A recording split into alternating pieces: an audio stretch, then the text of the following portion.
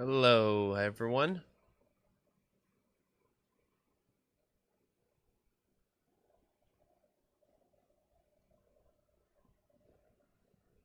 Hello, everyone. Alrighty, here we are. So, here we are starting with the first run of the day, Space Megaforce. For some reason, I'm not getting any sound. And I'll take a look at why that is. I'm not sure. Probably something on my end here. So bear with me for a minute.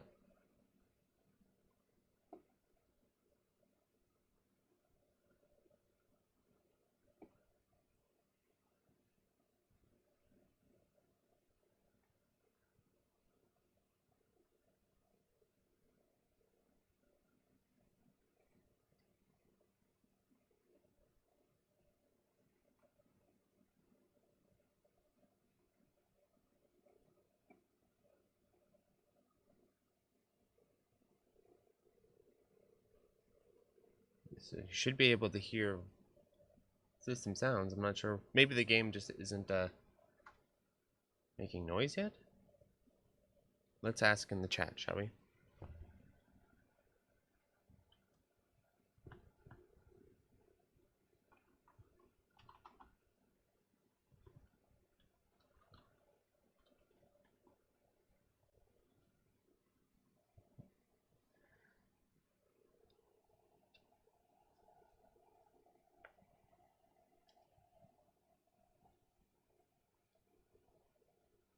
So everyone's getting sound. Alright,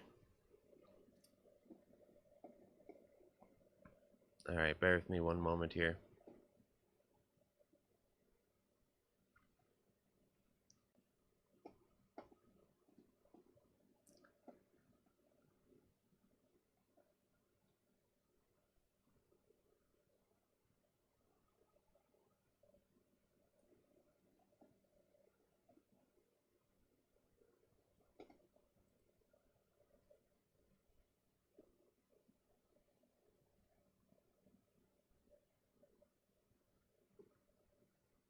Okay, we got it now.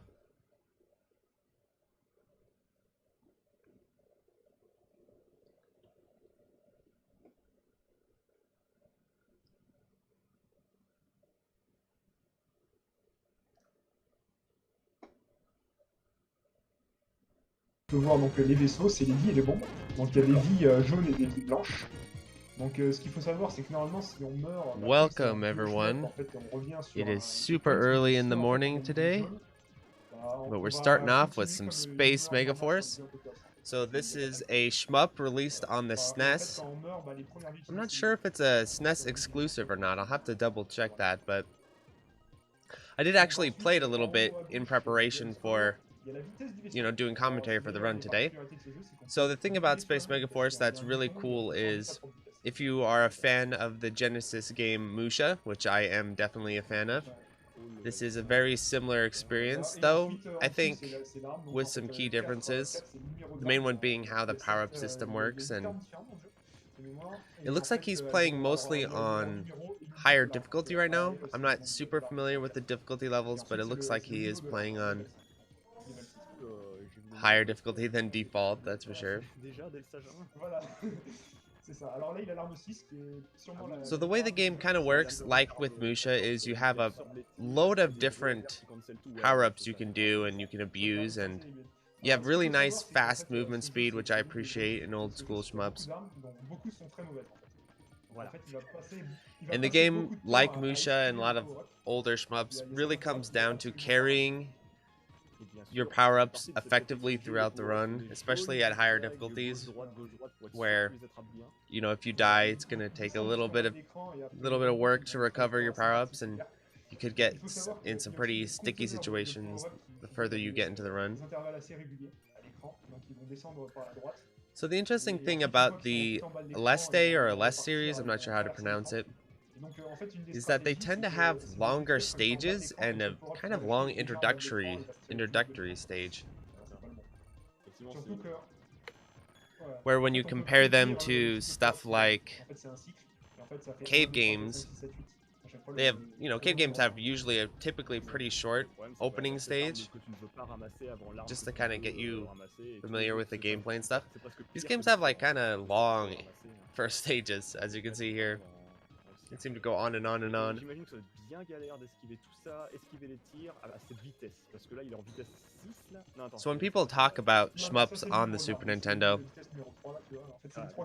it is common to sort of say that the Super Nintendo isn't a very good shmup console, especially compared to the Genesis.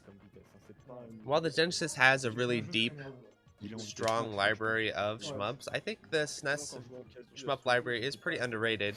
Space Megaforce being probably the best one on there. Up there with UN Squadron and Axelay. Ce qui est intéressant à voir, alors j'en ai pas trop parlé, mais souvent il y a des orbes un peu à l'écran, donc des orbes vertes et des orbes oranges.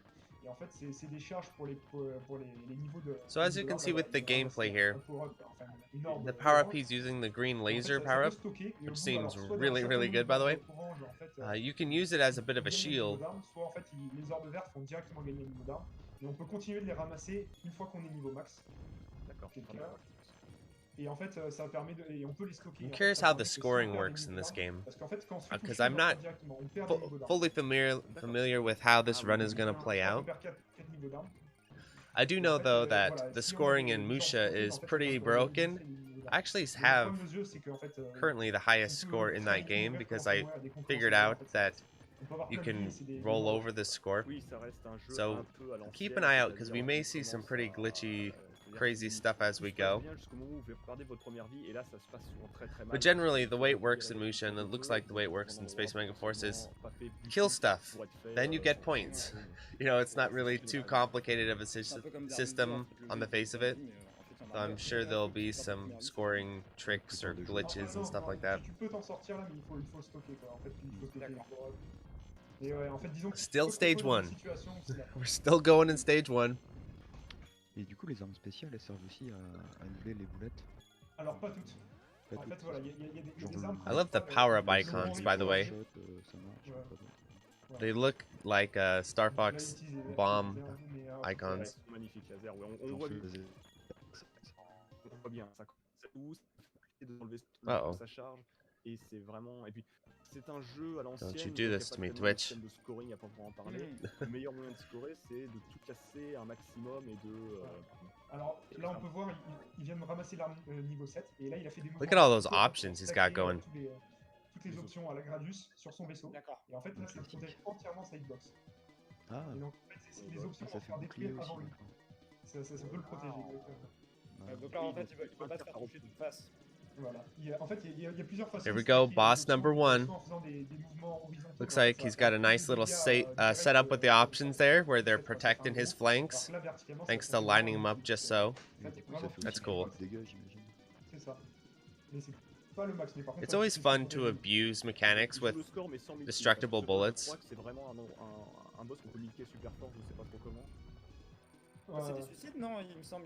Okay, so that looks just straight up broken right there, or really, really good strategy right there, that option lineup. Wonder how difficult it is to get those options to line up like that. Alors les vies, alors oui, c'est au point. Alors il y a une extend à 50 000, à 200 000, et ensuite c'est tous les 500 000. Also, shout-outs to the chat. Shout-outs to the English Restream, everyone tuning in this early in the morning. Here we go, stage 2. We're going to get a nice quick stage transition screen. C'est un jeu qui est assez long, hein. Il fait presque la run complète fait 1 heure. La première fois que j'avais fait le jeu, j'étais surpris, je me suis dit mais il y a encore des niveaux. Ouais, je crois que t'as 10 niveaux. Bon, et là il est en tricky, mais dans difficulté normale, le jeu il est tout à fait prenable. Hein. Je crois que je l'avais one crédit du premier coup avec un peu de difficulté, mais ça. Oh, now he's using the blue kind of free aim power up. That power up's pretty dang good in Musha. It can give you some really great screen coverage. Looks like the same case here. Et dont la plupart on va vouloir The thing I really love about this series is just how fast the movement speed is and how similar it feels to playing a Rising game. Et on voit la station spatiale en fond grâce au mode 7 et tout qui traîne. Et si je me rappelle bien, c'est le boss du niveau en fait. I wonder what the price of this game is right now. En quelque sorte. Someone wants to chat. Pas tout à fait le If someone in boss, chat wants to look it up and say, On va arriver sur la station I'm, spatiale. I'm betting it's probably not too pricey, but you never know. Tu passes tout le niveau là-dessus, quoi. C'est vrai qu'on se dit que l'arme SNES est pétée, shmups mais tend en not to même be temps, as on sent expensive que as dans les temps morts, heureusement que Genesis shmups. Like Musha is $1 billion, right? Non, It's alors, really il expensive. faut faire attention, il y a des plateformes lance-missiles là aussi qui Ouais. essaient de gérer. C'est assez- Oh, nice use of little mode 7 there. encore une fois, ils se déplacent constamment en vitesse 3. Ouais, et il faut surtout remarquer le scrolling, il est un peu multidirectionnel. Oui, Ça, là, ça- oui. Like I said, so far the euh, scoring has been pretty straightforward. Et donc ouais, il faut exactement savoir où les power-ups sortent. Donc voilà, on voit qu'il esquive à tout prix le power-up. Having that shield looks immensely helpful. Ah oui, aussi, j'avais pas parlé, mais ouais, il y a des power-ups un peu spéciaux. Donc il y a des power-ups qui sont fixes la plupart, il y a aussi des power-ups. See, this is something you couldn't do on the Genesis, though, with the way they're doing mode 7 with the background. Empêcher de changer de couleur sur leur tir. UFO a copié ce jeu. Ah, Also, sorry if you all hear a little bit of background noise. I'm just turning on my heater because it's 8 in the morning and it's cold outside. Un transporteur de power-up, là, donc on a pu voir le vaisseau qui descendait sur la gauche et qui a giclé à travers l'écran une fois qu'il avait atteint. Et dans l'idéal, ouais, il l'a cassé à un endroit de manière à ce que le power-up soit un endroit pas trop gênant sur l'écran. Parce que voilà, il va devoir faire des esquives, à mon avis, et tout. Vous voyez les lance-missiles qu'on voit, ouais, effectivement. C'est destructible, les lance-missiles. Voilà, c'est... Great gameplay so far, no deaths. Les fameux ennemis qui tirent de dos. Grand classique des shmups de l'époque. Non, voilà, il faut vraiment optimiser les charges. De quoi mon micro fait du... See, look at that bomb power-up. Doesn't that look like the one from Star Fox 64? Donc là, ah, il a tout cassé tellement vite que bah, oui, le jeu il a plus rien à afficher. Il a plus rien. That's nice that the power-up icons have also their levels next to them. Dans l'idée que les développeurs ont peut-être un peu sous-estimé la puissance de leur laser là. Peut-être. So that you know where you are. Je sais plus comment on les casse ces ennemis sans le laser, parce que le laser effectivement ça permet de les casser, mais... Je crois que toutes les armes spéciales passent à travers. En The classic shmup sound effect Effectivement, si t'es à poil. of, Il a pris that's le- in Musha as well, I believe. c'était volontaire, Of like hitting stuff. je sais pas. That's Ça a l'air qu'il a repris. glass or whatever. It's hard to explain what that sound effect sounds like. It's like a squeaky glass or something. Ouais, Ouais, mais il était au max. Voilà, c'est un plus ça ouais, là il est au niveau max. fait un axe, ouais. Donc, ouais. Enfin, ça a l'air de bien marcher, en tout cas. That looks like it has a lot of screen coverage. The wiggle lightning. Oui. Et on voit bien que cette arme, elle nettoie moins quand même l'écran des projectiles que le laser. Après, en fait, ouais, c'est une chose Now, que j'ai pas I think- mentionné encore, mais en fait, la plupart des armes en fait, ont plusieurs Okay. formations. Et donc, en fonction de. C'est un peu comme le focus souvent. Et en fait, sauf que là, c'est vraiment des formations différentes et des façons d'utiliser les armes différemment en fonction de si on appuie un bouton ou pas. En fait. Tu Et en dis que fait, t'as un on peut- bouton pour changer de formation. Voilà. Alors, par exemple, le Gradius. Not too much to say in this section here. Just continuing to maintain screen control. The aspect ratio of this game is kind of interesting, where it's like pretty wide, but it's not, you know, it's like 4x3 horizontal. Parce que tout à fait, il a chargé son laser Ouais. pour le power-up et ça l'a transformé en une des Oui, meilleures. voilà. Alors, c'est un power-up un peu Or particulier. vertical, I mean. Si on lui tire dessus, 4x3 vertical. en fait, ça détruit tous les ennemis à l'écran. Donc c'est les capsules vertes. Those are pretty Alors, c'est ce que uncommon. je parlais, en fait, il y a les capsules d'armes, donc la plupart des Something capsules like d'armes Ring sont- 27, I think, is kind of like that. Il y a donc les capsules vertes. Et si on les tire dessus, en fait, c'est ces fameuses capsules qui changent de couleur que je parlais. Et en fait, enfin, qui changent d'arme. Et en fait, si on leur tire dessus, elles arrêtent de changer d'arme. Et si on tire assez longtemps, elles se transforment en supernova. Et donc, Axelay as well in elles the explosent vertical et ça stages détruit was like that as well. les Et là on est au boss. Et ça donne également une vie jaune. In the SNES Genesis console era, they were kind of like, eh, people aren't gonna rotate their CRTs, so we'll just make it vertical and 4x3. Which actually really affects the way the game's level design works. As you can see, he's got a lot more screen real estate to cover. That's probably why the ship movement is so fast as well, to help compensate for the larger screen. Elle est en bas du vaisseau, elle est assez longue, mais fait pas toute la longueur et donc pas du tout la largeur. Donc, They do a good job though, C'est bizarre quand même, mais ouais. Ok. c'est- making it work. C'est un long rectangle. Et c'est la fin du jeu. C'est pas fait sans faute. apparemment, il a l'air, Après, il faut aussi That se looked dire like que a ce truc de Xbox, pretty enfin, de Xbox, straightforward c'est peut-être le fait que stage. c'est un 4 tiers en fait. C'est un shoot. It's hard to tell, you know, Voilà, just paru sur watching, console, but donc, forcément avec un écran télé, donc peut-être qu'ils ont voulu jouer un petit peu sur. Enfin, Alors, je sais que Super Hentai a ça. Et pareil, c'est un jeu 4 tiers et effectivement la Xbox est vraiment Nice. verticale. Alors les stages 3, 6 et 9. Donc here we go. Now I think they're starting to introduce some stage C'est un hazards. stage qui a beaucoup de power-ups cachés, mais ils sont cachés à des endroits qui sont des Got some blocks you gotta watch out for. En fait, on peut les mémoriser. So it's interesting when vertical games have stage hazards and stuff. D'accord. Après, vu le laser qu'il a, à mon avis, il peut. Et puis il utilise même les bombes apparemment pour. Oui, mais non, mais justement, il C'est veut pour pas tous les révéler tours. les mauvais power-ups, quoi. Ah oui, après, tu peux pas. Oui, tu peux ne pas déclencher certains power-ups. C'est ça. Mais ça fait des points tout ça. Still no deaths, still looking very strong. Power-up qu'il a ramassé avec la bombe. Il faut bien y voir. Là, justement, on voit un power-up qui change de couleur, là, le 6-7. Et ça te redonne plein de bombes aussi. Et voilà, là, il a tiré suffisamment de suite, il l'a transformé en supernova. Ouais, j'allais dire, le jeu a l'air généreux en bombes en plus. C'est. Voilà, c'est un peu Ouais, des stages le jeu bonus. est That généreux, charge- on peut en avoir jusqu'à That charge beam looks OP. Les bombes sont Looks like fortes, en plus, ce sont des bombes really, qui- really good, and he's used it a ton throughout the run.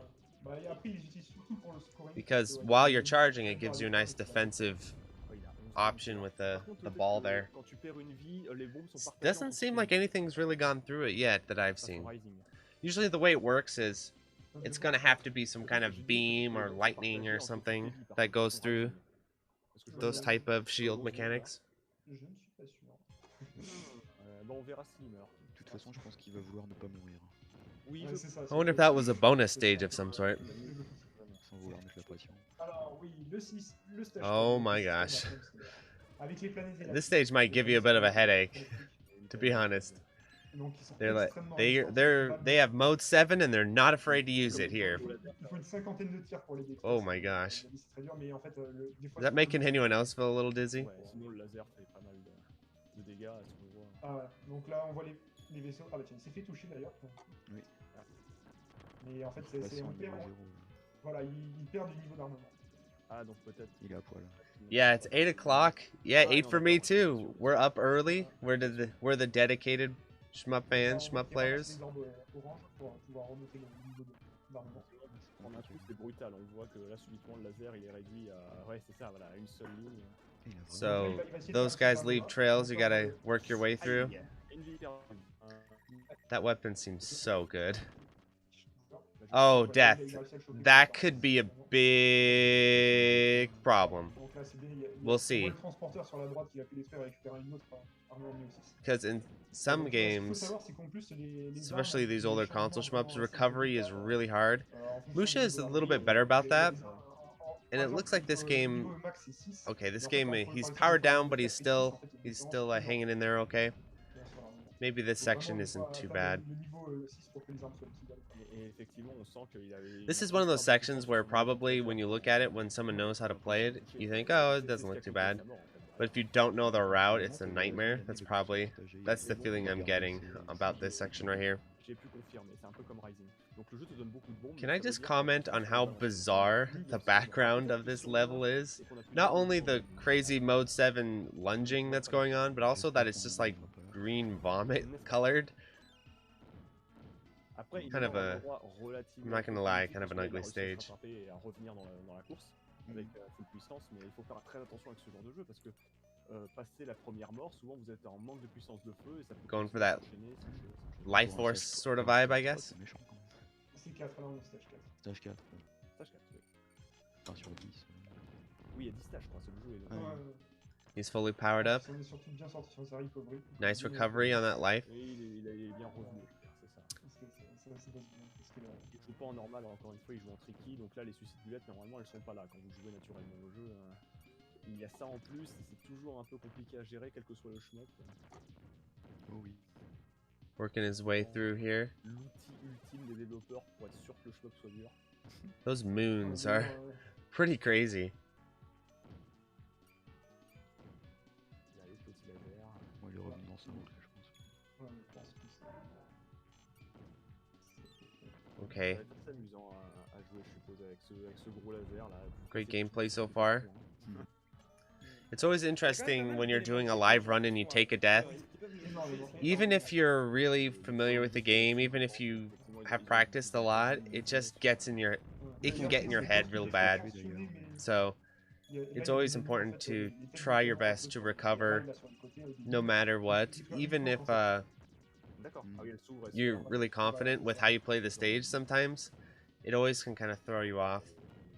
The nice thing with older shmups though is usually they're a little more forgiving if you can get your power-ups back as far as the routing, whereas some bullet hells, Et effectivement, they'll just comme keep quoi, normalement, sur les throwing ennemis bullets faibles, on the comme screen en as you général, try to ils recover, vont- so Mais dès qu'il y a des soucis de bled, ces ennemis deviennent très très dangereux parce que Parce qu'on a beaucoup ils sont souvent great, en nombre. great Et playing so quand vous far. détruisez un grand nombre d'ennemis qui balancent tous des soucis de bled, bah souvent vous... Ça en fout partout. Voilà, c'est ça, ça en est partout. Et après, ouais, il faut faire quand même attention parce que on voit que les ennemis qui lâchent les rails de laser, là, en fait, c'est surtout les ennemis les plus embêtants du stage. Parce que, en fait, ils restreignent les mouvements énormément, en fait. Ouais. Et puis je le vois tenter de faire du scoring et tout en esquivant les power-ups, c'est beaucoup plus galère. Those missiles coming from the right and left, those look Je sais pas si tricky. ça va changer pour moi. Ah oui, Just because they can, looks like they might be able to get around you a little bit. So at this stage, it definitely looks like maintaining screen control is absolutely essential because you're being constantly flanked from the sides. But you can't advance on the screen too much because of all the stage hazards up there. So we got to have some real tight spacing and tight screen control. So that thing appearing on the screen at the bottom, that's the runner, not me. Ouais, en fait, ouais, c'est ça. Il se déplace et il expose son cœur. Or the main capture.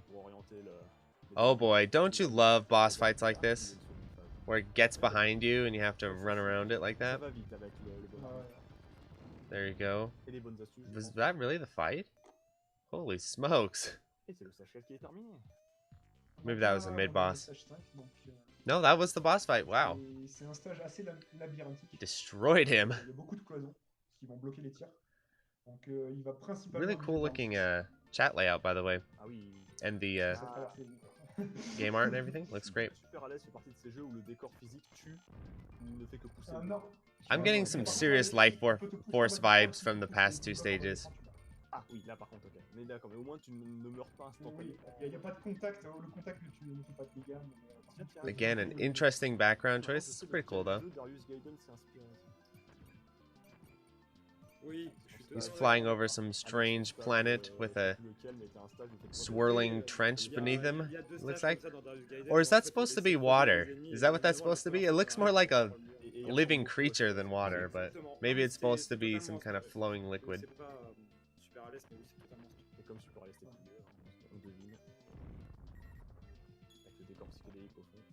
This is one of those stages, it feels like, where stuff's just gonna flank you, and even though if you have the routing, you always have to be really on your toes because some little thing's gonna just come out and snipe you from the side. I hate stages like that. Et il faut pas les tuer trop vite parce qu'elles permettent d'accéder à des parties du stage. Voilà, là on en a absolument besoin pour pouvoir franchir. Whoa, whoa, whoa. Okay, I don't think the little things flying out can damage you. Little animations of the rock. Ah non, mais pour le coup, Darius Gaiden c'est clairement inspiré de ça. Ah oui, ça c'est même pompé directement. Yeah, some serious... This reminds me a ton of Life Force. The stage. The way it looks, the way it works, the rocks you have to clear. Luckily you have a massive beam that just plows through everything. One other thing I like about these games that I really think makes them stand out from a lot of their peers, the Aleste series, or however you pronounce it, Aleste, I'm not sure, is how you never feel completely underpowered. There's a lot of classic shmups, even stuff like R-Type, Gradius, where you can get into sections and stuff, except maybe if you got all your options in Gradius, where you just feel straight up underpowered and it's really frustrating and kind of monotonous. And I think that's the direction a lot of Euro shmups struggle with, is they make you feel underpowered and then it makes the game feel really boring and stale. These games don't have that problem. You know, they're like I said, it's like playing a racing game or something like that, where you feel like you have the juice. You can make it happen. Dès qu'il y a des décors qui nous tuent pas instantanément, les développeurs. Which I think is always a good direction to D'ailleurs, go on with a these pu voir, types of hein, games. parce que je parlais plus tôt, là, qui- My qui- taste in qui- classic qui- shmups qui- is en fait, il y avait you justement feel real, you got a lot of power, donc and you're un fast. power-up. Those are the two things I want. Donc il a bien fait en sorte de le détruire en bas d'écran parce que justement directement comme ça le power-up il se comme vers le And bas this et hits il both sort très, très, très boxes. vite de l'écran. Voilà, c'est ça, oui, effectivement. C'est souvent plus facile de contrôler l'ennemi qui contient le power-up que le power-up lui-même, donc autant en profiter. Ne se serait-il pas mis dans un cul-de-sac? A lot of careful routing here, you can tell. Faut pas qu'il la casse. Oh boy. Voilà. C'est ça. Il va prendre son temps. Let's see what happens. Yeah, I was thinking something's gotta happen here. That would be really obnoxious. C'est vrai que comme c'est un jeu de console, je dirais que c'est You never know with some shmups though. You never know what BS they'll throw at you. Ouais, et souvent ils sont très It's a longs, console les shmup consoles, though, c'est- so they tend to be a little bit more fair because euh, there's no quarters involved in the process. You know, they want you to play the game and beat it, so they won't do totally jank stuff like having a wall that you could just fly into. Mais le jeu garde quand même, enfin, prend quand même en compte les crédits au niveau du score. Enfin. Oui, bah j'imagine que comme tout shmup qui soit, si tu remets un crédit, tu perds ton score. Just clearing his way through. These stages are long, aren't they? Comme la base de tout shmup, hein, c'est de tout faire. Oh, is that me? Whoops. Just adjusting the sound a bit. Les vies ne sont que des erreurs tolérées. Hein, après tout. Un peu galère ces petits astéroïdes là parce qu'il lâche des suicides. Ouais. D'ailleurs, c'est un peu des sections où il utilise son shot plus que le tir chargé en fait, parce que ça permet de mieux contrôler en fait la destruction des rochers un peu. Oui, je vois. Mais en même temps, il peut pas les cancel, les suicides duels. Ouais. C'est un choix pour un autre. Il va tenter de. Est-ce qu'il tente de faire une supernova? Here we go into the waves. Non, il va. Ah, supernova, voilà. Effectivement, ce sont des Looks- power-ups qui tournent. Qui changent It de needs couleur. like it needs some Oui, careful oui. routing there, so you don't get rammed by those En guys. fait, quand tu tires dessus, ils arrêtent de changer d'arme et ils arrêtent de bouger. Et si tu tires encore Shoutouts to this green laser weapon. If you're wondering what weapon to use in this game when you play it, we all know what weapon you need to use.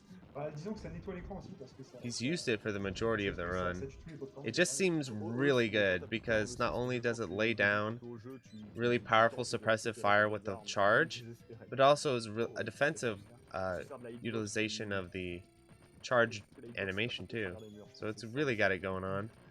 And since it can pass through the obstacles like the walls and stuff,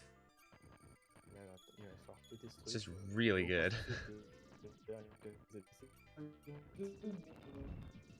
Dans les couloirs comme ça, oui, c'est bien compliqué d'esquiver les suicides bullet. Hugging those walls. Look at that Heureusement que le petit precise bouton, routing. He's Alors, right là, up on that wall. Voilà, donc c'est lui là. En fait,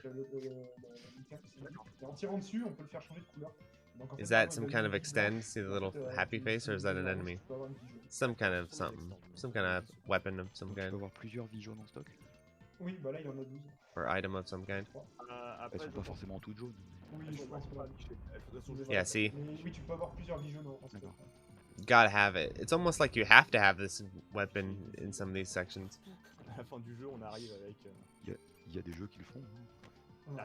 It's interesting how the level design works in a lot of classic shmups, where it's not just about knowing the route and knowing the enemy patterns. It's also about knowing the weapons really well and knowing which weapons to use when. C'est ça. Adds that strategic element that I know a lot of people really like.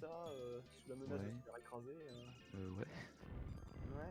Les deux œufs là qui ramassaient un peu plus tôt là. ça- Apparently you can pass through En fait, those. c'est un écran où il y a beaucoup de grinder cartouches, things. donc il récupère toutes les ordres, Ah bah bien sûr, pour les points. donc il est obligé un peu d'attendre que les fonds. You can tell this is a console shmup just by how long the stage goes on. There we go, boss fight time. Oui, ils ont tous des noms. Ah, Alors, question comme ça, du coup, il y a un scénario ou.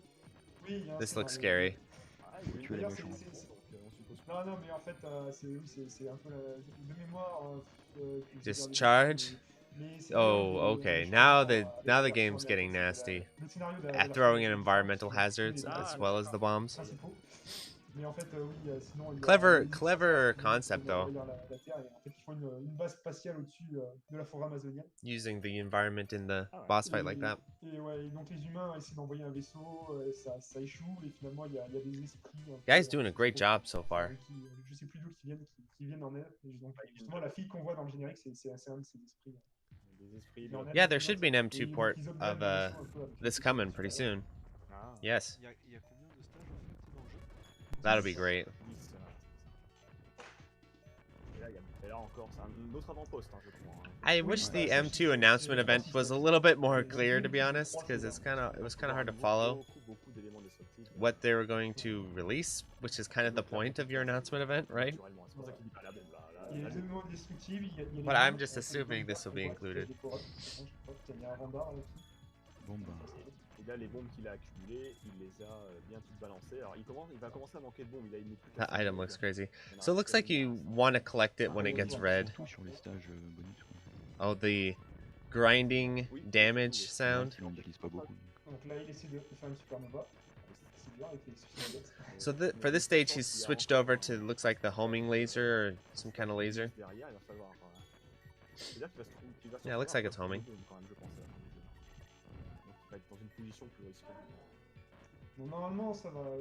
Oh, we're back to the we're back to the real weapon of the game, beam time.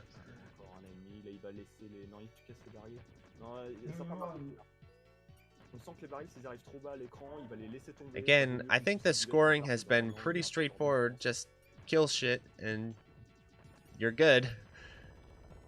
It's kind of how the scoring works in Musha as well, besides the glitch. Le stage avant était beaucoup plus long, mais là celui-là il est court. Ce sont des petits, ça fait un peu niveau bonus en fait, hein, des stages courts avec plein de points de power-up qui sortent. Alors, le champ d'astéroïdes, alors il y a énormément d'ennemis au camp, alors ça va être un peu la foire au suicide bullet. Hein. Voilà, on devine, ouais, ça va. Area 7. Yeah, these games have a lot of stages. Un spatial sans un champ d'astéroïdes, et quand t'as un champ d'astéroïdes... And they're long too. Il y a des astéroïdes. Voilà. Et plein, hein, c'est pas juste un gros météore. Hein, souvent des astéroïdes qui se subdivisent. Voilà, on va mettre un petit... Cool mode 7 again with the... Avec des ennemis dedans, parce que I think it's kind of hilarious how the background layer moves though, because it kind of doesn't make any logical sense that it would move like that. Other than you're in some kind of alternate dimension with some kind of crazy gravity going on. Moi, globalement, ce que je tiens à dire, c'est que But I think it was more of an issue, more of a case where it's, well, we got mode 7, we can make the background do cool stuff, let's just make it do some cool stuff. Aujourd'hui, on est au top de la technologie, là on va faire le schmuck de la technologie. Et on va le rendre fun.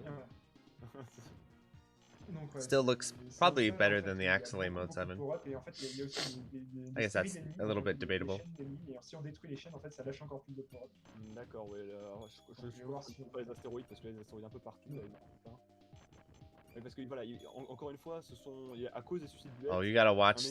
That's tough because I would have a little bit of trouble with this stage here just because those foreground asteroids or comets, whatever you want to call them. I think they're asteroids, right? The foreground asteroids kind of blend in a little bit. And then the scrolling is a little bit erratic. That's intentional though, probably. There's a stage like this in Musha where the scrolling gets really fast and you have to dodge through these cannons or these rock formations and stuff. I think that's kind of what they're going for here.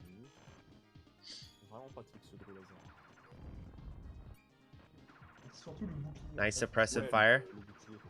Probably getting that timing is really precise, where you gotta kind of hit him with the beam a little bit earlier so that when he wakes up, he just instantly takes it, but you can't do it too early, otherwise you won't damage him, and too late, he might live too long and hit you, so.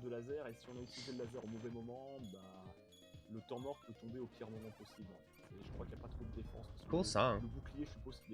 Il ne protège que le nez du vaisseau, mais ça ne protège pas d'un tir latéral.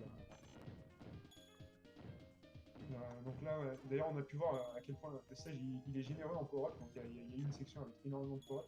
Et c'est quelque chose qu'il faut savoir avec ces armes, c'est aussi une des bases du scoring, c'est quand on est au niveau max de l'arme, en fait, le fait de continuer. Got the ground turrets, the classic. I wonder if you can block those little lasers they shoot.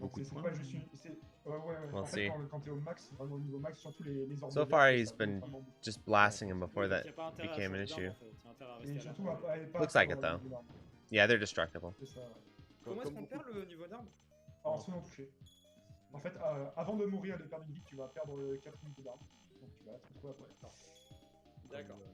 Mais oui, les power-ups qui rapportent des points, comme beaucoup de shmups, somme toute, mais quand il n'y a pas de système de scoring particulier comme dans le jeu, bah, tout ce qui rapporte des points est bon à prendre, en fait, tout simplement. L'optimisation Bah oui, c'est va ça, venir l'optimisation vient, je dirais, au grattage, quoi. C'est là, il faut... Ouais. ce qui va jouer, c'est casser le plus d'ennemis, détruire Après, bon, ce jeu-là, tu peux le counter-stopper, donc je suis pas sûr que ça se joue vraiment.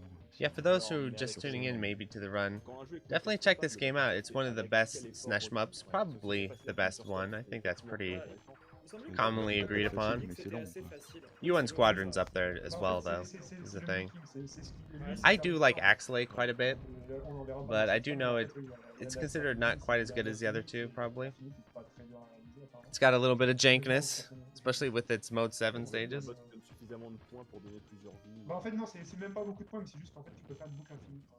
D'accord. En fait, t'as un checkpoint, tu peux perdre, tu reviens au checkpoint et tu peux regagner une vie pendant ce moment-là.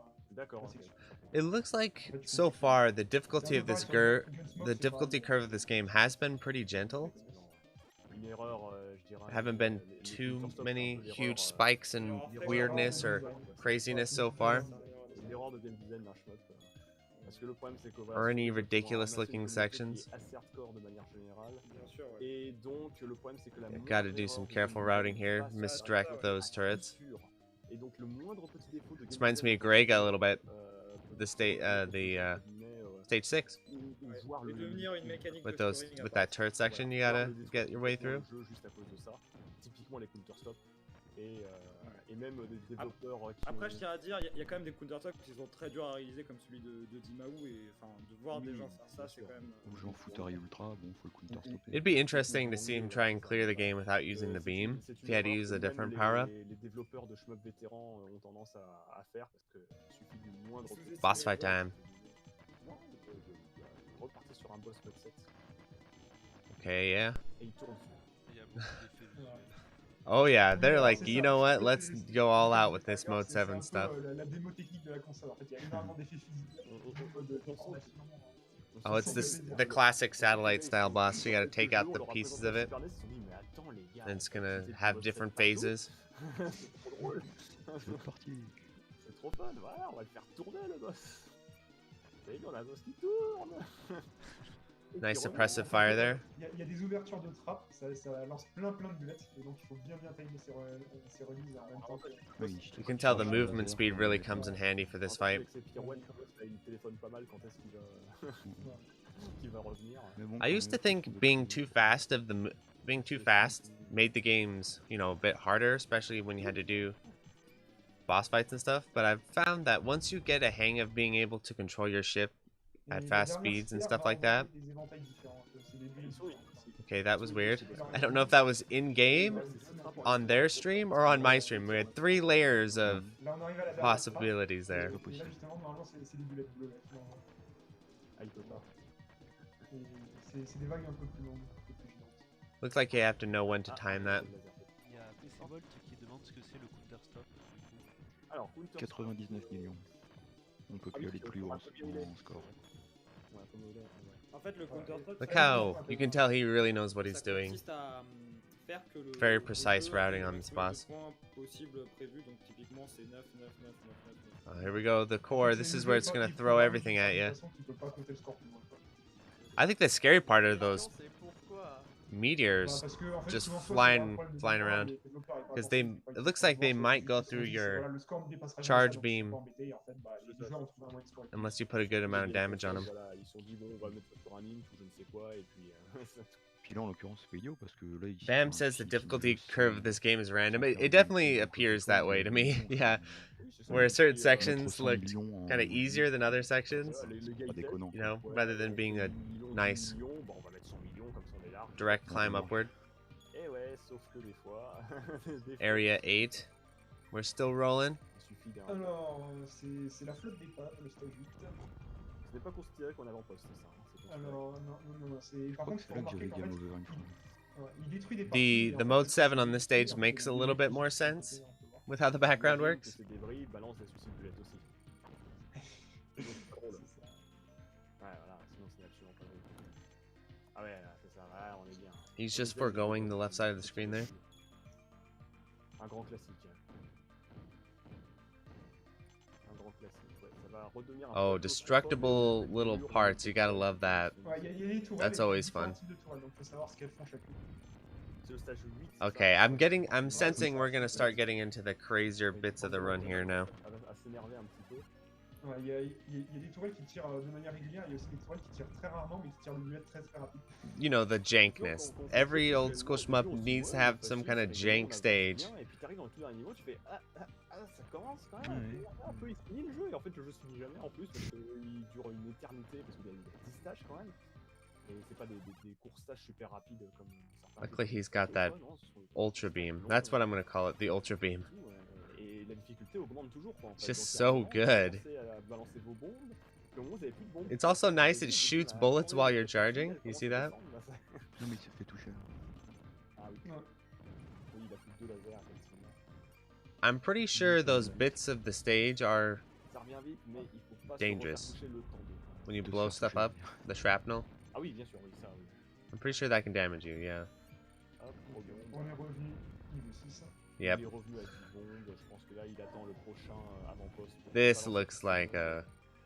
Et stage he idéalement, spent s'il some veut time optimiser, il va practicing. balancer toutes ses bombes avant la fin du jeu pour optimiser le score.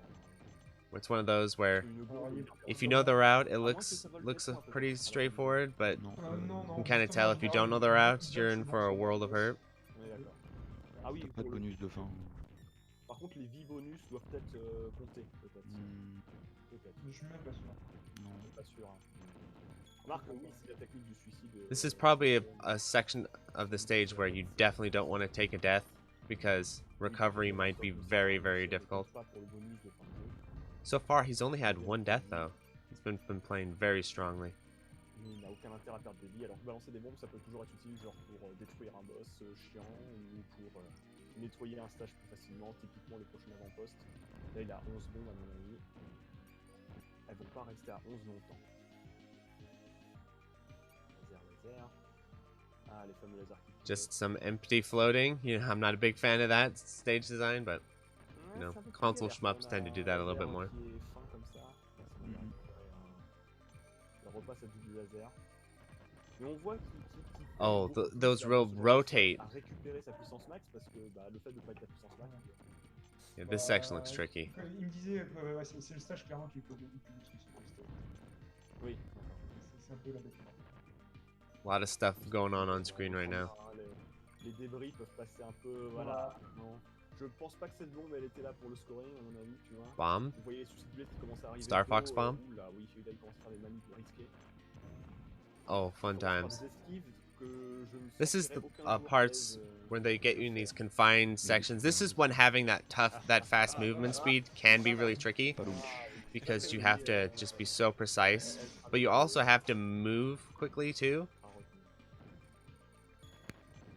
Grega has some sections like this as well.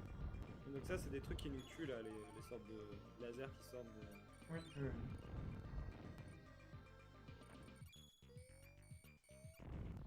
Bombe, on sent qu'il y a un ennemi qui est. So he's probably got this really routed out down to like when he shoots the charge shot. You could tell because he kind of held it for a little bit. Le doute, c'est le cas dans les 3 quarts des shmups, 90%. on arrive au boss.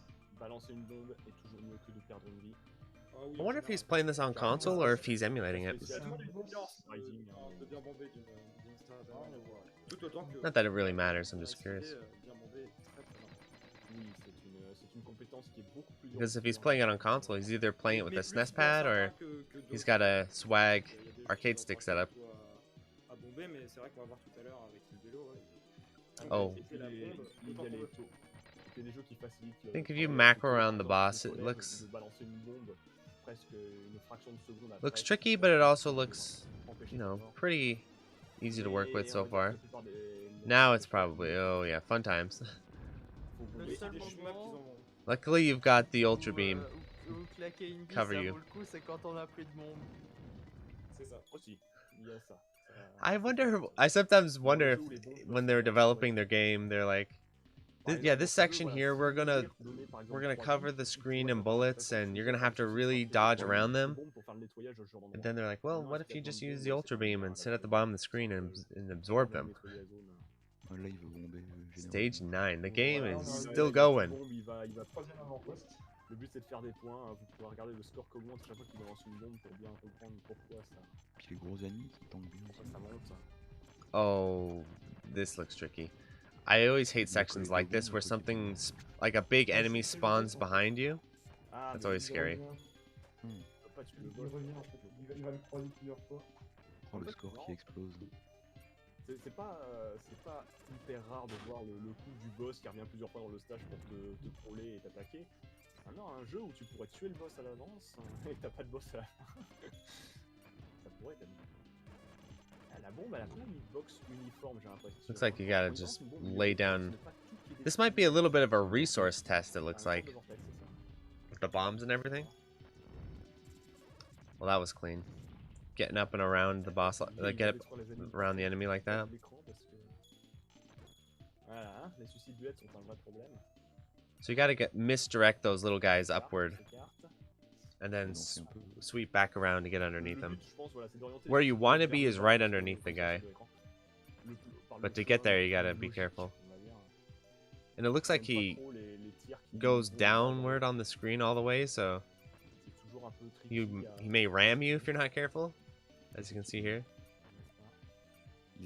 Looks like he might be milking this a little bit, yeah. I sense a milk occurring right now. Yeah, he's milking him, because otherwise he could have just blasted him.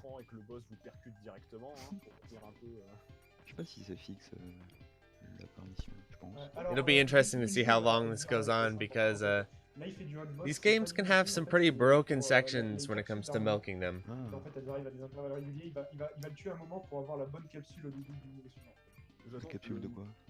So this could be a while.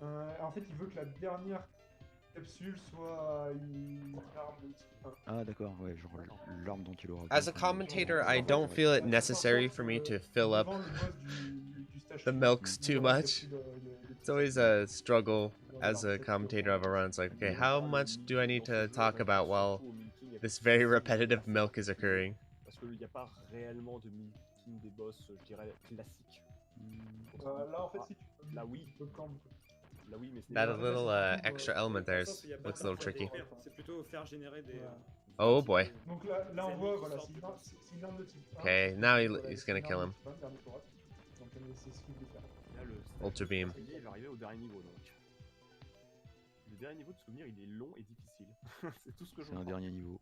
Ouais, parce que je m'étais. Ouais, je me rappelle de cette couleur où j'avais moins de DV et je commençais à paniquer en me disant ah, il y a encore un niveau. Area 9 clear. There's got to be an area 10, right? Yeah, of course there's an area 10. We went this far. D'accord, c'est ça le bus. Oui, effectivement, on retrouve un peu les ennemis du stage 1, sauf que voilà, c'est ça. This game looks like a le jeu ne va pas se contenter de ça. bit of a marathon. La nostalgie ne fait pas tout. Of course, difficult not only in its, gameplay, but also just the length of time you need to play the game and continue to hold your route, maintain your resources, all that stuff.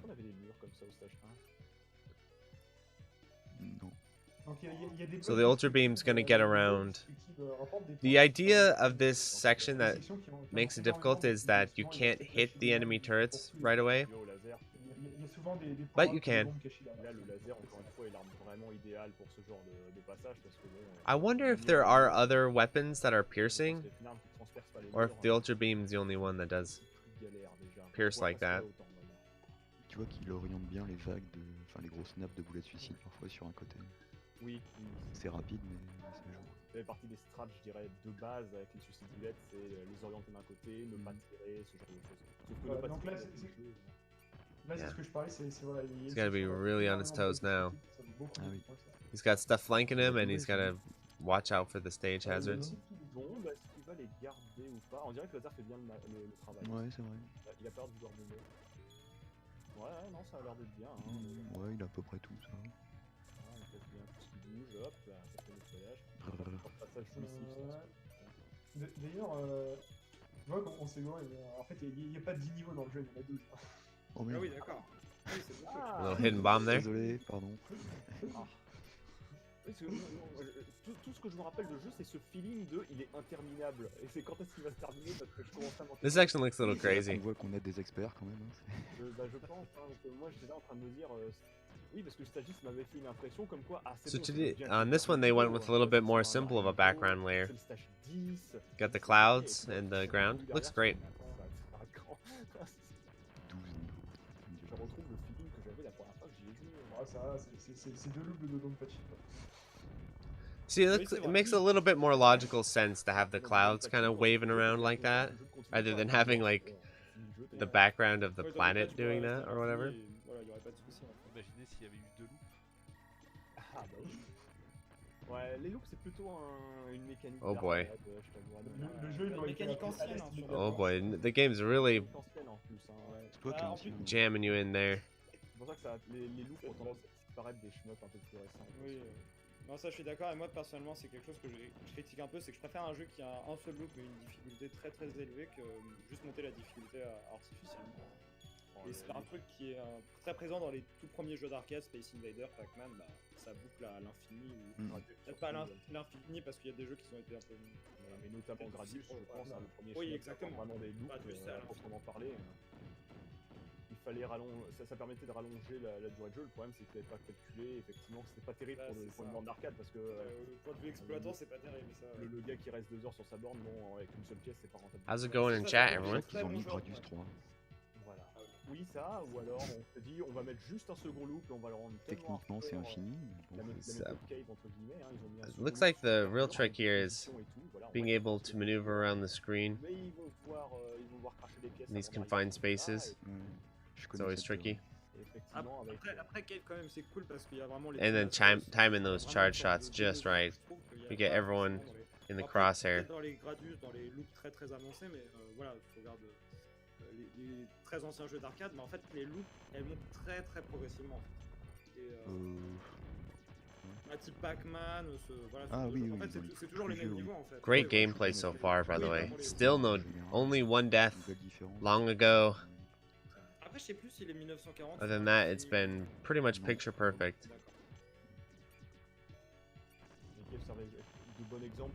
You can tell the guys really put in some time figuring the game out. So that floating green thing, I was a little bit confused before. It looks like it's a screen clearing item.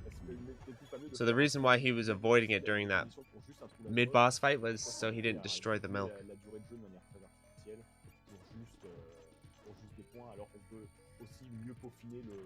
Le début du jeu. Ah, on a vu qu'il reprend les options, là il va refaire la frappe du premier boss. Oui, parce que je crois que le boss de son stage ne serait pas. When I played the game, I just avoided it because I assumed it was an enemy or something. Okay, so he's got his options stacked up. We saw this in stage 1. Can it deliver in stage 10? Il les a bloqués, je pense. Il les a bloqués. Et en fait, c'est surtout qu'il veut pas détruire. Yes, because it's the same boss. The boss returns. Tu vois ce stage, tu vois stage 10, tu vois le boss, tu te dis c'est le boss final.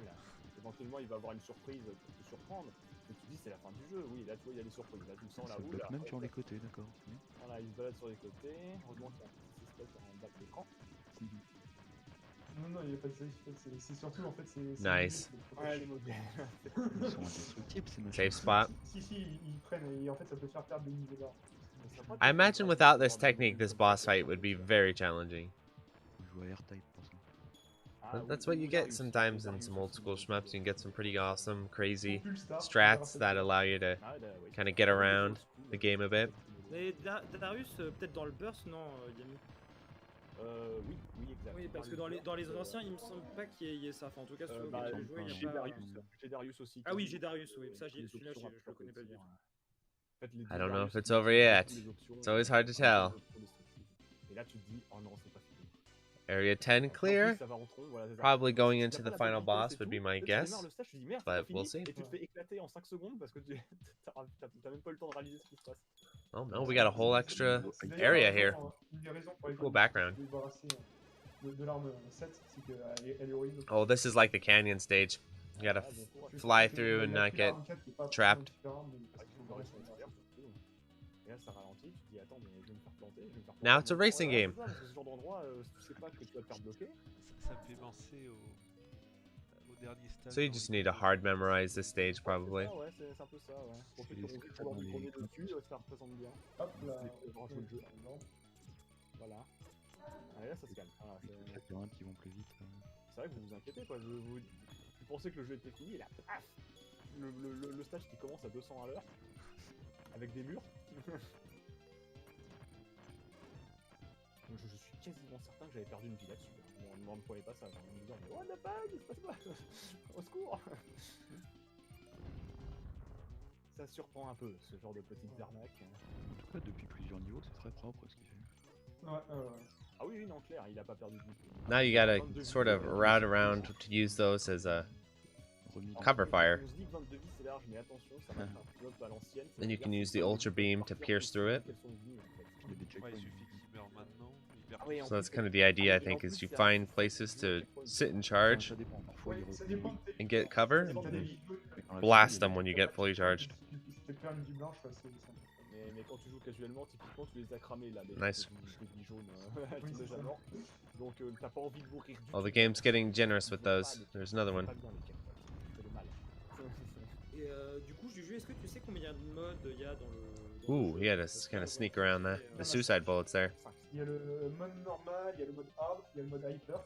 Donc ça c'est juste plus dur. Plus So there's a real obnoxious section in Musha where you have to dodge around these walls as they spawn. Wild, qui est en fait le mode hyper avec des suicides. Okay. It looks like it was gonna happen in this game, but no, it didn't. Les modes hard et hyper. Mais This is clairement, kind of a le strange mode area. tricky et le mode wild sont au-dessus du mode hyper en termes de difficulté. Life Force stage. Oui, I was talking about stages look like Life Force. This straight up looks like Life Force. You're in the guts of the enemy now. C'est d'ailleurs assez marrant parce qu'en fait dans l'écran de sélection des difficultés, en fait vers la droite tu as le mode hard et hyper, donc ça a tendance à dire que plus tu continues vers la droite plus c'est dur. Et le mode tricky et wild sont vers la gauche, où en général c'est plutôt facile. Bon, ça par contre, ça ressemble à un dernier niveau parce que quand tu fais un boss rush, de manière générale, c'est même Oh, the mid boss or the boss takes another. c'est le boss final. Ah non, ouais. Ouais, donc, I wonder le if this mode will be a rush, boss c'est rush pas- stage. Donc, le petit Boss début du rush. I hate saying that. C'est pas le seul qui It's a va tongue twister. Ouais, ouais, il y en a. Say that 5 times fast. C'était bien proche. Ah oui, la bombe elle a été utilisée. Whenever I record, I'm like, oh, boss rush. Ça a l'air d'être une bombe bien Be connue. real careful, otherwise it'll Genre, blend together and you'll sound real stupid. C'est assez stressant là, les bras qui te. Looks like similar strategy, taking him out the first time. N'est-ce pas, n'est-ce pas.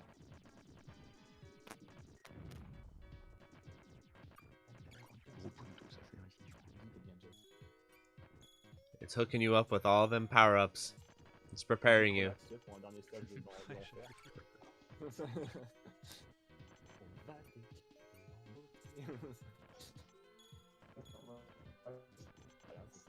On le sent, on le sent. Voilà. De sorte, dès que tu vois un premier boss revenir, tu te dis bon, ok, allez, vas-y, balance les autres. C'est le boss du stage 8. Donc on voit qu'il a la même première phase où en fait il se balade devant l'écran en faisant tourner ses modules.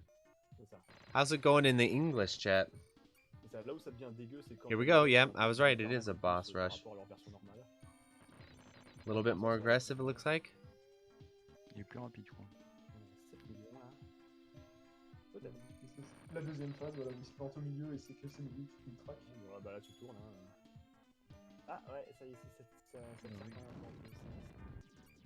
Ah oui, on est sur le pattern en rang. On peut détruire les machins ou pas? You gotta be careful that they don't get you through the other side. Just hang out at the bottom of the screen, charge your beam, you're set. Et on repart avec les paramètres ici, là, les blasts aussi qui sont là, on sent que c'est le cœur de la rue chalienne, on sait pas quoi. Je veux bien la I narration wonder par if it's a exemple. gratifying feeling when you're in development and you get to the last stage of the game and you're like, yay, we can just throw in the old bosses. Ah, il y a quand même un décalage. It is a cool design concept though. Alors attends, il y a un truc que je peux A lot of faire, games have it, even bullet hells. Like Dodonpachi, or Dodonpachi DOJ has it. Après, on est en avance. Dodonpachi doesn't. I just realized there is no boss rush. Non, Boss là, rush là, in là, c'est le Dodonpachi. boss- C'est le boss final là. Boss final, ouais. Attention, attention. Oh boy, the voice Je vais sample. pas m'esclaffer sur un truc instantané. Oh, Ouais, great ça, c'est le track. boss final. You know it's the last boss when you get the new track. Allez, tu Non, vois, ça non. fera du crâne et tout. Si on est en avance, Chaos, c'est toi plutôt qui l'aurais rechargé le stream de Pagoda. Oui, Enfin, non, on verra je sais, après. ouais. Voilà. Mais j'ose Ouais, pas en fait. Oui, non, t'as raison. This is probably phase On 1. va manquer un morceau. Donc ça reste, on pourra bien styler comme ça sur nos Nice photos, bomb. pour être sûr que ça se décale plus. He's just taking it out. He's not messing around. Oh là, quelle arme bizarre a-t-il pris? Ouais. Ça me rappelle, je crois que c'est l'une des armes maudites qu'on ne veut pas avoir. Ouais. Alors il faut savoir Ooh, que whoa, la he's got some technologie kinda du boss, en fait, new ne prend pas de weapon bloc going en on face, here. En fait, c'est que la chenille un peu. Mais elle bloque les tirs. Oh, that's cool. Oh l'arme maudite. So you can do Voilà. physical damage with it. I wonder if this is an exclusive weapon or if he just didn't use it Donc until on va now. avoir droit à l'écran de fin qui est supprimé sur la version américaine. Oui. Probably Sur la just version didn't use it américaine, until on a then. juste, en fait, une photo du pilote qui me fait le pouce vers le Faut haut. nous dire ce qui est. That was an epic, like, freeze frame at the end there. Alors, j'essaie de traduire, mais ça... Great playing. The dude only died once, and it was just kind of early on. Other than that, picture perfect run. Oui, je le sens qu'il y a du... il y a un peu Bah en fait c'est le pilote, je crois qu'il s'appelle Raz et en fait la fille c'est... Nicely c'est played. un peu, Et GG au fait. En effet, il y a des. GG. I better type that in the chat. Il a fini vers 700 Ouais, millions, félicitations. proche C'est du qui, Million 4? proche du million, je crois. Il était. Je ne connais pas les records notables, mais comme il joue 100 000 kills, c'est une catégorie un peu à part. Je crois que son best était 8 millions 4 et il a fait 7 millions Ouais, 4. 8, 4, 8, 3... Du coup on va voir s'il y a des bonus de... Oui, de toute façon, typiquement, il y a des bonus de fin de jeu qui viennent s'ajouter après. On verra à l'écran des scores surtout, pour juger. Mais bon, il a ramené la paix sur Terre donc tout va bien. Ah bah ouais. Le meilleur moyen d'amener la paix sur Terre, c'est de tuer tous les aliens, hein, de manière générale. Non, en fait là il libère tous les esprits à la fin. En fait. C'est les esprits, les amis. Ah, c'est les petites étoiles qu'on voit derrière. Ouais, c'est ça. C'est les esprits qui sont libérés. Ah, c'est poétique.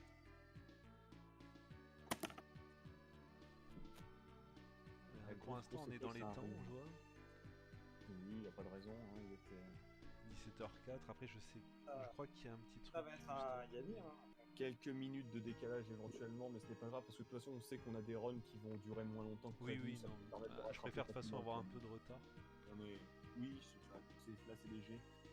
On ne va pas trop traîner de toute façon. Là il montre tout forcément pour voir les images et tout. J'en profite, je pose une question au chat en fait pour savoir par rapport à la qualité. Je sais qu'il y a un petit décalage. Ça c'est parce qu'on est sur Discord et en même temps on regarde les streams et moi-même en fait j'ai des tout petits sauts d'images. Parfois vous avez dû voir des petits trucs.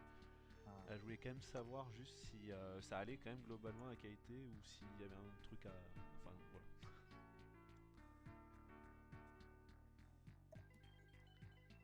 Et alors ces petits sauts, est-ce qu'ils sont fréquents en fait? C'est surtout ça que je veux savoir. Non, ça va, ok. Et puis un reload au début de chaque run, je pense. Du stream Ouais, ok, te ça va, il y en a eu que 2-3. C'était pour savoir s'il n'y en avait pas une vingtaine, là ça aurait été un peu plus emmerdant. Pourquoi il y a du basket là d'un coup? Ah alors oui, c'est la fameuse image de fin. Alors ça dépend du mode sur lequel on clique, c'est une image cachée normalement. Donc designer a fait des... Ouais, je crois Actually, que I'll on put a on a fait little une SHMUP image tunes for you. How about that? Voilà, c'est ça. Notre designer a fait des artworks en plus. Ouais, c'est uniquement accessible dans la version japonaise là aussi. Les images de fin en récompense. Voilà. Bah, ce ne sera pas un white light. Bah, GG, Palgor. C'était une très belle run, quoi. Le stage qui faisait vraiment le stage qui me faisait peur. 4 et 8, c'est les stages des pires. Ouais, c'est ce que tu disais. Le cap, il a quand même super bien fait.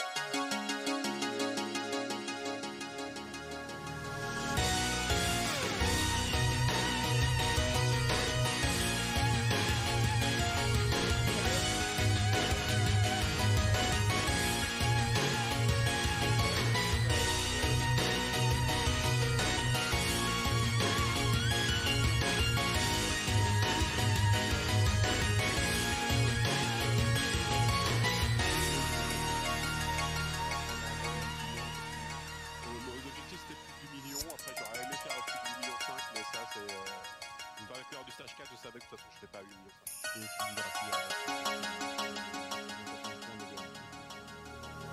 en plus, tu joues sur multi, mais forcément, c'est un peu.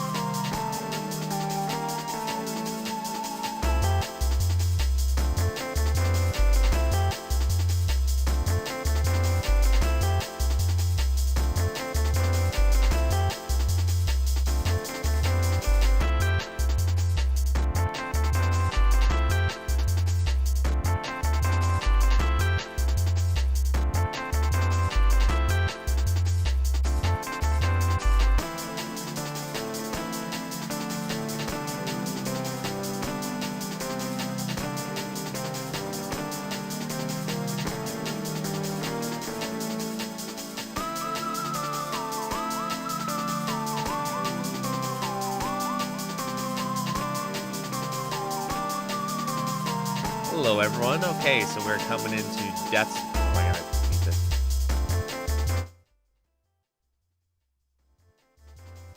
Hello, everyone. So we're coming up into Deathsmiles next, just waiting for the next run. Run transitions are always fun to do as a streamer. So while we're waiting for that, just to enjoy some tunes. Oh, we might be ready to roll. Never mind. Okay, so let me introduce my fellow commentator on the mic, Rizardi. Rizardi, how's it going? We are live now. Awesome. Ready for some good gameplay, I hope. Definitely. This game definitely became one of my favorites very quickly the moment I first booted it up. I think I've got about 40 hours on under my belt now. I'm still not a huge pro at the game, but I know enough. I know enough to be able to like explain the game, you know, as a whole. Love it. Yeah, and Alright, I have so a the rank. player- I have a rank 3 sorry. clear on, but just survival. So the scoring to me is still like I know a little bit about it, but I'm still a little hazy on the scoring. But I can definitely comment on the survival aspects of the game because I have gotten one of these rank 3 clears, and it's no joke. Especially if he goes and does Canyon, which I'm assuming he's going to. That's gonna be. He will be. Yeah, that'll be a real fun time. You said a full rank 3, so all level 3s. Is that what you mean? Yes. Oh, that is impressive. Yeah, it was tough. I had to like break out Groovy Mame and do some save state practice and stuff. Alright, I guess we can just kinda start explaining how the scoring system in this game works, because this will be a score-focused run. Yeah.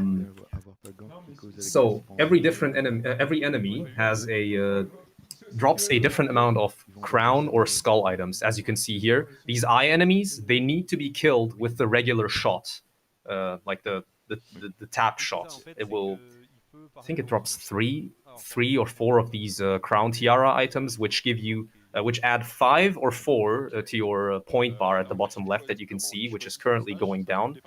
Once you have 1,000 points, you can activate hyper mode, which is basically like that's how you score. You spend as much time in hyper mode as possible and collect the item drops from the enemies, and you also have a point value that increases with every skull item that you collect. Actually, I guess I should mention the fever mode as well. Once you reach 1,000 points, you essentially enter fever mode, and your point item value increases. When you're in hyper, it also increases up to 10,000 in this game mode itself. He's playing vanilla, so the cap, the point item cap is 10,000. Though in this stage, we're probably not going to see power mode because this stage is very bad for scoring. So he'll probably just collect 1,000 crown items and just hold off until the next stage. Yeah, and stage 1 of rank 3 lures you into a false sense of security because there are no suicide bullets yet. And so when you start playing in rank 3, I remember I was like, what's so hard about this? And then you get, the further you get, like, oh, okay, when the suicide bullets start showing up.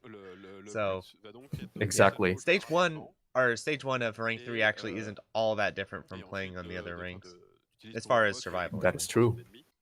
Yeah, regarding suicide bullets. So this game has a level system.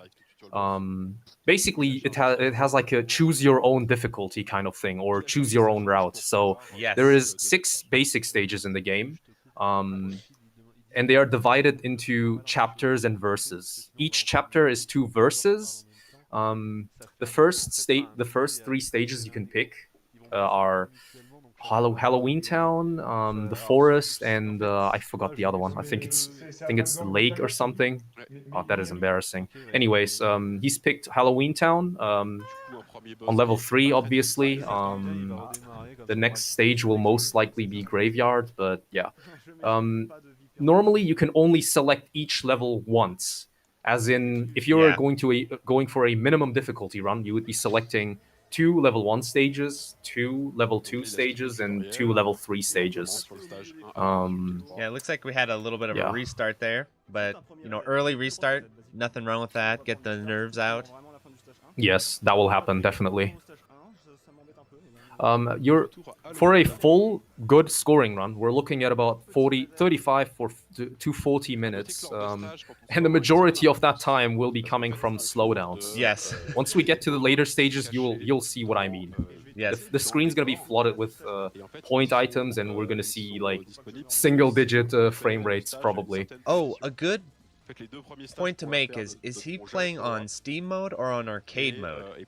Because that actually changes the way the slowdown works a little bit.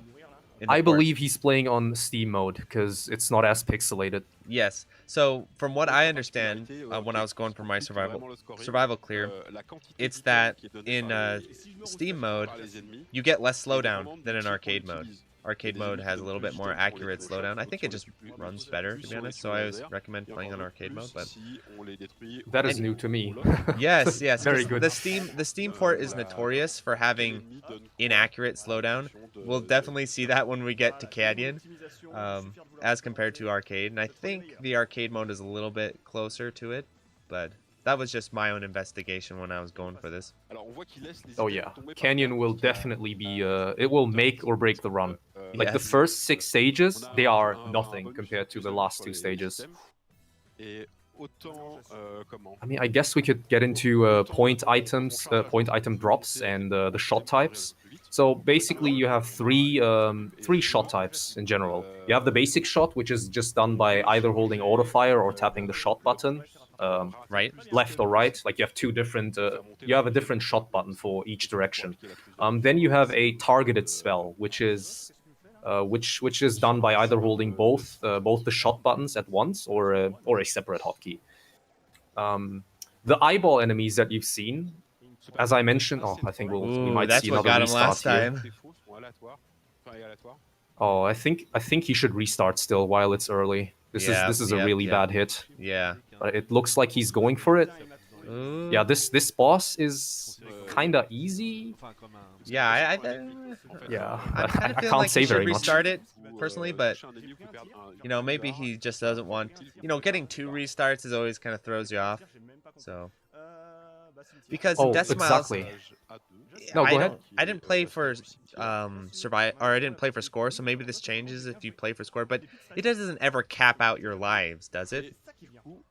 Like as long as you no. Yeah, so maybe should have done the restart there, but you know, whatever.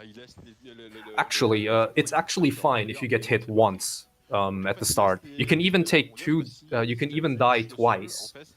Because you will get life up items. You will at least get 2 life up items in the later stages. I'll get to that later.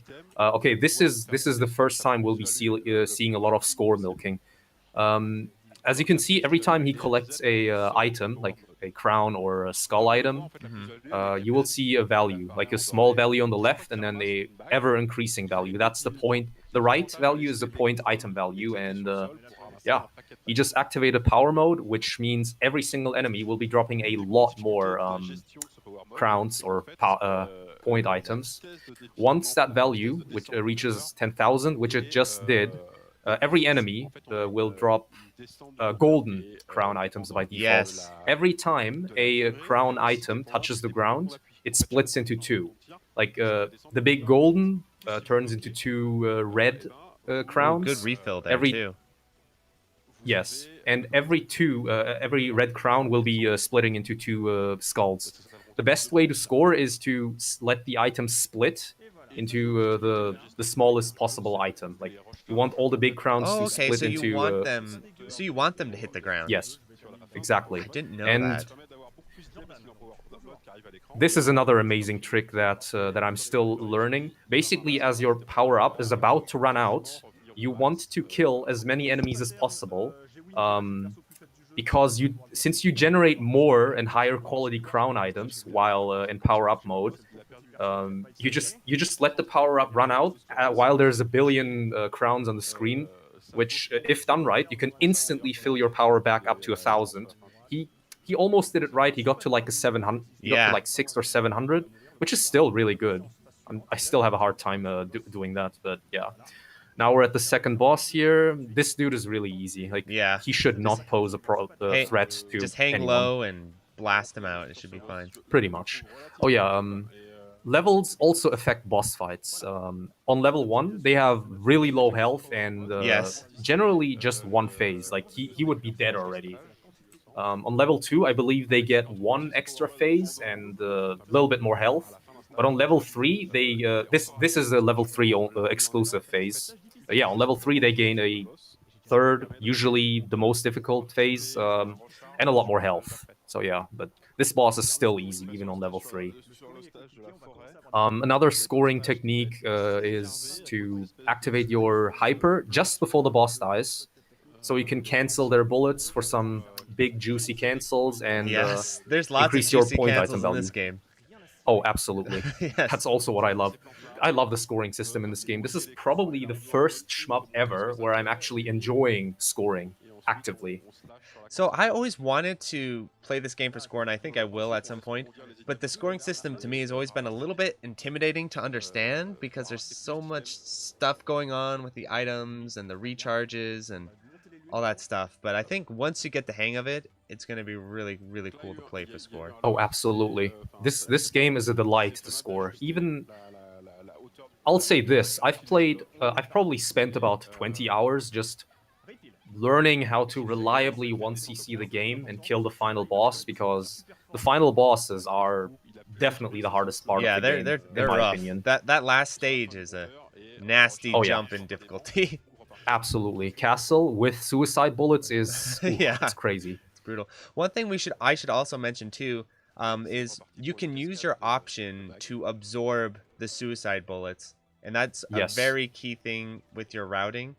And it's interesting because he's playing, I can't remember this character's name because I always play Rosa. Windia. Yeah, Windia. And the way they work is a little opposite with their option movement, where they're backwards from each other. Mm-hmm.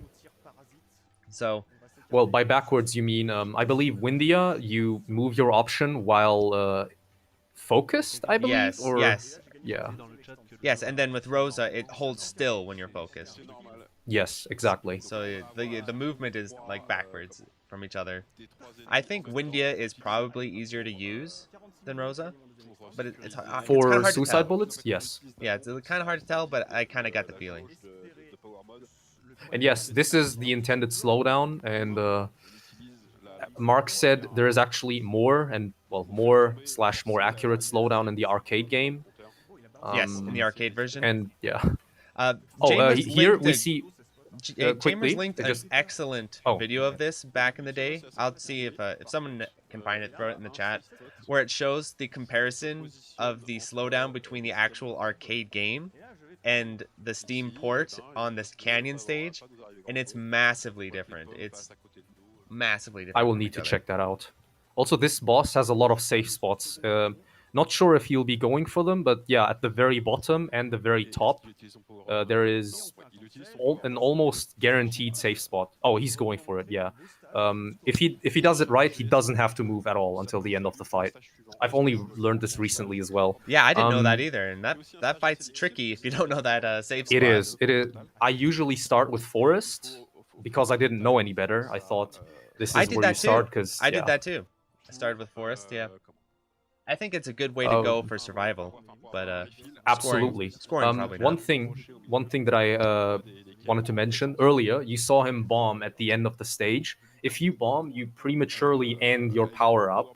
What he did is the last two snake-like enemies in the game, in the stage, he killed them with his shot, then bombed to forcefully end the hyper and use those billions of point items drop to instantly recharge back to 1,000. Yes. You will probably be seeing that. I learned the instant recharge for this stage. This one, Canyon, or I can't remember the name of this stage, but this stage is instant recharges. This is the volcano. Volcano. This is where most people will be learning about the massive point item milking. Yes.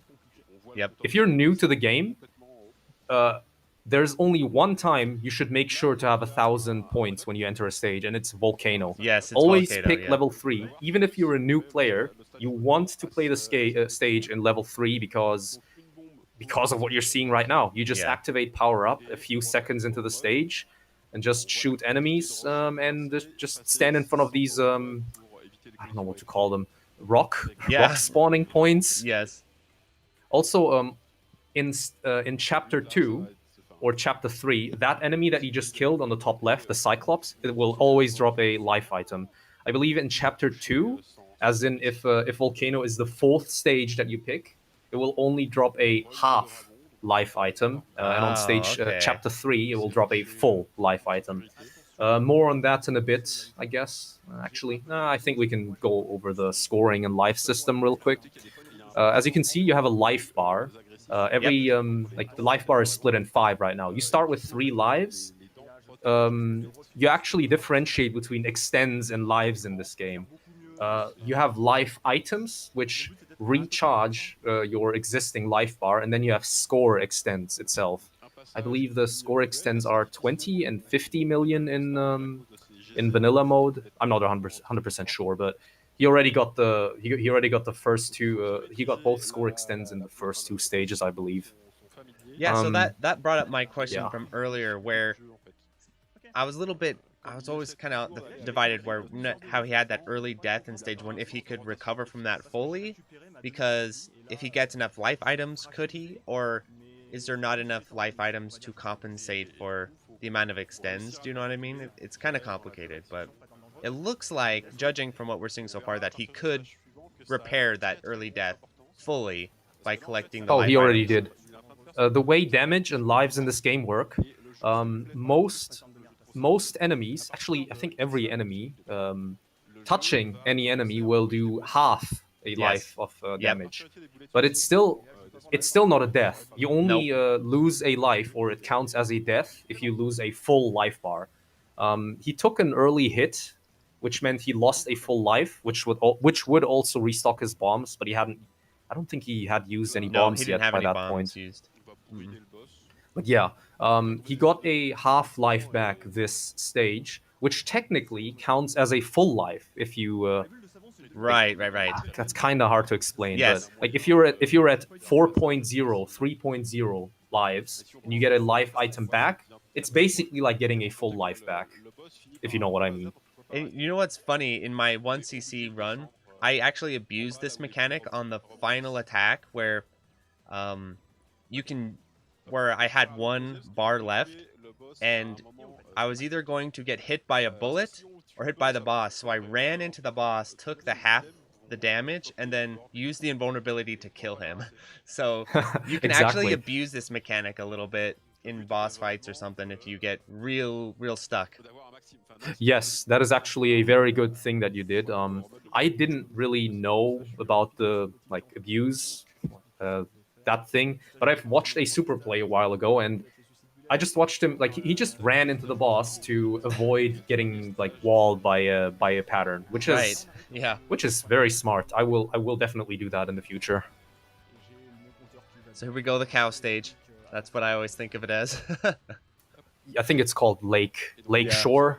Something like that, yeah. It's got a banger soundtrack, but I've got the stream muted, sadly. Is there French commentary in the background right now? I can't tell. They won't be able to hear the music very well at all because the French commentary and stuff. But yeah, you just have to trust us. It's a great soundtrack. Yeah, it's a... Deathsmiles itself is just a great soundtrack overall. Oh yeah, absolutely. Namiki did amazingly in this game. I would say at least half. This is the first time we actually start seeing death revenge bullets or suicide bullets. Yes, here they are. The way it works. Once you pick level 3 for the 5th time, you will enter what is called death mode. Well, yeah. Now everything is a lot harder. Yes. I believe patterns change as well a little bit. Yes, they do. Now every enemy will spawn death bullets or revenge bullets.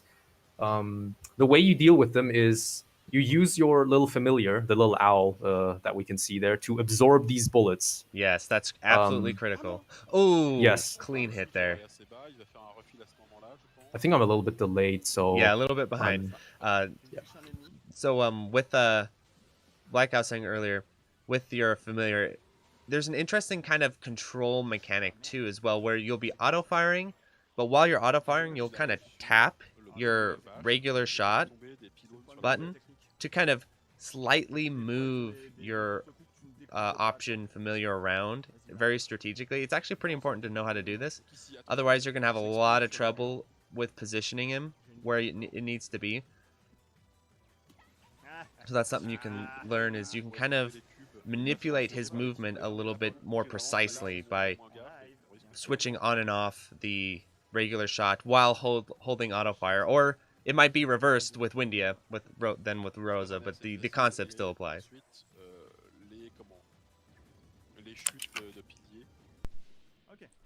Goodbye, cow. Gotta love the cow boss though. That's a fan favorite. Absolutely. Every time I've shown someone this game and I've gotten to the cow part, it's everyone's like, "Holy shit, man, this is awesome." Yeah. Also, to answer bitter almonds in the chat, kind of. If you have 1,000, if you activate power up, you can actually milk these cubes that drop, I believe. This cow actually shows up again later, and you can milk the cubes. I'm not sure if the player will be doing that or if it's ideal. I'm still learning the scoring game, basically. Yeah. I'm still kind of a scrub. I think my top is like 160 mil or something. No EX stage. Yeah, well, it's a tough game when you start getting into the higher rank difficulties and stuff. I think people get an impression, people who just generally play Deathsmiles, they get an impression that it's, an easy game, and they don't realize that's because they're playing on rank 1, and there's actually 2 more ranks to play, rank 2 and 3. Oh, yeah, that's actually one of the main reasons how or why I got this game. When I first joined the SHMUP Discord communities, everyone's like, "Oh yeah, Deathsmiles is an easy cave 1cc." Yeah, if you play on the lowest possible difficulty, it's kind of easy. Yes, but it's a great way to get kind of started. The only trouble that I have with recommending it as a starter shmup is just because it's got so many unique mechanics and gameplay elements to it that sometimes I wonder, because it was one of my earlier shmups I played too. And then I started playing other horizontal shmups. I'm like, oh, you can't turn left in this game. You can only face right. Whereas in Deathsmiles, you can turn left and right and all that good stuff. There's also one huge beginner's mistake that almost every player does, which is picking Casper as their playable character, because sadly she is terrible in this game. Like, awful damage. You have to shotgun. Actually, if you shotgun, the damage is good, but it's really hard to just shotgun in general. And her focused speed is very slow. I don't know. I really don't like the character. I haven't even managed to get a clean 1cc without the EX stage yet. But with everyone else, I have. But yeah. Yeah, I do wonder. Harder. It'd be cool to kind of figure a bit of a tier list here. I know that Windia seems to be really good. I think Rosa is really good. Rosa pretty good? is. Actually, I can tell you most of what I know. Okay. Worst character, Casper, by far. Even for scoring, like she does not really give you any advantages for scoring. Follette, I believe, would be in the second tier for a survival run. Okay. Rosa, 100% SSS tier for. Yeah, she's like really good. I remember survival. That. Yeah. She has insane DPS compared to the other girls. Like, you can kill the final boss before he does. The first phase of the final boss, or rather, the first final boss, without it actually proving much of a threat, just through sheer DPS and just overpowering him. Yeah. But everyone else, Casper in particular, she will have issues unless you've perfected the fight and know exactly what to do. like, yeah, you will definitely have to either take a couple hits or bomb. Speaking of which, I guess I'll just get into that later as we go. Now the player has finished the 6 stages. Yep. After you do that, you have a choice of picking either the EX extra stage, the canyon, or immediately going for the castle. Yeah. Depending on if you want to push your score a little bit more or if you want to challenge yourself a bit more. Think of it like the extra loop system in other cave shmups like Doronpachi, Daifukatsu, etc., or the original Doronpachi. Yeah, honestly, I would say skipped it, but oh, go ahead. Someday I'm gonna have to return for the extra stage. Oh, definitely. And this, from what I understand, Canyon is where you get all the money. This is where you get a ton of points. I should be paying attention to the point value a little bit more. Once he starts the stage. Actually, the player name might be covering up the score. Maybe? Actually, no, it's not. Yeah, he's got decent score. This is where he might... Yeah, and this is where the Steam port falls apart. Oh, absolutely. So this is where you can... Clearly, even now, you can see, okay, we're missing some slowdown right now. We'll be seeing a lot of bombs for safety here. This stage is crazy hard. And worth mentioning, there's actually multiple tiers of death mode or difficulty or rank, whatever you want to call it. Yes, rank, yeah. You activate the first rank of death mode by, well, entering a stage, the 5th stage on level 3. Mm-hmm. I am not sure actually if you already increase the death rank again by entering stage 6 in level 3. I don't think so, but regardless, even if you are not in death mode, if you have only done 2 level 3s, the moment you enter the canyon, you will be entering death mode. You will see suicide bullets. Yeah. So, like, there is no way to do this stage without suicide bullets. If you're a new player and planning to play this game, consider not playing Canyon unless you're just doing a credit feed run to like check out the game or whatever. Right, definitely. Which is okay. Like, it's fine to do a surprise couple otherwise. Oh, absolutely. Especially if it's the first time you see suicide bullets, you're like, what the heck is going on here? Yeah, I had no idea. I didn't even know that your familiar would absorb them until like my 3rd run of the game. Great playing. Shoutouts to the people, to the couple people in the Discords for helping me out with this game. Those dogs are nasty. They return in the castle too. This is a safe spot that I wasn't aware of. The dog doesn't even touch you if you're just at the bottom. It's pretty cool. He's got not invulnerable, but non-damaging big juicy legs. cancel. Right. Absorbing these suicide bullets with your familiar will actually add 1 point of 1 power-up point or whatever you want to call them, hyper point, to your bar, which she did earlier. To I think he got like a couple hundred, since there's a lot of suicide bullets. And worth mentioning, if you're in power-up mode, you cannot be damaged by physical contact. Yes, that's really good to mention, especially in the magma stage or whatever, the fire stage, because there's all those things coming out of the walls, and for a long time I thought they would hurt you in power-up mode, and that kind of curbed my routing, and then I realized, oh, I can just fly into them when I'm in power-up. You mentioned recovering from the early death earlier, and since he got a half-life back on the volcano stage, which, yeah, he basically did recover there. We might see a couple intentional deaths, but I think if he hadn't died on the first stage, he may or may not have gone for an intentional hit to refresh the bombs and just pick up the life piece. Right, yeah. That's what I usually do if I just go for safety. I'll just bomb a lot before the stage that has a life, and then just use all my bombs and then just take the intentional hit real quick, pick up the life piece, restock the bombs. Yes.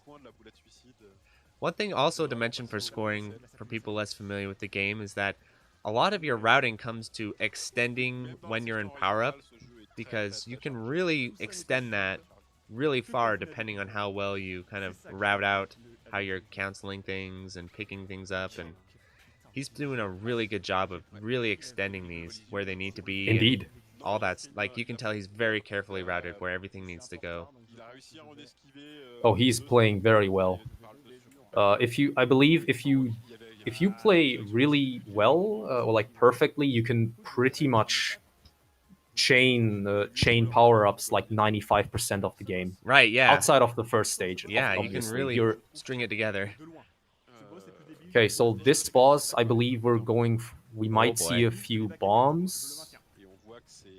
He's definitely dodging. Yeah, that was some great dodging though. Okay, this pattern isn't so bad, but the upcoming one is awful. Yeah, this one is kind of scuffed, but okay, another nice. safe spot that I didn't know. Yeah, looks like it's not very difficult if you just safe spot at the bottom. I'll have to remember that. Yes. But yeah, usually 2 bombs is enough to just essentially cheese the boss fight without taking hits. Ideally, he won't be taking any hits here, and he didn't. Very nice. I think he only did 1 bomb there. He used 2, I believe. Okay. Unless I don't know. I think he did 2 for safety. Sometimes you might even see a 3rd. Yeah, sometimes I get a little confused between the cancels of the phases and bombs. Like sometimes they can be a little bit tricky if you're not actually playing the game when you're just watching. Okay, here we go into the castle. He's gonna be in for one hell of a stage here. Well, he will now be in death mode rank 3 because stage 5 activated rank 1, Canyon activated rank 2. So now he will be in what's the most difficult like version of the stage, which is very brutal. As long as he only gets hit once, I would say he will be on good pace for an actual 1cc. Because if you no bomb the first final boss, he took a hit there. Unfortunate. If you no miss the first final boss, you will actually get 2 life bars back, like a big life item which will recharge that's 2. super important. Yeah, that is really important. I didn't understand that for a long time, and then once Neon Daggers, shout out to Neon Daggers, told me about that, it really opened up the run for me. I was like, oh, that was a big deal to understand. Same here, man. Yeah. That's actually how I got my first 1cc. Yeah. I think I was on my last life. I think at 2 bombs or whatever. I knew if I bombed, I am not going to win. So I just clutched it through. Somehow managed to no miss Jitterbug, the first final boss. Got the 2 lives back and just bombed my way through. Bombed your way to freedom. Tyrannostaten. So this section right here is real tricky.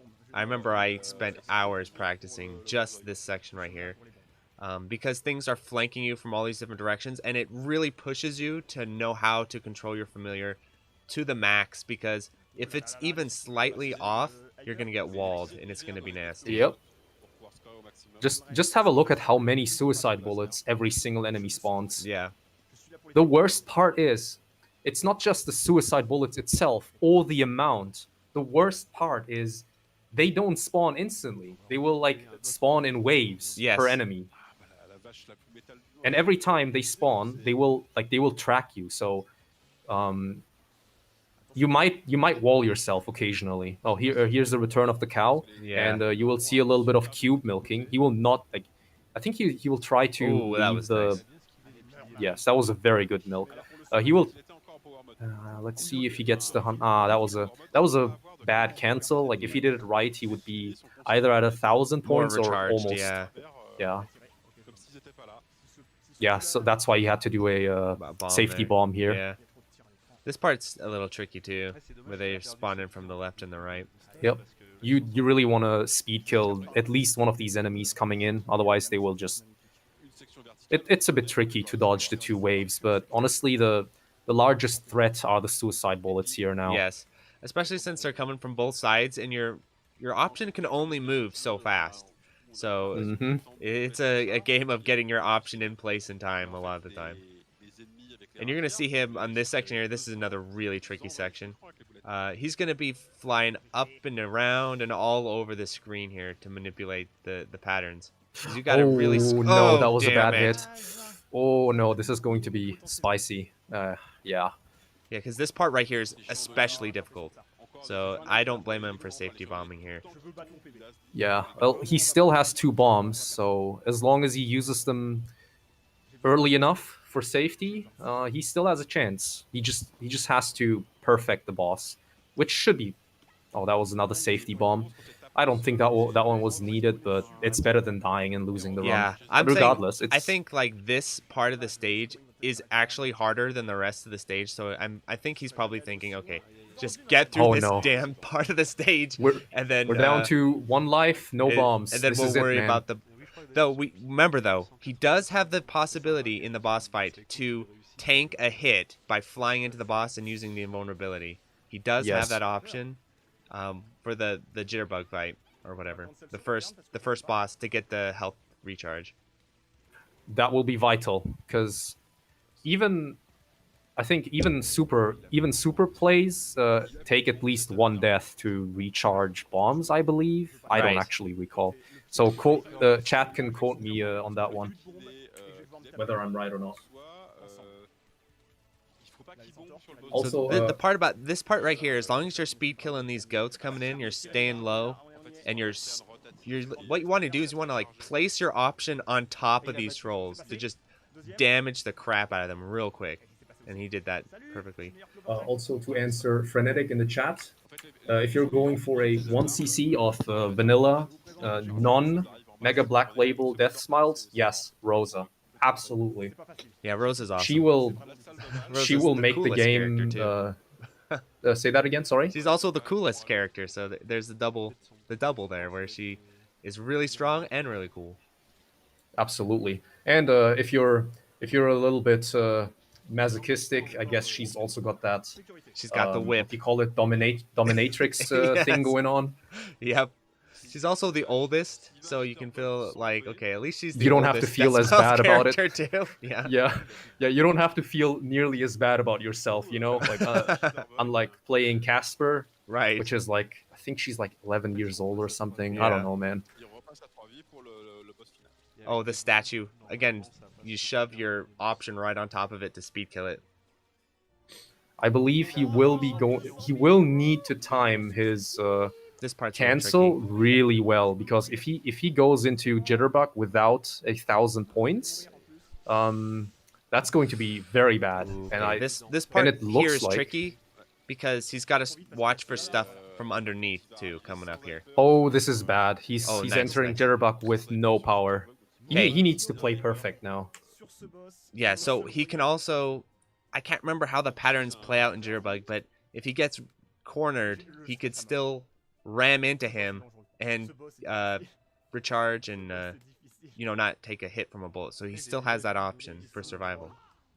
Yes. Well, but I can't remember how the patterns play out, if that's going to be at all likely. I can't remember. One thing about Jitterbug, he has one of those anti melee mechanics or whatever, if you want to call them. If he gets close to you at any point, I think it's like less than a third of the screen he'll throw this he'll throw a wave. Yeah, you can still get through it, but it doesn't look like there's a gap at all. Like, he'll just throw a wall of bullets at you. Yeah, good learning lesson for me for a while, because I used to always cause him to do that. I'm like, man, this boss is so hard, and I realized, oh, stay away from him. This is one of the more annoying parts. Like, the first two waves you can just kind of dodge at the top, but you're gonna have to start going through them. Yeah. Yep. He's setting it up really well. They kind of fly at a weird angle too. He's setting it up really nicely, because it's all about setting it up to open up where the other pattern is open. Okay, this is the pattern. I'm pretty sure where I rammed into him. No! Oh, damn it! Apparently he still beat his PB, score PB, so that's awesome. Yeah, great. Yeah, great scoring. And like I was saying, the castle is this massive leap in difficulty. It's such a nasty stage. To answer Spiderweb in chat, You could say that. Yeah, bullet density isn't as bad. And if you're He's also playing in playing the arcade, Steam there is port. a lot of slowdown. Sorry, say that again? He's also playing the Steam version, which is harder because there's less slowdown. Yeah, than if he was this playing is arcade. This is very noticeable. If you were playing on arcade, you would be seeing a lot more slowdown for this particular attack as well. Yes, and the castle in general. Oh yeah, and I'm pretty absolutely. sure.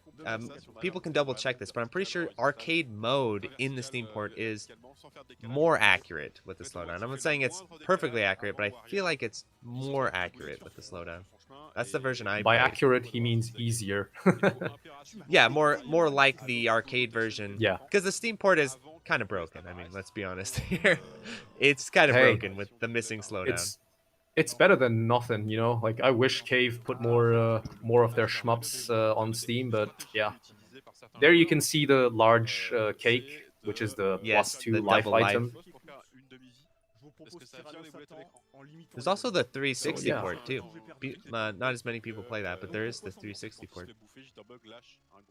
Actually, I have heard that Deathsmiles on Xbox, the port, was surprisingly popular in the West. Oh yes. I mean, just these days everyone plays on Steam because it's newer or whatever. Well, but yeah, when it came out, better, I believe it's more one accessible. Of the more, yes, exactly. I believe it is one of the more popular Steam ports, if not, or 360 Cave games, if not the most popular.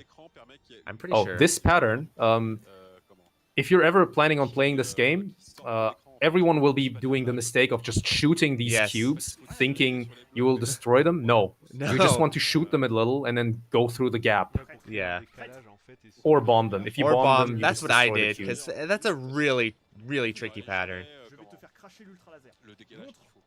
This pattern's not too bad if you can This set it one's up kind of correctly. easy. You just have to bait the magic circles and just like do a lot of macro dodging. The following ones is gonna be pretty hardcore though. Yes, the claw one coming up here. Is that one new? I think this one is death mode exclusive because I haven't actually seen it yet. Yeah, I this haven't one seen this one pattern definitely either. is No, new. I didn't see this either. Looks Yeah, tricky. this is definitely new. Nice. Okay, I believe now. No, it's either new or it's because he has more health, which means we see more. Okay, now of we the get fight. the claw. For people who are new to Deathsmiles, there's also this targeting attack that we didn't really talk about.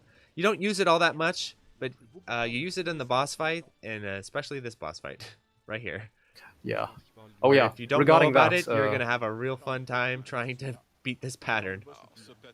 Because you need it to I haven't really upward. gone into it too much, but as I mentioned before, at least once, if you kill enemies with a specific, like every different enemy has a like quote unquote weak point, like a weak shot type, which means they will drop more score items or point items if killed with that specific shot type. For example, the eyeballs. You should always kill with your regular like auto fire or tap shot. Yeah. Bigger enemies generally you will use your focus, like held down shot. And there's a couple more that drop the most points by if killed via the targeting magic. The targeting shot, right? Yeah. Basically, if you want to play this game, kill eyeballs with the auto fire, kill every other enemy with the focused shot, except the gravestones in the graveyard. You want to target shot them. Oh no, unfortunate. I feel like the game kind of sped up on him a little bit there. Where it's like, okay, a little bit, we're going fast I now. think he may have also not gone like full. He may have just kind of given up at that point, since you already once you game over, generally you don't focus or try as hard anymore, you know. Yeah, because he could have just spammed him at this point if he really pretty wanted much. to. Exactly. But I mean, 200 million, it's still a good score. My best after like 20 hours of score attempts is like 150 mil or 160 or something. Fantastic score, and Yami is a really talented player, and yeah, a great run. I mean, like I said, Castle at the end there is absolutely brutal, especially since he had that rank jacked up to max levels with all his scoring strats, you know. So Excellent gameplay. And plus he showed off Deathsmiles, which I always love to see happen. Yes, absolutely. And yeah, to anyone watching and listening, play this game. It's on Steam. It's also on sale a lot. It's great. There's also another version that comes with the Steam port. It's called Mega Black Label. It has one more extra stage. You also get to play as Sakura, which is the character on the right that you see there. She is overpowered. Yeah, she's good. If you play Mega Black Label, you should definitely start out with Sakura.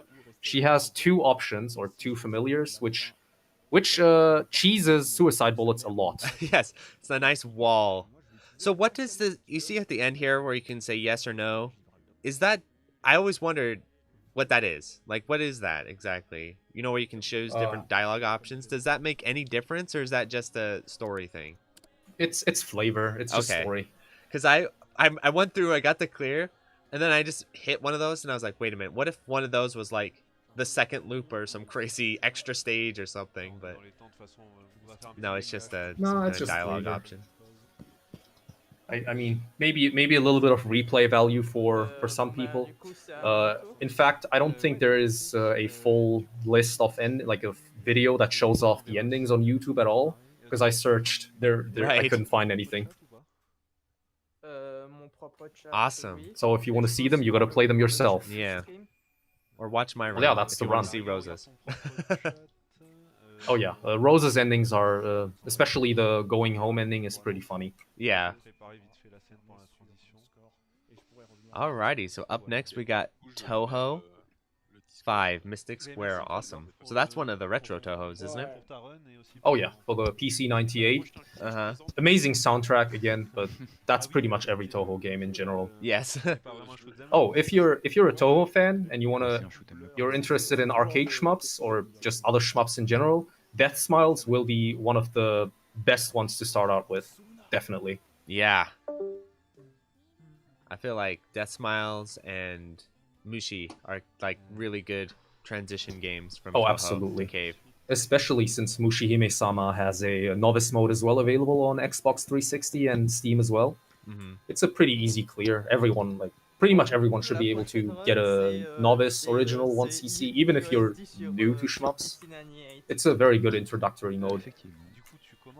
Yeah, what's also nice about Mushi, the Steam port, I feel, is much more accurate with its slowdown than the Deathsmiles port, so you'll also get a closer experience to arcade than the Steam Deathsmiles port. Absolutely. I still recommend Steam Deathsmiles, but just to be aware that you're in for some faster gameplay. Oh yes. And your scores may not translate necessarily completely.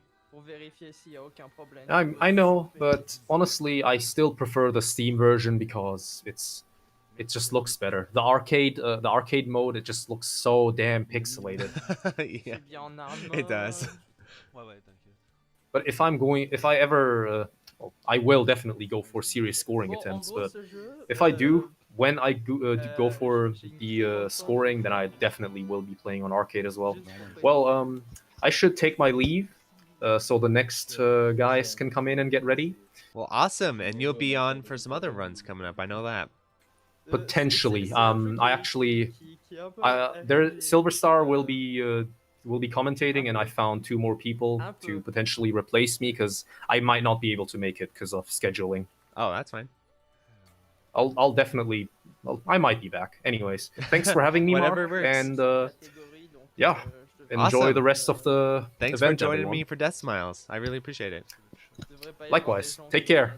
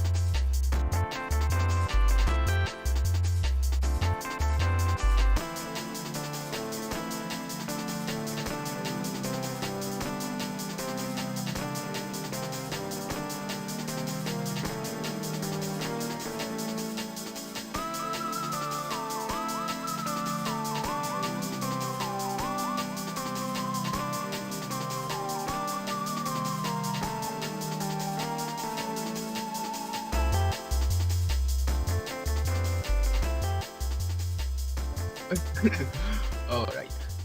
Hello, everybody. Welcome. We are. Hi, everyone. So I'm Legless, and.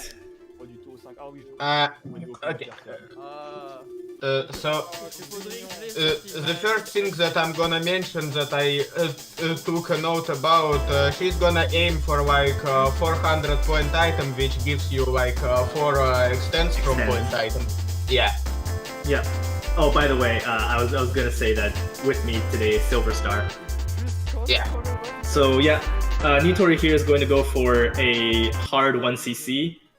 There is no score goal outlined, but point items will still be important because you get an extend every 100 items. But anyways, we're just sort of waiting for them to start. Yeah, you also are getting extend from stage 3 and stage 5 mid bosses. Yeah, from this one that is right now on demo play.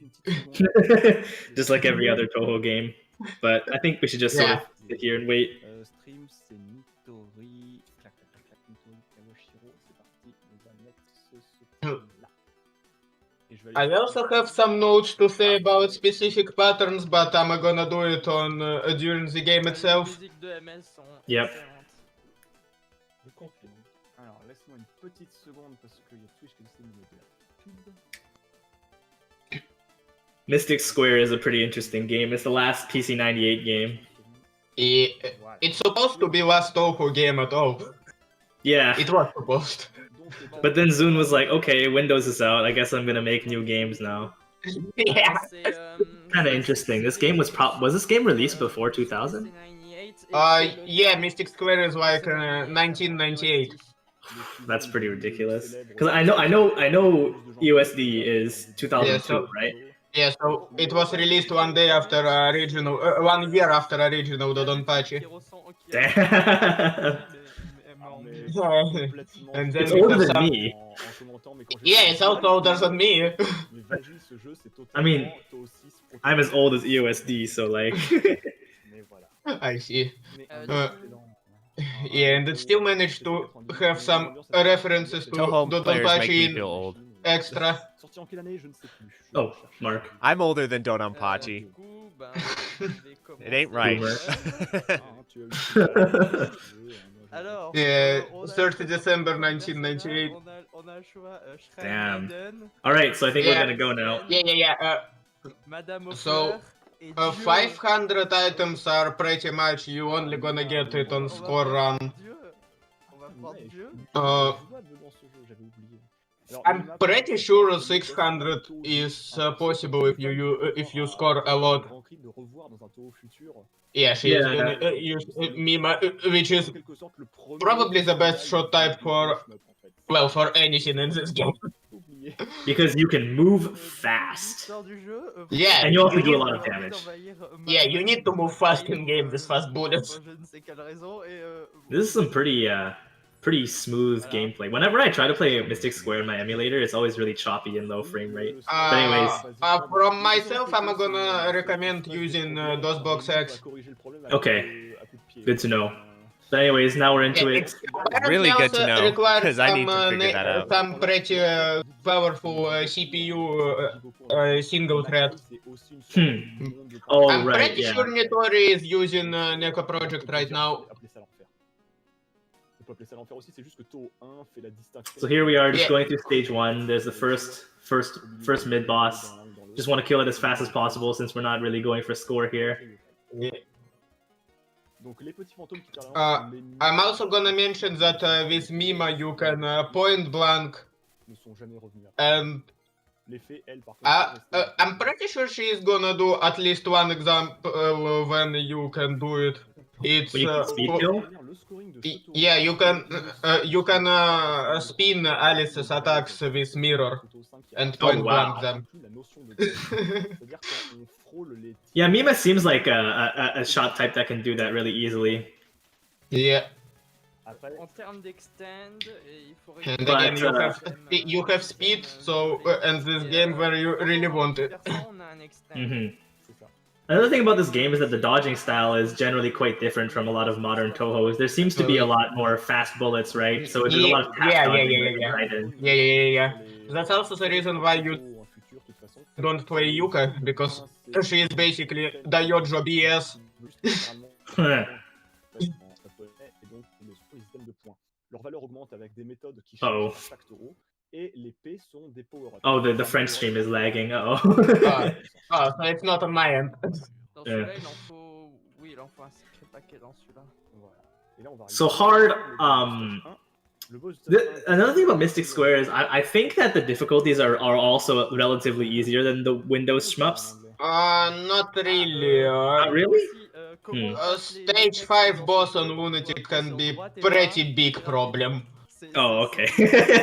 I guess it just ramps harder then. Yeah. Because I remember playing it for Mystic Square Lunatic is when you no miss up to stage 5, then you lose all of your continues on stage 5 boss. I wonder if it's the same with hard. Hard is way easier than Lunatic. Game has pretty big differences between difficulties. Alright, good to know. So here we are, we're just going through the first stage boss. Not too big, I'm gonna say that differences between difficulties are exactly what they should be. So you're not getting neither stuff like difference between PCB easy and normal, nor tremendously big difference between Mushi, Maniac and Ultra. That's a good thing though. Yeah. Something else we might have forgotten to mention so far is also that this game has a rank system. Oh yeah. I actually, when I played it not so long ago, I actually did some research on rank. I haven't tested it exactly. I wonder if I can use cheat engine with DOSBox X. But pretty much, you seen that no miss no bonuses at the end of stage. First of all, their increase in rank. They do increase the rank, yeah, having high end of stage bonuses. Yes, they do. But yeah, most things will increase rank, and dying will decrease it, as well as dropping. Yeah, dropping items decreases rank. And it can be quite drastic, but it's not as bad as in Lotus Land Story. Yeah, which is I'm pretty sure just like in LLS, you're gonna get rank lowered if you time out boss final attack. Oh yeah, you do as well. But I don't think they're gonna the runner is gonna use that at all. Yeah, so rank pretty much behaves like in LLS, but you have no miss, no bomb bonuses, which are increasing your rank. Okay, so we have just hit Dream Bonus Max. That's the most. That's the scoring technique for score runs. Yeah, it also cancels all the bullets on screen. So once you hit Dream Bonus Max by either filling up the gauge by doing good things like collecting items. Every item you pick up is going to be worth a pretty ridiculous number of points, because regularly they're worth 51,200 if you collect them above a certain line. But once you hit Dream Bonus Max, they're all like a lot, regardless of where you collect them on screen, and that's dependent on difficulty. I'm pretty sure that like on Lunatic with full Dream bonus, each point item is worth like 200,000. Yeah, 200,000. It's 150 on card. Yeah. You can also get some points from grazing, but yeah, this pattern is pretty much lasers trying to push you into bullets. Yeah. Well, it's so much slower on hard. Yeah, Lunatic has some very fast patterns, and there it is. There's stage 2. I mean, the stage 5 boss on high rank can hit pretty ridiculous speed. So now we're coming I pretty much can compare it to like high rank of Daiojo. C'est la meilleure musique de stage du jeu, voire Daiojo is rank? Yeah, hyper rank. Damn. Ah, les pubs. But yeah, a lot of this stage is actually streaming and misdirecting stuff. I'm also gonna say that in this one, screen control can be more important than in usual Touhou games. I mean, in Windows ones. Also, is it just me, or is the screen also wider in this game than the Windows Touhou games? Or are they the same?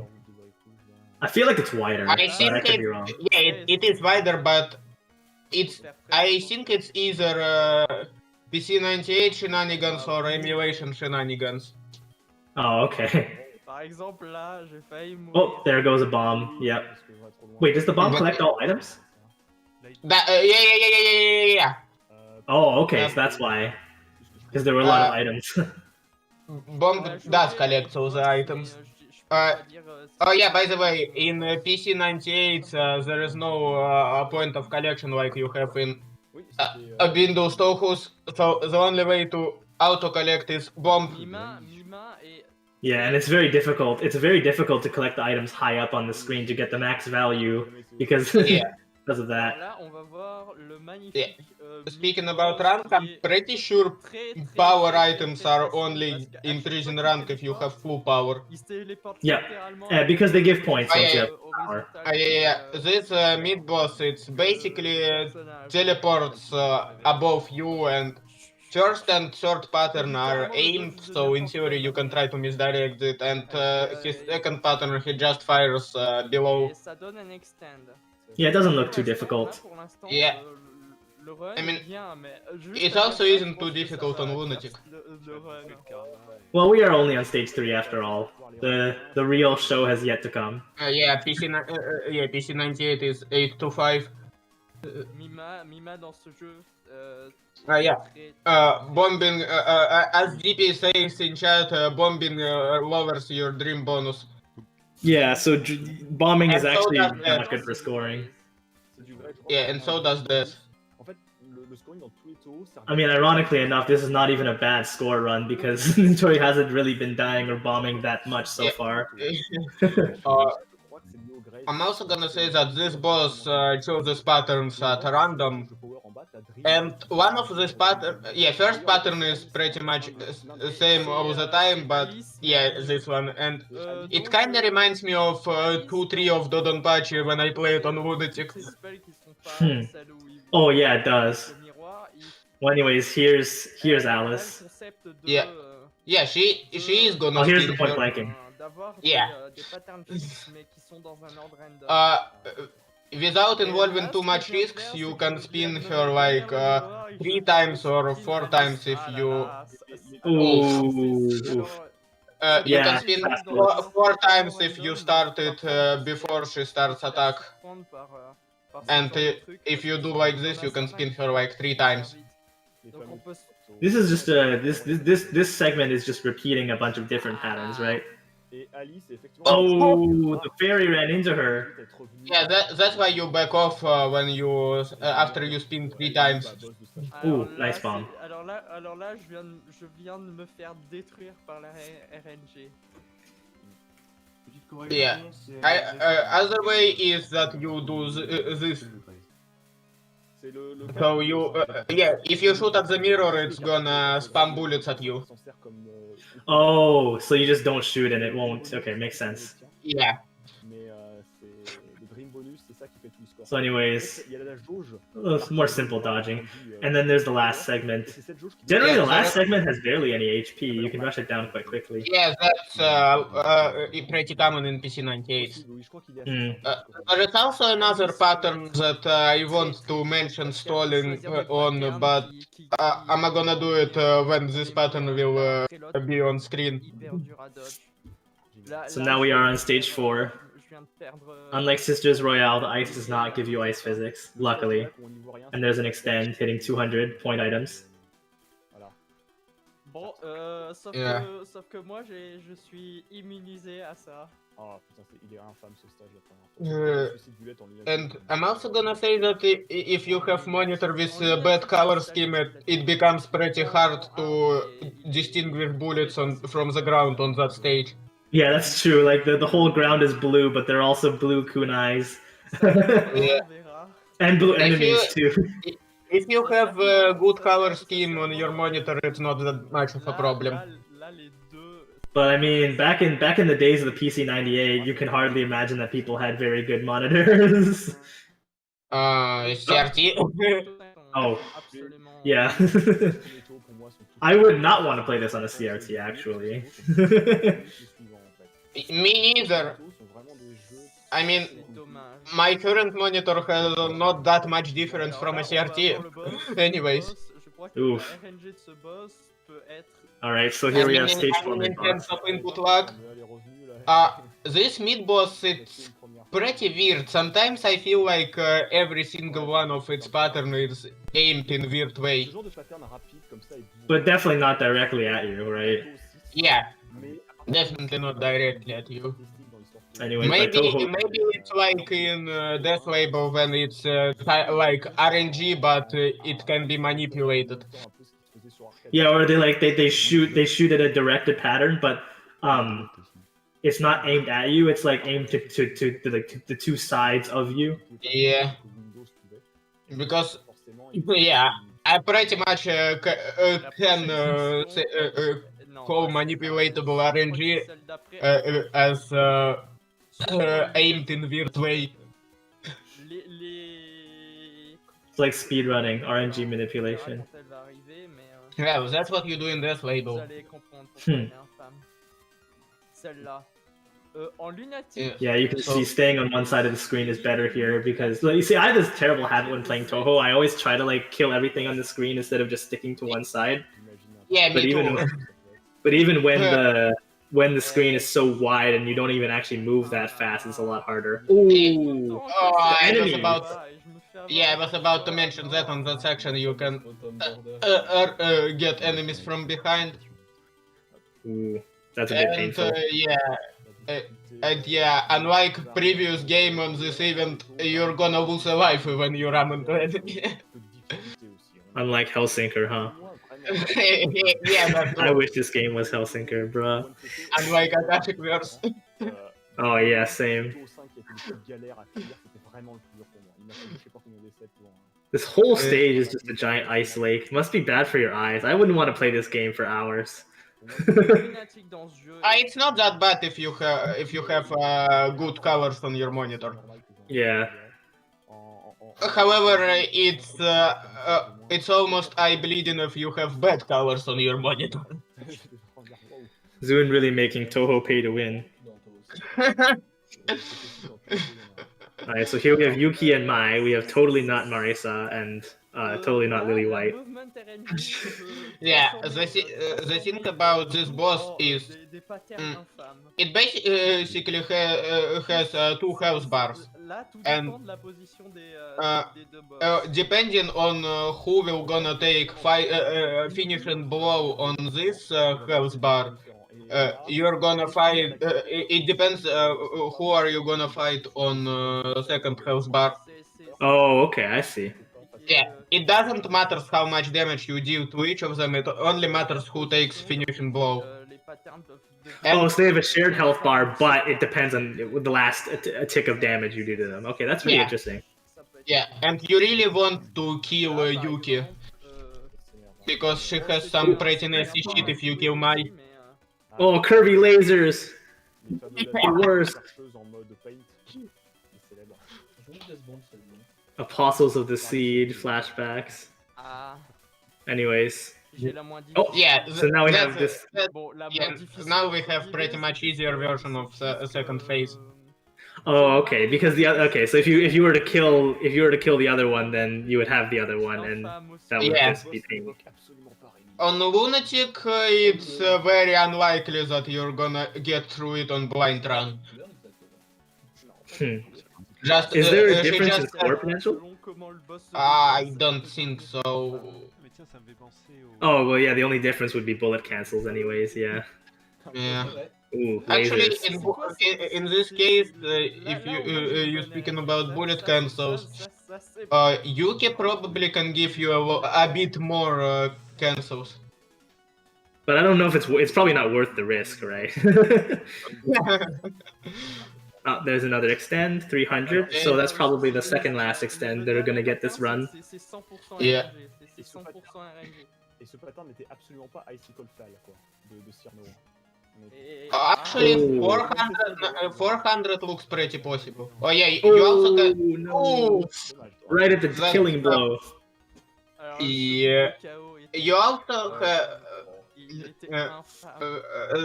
I'm gonna say that 400 looks pretty possible on this run. That's good. Yeah, and we are entering like basically the hardest part of the game, stage 5. Well, Oh, stage 5 will also give an extend in the mid boss. We are not entering hardest part yet because hardest part is stage 5 boss. So we have some time to prepare. Although that spam at the beginning looked a little bit difficult. Yeah.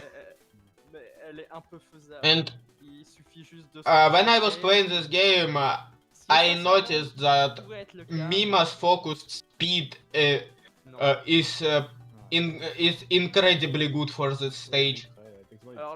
Because there's a lot of streaming?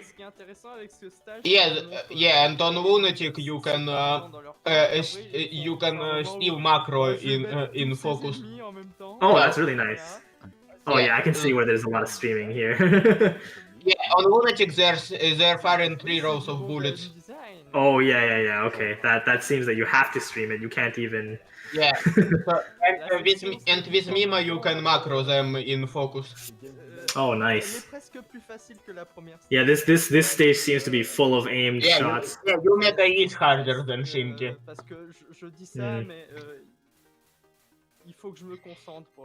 I guess that will be the big roadblock of this run then. Yeah. So you have the mid boss. We're gonna get a 1-up off this person. It's so much of one of her attacks. Well, 2 of her attacks is so much of a fucking roadblock. I'm sorry.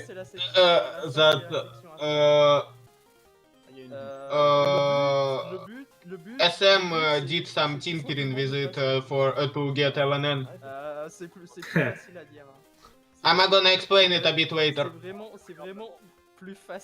Yeah, seems like a very chaotic stage. That's the point where Mima's speed come in handy on Lunatic, because you can use your focus, micro everything, and macro aim. Nice.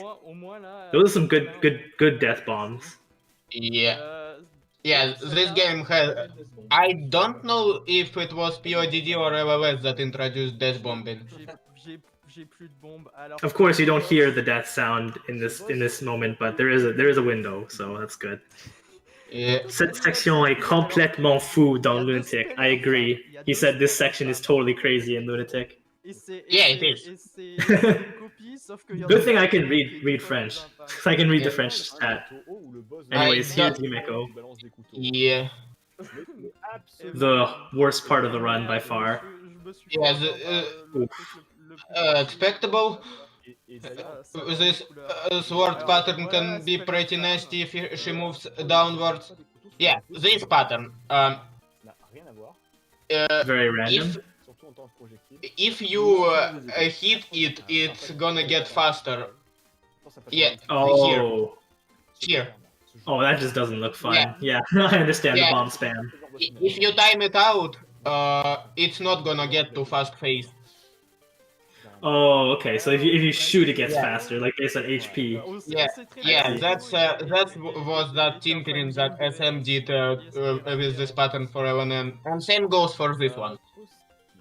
This one also gets faster? Yeah. Alright, actually, yeah, we can see it. Personally, I think this one is harder because of the laser. Oof. La barrière la plus facile passer ce pattern, c'est d'appuyer. Use those bombs. Use those bombs. Gotta be resourceful. Ça va clean les. Nice cancel. Yeah, getting a full power up or having Dream Bonus Max will cancel all. Oh, nice death bomb. Nice death bomb. All right, we're almost done. We're almost done with this nightmare of a boss. Yeah, and this final. Oh, it also hits bullet cap on hacked. Yeah, on Lunatic. Alright, so we made it to that. Okay, 400 looks possible. 400 is very possible. I think he can do it, or she can do it. Yeah, and it's pas compliqué. 400, if 400 is gonna be achieved, it's pretty good pace of clear. Yeah. Just need to make sure not to make a lot of mistakes, and this should be a really good run. Yeah. PC98 Touhous are very weird. It just they feel difficult because they're often very inconsistent. But anyways, yep, they hit 400. PC98 sometimes feels way more close to arcades than to Touhou. Yeah, it's less forgiving as well. But anyways, here we go, Shinky. 2 lives, 1 bomb. We should be good, honestly, I think. Pretty good pace for a clear. This pattern can be pretty nasty if she moves low on screen. Oh, because it can get very dense and you won't be able to dodge it. Yeah. Yeah. Ooh, that was an interesting. That was some good stuff. These are some spicy dodges. I like them. Yeah. Nice. Boss movement RNG was still be all alone, huh? Bon, ça a l'air d'être, ça a l'air de passer au moins. You gotta fight the computer. Yeah, these patterns look extremely random. Well, there's an aimed pattern. I don't know what PC98 are using as RNG seed.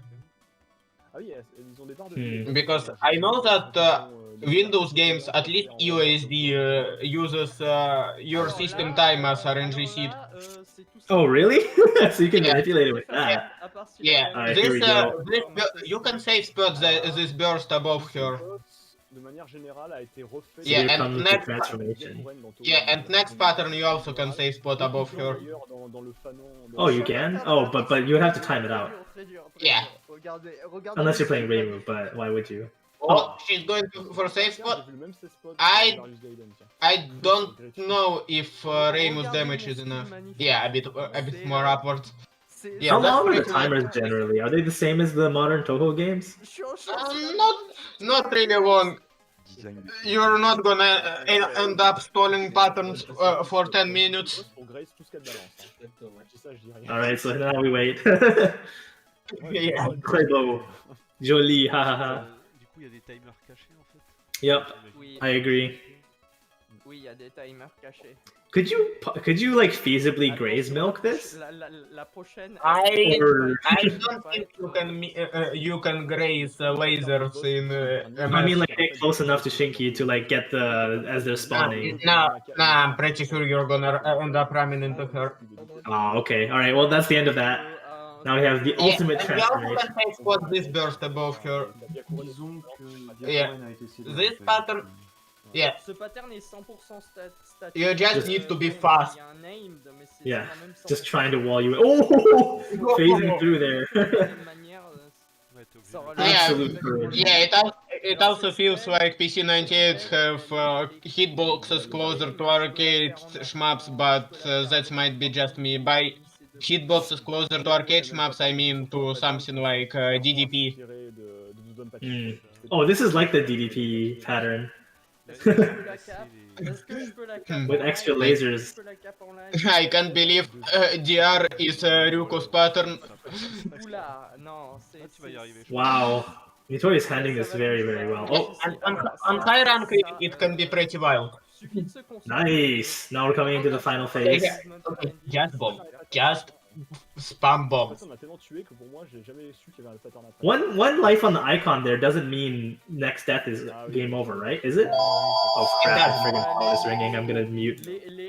Yeah, it doesn't mean that you're gonna die because if you have no lives, it means that you're not gonna that you are gonna die.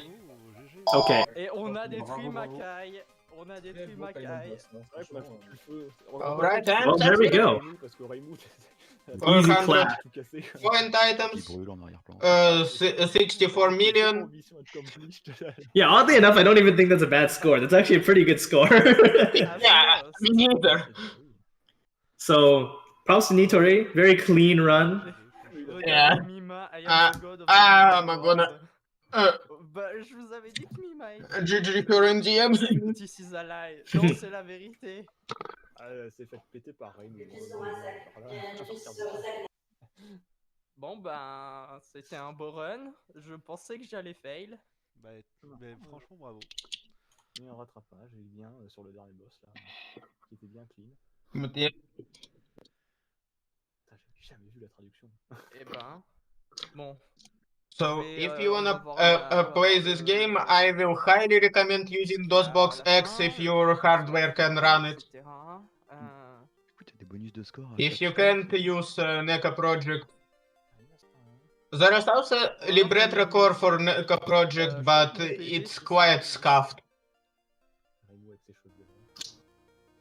So you either use standalone NP or you use DOSBox X, like I do. Comme les crédits de fin de tous les tours, ça se skip pas facilement. Bon bah prochaine shoot de Baguette. Nice job on the commentary, you guys. UFO LNN. Thanks. So I guess I'll see you all a few runs later, huh? Yes. Je pense que le Mystic Sword en Lunatic, je pourrais l'avoir je pourrais le grind et je l'aurai probablement dans une semaine si je le grind. Yeah, it was. That was clutch. Yeah. This game looks pretty cool. I'm looking forward to playing it when I do Touhou Quest. So I was having trouble playing the retro ones with my arcade stick on Nico. So maybe I'll try DOSBox, like you said. Maybe that'll be a better way to do Yeah, it. yeah, I'm using DOSBox X, and the reason why I actually chosen it is, first of all, it has actually pretty good animation, and it also has hotkeys for save states. Oh, it has save states. Yeah, it has save states, and unlike NECA Project, it has hotkeys for save states. Oh, nice. Sorry, I had a phone call. Calling legs. Yikes. Anyways, yeah, great run. I use a really bad emulator. I will download NECA Project right now. As I said, if your hardware can run it, use DOSBox X. That's what I'm gonna do. It's fork of DOSBox that can emulate non-standard PCs, including PC98. Oh wait, I actually might be able to do that. Never mind. Yeah, because I was saying with the Project Nico, I was having a real hard time getting my arcade stick working. NECA Project, it's either me being blind or NECA Project really does not have hotkeys for save state.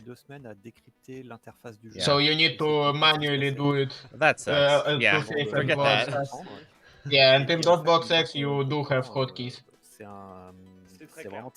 Good to know.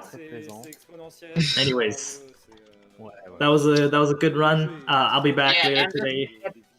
Especially noticeable, given that you have no native practice mode. But yeah, I'm also gonna come back a bit later today. So see ya, I guess. All right, see you, my dudes. Let's switch over. Right. Up next is M Night playing Illvelo, I believe that's how you say it. Illvelo, Lunatic envelope. Okay, that's it. Yeah. And I'll be attempting to commentate that. Let's Yeah, I guess yeah. move over.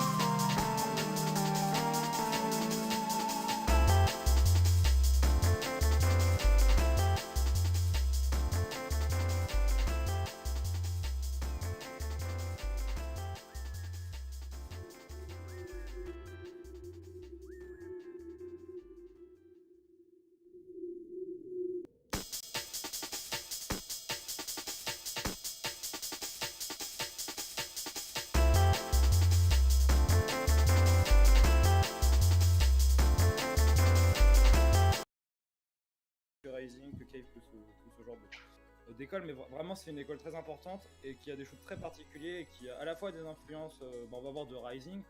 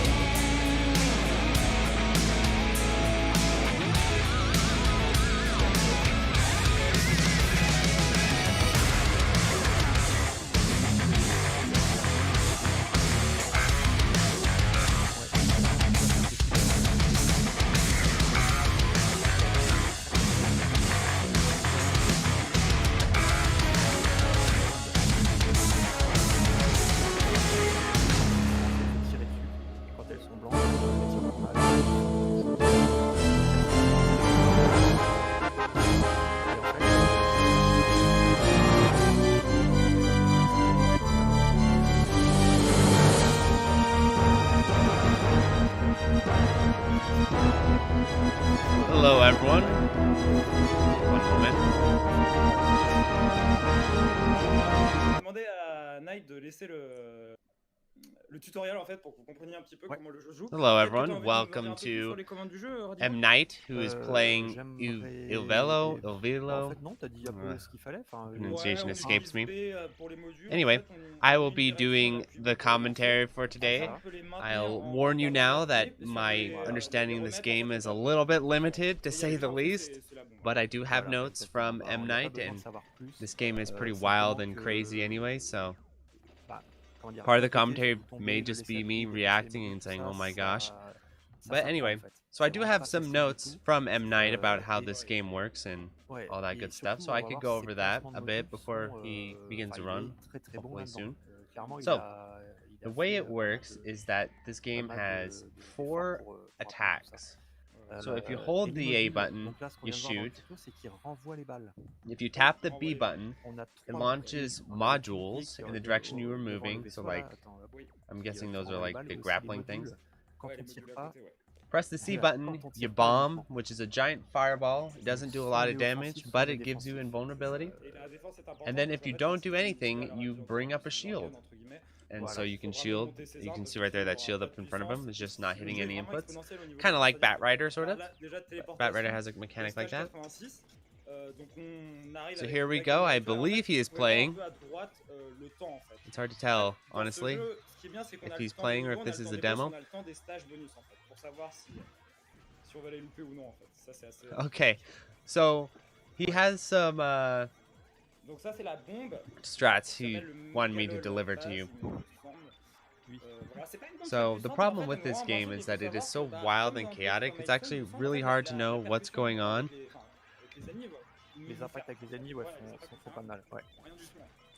And I don't know how I could keep up with my notes and with what's going on the screen, so I'll try to freestyle it as much as I can.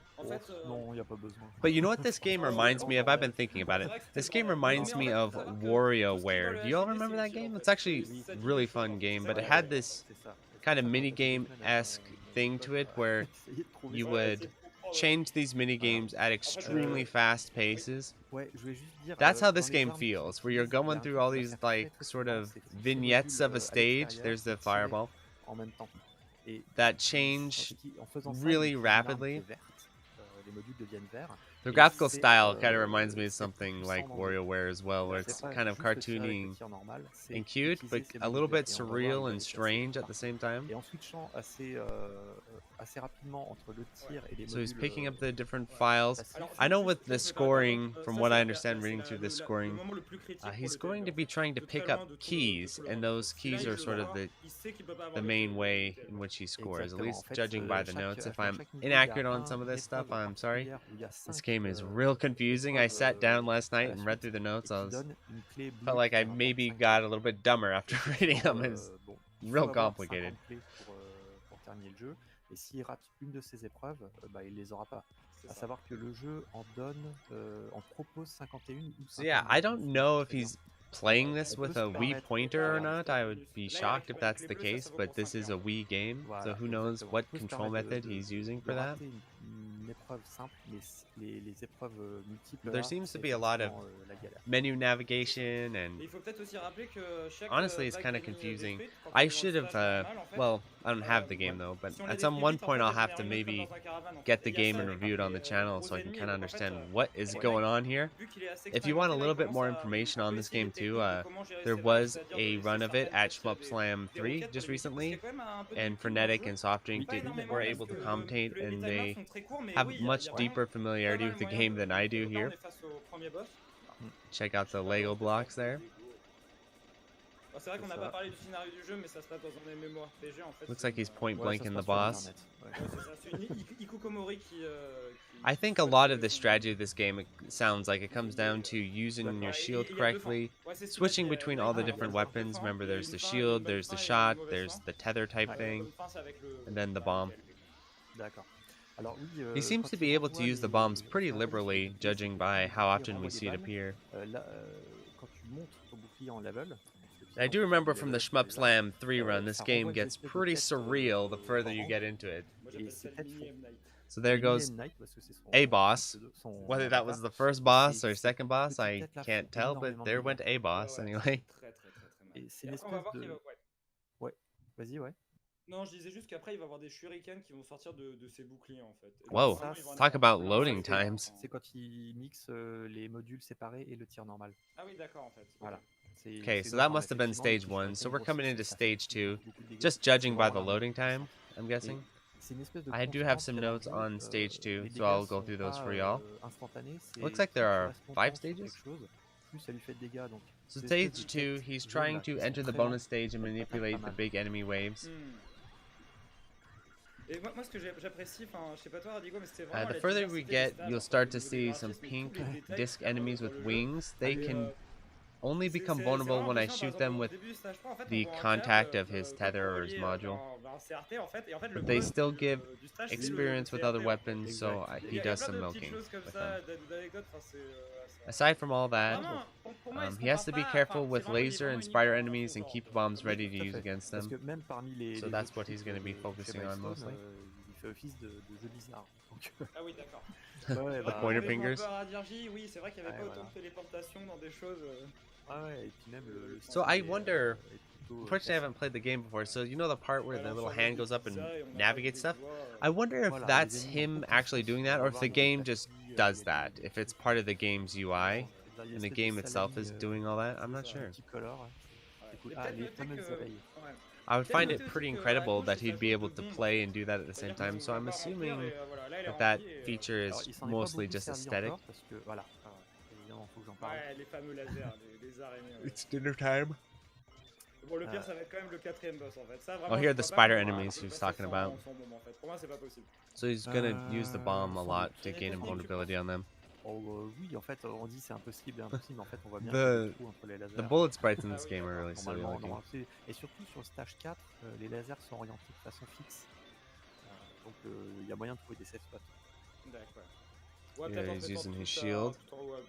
Warp to the next bit of the stage. Ça fait un maillage qui est passable. That's pretty nasty. Ce qu'on a oublié de dire, c'est que comme les armes sont basées sur le niveau qu'elles vont gagner, the options are really cool. More spider enemies. Voilà, au début il n'a pas assez de puissance. There's the counter. I'm not sure what exactly that does. Suffisamment vite. les bonus stages pour avoir les clés vont passer. Bah, comme celui-là, par exemple, le deuxième modusage qui peut pas se permettre de louper. That's interesting. Mais, Like horizontally scrolling, diagonally scrolling. I've always wondered about doing that in a shmup. Have some diagonal scrolling sections. Tout à fait d'accord. Il est très critique et il s'apprend. See how they're just little bits of patterns? That's interesting, isn't it? Et dans les stratégies qui peuvent évoluer, parce que tu dis ces routes changent, il y a. It's hard to tell watching the gameplay, but this section doesn't look too challenging. C'est-à-dire le nombre de fois qu'il va utiliser son bouclier, certaines armes plutôt que d'autres. Ça, c'est des stratégies qui peuvent changer. Ce qui en fait un jeu vraiment. UFO dinner plate. Ah ouais, non, je suis complètement d'accord. Et par exemple, rien que ce boss, c'est une référence au fameux boss de Battle Garriga, Mad Ball. Mais comme dit M. Night, il est pas aussi chiant que Mad Ball. So it looks like the invulnerability lasts even when you're not beneath the flames. Sometimes with those types of bombs, like in Grega, you're actually not invulnerable for very long, but you can get inside the flame to sort of protect yourself. But it looked like just from the earlier pattern that he was able to. Hey, now we know where M. Night gets his avatar. Look, I was wondering where that avatar came from. Now we know. He came from this game. So he must be a big fan. Alors ce boss était assez particulier parce qu'il l'a quasi intégralement fait au bouclier en contre-attaque. Et donc, s'il n'a pas monté son bouclier suffisamment, déjà les boulettes passent à travers. So that's clearing stage 2. Parce qu'il faut un certain temps pour qu'il cancel. Et ensuite, il ne renvoie pas ces fameuses avatars. I'll go over my notes for stage 3. D'autant qu'il joue le score. Donc, en fait, le jeu est exponentiel, c'est-à-dire que les points, c'est une multiplication. So there's going to be some real big enemy spawns, depending on how well he played in the past 2 stages. C'est pas comme dans Radiant Silvergun où il y a toujours B qui est à la traîne. Là, non, on est obligé d'augmenter les 3. He's gonna get his module bonus up to 165. It's at 162 right now, and when that happens, it's gonna be really noticeable. So the module bonus, I think, is again a very important scoring mechanic.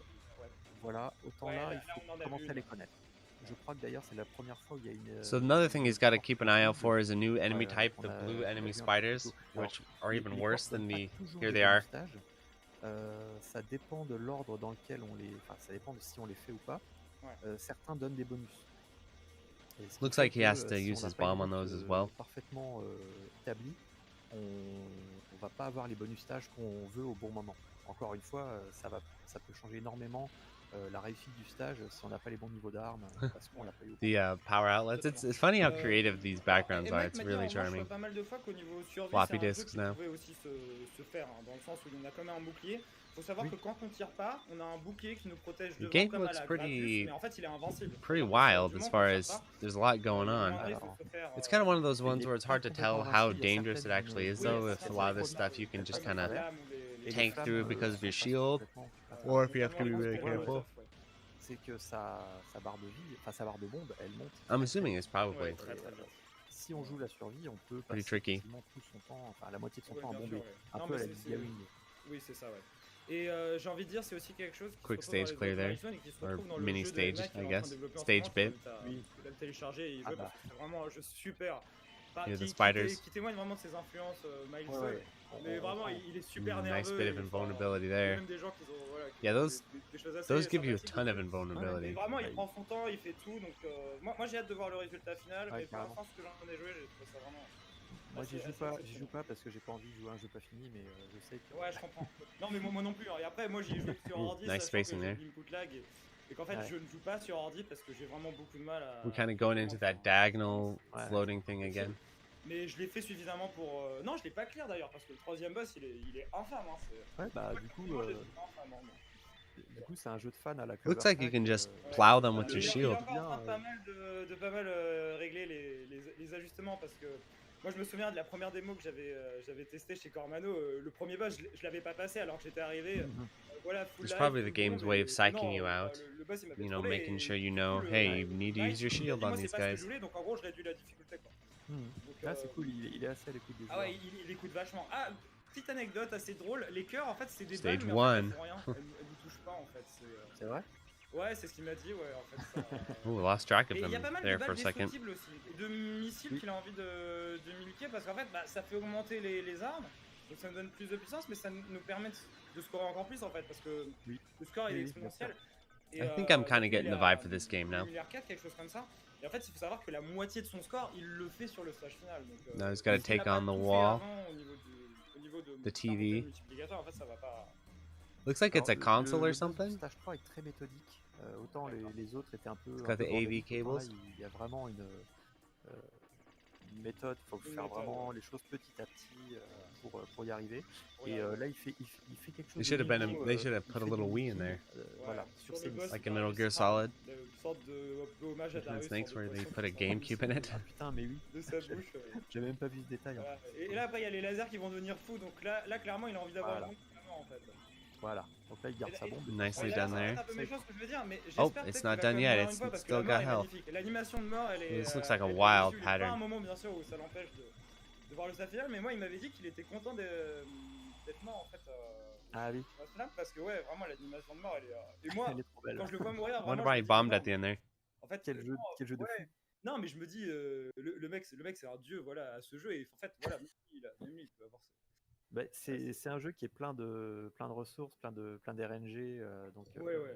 Et ça va normal très vite. Ça va très vite. Ouais. C'est normal. His load time's pretty long. Après avoir passé autant d'heures dessus, ils surprennent. Ouais.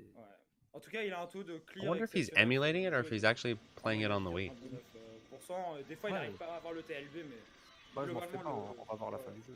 Ah non, on va voir la fin du jeu. Et même moi, je suis assez convaincu qu'on va voir le. Alors, The evil lawyer or the evil businessman. La musique du stage 4.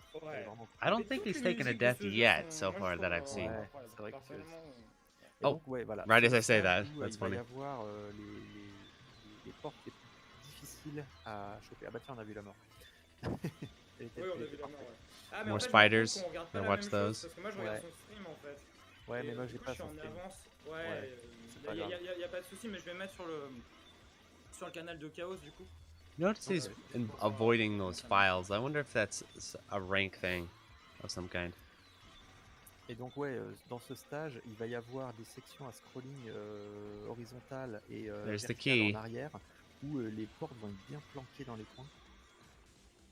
Hey, it's like the bug swatting stage Donc, in des portes Mario cachées Paint. aussi dans le cimetière. En fait, j'entends mon écho, donc je vais rester sur la chaîne de Mike. This looks like a boss fight. Non mais ça marchait bien, t'inquiète. Et moi, j'ai pas, No, never mind. je savais pas exactement. Another Pas de key. souci, et du coup, je vais essayer de pas spoiler. Non mais je connais le jeu. Y a pas de problème.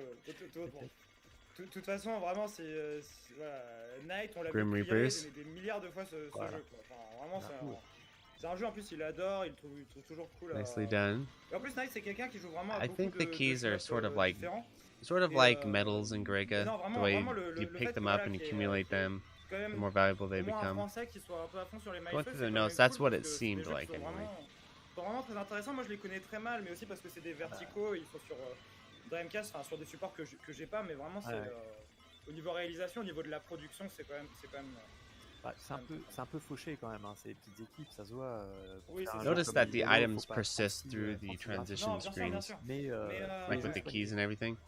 Mais tu vois, même si par exemple la musique des boss est répétée, enfin, il y a quand même énormément de musique très variée. Et, enfin, moi je trouve vraiment Nice le bit of jeu milking très, there. très réussi à ouais, carrément. celui-là. Donc ouais, là on Et en voit. fait, oui. Ouais, je vais Oh, repartir sur actual enemy les ships. fameuses portes à choper là qui sont planquées un peu partout dans ce niveau, qui sont très dures à choper et qui passent parfois dans les coins, notamment dans les transitions. It seems entre like the vertical et further you horizontal. get, the more ils s'amusent à rapid faire the des portes stage transitions dans start des to endroits become. incroyables, impossible. It's an interesting concept, actually. Là on voit des ennemis qui ressemblent un peu à des. Changes the way the level design works because Minimum avec la faux.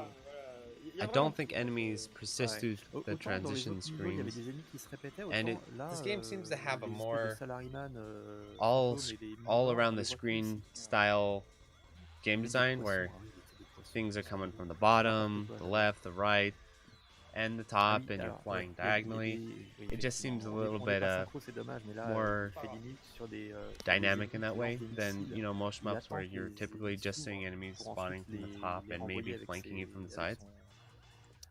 This game, it seems like you really always got to be on the watch. Des optimisations qui se font pas quand on essaye de juste lire le jeu. Ouais. Il fait énormément d'optimisation d'une manière générale, et en fait, il m'a dit qu'il pourrait en faire encore plus, et il y a un run sur More diagonal sections. It seems like every single diagonal section, he gros just problème, kills c'est them qu'en with fait, his les shield. records du monde, ils sont sur un DVD Milestone qui a été, ils ont sorti à 100 exemplaires, et en fait, ils sont pas disponibles. Enfin, il n'y a pas de capture vidéo de ça. C'est un peu... Effectivement, je pense que Knight pourrait vraiment utiliser cette technique. I wonder what the point of these sections is. They seem a little silly. En fait, c'est un peu la danse de M. Night avant le boss, en fait. Alors, d'ailleurs, on parle des autres guys options out there hanging out. Spécial pour la clé bleue de ce niveau, c'était des ennemis de Carus, je crois. Ah, d'accord. Well, that seems really good. C'est ça, un petit clin d'œil. It's like the options from Deathsmiles that we were talking about earlier, where it seems to be canceling bullets and also doing a ton of damage. Le précédent, il va essayer de le speed kill pour avoir toutes ces phases. Parce qu'il a... il faut aussi effectivement bien timer ses bombes pour éviter de se faire prendre par les lasers. Ouais, notamment, il va sortir les lasers comme ça, ouais.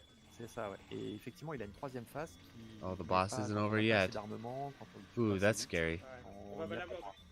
Bah si, il va le défoncer. Là, en fait, il fait un striptease de papier. Oui, c'est quand le boss enlève ses vêtements, en fait. Voilà, ouais. Une espèce de fourreau de Fatal Fury. Ooh, great bomb. He's getting that invulnerability just where it needs to be. Qui va être en fait très différent du reste du jeu, un peu au niveau du scoring, dans le sens où en fait maintenant on a un multiplicateur suffisamment important. En fait, ce qu'on va faire, c'est en profiter un maximum. C'est ça. En fait, ça vaut tellement qu'on a juste envie de, bah voilà, en fait, on a cumulé ça, bah en fait on a envie d'aller à la banque et voilà, c'est ça. Et du coup, ça va devenir un niveau caravane. Region Japan. En fait, pendant les niveaux, on a des ennemis bonus quand on tue les autres suffisamment vite. Et là, les ennemis bonus, ça va être des boss. Ouais, c'est ça. Ça va être les boss d'avant, en fait. Ça va être les boss d'avant. Il va se kill des boss comme un furieux, ça va être assez violent. Donc voilà, niveau 1, boss du niveau 1. C'est juste pas la même couleur, mais these stages are getting more wild and chaotic here now. À péter les parties sur les côtés. Et starting to make me a little dizzy. Offre un niveau spécial qui va offrir les dernières clés qui permettent d'avoir le true boss. Great point blanking. Il est possible de pas les tuer suffisamment. That looked real tough otherwise. Ouais. Pour le dernier boss. C'est donc d'où l'intérêt d'avoir vraiment monté en niveau. Alors, il y a un message qui est apparu à l'écran, je me suis toujours demandé. Those bombs are c'est vrai qu'il y a beaucoup d'informations dans essential. It's always interesting to see how different shmups handle bombing systems, where some of them, the bombs are really only to be used very sparingly, and then it seems like in this game, bombs are an extremely common attack. C'est ça, il a attendu qu'il y ait de 1 pour passer parce qu'il était sur la clé. C'est ça. Et on voit aussi les vies, enfin on voit tout. Et là vous pouvez remarquer en bas à droite, il y a une clé dorée. Donc ça, cette clé vaut pour 50 clés, donc ça veut dire que... Ça veut dire qu'on va avoir le true last boss, à moins qu'il time out le... Bah en fait... Ah oui, voilà, c'est ça. Le faux boss final. Et donc, more enemy spiders. Assez généreux pour... Oh yeah. He said these are among the tougher enemies of the game because of the way they have that real long-lasting area coverage with their lasers. Surtout que vraiment, moi quand je vois Night, j'ai vraiment toujours l'impression que tout se passe bien dans sa tête. Jeu. Ouais, c'est ça. Mais globalement, it looks like the idea is to clear them out on one side of the screen and kind of just forfeit the other side to them while you pick off other enemies. Lui, il est très très consistant. Donc là, il y a pas longtemps, il a eu un run à 8 millions, enfin 8 milliards 300 millions. Il a 8 millions, enfin vraiment, il est très très consistant sur le scoring. When in doubt, bomb. À partir du moment où tu chopes, enfin je pense qu'il a une route. It does seem to give a ton of invulnerability too. Ultra carré. Et à partir du moment où tu as ton multiplicateur de clés, je pense qu'il y a beaucoup moins d'inconnus derrière. C'est ça. C'est ça. Et peut-être petite précision, il joue à... I'm losing track of where he even is. Il joue à la manette GameCube. Notice this section's lasting a lot longer than they typically do in this alors là, game. il joue sur émulation, mais en fait, lui, il a commencé le jeu en fait en jouant sur Wii. Cool background too. Avec la manette GameCube sur la Milestone. They probably thought, well, we put so much work into this cool background, let's have it actually stick around for a bit so people can see it. Un peu malédiction, c'est qu'en fait tous les portages ont des petits défauts en fait. Ah ouais. Et par exemple, il me semble que le défaut Nice. de celui-là, c'est que l'écran il est pas exactement la bonne taille par rapport à la Naomi, tu vois. He's missing an earphone. Je pense qu'il y a quelque chose comme ça. Je pourrais vous le préciser si. Ouais, faudra lui demander. Ouais, vraiment, il y a beaucoup de ports. Alors, ouais, le food. It's kind of like Andros. Tu peux l'expliquer un peu, une sorte de tête qu'on détruit. Reminds me of Andros a little bit. Chose à expliquer. Looks like he found a nice little safe spot on top of his forehead. À la fois offensif et défensif. Coming down and brushing his eyes. Surtout sur la première phase où si on n'utilise pas ces modules correctement, on se fait forcément submerger. Ouais. Mais à part ça, non, de toute façon rien n'a de sens dans ce jeu. Always wonder when they're developing these games if they are aware of those types of safe spots or not. Forcément ultra carré. À savoir qu'il y a aussi les petites flammes qui vont passer au travers. Ça, on peut pas les, Or if that's intended that you go up there like that, or ni avec les modules ni avec. how that works. Donc il y a un petit peu de maîtrise à avoir de ce côté-là. Voilà, deuxième phase du dernier boss, où là il fait énormément de points sur les espèces de grosses coups vertes qui tombent. Là, elles encaissent vraiment beaucoup de dégâts, donc ça fait monter énormément. Enfin, ça fait beaucoup de tick points. Et donc la cinématique que moi je n'ai jamais eue. Boss fight time. Avec ce warning. Ah, ce warning est Oh, this looks fun. Ouais, carrément. Ouais, on sent que c'est vraiment bien fait, quoi. C'est pas... It looks like a cool pattern. Même l'actraction, il est très. I really like the sprite for the flames. Ça a l'air de. Enfin, je dis que ça n'a aucun sens, mais oula, il y avait un petit problème de module. Visually, this game is really cool. I can see why it's a Wii game. It fits the aesthetic of Wii games a lot. C'est pas comme un jeu à la Garaga où vraiment, ok, il y a un système de médailles, mais il va y avoir 300 milliards de trucs à savoir. Là, non, il y a un système, il est carré. I wonder if it's come out on Steam or not. On sait où sont les ennemis, Or on connaît anywhere les else. placements. Alors là, par contre, il a. Let's take a look. Ouais, en fait, je m'anticipe, donc je vais pas vous spoiler, mais. Non, mais vas-y, je pense que ça aura pas de. Bah, en fait, il a juste pris les vagues bleues par mégarde sur la dernière phase du boss final, donc. Mais bon, là, il a sa bombe chargée, donc je me fais pas de soucis pour lui. Ouais, mais ça va, c'est un tir qui est puissant et il a pas besoin d'aller arroser à droite. Ah ouais, il est puissant le. Ouais, je crois qu'il est très puissant. Ouais. Ouais, ça fait beaucoup de dégâts. Ben, encore une fois, c'est une arme qui I was searching Illvelo and all kinds of weird stuff was coming up. Sur les ennemis, donc ouais, ça patate très fort. Et voilà. Oh, you know a game's obscure when it doesn't even have a Wikipedia entry. Ouais, là c'est raclé, oui, là c'est. Mais bravo. On va voir son score. Bon, personnellement, j'ai pas du tout regardé son score pendant la partie. Maybe if I type in Illvelo video game, we'll find it. Parce qu'en fait, il faut vraiment regarder au dernier niveau, parce que c'est vrai que si on regarde enfin voilà, même au 4ème. Ah bah il va rentrer son nom. Il doit être dans les 8 millions, ou enfin 8 milliards, ou au moins 7 milliards. C'est ça.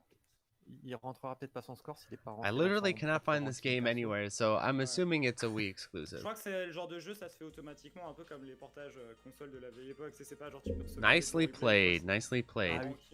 Mais par contre, il est sauvegardé. C'est pas non plus comme certains jeux où il reset le ranking. Oui, c'est pour ça. S'il a pas fait un score au moins, s'il rentre pas dans le top 10. I know M. Night is a huge fan of this game. It's really cool. I wonder if there's. Mais bravo aussi pour les commentaires parce que mine de rien ça. Like I was saying, other versions to get. I wasn't able to find anything. Très sincèrement, avec Night, c'est un jeu on en a pas mal discuté et vraiment il m'a envoyé des guides et tout. Enfin, il m'a donné plus que suffisamment. Took 2 years to develop. It looks like. Personnellement, j'ai pas une connaissance du jeu particulière dans le sens où voilà, j'ai fait quelques crédits. C'est vraiment un jeu où il faut le connaître. Vraiment, c'est pas on regarde. Cool menu. Il faut se faire une idée de ce jeu si on veut vraiment. Ouais, le film est assez bizarre quand même. Un peu comme tout. Alors, combien? Ah bah on saura pas. Je sais pas si M. Night va vouloir nous dire Il a... Alrighty, I'll take a look and see what's up next. Ouais, peut-être pas, mais je pense que c'était très propre. Et aussi, il faut savoir que... Darius is next. I believe this is a Darius speedrun, so this will be interesting as well. Oui, c'est ça. Forcément, il va avoir moins de multi... Et vu que c'est exponentiel, and yours truly will be on the mic for that, so I'll see you there. Ça. Et ça peut être fatal si jamais...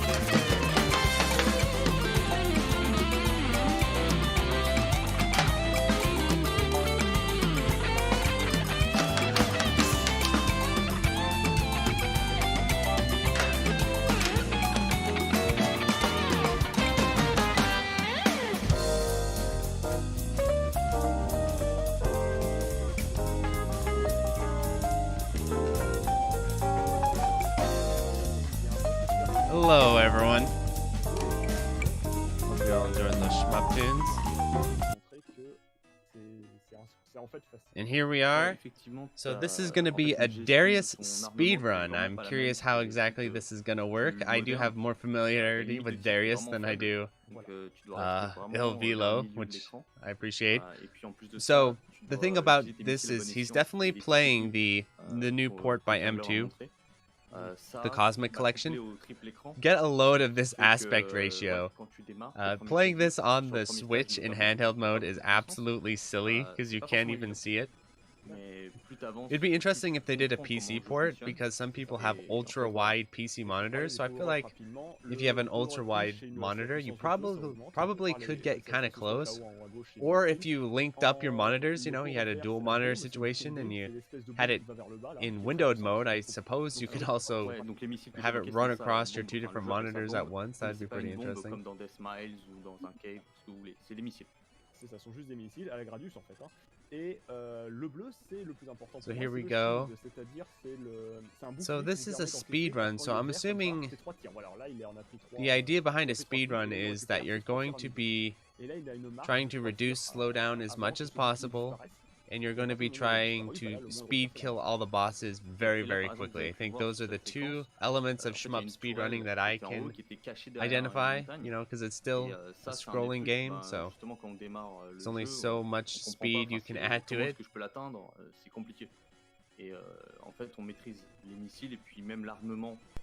Overall, I think the first Darius is pretty fun. I definitely like Darius Gaiden a lot more, but this unique, really cool concept, and I have seen a Darius cabinet in person before, and it is pretty awesome. You see 3 different CRTs shoved together. Okay, so that was some kind of awesome glitch where he skipped the boss, or what happened there? Or is that, or am I overthinking it? Okay, never mind. He's still in Zone A. So I also suppose the zones that you choose greatly affect your speedrun as well, right? Making sure you're routing it to have the fastest zones. Nice position there. Like I said, if he's going to be speedrunning this, it's all about getting this down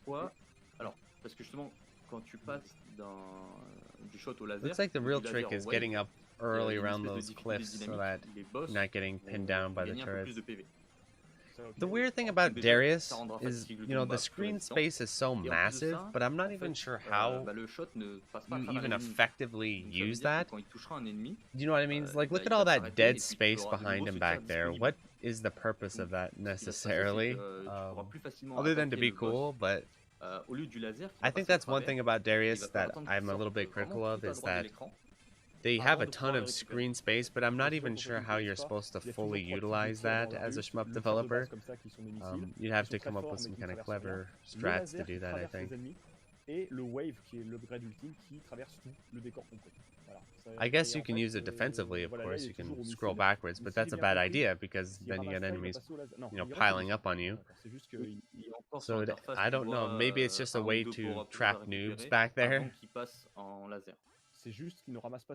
As we go through the run, I'm really going to keep an eye out to see if we ever see an instance where he uses the whole screen for some reason. Like he has to go all the way back there. So far, I don't think we've seen anything like that.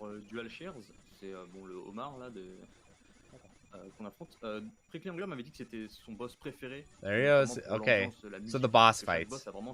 That's where it comes into play, it looks like. Donc la première phase, en fait, il y a une sorte de safe spot. Ouais, c'est ça, hein. Parce que les angles en fait des boulettes. Imagine trying to do this on the original arcade cabinet where the boss is on one screen and your ship's on the other screen. Unless they are lined up 100% perfectly, and maybe they are, I can't remember. It might be a little bit crazy because they might be a little bit off, you know, where the bullet is slightly moves upwards slightly as it changes from screen to screen. Or downward, or however it's aligned. So you gotta get those screens aligned absolutely perfectly. D'ailleurs, vous aurez remarqué, pour ceux qui ne connaissent pas, effectivement, Darius, ce sont des alliés. I think the way they do the branching paths in this game is pretty cool. How it's like in-game rather than being a menu like in Gaiden. You just literally fly one path or the other. Ils ont pris un thème aquarium. D'ailleurs, si vous avez fait attention au design de Space Invaders, en réalité, le thème aquatique était déjà présent, puisque vous aviez des poulpes, des espèces d'autres créatures comme ça marines. Hang in there, French Stream. Finalement, c'est une sorte d'évolution de ce choix de design, quoi, qui est vachement original d'ailleurs. Oh boy. Qui aime les poissons. Et effectivement, ça permettait pas grand chose niveau. What is going on? The stream's freaking out a little bit. À développer ce genre, ce style, tous les Darius en fait. Donc ils avaient une liberté d'avoir le meilleur graphisme. Et ils ont mis la musique qu'ils voulaient par-dessus parce que. D'ailleurs, on sent bien que les boss dans Darius, dans la série en général, c'est vraiment. Okay, here we go. Now we're starting to see more action on the back of the screen there. Stuff spawning behind you. Une sorte de nervosité, de dynamique. You get a nice long warning. Le positionnement assez important. Mais avec quand tu vois le warning, les thèmes des boss, enfin la mise en scène, vraiment ils ont voulu faire honneur à ces poissons mécaniques. C'est ça. Et autant c'est vrai que je suis habitué à Darius Gaiden, qui est un Darius un peu spécial, parce que justement Gaiden ça veut dire c'est spécial en gros en japonais. Mais quand j'ai essayé Darius Burst la première fois, qui est un Darius qui est plus à l'ancienne dans sa manière de jouer, j'ai été surpris, je me suis dit mais les boss ils sont solides comme c'est même pas permis, ils durent des plombs et tout quoi. Et c'est normal en fait, c'est effectivement un jeu qui les boss sont au premier plan en fait. Oui d'ailleurs, le premier épisode là ici il y a des boss qui sont pas Those bullets are so tiny. Mais c'est vrai que par la suite ils vont développer donc les patterns, les phases, enfin. I wonder if this is PS4 or if this is Switch. I'm assuming it's probably PS4. En fait, pareil dans Darius Burst. Le combat il dure 5 minutes et vous finissez en timeout en plus parce que vous n'arrivez pas à le tuer assez vite. Fatty Glutton. What a great name. Tu fais le de Darius Burst que j'ai 5 minutes la baston quoi. 5 minutes à esquiver les trucs, à prier pour pas se faire tuer. That's the whole stream. Heureusement qu'il y a un bouclier. So we've got a 3-layer dip here. We've got the original streamer, then we have the French stream, and then we have me restreaming the French stream. So we got three layers of streams going on here, which is pretty funny. But it looks like the host stream is having a little bit of a problem. Enfin, moi je le vois bien parce que le stream est actif, mais je sais pas si ce sera le cas pour les autres. Il y a vraiment un tir continu sur le boss. Voilà. Et en fait, comme l'attaque principale du fatigue glouton, c'est de vous envoyer des piranhas explosifs dans la tronche, voilà, vous pouvez tuer au plus vite. C'est super important d'avoir ce shot et de tirer, enfin d'avoir ce tir continu en laser. Ça serait notre histoire. D'accord. Oh man, we're having some Les raisons bit pour lesquelles rate Darius est problems, souvent prenable boys. pour un peu tout le monde, c'est parce que justement, il y a tellement de routes que vous pouvez toujours vous trouver une route qui est meilleure que plus facile qu'une autre en fait. Il y a toujours moyen. Yeah, this is Ouais, Jamers d'ailleurs, mentioned in the on chat montre that une route it's a qui est 3-monitor game. Yes, simple, I actually. enfin, une qui est Well, abordable, sur laquelle il y a une bonne there's some kind of régularité. weird Et donc, weirdness j'imagine going que on where I think there was a mirror involved. spectateurs là, Like, pourraient aussi s'en inspirer justement. yeah, 3 monitors Si and jamais then ils mirrors souhaitent were somehow découvrir le involved in there as well. It's a really interesting cabinet. It's pretty weird to play. I actually played one. I'll have to go back and play it again. Of course, the problem is, you know, it was in Idaho, so the control panel was broken, as all, like 80% of cabinets in Idaho seem to have broken control panels. So I really couldn't play the game all that well because the stick was like chunking as I was trying to move. And there's no auto fire. I can't remember if this game has built-in auto fire naturally though, like Darius Gaiden sort of. I can't remember. Et en fait, l'objectif c'est de rester un peu, voilà, pas trop à gauche de l'écran. This stage is pushing it. You notice this stage is pushing him backward a lot more than the earlier ones. Sont assez grosses. Celles-ci, lorsque vous les détruisez, elles se split. Voilà. Et on peut penser avoir. You know what's funny is this weapon shoots in all 4 directions. I remember when I first played the game, I was like, why? You know, why does it do that? Is that really that, you know, helpful? When I was playing a different Darius game, I think it was like Darius Twin on the SNES or something. And so it's in that game, having the 4-way come out is a little bit silly because there's not going to be enemies spawning behind you because that's in 4:3 aspect ratio, really. But in this game, it makes sense, right? Because you have so much screen and you have all these things around you, and you're usually in the middle of the screen, not near the back. So it makes more sense why there's 4 coming out in this game. Et que tu étais déjà en bouclier max. D'accord.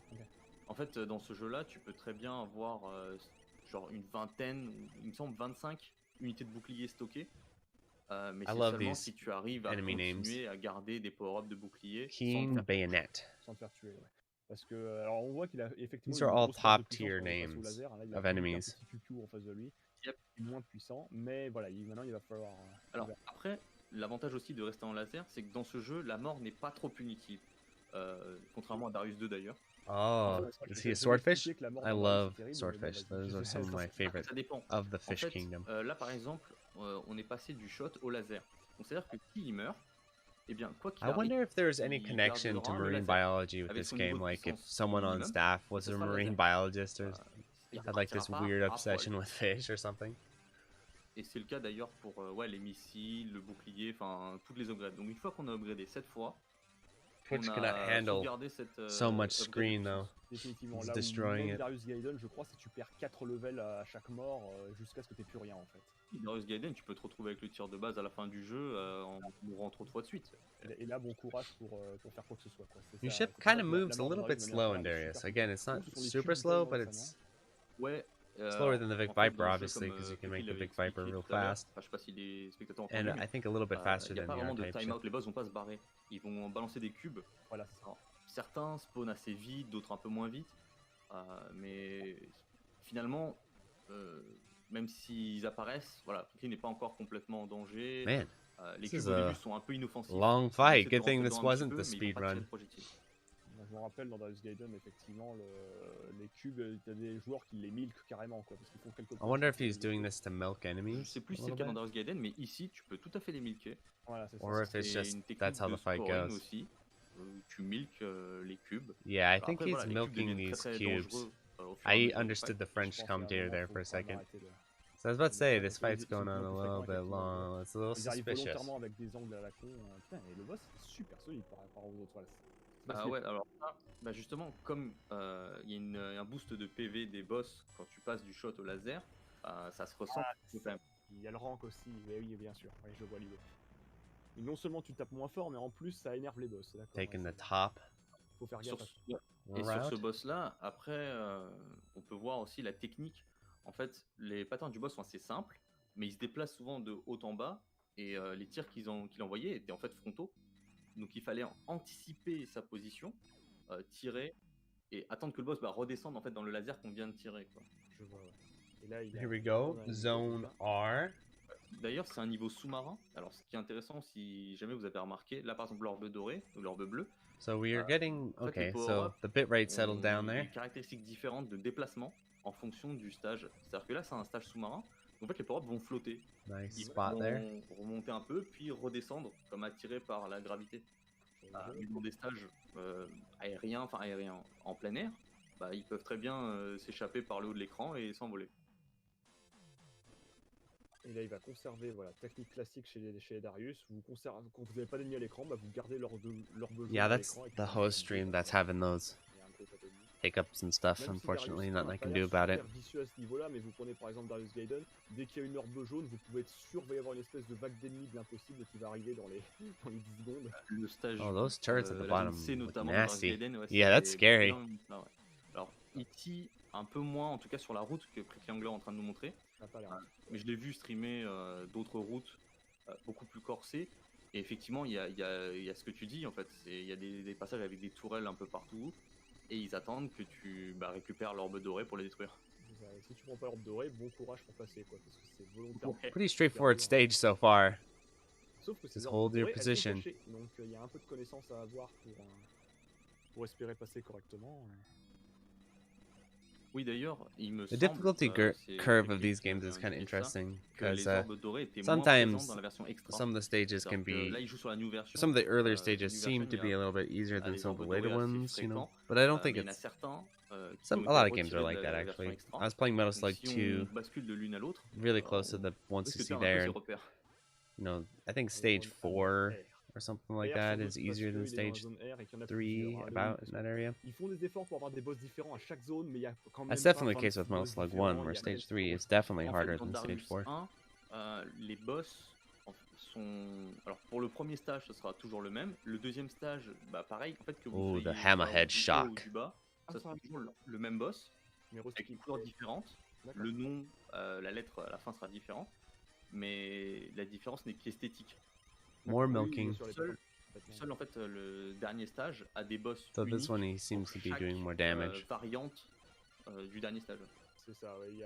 Vous voyez qu'il y a eu 7 stages finaux possibles, donc il y a 7 boss finaux. Et ça c'est le cas dans tous les Darius. C'est ça qui est assez fort. I wonder how recovery in this game is. He still has his shield though, so he should be fine. Il y en a 2 qui se répètent. Ah, il y en a 2 qui se répètent. Ouais, en fait t'as Great Thing et t'as le Strong Shell, donc la tortue. Ah oui, very clutch gameplay so far, not a hiccup in sight. Z' et V' comme Darius Gaiden, c'est Z et V, donc ça veut dire qu'il y a deux zones qui rebouclent à 2 endroits différents. D'accord. Et en fait, dans les portages console, il me semble que tu en as certains où tu as des designs de boss un peu nouveaux, exclusifs, qui ont été intégrés dedans parce qu'ils n'avaient pas forcément le temps, le budget de les mettre dans la version arcade. Oui, donc c'était quand même un projet très ambitieux. Oui, X-Zone. So I wonder if this is the last stage or if there's a Z after it, I forget. Vous pouvez pas se permettre un budget de Ice stage. Alors, juste quelque chose là que vous avez peut-être vu, il a tiré dans le décor, il a récupéré une petite capsule. C'est un bonus de vie de one-up. It's funny how the stage design of these games are, where there's always like those mountains that the enemies are trying to like slip behind and stuff. It's kind of unique. I don't see a lot of shmups who have that sort of thing. Donc il a obtenu normalement au second. Gradius has something like that, but it's not quite the same. Les Darius n'ont pas très grosse valeur car bon, moins dans Darius 1, mais dans la plupart des Darius, bon, il a moins de revenus perdus et bon, vous pouvez reset parce que la perte de puissance va faire que c'est très dur de continuer. Ouais. Alors effectivement dans ce jeu-là, c'est un peu moins le cas puisqu'on peut so those turrets, I think it's important. It looks like you need to time carefully. Après, si vous jouez pour le score, when you take them out. C'est une autre histoire parce que alors en new et old version, things are ramping up now. Enemy counts getting higher. Pour les vies restantes. Donc c'est aussi une façon d'empêcher le milking parce que dans le jeu il y a des checkpoints. Donc le milking sur les boss, en fait si vous mourrez sur le boss, vous revenez au boss, mais le boss va regagner toutes ses parties destructibles et tout le reste. Et là on voit qu'il est passé au wave, un dernier upgrade de tir principal, qui est quand même bien plus pratique que laser parce qu'il y a une meilleure hitbox quand même. Screen clear. Et surtout ça There traverse you go. le mur. Ouais, et ça c'est très pratique.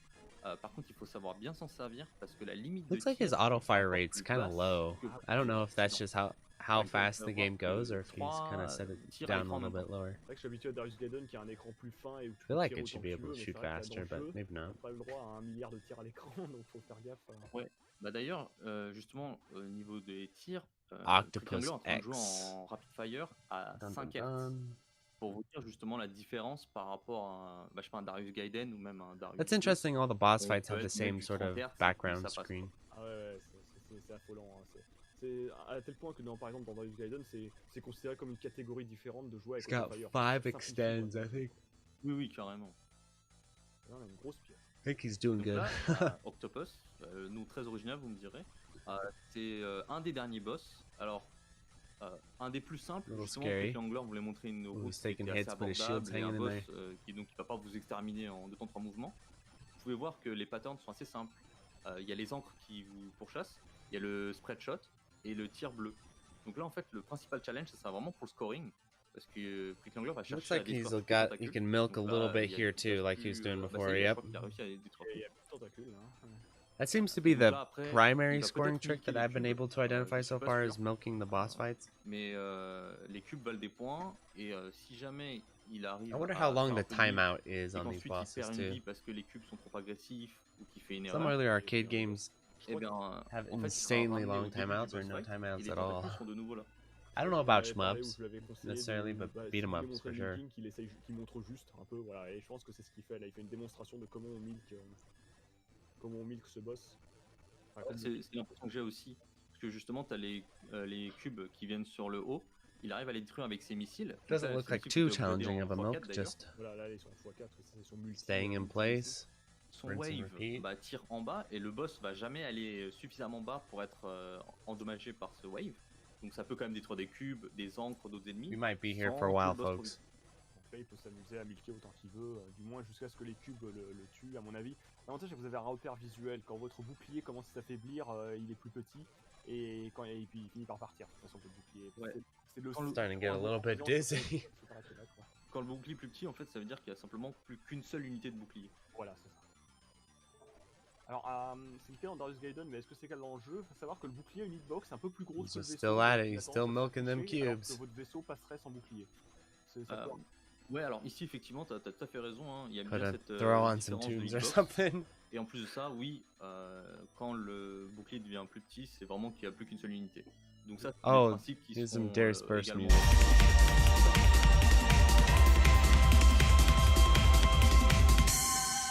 Au moins, le système change pas du tout au tout d'un jeu à l'autre.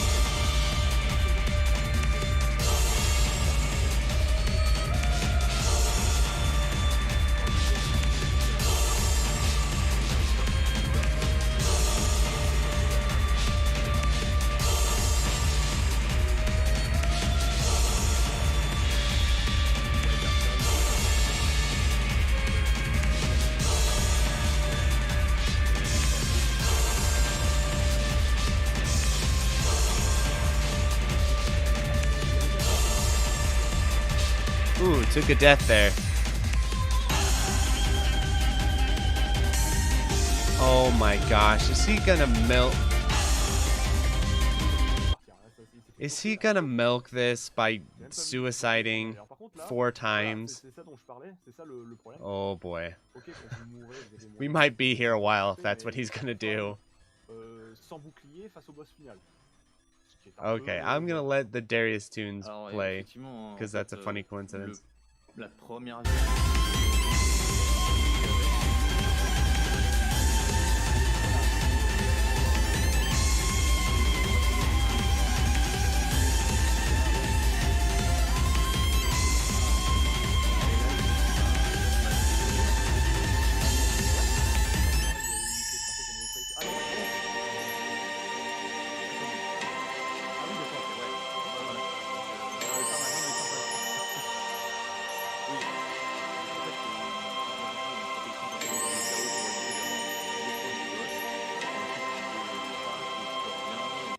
Theoretically, I guess what he could do, I don't know if you get an end game bonus for your lives. Let's keep an eye out. So he's got 43 here. If he does, that makes sense. But if he doesn't, he could have suicided, you know, whatever, 3 or 4 times and redone the milk a bunch. Maybe that would have been obnoxious, but at the same time, it would have pushed his score up if that would have worked. Weigh in the chat if that would actually work or not. And in the meantime, let's listen to some Darius music.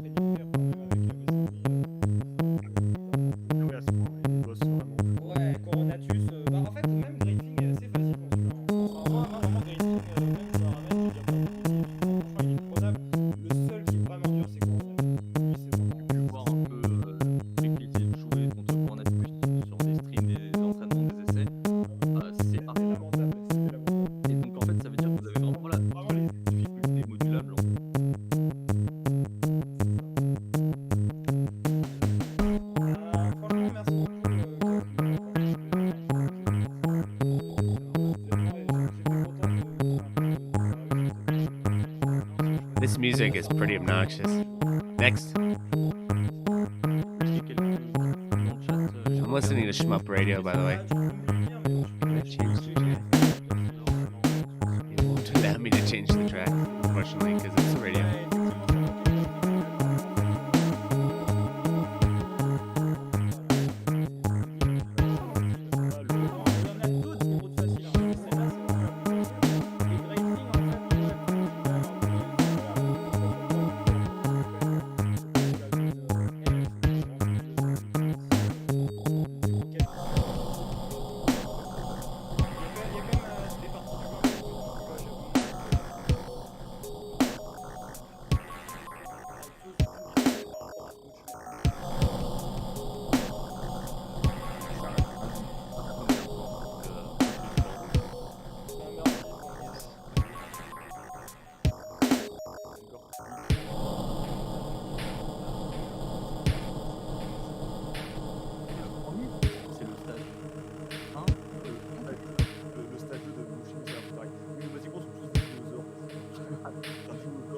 Aha!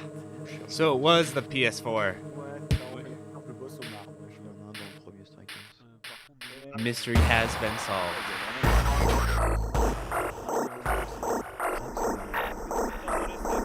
What the F is this music?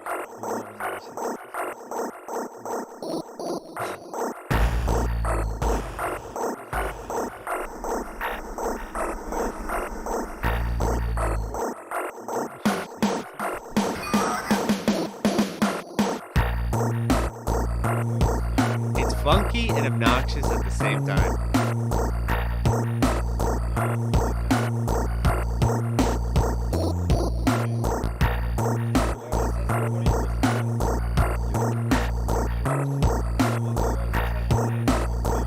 So for those who are wondering, I think they're transitioning between runs here.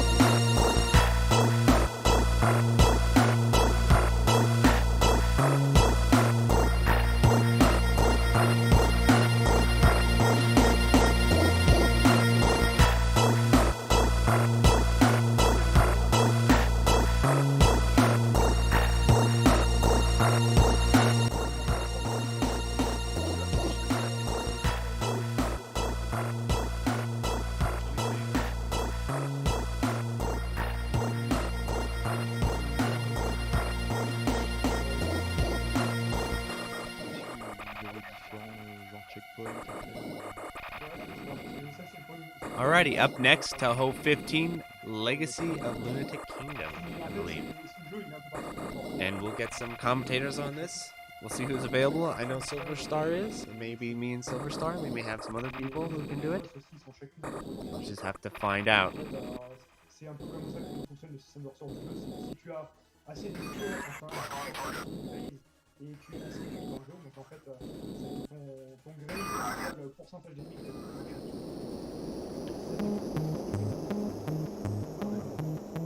Ouais, donc il peut vite stacker. Fail, mais très gros potentiel de recover. D'accord, oui. Il faut vraiment garder son sang-froid, bien disperser.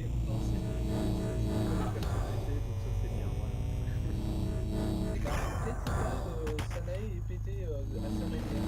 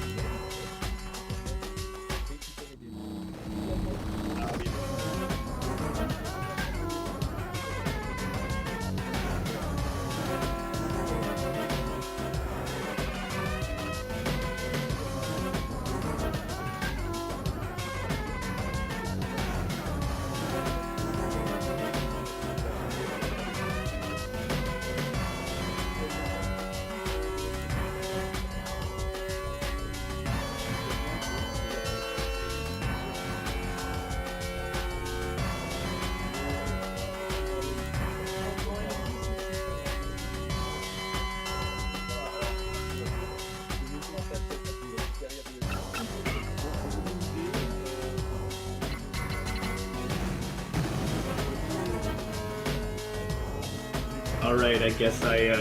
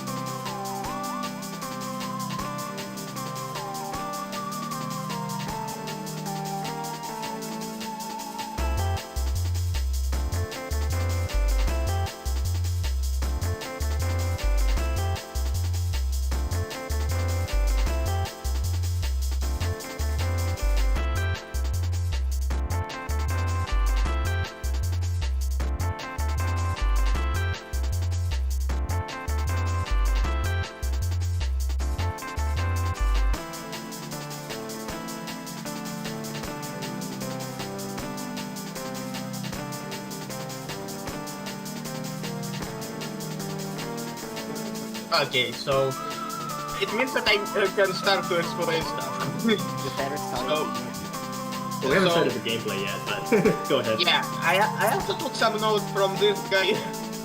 But yeah, first of all that I need to mention is you're basically getting extents here by grazing stuff. And at the end of each chapter, depending on how much you graze and how much enemies you shoot down, you will get some score bonus, PIV bonus, and if it's enough, you're gonna get a life piece. So basically, for life piece, you need to if you shoot down all the enemies on chapter, you need 200 grace to get it. But you won't always be able to shoot everything down. Yeah, I mean, it depends. On LNB, you get around roughly 15 lives for, like, if you do no bomb. Yeah, wow, like, that's a lot. 15, Yep, that's a lot. 20. I mean, the game is hard, so Zuna has to, balance it somehow. Yeah, well, I mean, I know that Low K is balanced to be harder than most of the other Touhou games because it has point device mode, right? Not really. I mean, I think point device was probably Zune realizing the game was hard, and he was like, "Wait, oh, yeah." Fuck. for me, reset. Yep. Yeah, I don't know how French event rules are about all the resets and stuff. So that's a reasonable reset, I would say. Honestly, yeah. Though the thing is, Loki stage 1 is a place. I mean, I already said Loki you can get 15 lives. In there, well, stage 1 misses are unlike a lot of maps, Loki gets hard from the very beginning. Though I am kind of surprised at the shot type he chose, which is Senai, because like usually for no bomb stuff, people usually pick Reimu because she has the smallest hitbox of all the playable characters, and also she has homing shots. Senai has pretty good time on stage 5. Yeah, but like Reimu destroys Reimu has an even better time. On stage 5, you won't see it because he's playing as And Senai. He was playing Reimu. Stage 4 almost free. Like as Reimu on stage 5, you can literally stand still for entire chapters, and you won't see a single bullet in this game. You almost can do the same with Senai. Nope, we're getting a bit of lag here. Alright, so here we have so it's not on my end. So the thing is, for LNB, you will probably get like 15 or from 15 to 20 extents. 15 is more reasonable. 15 is way more reasonable. Oh, you can graze above those fairies. That's very cool. Oh, yep. Like in theory, we have your grace box. It's actually pretty big. Each character in the game has a grace box, and each character has a different size, I think. Yeah, and I know Reimu has is big, right? Yeah, Sana is pretty big. Not each character. It's just Reimu. Reimu versus the word. Oh, yeah. Sad. Reimu has, I mean, that's a trade-off for small hitbox. And on top of that, when you graze the bullet, it becomes a bit purple, and you have like a second grace box. So if you keep that bullet in your second grace box for a certain amount of time, you're getting additional 5 grace. Yeah, those little items. Yeah, in low K you have a mechanic which is called slow grazing. Pretty much when you graze the bullet, you get 1 grace point, that makes sense. But if you graze the bullet for long enough, it's actually going to start shaking a little bit, it's going to make a tiny noise, and it's going to become slightly orange, and you're going to get more grace out of this same bullet. That's how it's called. Which is why sometimes you're going to see the player following the bullets around, even though he already grazed it. 5 is a lot, though, I would say. Basically, it's 6 grace per bullet, because you're getting 1 grace initially and 5 grace in form of item. Yeah, though he doesn't spin.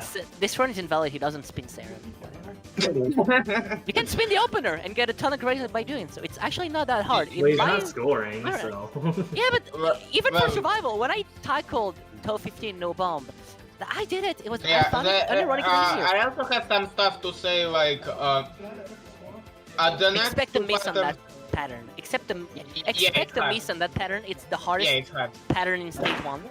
Yeah, it is. It is actually hard. It's unironically hard. On next pattern, Master just means you've captured the spell card 100 times. Yeah. Yeah, on this one and the next pattern you have like a safe spot, but from what I know, guy just doesn't likes using safe spots. Oh, it's one of those guys, huh? Yeah. So this safe spot is he's going for it. Personally, welcome to TOUHOU players, I guess. that this safe spot is pretty cool because you can misdirect stuff upwards. I mean, yeah, say run. Besides me and Leg, third person is Gastari. Wait, what? I'm reading English chat.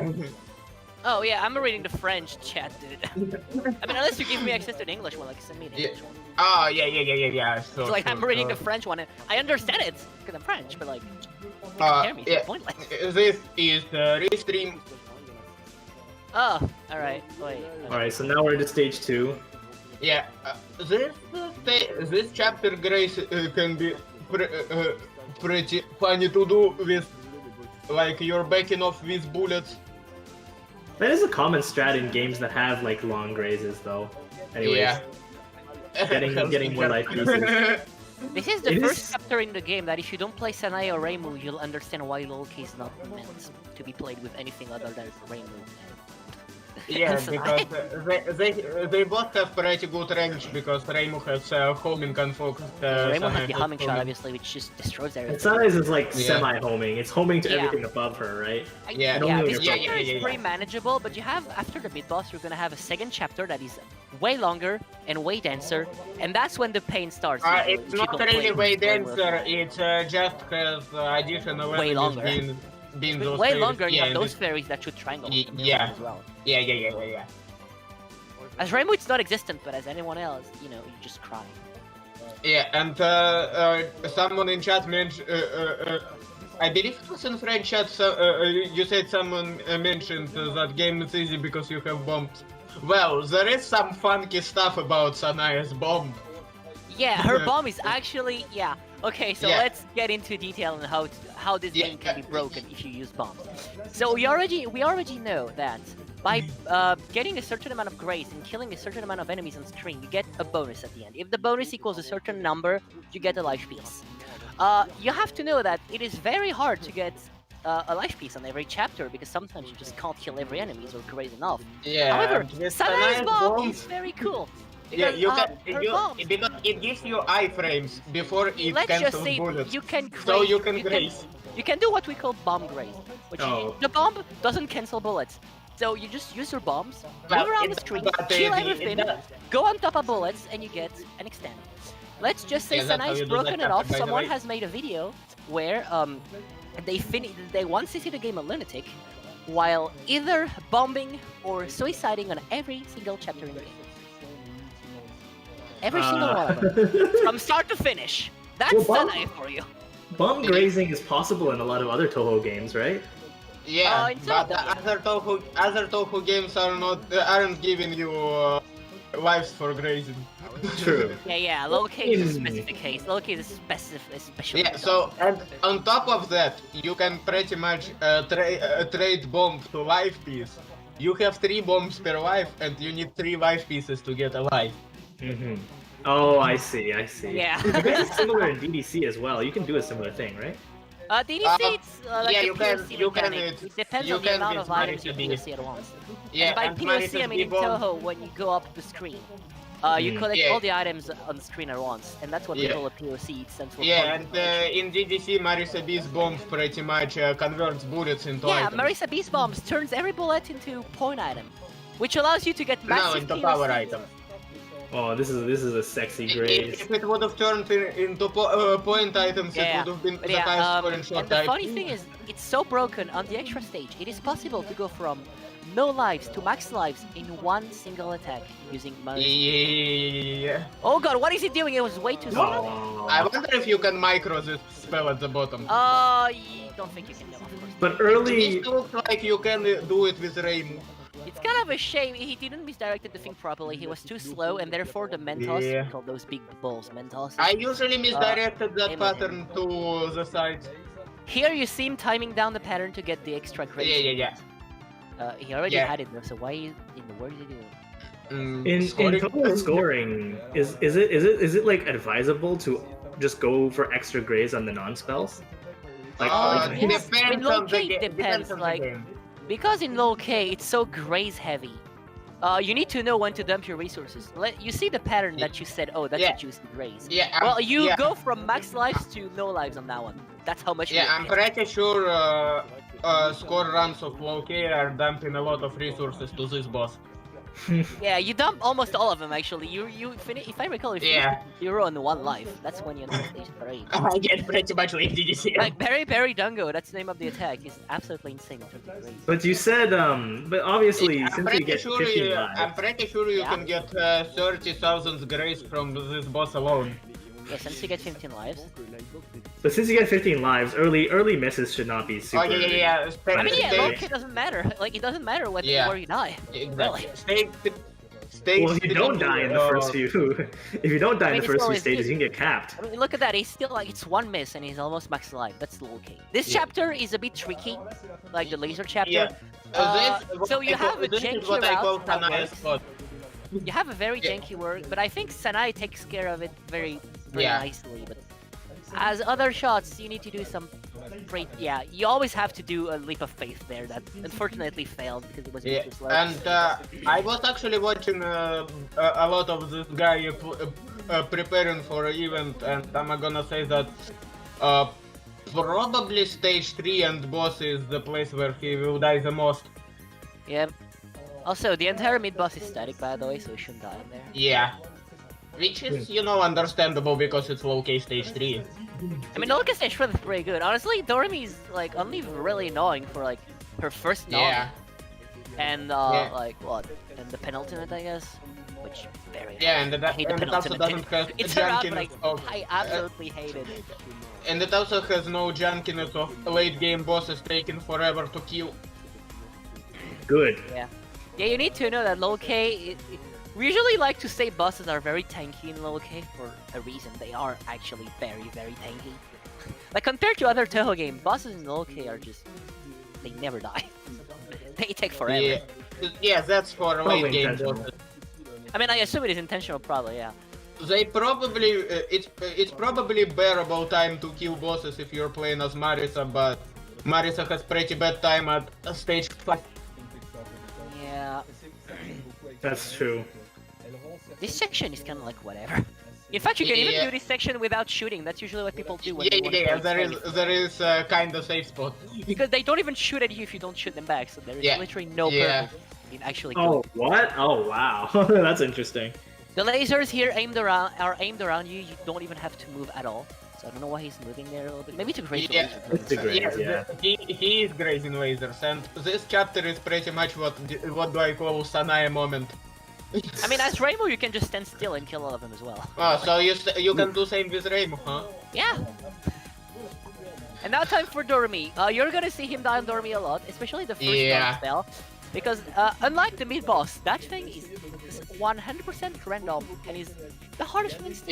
Bot movement RNG can be pretty nasty on her non-spells. Yeah, but the main reason why the first non is hard is just, I mean, you'll see, it's just pure RNG mess. Good luck. The good thing is he has a lot of lives. Yeah, I mean, it's fine. The first wave is usually alright, but it gets very nasty from second wave onwards. Gosh, this just looks like pain. Oh, the corner dodge, the corner strat, let's go. Nice. He capped it. Nice. And now watch as he dies on this, that would be very sad. It's pattern static? I mean, it aimed, like, it spawns around it spawns, the spawn location, but the pattern is static, like, other than that. Second non is not very hard because it's just random rotation of Mentoses, which means you have a set pattern of Mentos you can fire, and you can just know how to dodge every pattern of Mentos. The only random element here are the small white balls. They are random, and usually that's what kills you if they're in a bad spot. What? Nice. That was nice. This? I don't even need to come. That thing is just, why is it there? Just a filler. Content filler SMH. This is a noob killer. If you don't know how to dodge this, it's hard. I mean, yeah, like when you go for your first point of ice, it's loading screen of next pattern. Yeah, pretty much. This is usually personally my favorite non-spell in the fight. It's like faster than the other one, but it's still pretty manageable. It's faster than other ones, but it's way less annoying.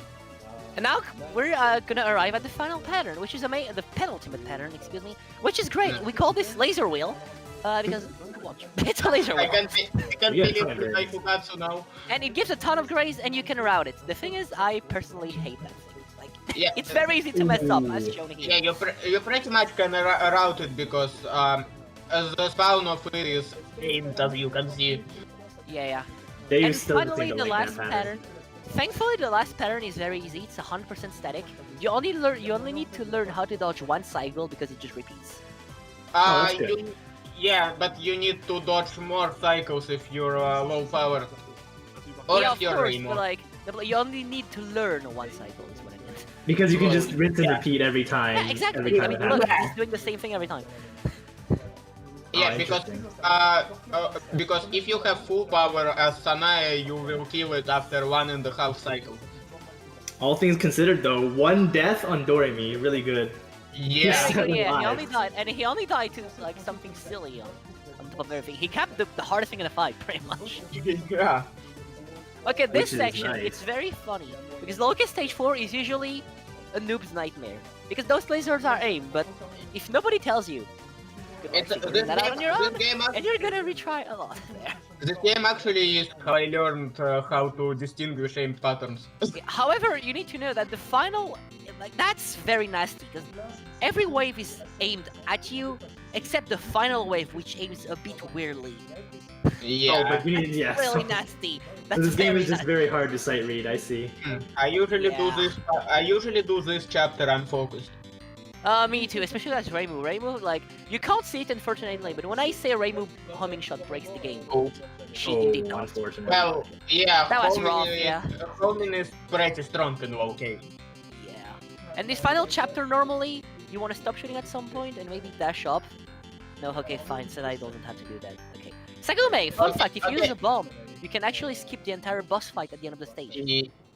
Wait, what? One bomb, There is one some bomb glitch. kills the boss before she even spawns and it just ends. No fight. Wait, seriously? You can skip a stage boss? Yeah! You By didn't know bombing at about the that? right time, the boss just Wait. explodes and you die. And then, like, you just go next stage. Huh? Did Zune know about that? I mean, look, it's Zune we're talking about, probably not. Yeah. Or if he didn't give a shit. That's Zune, you know? I mean, he Well, I also, mean, he yeah, also didn't bother to fix bulk counter stop. I mean, let's just say that I tend to say Zune makes the game, like, does everything on his own in his game except playtesting. That's the only thing he doesn't Yeah. True, actually. Anyways, this stage just seems like hard to read, but not too hard to dodge. Yeah, a lot of, I mean, a it's lot of the just stages a in low key dodging. aren't too bad. Yeah. Like The this stages section is in also low- a nightmare until you know how to do it. It's just aimed and weird streaming. You just need to kill the Yeah. Yingyang's orb with like the right time and just. It's pretty easy with Sanaya. Yeah, Sanae doesn't seem too I bad. actually Even same Rainbow for killed Rainbow. They seem Marisight's very a bit more comfortable. annoying. Marisight's a bit more annoying because like if you skip a Yin Yang because you're moving too fast, well, you won't have any homing shot to kill it. So. Yeah, if you Oh, skip he Yin died. Yang, Unfortunate. if you skip Yin Yang, I think nice wins by the way. I think if you skip Yin Yang with Marisa, it's better to spin it. So yeah, that's the boss you can skip. I mean, honestly, even not skipping the boss, it's not very hard. So it's like whatever. You can get more life pieces too, you know? Yeah, true. I mean, stage 5 Yeah. is this though. I mean, the good thing was at the beginning of this stage, he came in with a lot of lives anyway, so he didn't even really need to. And also I'm gonna say that Sanae's unfocused shot decimates this boss. Oh, because it's AoE? Okay, yeah. Please Yeah, do the like strat. the main gimmick of Please do the Sagume strat. that she spawns like those Yin Yangs, which are stage enemy, and because She did the Sanae strat. has AoE damage, she just destroys them. Oh, and they are like familiars, they also do damage Yep. to her? Oh. Yeah, if you No, you just destroy- kill them and they stop shooting, so like she shoots. And also if you Oh, destroy Yin Yang, you deal a bit of damage to Sagume. He That died. makes That's sense. like the trickiest non in the fight, I mean, personally. I kinda like her nons, not gonna lie. This? Oh yeah. Very- This Yeah. this has some pretty funky strats. Yeah, with like- Sanae. Like yeah, this. like just ignoring the spell and just killing it. That's Oh, pretty no, cool. double Oh, kill! no. He's being too greedy. He's kind Because of The- on the that Yin spell, Yang rammed him. On that spell, if you use Sanae's unfocused, the spell pretty much almost cannot kill you. And time for the favorite spell in the fight. Do you like safe spots? Yeah, me too. Is he gonna do it? Oh, okay. Fun fact, doing this spell legit as Sanai is the hardest thing I've ever done in my life. Yeah. Don't do it. Well, okay, then don't do it legit. Exactly, don't do it. He didn't graze on it enough, but yeah, he missed the bonus there. Should have waited. Usually when I played that spell, I grazed above, then moved down to kill Sagume. Yeah, that's usually what people do as well. You can like to graze when you want to kill the enemies, so they spawn their bullets like close to you. But of course you're in the safe spot, so you're fine. But if you're above her, you won't damage her, which will give you all the time in the world to carefully get enough graze. Yeah, it's actually a strat that I've seen in some score runs. And now onto stage 5, the stage that's everyone's nightmare except Reimu and Sanai. Yeah. Because with those two you can kill everything with homing. Because except for some exceptions, most of enemies don't have that much HP on that stage. Yeah. So I take it that doing Marisa LNB is very difficult. It's way harder than Reimu for sure. Yeah. I mean, just watch stage 5 and you will quickly understand why having a tiny forward focus shot is not gonna work out too well. Yeah. Because on stage 5 of this game, you actually need to do a lot of screen control. Yeah. But that's a lot easier when you have a homing shot. I mean, of course. You can just stand still, you know. Yeah, and in low K, homings are also dealing pretty decent damage. True. Oh, laser grazing. Feels yeah, good, that's man. a very satisfying chapter to pull off. It's a bit Feel tricky healthy. sometimes to get the graze though, because you can just do this. Ooh, Yeah. Didn't despawn But quickly yeah, enough.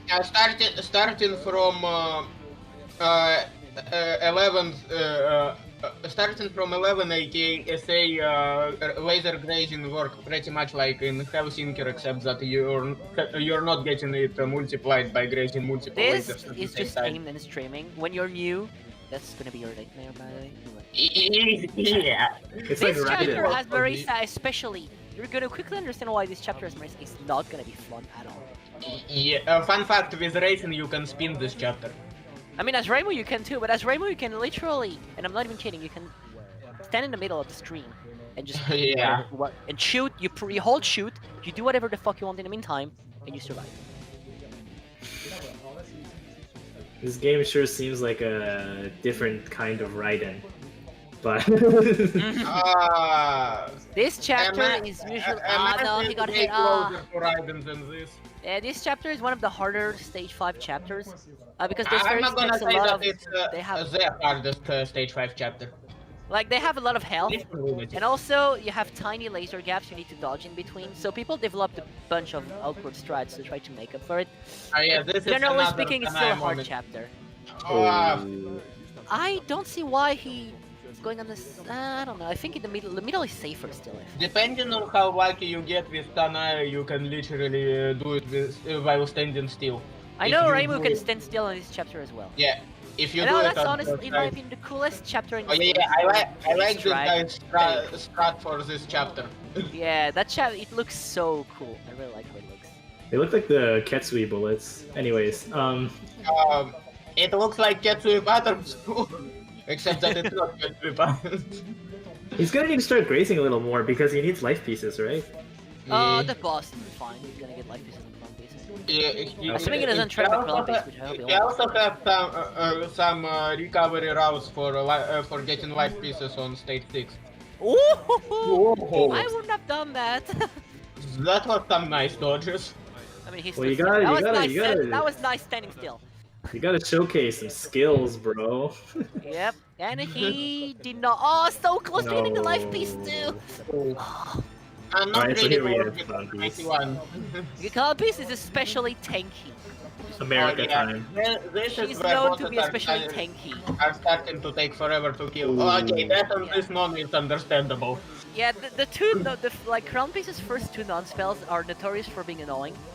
The first one is very dense and pretty fast. The second one is less dense, but even faster. Yeah, second one is doesn't look that bad for me, but Trust me, third when you've one done is- infinite timer, your eyes hurt after a while. Oh, it's one of these patterns where the object blocks the. Yeah. Oh, is it a timeout pattern? It is a timeout, yeah. Timeout. I mean, Oh, technically wow. shooting at the moon Pretty much gives you score, but yeah. You pretty much cannot. Yeah, but is it even relevant? Not when you're doing an LNB for no score, obviously. I'm pretty sure if you're scoring, it's better to just use bomb and graze the thing. I mean, yeah, probably. Okay, time for the second one. You'll see it's even faster. Yeah. Oh, ouch. It's even harder to keep track of for a long period of time, especially because TOUHOU has Yeah, but RNG, unlike on and the unlike boss on- can move up and down. And the issue when Calumpis moves down is even less time to react. Yeah, and it becomes He's more dodging it dense pretty in well, this I gotta case. say. That's a very annoying pattern. This is good dodging. Unlike first one, the second one at least it Okay, now gives you this space to dodge. It's very annoying for okay, a lot of isn't- reasons. Let me is he explain gonna why time this it out? reason. You have different approach. You can either time it out or go for his kill. Yeah, lasered. The lasers on the side, you'd think they're random or it's very hard to predict, but turns out it's not. You see the white spot, the purple spot in the middle of the screen right now. That's your visual cue. If you stand at this height, the laser that spawns will never ever kill you. That's a really good Oh, spot. hey, that's actually really nice. Yeah, they're static. Huh. Yeah. However, the thing you need to keep in mind, in TOUHOU, when you hit a boss, they turn kind of white. You can see it right now. And the Yeah. stars are glowy. And they're invisible when something is white. Therefore, when you hit the boss, you can't see the stars. And because you need, the pattern forces you to go very close to the boss. It's very annoying, and it actually becomes a strategy sometimes to maybe stop shooting, just so we can see a little bit. Okay. Yeah, I remember with This pattern is quite interesting because it basically slows down bullets when you graze them. Oh, this is Hellsinker. Yeah, that's a very cool pattern, Great Inferno. It's usually very daunting at first, but it's not too bad if you know what you're doing. Which you kind of fucked up there, that's Yeah, and unfortunate. with Marisa you can pretty much do it no dodge. Yeah, you can just slowly move down, but like... Also, Because now you the fight have is over, another- by the way, like, Calumpis is PC, you pass Yeah. the, like... Past the Yeah, second spell, exactly. Calumpis becomes irrelevant, so we can talk about something else. So yeah, like, Great Inferno, Wait, usually is this the whole strat- pattern? Yes. Calumpis is just done. Like, if you capture, like the second spell, you're done. The boss is over. So like, Great Inferno is very cool because normally the strat, if you're not doing the speed kill moving down strat, is you actually want to move a tiny bit up every time. Like you want to dash close to the bullets. Yeah, so you have. So they're gonna slow down, but you don't want to stay there for too long because if you do, the bullets are gonna curve around you because they're slowing down around you. So you want to dash up, slow them down, dash down, so you create a clear gap on the side, and that's the gap you go in between. And then you go above the bullets you just went past, and you repeat. And as a result, you're slowly gonna get a bit of height every time. And once you pretty much reach the limit, you can start just moving down and ending and just kill the thing without dodging the spell anymore. Probably didn't get enough. Is it gonna get enough grace here to get the? Oh, yep. Yeah. Nice. All right. Yeah, Good. yeah. Time I'm for gonna stage say 6. that- If you thought that was funny, wait for stage 6 and it's 10 million save spots. I'm also gonna say that if you like, if you have chapter without enemies or timeout boss pattern, it's pretty much counts as you killed all the enemies by default. Yeah, this- I noticed that. This is one of the recovery routes I mentioned. Yeah. Also, stage 6, it has a lot of save spots. Like Yeah. right now, he could have stood at the top and avoid every enemy. Right now, he can go at the But he top and needed avoid life every pieces, enemy as right? well. He's not doing Yeah. it because he wants the life pieces, but generally, if he had enough life pieces, what he would do normally is just stay at the top and wait. Yeah, And normally you just stay at the top most of the stage. But You can grazing see the doesn't top look is that hard in- anyway, so. Yeah, but like, you know. We have, in the entirety of stage 6 before the boss, you have one tricky chapter which we call Rain for obvious reasons. And it's And usually here where people goes- die, so I hope he's gonna do it well, and I hope he's gonna capture Is it. this it? Yeah. No, Yeah, don't worry, it's gonna get funny. Yeah. Like, Is 8 this it? stars, yeah. Yeah, it sure those looks like stars rain. are pretty much. Those stars are pretty much. I mean, we call it, some people call it MIDI piano tutorial, because it kind of looks like it. I kind of like the name MIDI for it, honestly, it's pretty funny. Oh yeah, and actually, and it's kind of funny because TOUHOU is like by far the most popular source to make black midis from. I kind of want to try to play this out. Oh, hey, yeah, one miss. Nice. Yeah, if you stream slow enough, you don't need to restream. didn't knew you can do it with Sanai, so I thought you can only do it with Raimo. Okay, so he's gonna get one more extend after Junko's first non-spell. Oh, if you So don't he's kill gonna be these, at- they won't shoot at you. Cool. Yeah, actually, yeah. Stage 6 is irrelevant. Except one chapter and the boss, it's irrelevant. Okay, now the second instance of low-K bosses being tanky.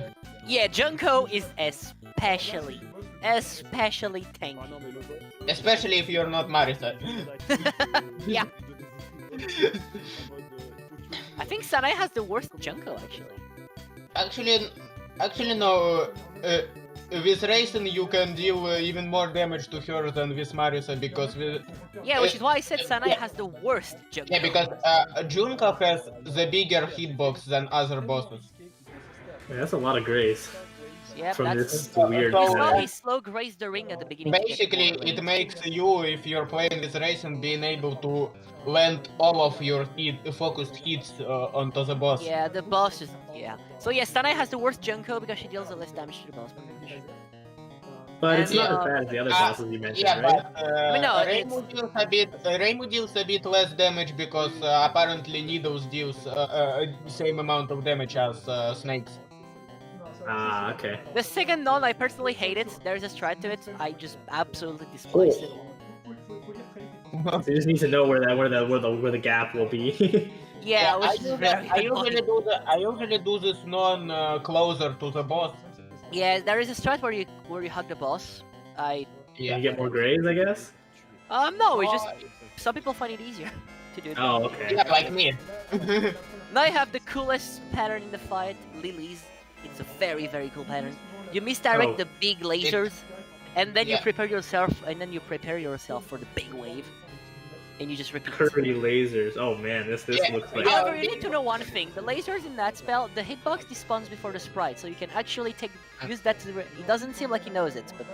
Oh, so it's like hitbox that one Moko attack. On big wave, you can freely go through the lasers and you'll be fine. Just like he does here on Big Wave, you pretty much go opposite of when boss goes. Yeah, and if the boss is in the middle, usually the strat is to do the middle strats for the big wave, which is a bit scary but very consistent. Where you know roughly where the big wave is gonna spawn at, and you can just roughly guess where to be safe. Anyways, with Racing. Oh, barely makes life chip there. Now it's time for a spell that a lot of people underestimate, even though it's RNG bullshit. It's just not fun. This pattern is actually quite cool on lower difficulties. Yeah, it's very cool. On Lunatic, it's just an RNG mess, which can just ruin your runs like this if you decide. Like this. That's unfortunate. Yeah, it's a very nasty pattern. Yeah, on Lunatic it is pretty nasty. I don't remember how it is on hard, but on normal it's actually cool. On normal, that thing looks super cool, but on Lunatic, it's just hard RNG. Dumb, stupid thing. This non-spell is very awkward because you need to follow Junko around and the bullet bounces off the screen.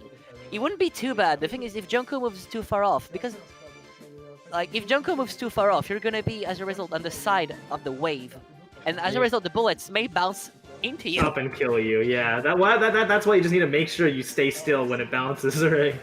Yeah, and it's very easy to mess that up. Bottom target.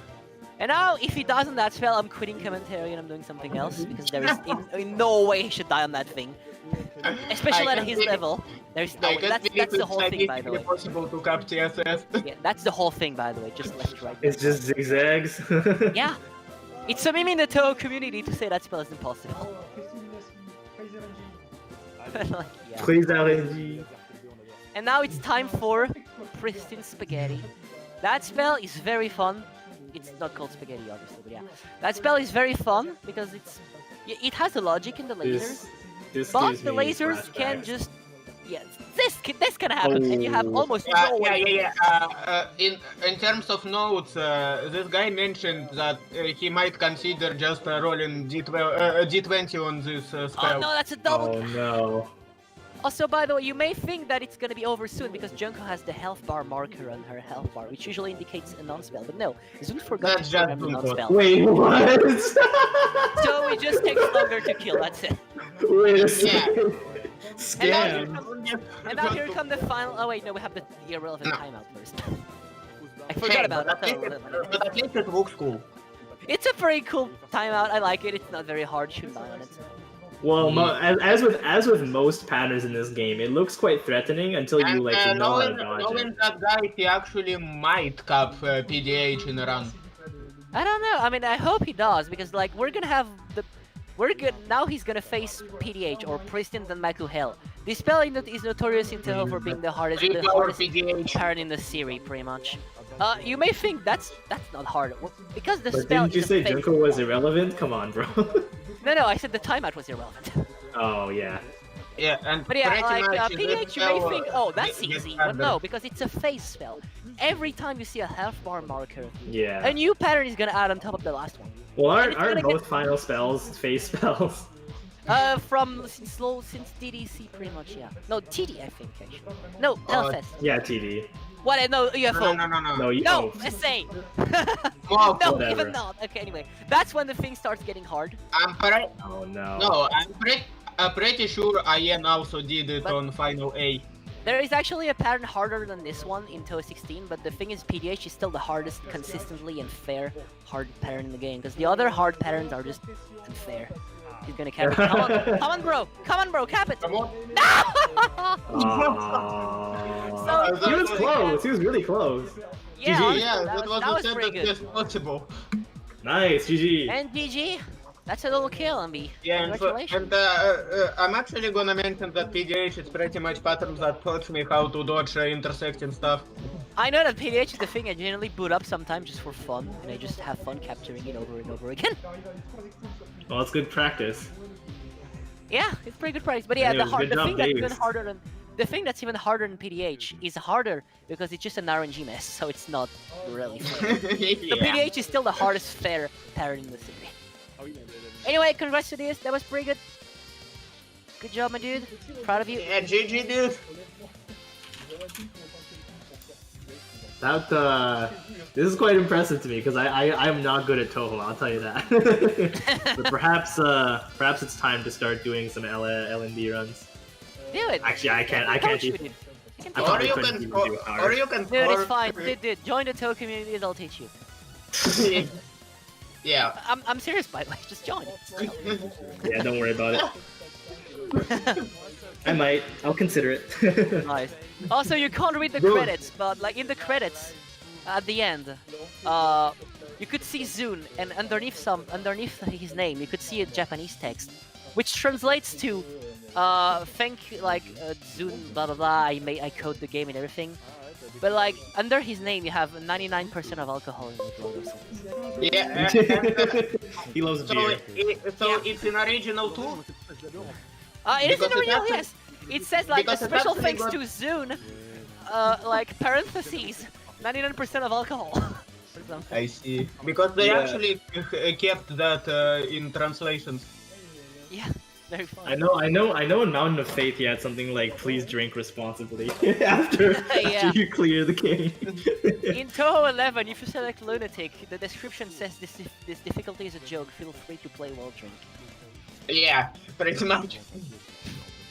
So next live showcase event, we should have someone do an LND on TOUHOU 11 while drunk. Oh, I was about to say I can do it, but then I was like, oh wait, drunk. Not sure if I can play drunk, dude. I was about to say it, but not sure if I'm gonna ever do LND. You know, if you want to have fun, you can do LOL-K point device if you never played LOL-K and you do a drinking game. Every 10 deaths you drink. That does not sound like a good idea. Please do not do that. Please do not do that. You will die. Yo, a friend of mine did it. Oh, seriously. He did not finish the run, nor the night, but he did it. Yeah, and yeah, I'm gonna come back 1 hour later for BPOHT run. Alright, I have my own show to take care of now. So. Yeah. Oh, jeez. Okay. Well, all right, awesome. Thanks for joining on commentary, everyone. That was like great. No problem. TOUHOU is hard. God. TOUHOU is cool, dude. TOUHOU is cheap. LOL-K is hard. That game looked actually really cool. I haven't seen that one yet. Well, yeah, I cannot say that LOL-K is hard after having 2 hours Dodon patches. Yeah. Like, LOL-K is not that bad, dude. I've done much worse than LOL-K. It's fine. It's a very fun game. One of my favorite, definitely. Yeah. All right. Yeah, I can say the same. I mean, game is good. Seems good. Awesome. Okay, Yeah. so up next is Sengoku Blade. I'm really excited for this one. Oh, that's the Psycho game, right? Yeah. Yeah. And judging by amount of time, it's 2-0. Yes, that will be absolutely Wow. crazy. Okay. So, I'm gonna leave for 1 hour. Guess see, I guess. Yeah, I'm gonna depart as well. Thanks for having me. Hope you had fun. Good run, GGDs. And I wish you guys an amazing event. Awesome. Okay. See you all when we do Sengoku Blade.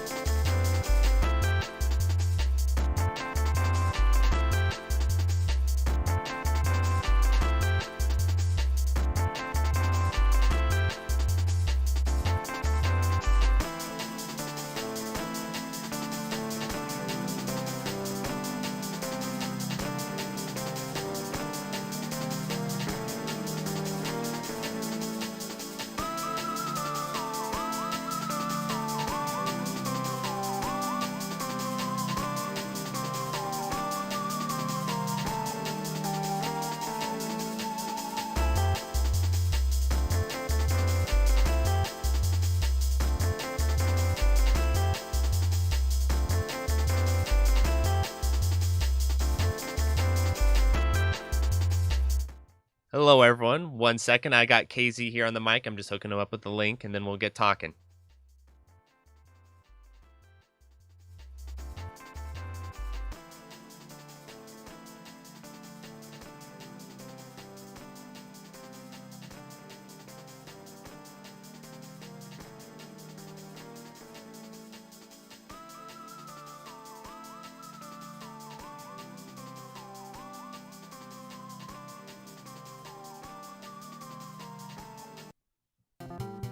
Hello, everyone. So I'm really excited for this one. Today, we are watching some Sengoku Blade. I introduced this like I was doing a video for some reason. Old habits die hard. Anyway, yes, so for people who might be joining the stream, I feel like more people are popping in because, you know, it's a better time zone for a lot of people right now. So we got Sengoku Blade going. Joining me on the mic, I've got KZ. How's it going, KZ? Hello. What's up? So I'm just kind of surprised that somebody's actually trying like a 2-all of Sengoku Blade, which is, you know, really hard. Yes. So earlier in some of these commentaries, I was having a little bit of trouble because I didn't really know much about the games and that type of thing. But luckily, I know a little bit more about Saikyo, and I have spent quite a bit of time trying to get good at Sengoku Blade. Emphasis on trying, because this game is really hard. We had to play for Callus that one time. Right, yeah. And it's no freaking joke. This is probably the hardest Saikyo game. It's between this and Gunbird 2, I think. People kind of put those two up as the hardest Saikyo games. And I went for a 1-all, and then I never got it. But then I just kind of credit fed and played the second loop just to try it out. Holy crap. This game is really tough. So he's playing the girl character. I can't remember her name, but there's a lot of girl characters. It's not the girl character that everyone knows about. Yes. You know, Koyori Melons. Yes. Melons. Yes. It's not the fun girl character. It's the other one. And I think she's actually a really good choice because there is actually a hidden character in this game. Did you know that? And he's what is it? Ein, the sword guy? Yeah. So there's this the one that everyone uses. Yeah. So I was using him, and I felt like a lot of trouble I was running into in the second loop was that he was just really slow, and I couldn't get around stuff. So, and I know this girl's faster, so I'm wondering if maybe for consistency, if she's a little bit better for survival than the other guy. The other guy has a ridiculously OP sword attack and stuff. But in a lot of situations in the second loop, I found it was really hard to land it just because you couldn't get to things fast enough. So I think I personally would pick this character as well because she seems to have good coverage and good mobility, and I think that's going to take you a long way in Sengoku Blade. I think I tried Ein before, and I can't point blank things in this game. It's hard. It is hard. It's like you have to point blank things just because you want to hit with the sword, right? And if you aren't familiar enough with the game, then it's really hard to do that. Yeah, and he's really slow. That's the problem. Even if you know like what's coming up, you have to be really precise. Otherwise, he just won't get there in time. And it's not like the sword is this massive hitbox either. It's fairly. Well, it's not. It's big. So I'm guessing this is the third stage. Yes. Because I think the first 3 or 4 stages are randomized, so I can't really tell just by visuals alone. Also, I think her charge attack with the raccoon or whatever it is really useful. How you can place it and stuff. Yeah, I think she's a really good character. Is he trying to go for some kind of scoring? Because, like, you know, Saikyo games always have this scoring where it's like the flashing medals, or in this case, it's like the coins. If you get them while the coin is like perpendicular, like is the plane of the coin is like flat with the screen, then it's you shiny. get extra points. And when it's real shiny. Yeah. And you have to. It's actually really hard to chain some of them together too, because you have to. It's kind of a weird mechanic, but it's definitely interesting. Where you gotta line up their shiny. I saw that in the Strikers 1945 2 demo at Stunfest. That was really ridiculous how consistent that guy was. Yeah. That guy was really good. Yeah. And it looks more nuts too. It's not like, you know, these things are like in a fixed position. They're like, you know, arcing. Yeah. doing well so far. I'm assuming with a 2-all, he wants to build up a nice fat pile of resources going into the second loop. That would be my assumption. Yeah. You don't want to spend How many too much. extends do you get in this game? I don't think just too the many. one, right? I can't remember because I died too much to ever know. But I don't think very many because Psyche is a little stingy with their extends, you know. Yeah, Psyche is extremely not Touhou. stingy with their resources. It's not Touhou. We're just throwing extends at you like whatever. Oh, did he get it? I don't think he got the 2K on that coin. I'm not sure how much he's focusing on scoring or not. I really don't know, but I just know even getting a survival clear this game is going to be very, very challenging. Yeah. And if you remember correctly, this was the proof challenge for Pericles. Remember that to prove he wasn't doing a little bit of skullduggery with his replays. It was agreed that he was. I thought people were memeing on his Truxton 2 / Same runs.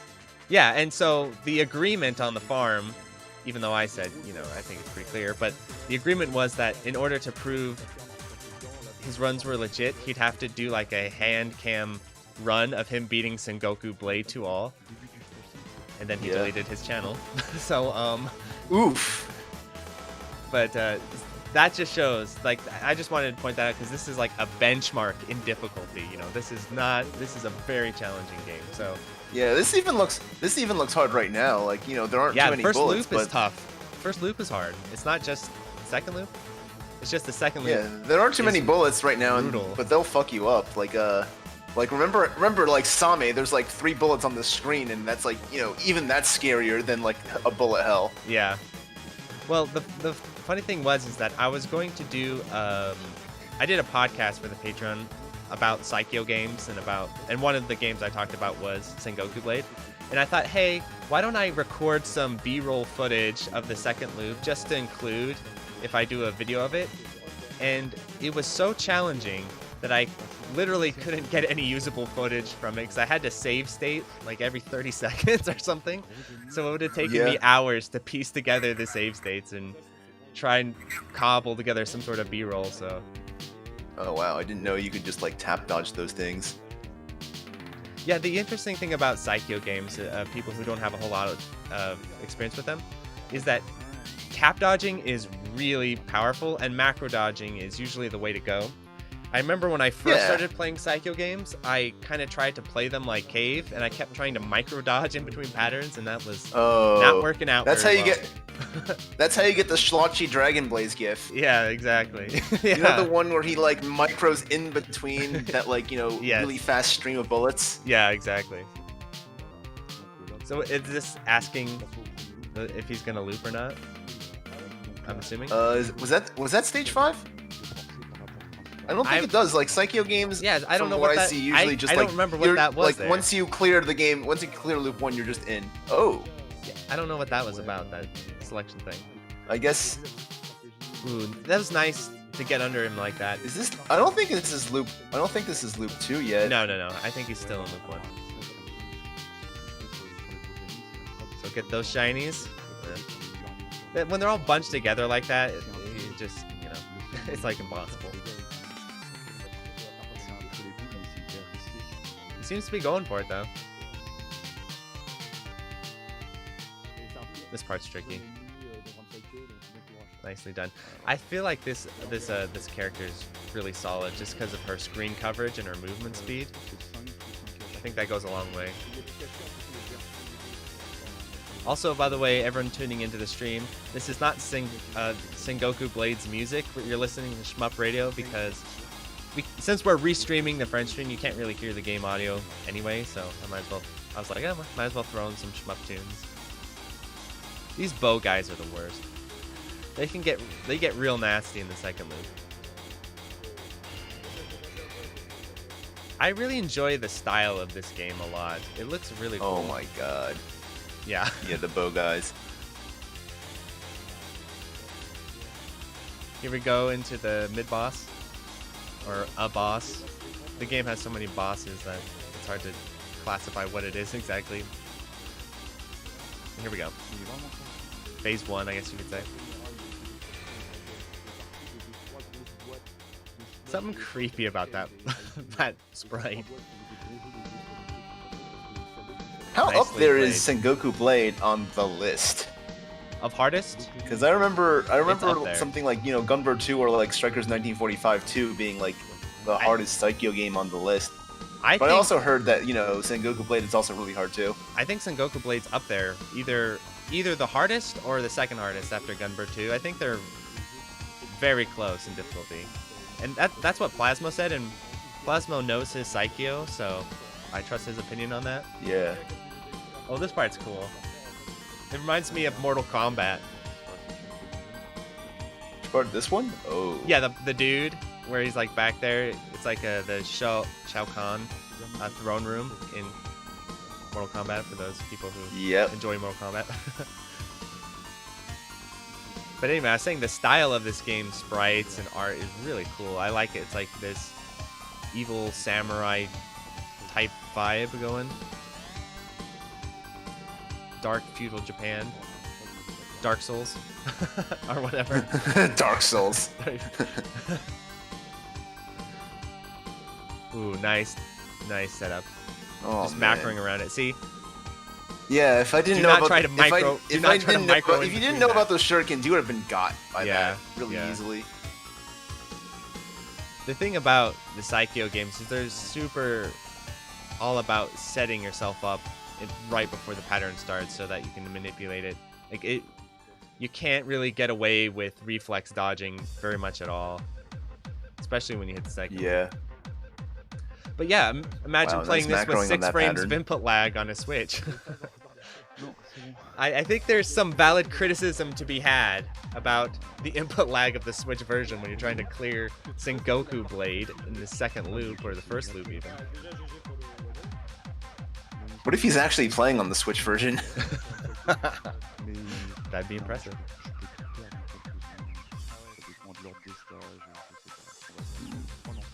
Is this the final boss in Loop 1? I think so, yeah. I think he's going into Loop 2 now. Yeah, we're in Loop 2 now. You're probably a little bit behind. I guess this is Loop 2. Alright, time to watch hell. Awesome background. It's got waterfalls.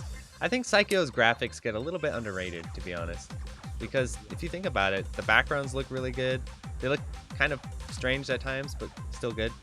And the sprites are awesome. I think the thing Psycho could work on was just their bullets to make them look a little snazzier, you know? But other than that, I think they look fantastic. Oh my god. We haven't even gotten to like... This is just the beginning of Loop 2. Yes.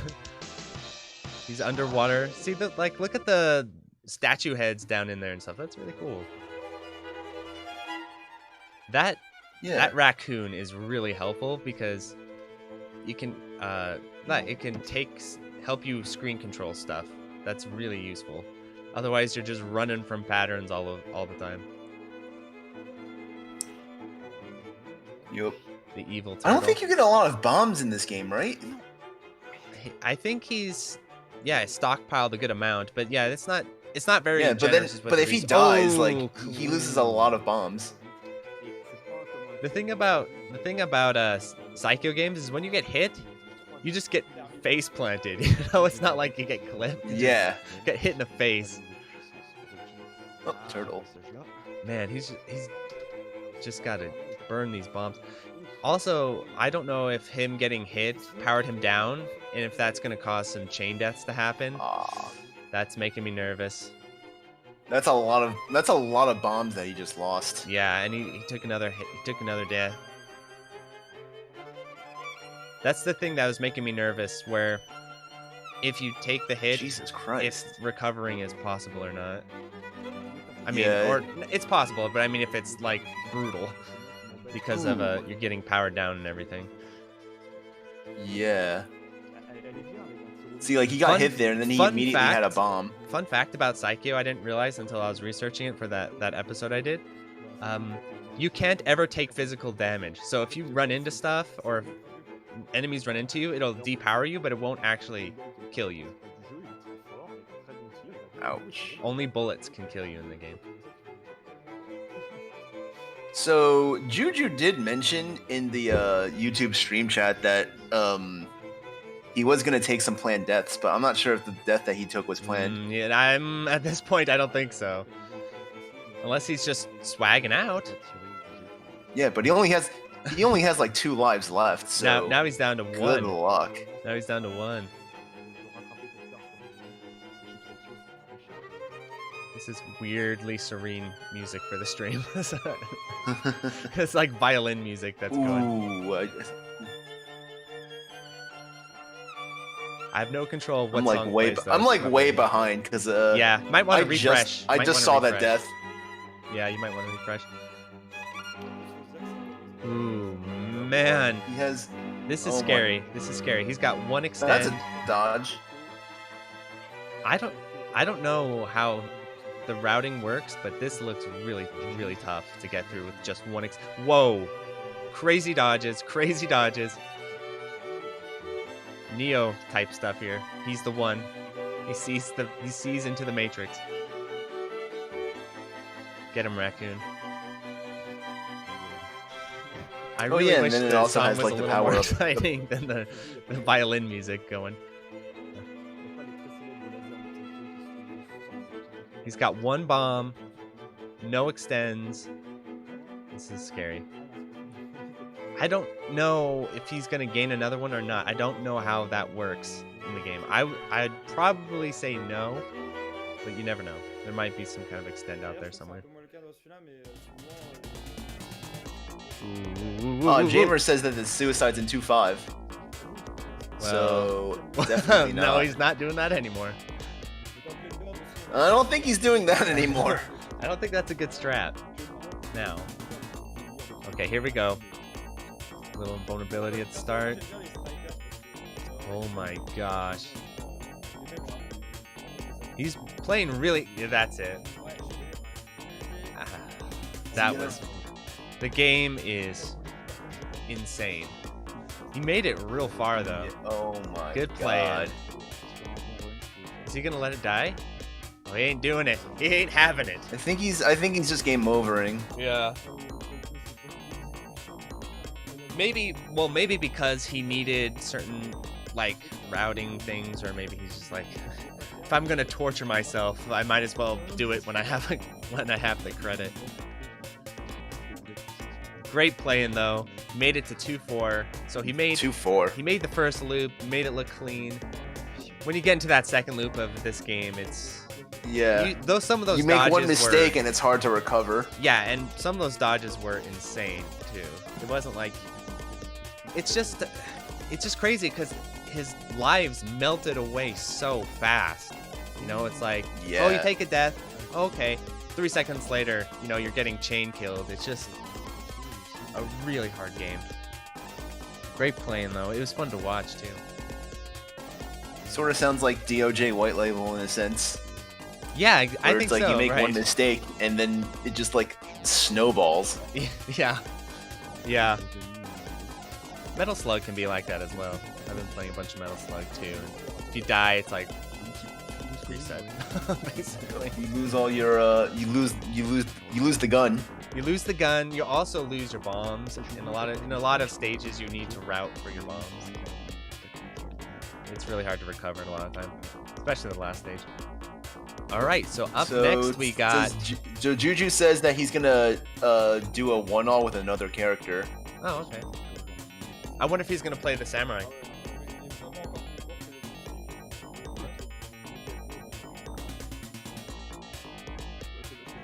That robot character is strange. Or that samurai robot thing. Looks like we're still... Are you still on the attract mode screen? Yeah, I'm still on the attract mode screen.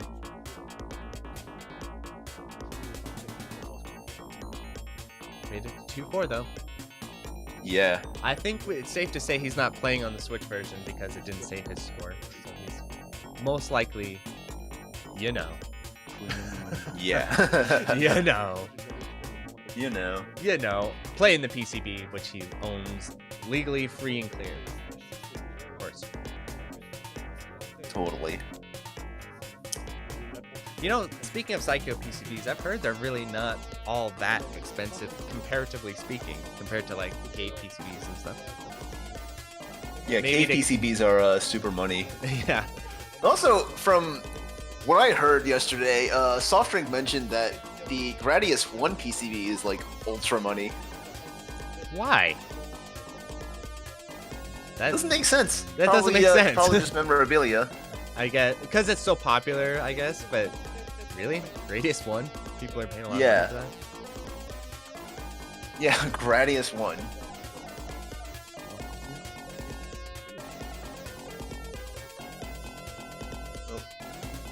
Oh.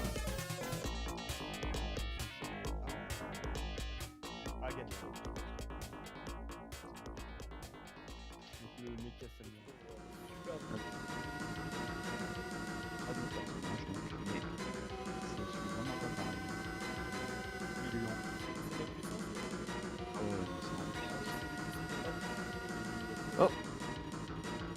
He is playing the robot. I've never seen this ship before.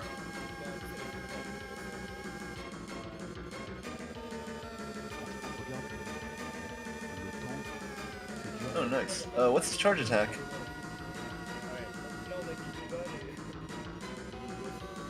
Unless it is that, yeah, that like X thing.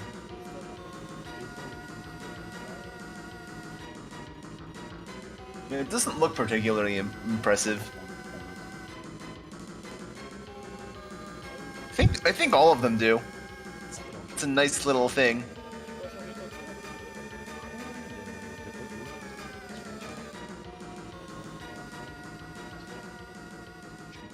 Jeez, the boss just got melted.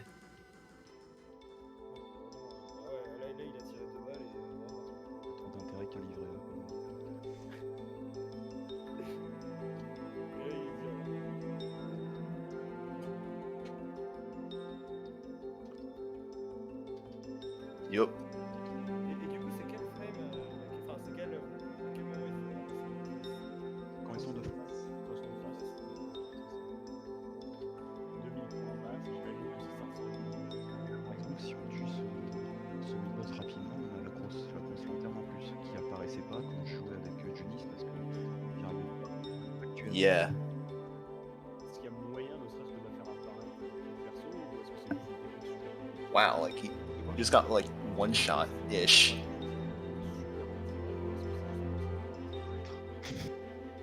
Je sais pas. En vrai, peut-être possible. Oh, nice dodges. On peut coller en dessous aussi, une méthode pour le faire. Je suis sûr. Yeah, just tap dodge. J'ai pas cassé la tête. He makes loop 1 look really easy. It is not easy.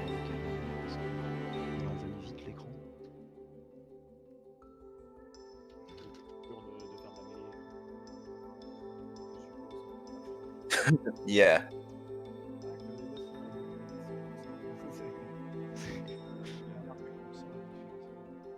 Là, tu joues avec un lance-roquette. Et sa bombe, elle ressemble à quoi? C'est un peu que celle de Junis en fait. C'est statique. Whoops, I accidentally muted myself when I was eBaying stuff. So, hopefully, yeah. So that first stage, y'all didn't hear what I was saying, did you? But anyway, what I was saying is that we were talking about those spears and how they seem to be doing a ton of damage. Yep.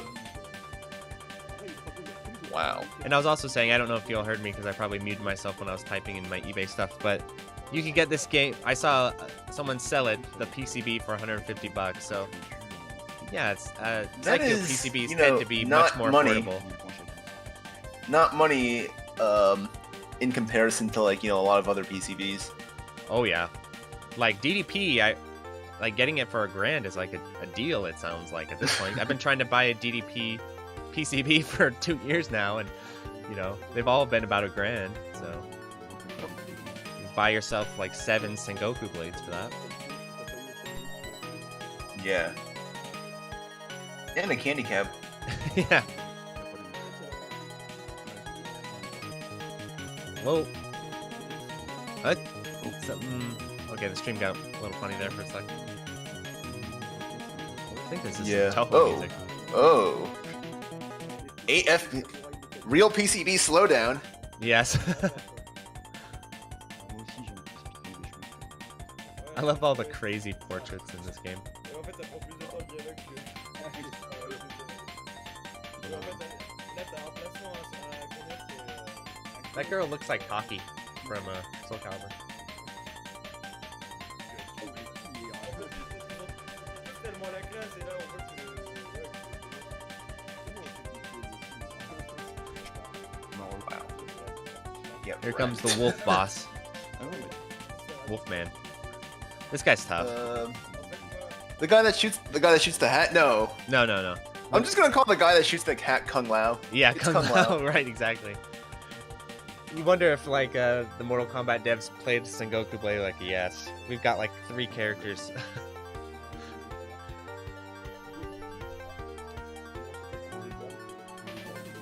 Ooh. That looks like a really good bomb. Oh, maybe not. It's not damaging anything. Oh, dang.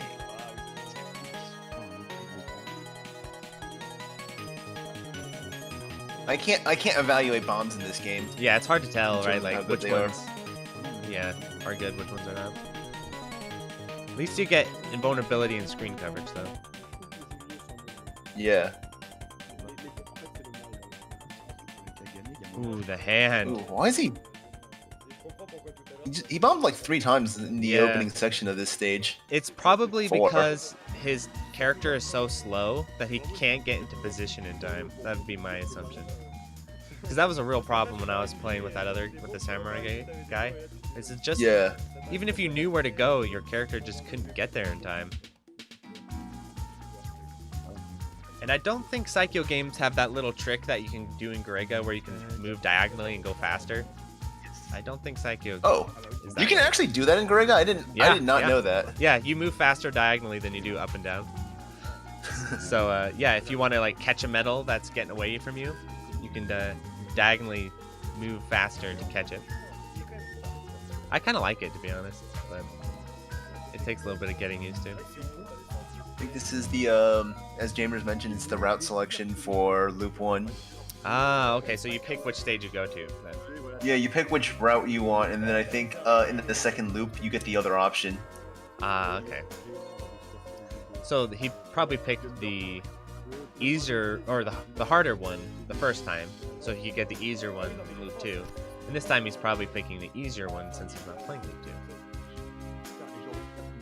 2. Yeah. Logic. Logic.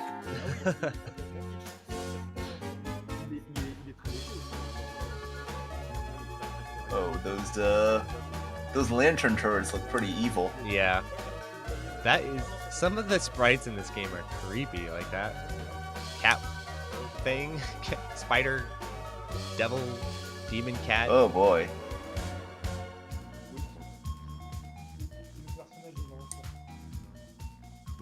Seems like this this shot type has some difficulty, like just killing lots of like popcorn on the screen. Yeah, Lots of, he doesn't like, have. crap It on the doesn't seem screen. like he has good screen coverage. Like this girl with the squirrel, she could just fly around and cover the entire screen really quickly. Yeah. Definitely seems to have easier time on bosses though. He can just stab them. Yeah, and he they're just dead. like charge shot him. Yeah.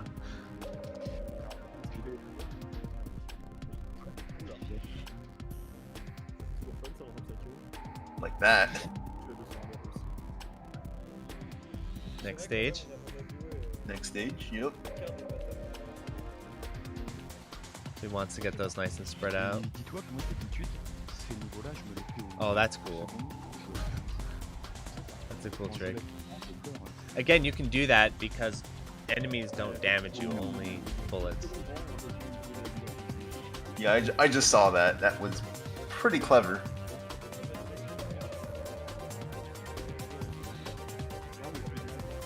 We got some kind of Ketsui range on the soundtrack right now.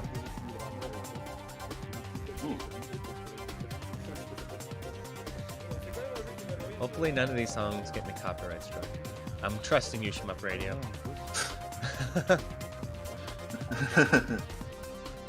Yeah, there's like a song from Sign Mora, and then oh, we got copyright striked.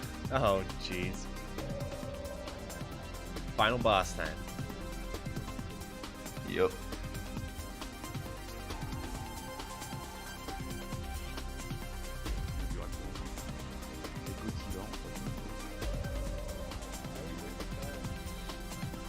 Oh, I remember one of the first times I played Sengoku Blade, I save stated on this boss for like an hour when I was first learning shmups, trying to beat him.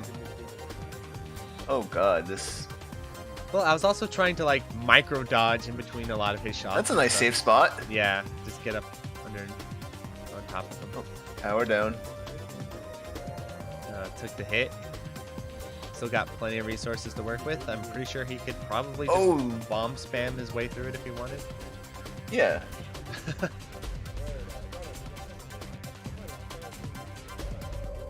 Speared. There we go.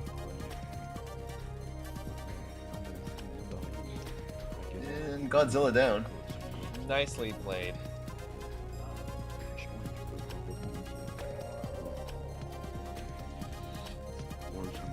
Oh, what's the story behind this? Is he going for a second loop? Well, he tricked us. The game just automatically puts you in loop 2. Yeah, I thought he was gonna quit out. He tricked us. He's going for a second loop. That's gonna be probably just. This is probably just extra credit. Yeah.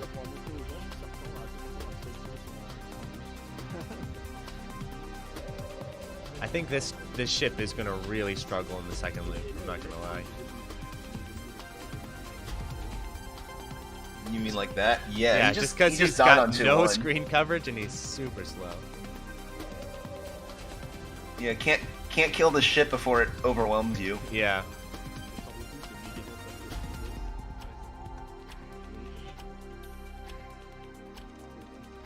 He doesn't have to worry about bosses. Annihilate this boss though. Yeah.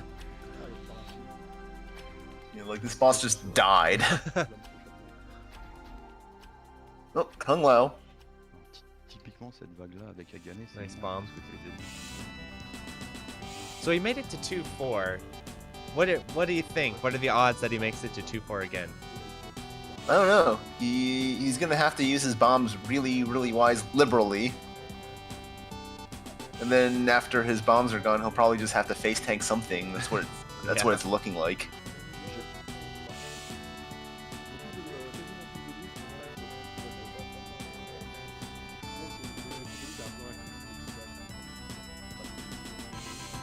Oh man, he had the bomb there. Yeah.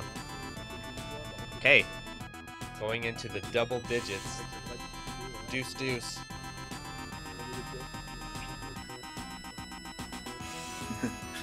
Juju's like, he's just playing for the lulz. I was about to say, yeah, this looks real tough. Oh god. I think he just, yeah, there we go. GG's. GG's. Like, man, how are you supposed to 2-all this game with that character, with that ship type? I don't know. Great playing, though.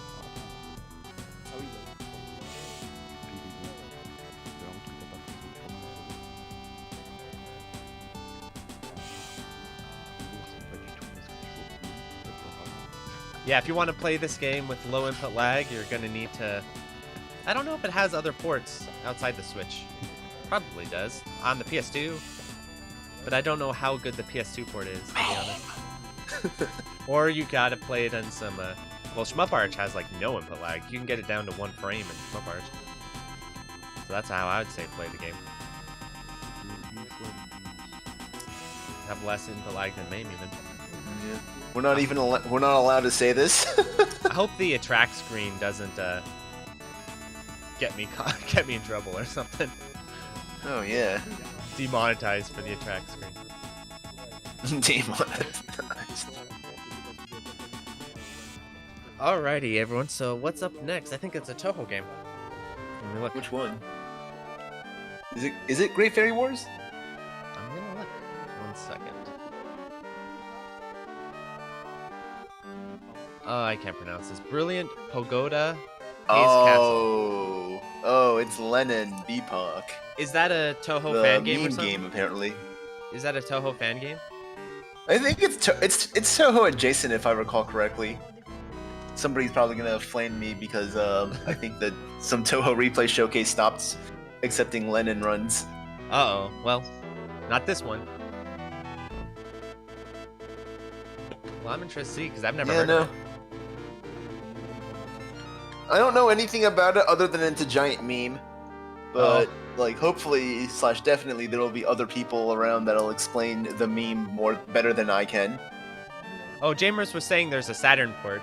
Yeah, I found every single Saturn port I've tested, every single one is 3 frames of lag. Like, they all seem to run at 3 frames of lag, which is good. So, yeah, get the Saturn port if you want to do the console thing. Though, ironically, it might be equally cheap to just buy the PCB because the Saturn port is probably expensive. Cough, cough, retro. Let's look.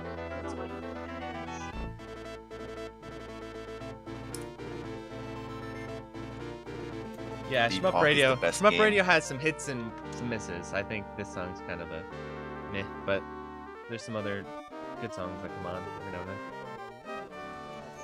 What's playing right now? Is it like a PC98 song? Something like that. Oh, I could look. Oh, it just changed. Now it's a Genesis game. Darius, something like that. Has a cool cover. All right, thanks for coming on, KZ. I'm glad you joined me. Lol. I appreciate that. Yeah. So up next is going to be the Touhou players, or the Touhou adjacent game, I guess. So stay tuned for that.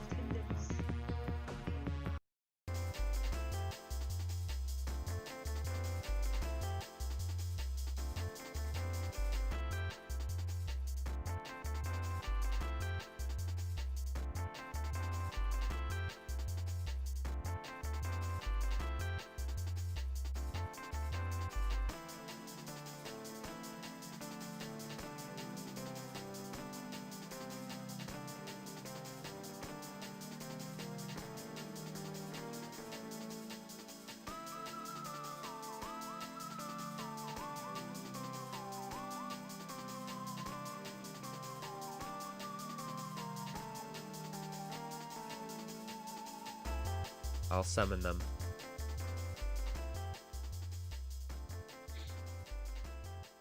See ya!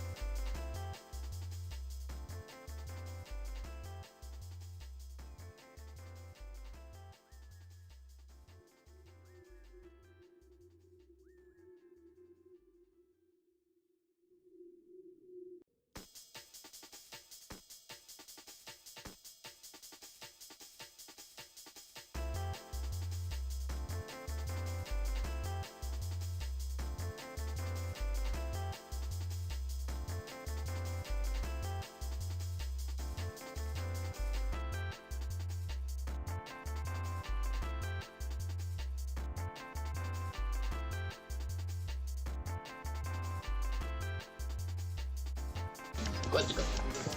Hey, hello everybody. Welcome to Brilliant Pagoda or Haze Castle. Now, those guys that gonna commentate this game with me are QJ Rocks and Condescending Tales, right? I hope I've read your names right. Yep.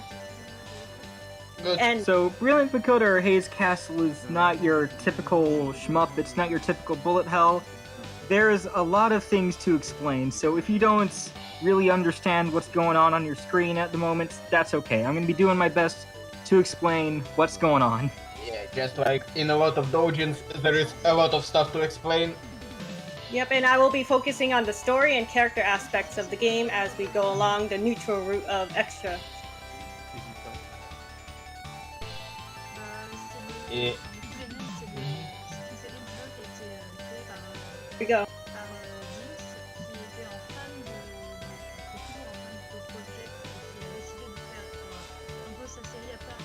Kumika does have character base. So, as I said, a lot of stuff on screen. So first thing I'd say to look at is on the left side, there's sort of an inverse pyramid shape of just sort of a grid of squares.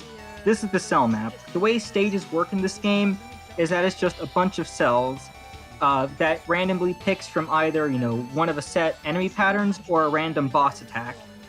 These cells also have certain extra events that can help or hurt the player. As you can see on here, like this one's shot power at risk. So if, the player gets hit, they'll lose some shot power, which is bad. Yeah. Instead of actually getting hit, you will lose 20% of power. There you are, that's But to traverse the map, you stay on the left or right side of the screen. So if you stay on the left side of the screen, you will move left in the cell map, and same with the right. But since this is the neutral route of the extra stage, the runner here is going to be staying in the center as much as they can. Yeah, routes pretty much are your horizontal scrolling and vertical shoot 'em up taken to extreme. Yep. Something else about this game is that when you take damage from a bullet, you won't die instantly like most of them. Rather, there is a shielding and a health system. You can see at the bottom, that bar that used to be blue just a moment ago but is now empty. That is the player's shield, and the little blue box to the left of it represent an additional full box of shield. Shields generally take damage first, and they regenerate if you go for a minute without taking damage. Below that is health, which you take health damage once you run out of shields, and to the left of health, those red boxes are extra lives. You do not want to run out of extra lives, because then that's a game over, of course. To the right on the UI, the little red bar with the percentage, right now it's about 90, that's the player's shot power. You want it to be as high as possible, because playing with low shot power is not the most fun experience. It goes down when hit, but there's a few other things that can make it drop. To the left of that is a bomb count. The player's bomb count represented by those little circles with moons on them. And to the left of that is the flash bomb meter. And flash bombing is a mechanic in Len'en. You refill the meter by grazing, and then you can use it to... It's like a mini bomb that helps out with clearing bullets. It depends on the character setup you picked. This certain character setup... Walking on ice and gravity at the same time. Yeah, I'm going to interrupt myself for a second. There's a cell event here called Walking on Ice, which gives the player ice physics, which in precise bullet hell is not ideal. Sometimes this game can be very nice. And look, here's the player using their flash bomb right now, so that's very nice explanation. Their setup, their flash bomb, makes them invincible for a few seconds, which is very helpful. The last thing to explain on the UI is in the bottom left. You might have noticed that little level counter.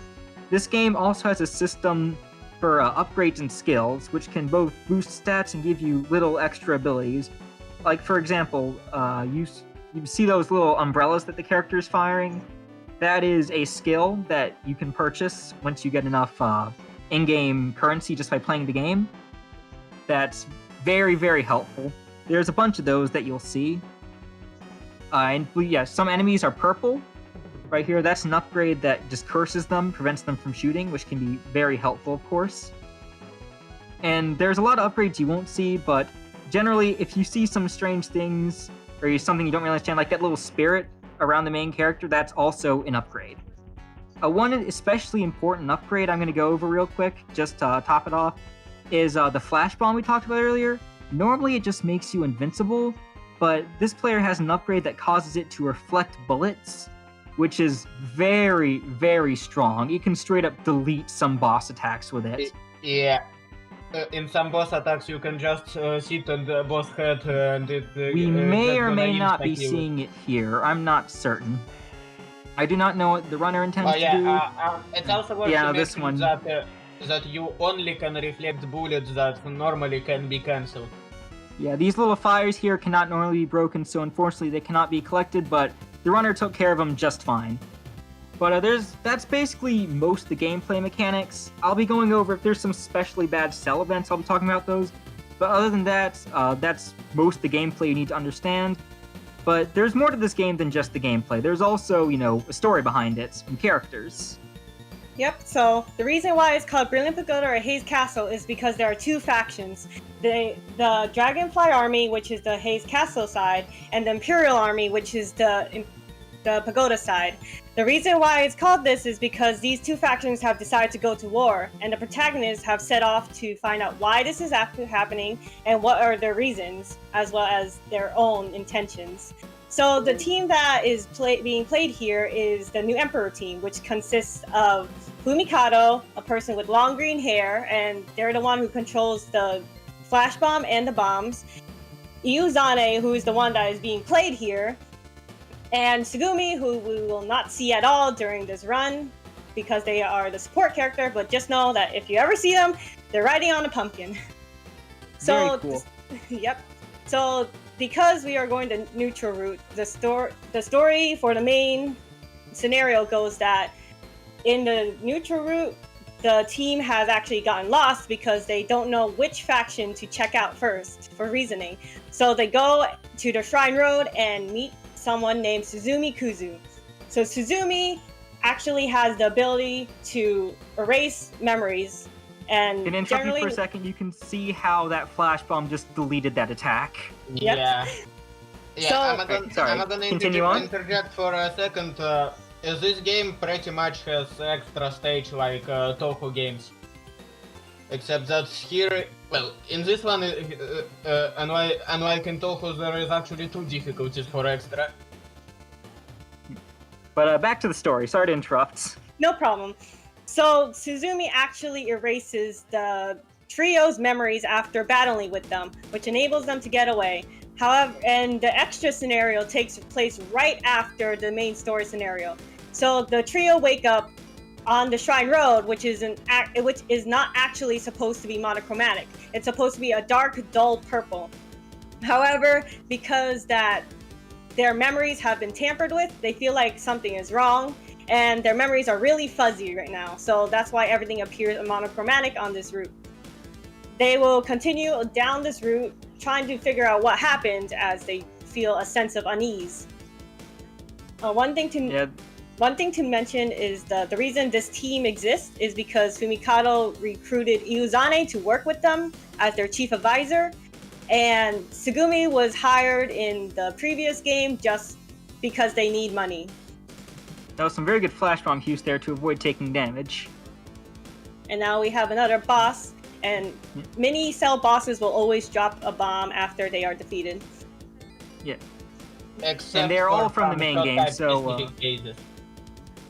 Yeah, the thing with Brilliant Pagoda or Haze Castle is that it's basically everyone is here from the previous 3 games. Anyway, we finally reached the end of the extra stage. Yes, and who do we stumble across but this new character? This particular... Well, they have to show Once they show up. Yeah, this particular character, as you can tell by their attire, is a casino worker, and their name is Zeno A. So Zeno A works at a casino in the capital city, and they have the ability to manipulate probability. You will see that a lot in this fight, especially with their usage of cards and dice, which relates furthermore with their ability and casino motif. And their theme also has a casino motif. Yeah, it's a very good theme. I'd recommend listening to it if you have the time. Yes. So Zeno A... Yeah, sorry. Yeah. Now, you go ahead. So Zeno A actually because of their ability to manipulate probability, they are described as very powerful. And because they are very powerful, they are bored. They literally can't lose any fight because they just have a chance to win all the time. So because of this, they leave their casino in the extra scenario to find challengers, and the new Emperor team runs into them. The new Emperor team isn't who they were looking for, but they want a challenge anyway. Their ability is so powerful, they can just make the new Emperor team be unable to escape by literally having their chances of escaping go to 0. So basically, their legs have no chance to move. Yeah, they tried to run away, but then Xenoa sent the probability of their legs working to 0%. And so they have to fight Xenoa and give them a decent challenge. The thing is, Xenoa is actually holding back here. There has been only one person who can go up against Xenoa at even their full power, but we will get into that. In the meantime, something else about the fight is that you'll see them using a lot of dice and cards that will do different things. Like, for example, these dice, they will always do the same thing on the number. So these 2s here will do this little spiral pattern. The 6s will do this little ladder pattern, I guess. Xenoa got deleted by Fumikado's flash bomb again, so you didn't get to see much, but throughout the entire fight, throughout the entire fight, when you see the dice and the cards, they will always do the same thing, if you notice the pattern. They are consistent between attacks. The RNG aspects just comes from what kind will appear when they do appear. Yes, this fight's pretty gimmicky. Yeah, another thing to note is that there are actually 2 other bosses in extra. You can see on the diagram cell. If you look on the cell map, you can see there's an area with a red background and an area with a white background. And depending on where your final cell is, right now we're in the purple background, so that's why we're fighting Xenoa. But if you land in the red and the white background, you'd be fighting someone else entirely. And funnily enough, there is a part after Xenoa. You can only unlock it if you beat the other 2 bosses first in a different run. Yeah, there is also TLB on this extra, which pretty much requires you to have other 2 bosses beaten and then go to neutral route and beat up Xenoa. Yep. So, a few other things to talk about in regards to the game in general is that in the original game there's supposed to be a few things such as the arcade mode that were seemingly never finished, but very recently it was announced that a remake would be coming out called Golden Chapter, which would include all those things. We don't know much about the details as it was a very recent announcement, but personally I think it's very exciting. There has been confirmation that there is going to be a lot of overhaul as well. There will be a new story as well as balance changes and just general improvements and also new content, which I am excited to look out for.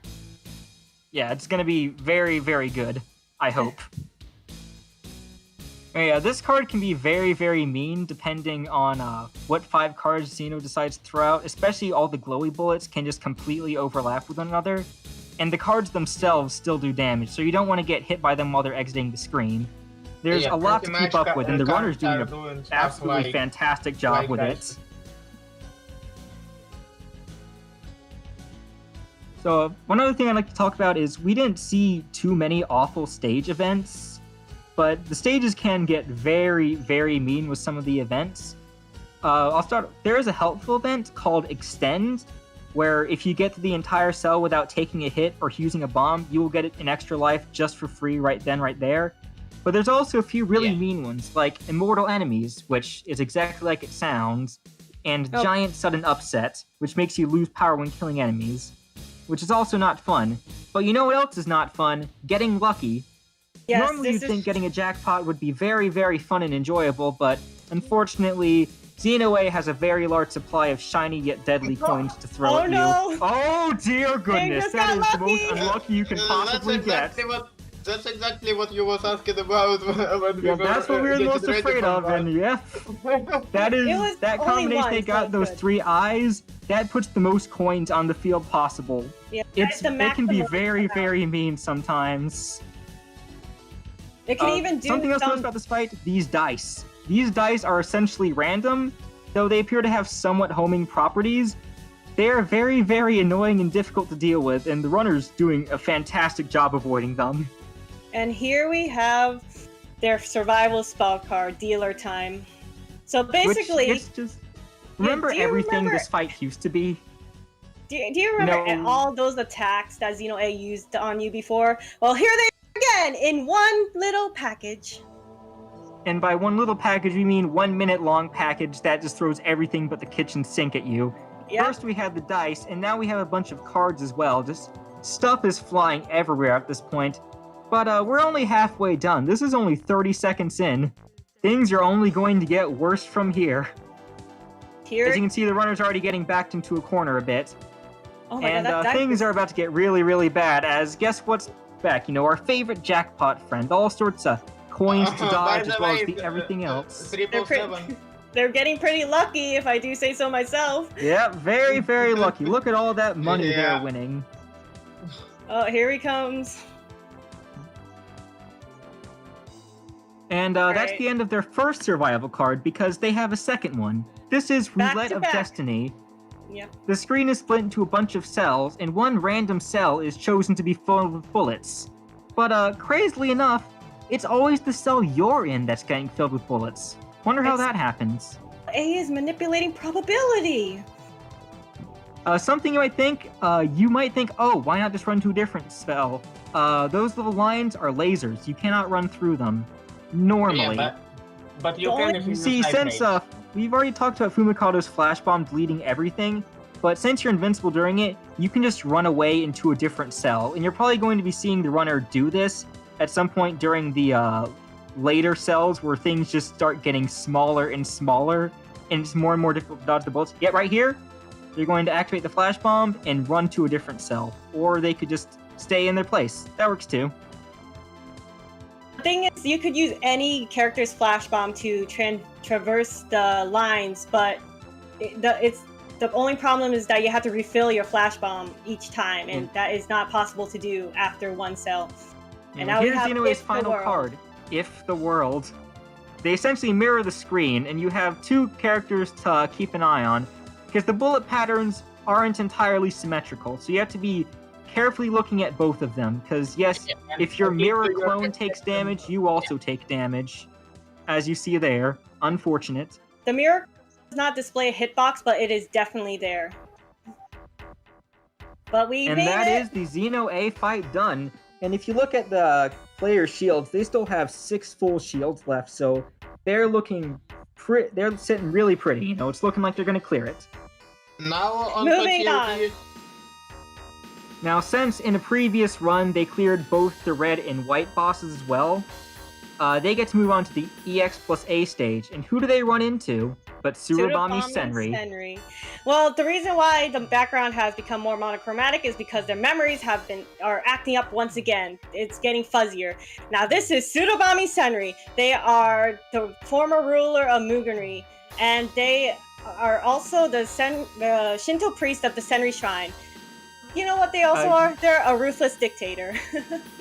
So Tsurubami Senri is actually supposed to not be here. They're supposed to be on vacation in the outside world.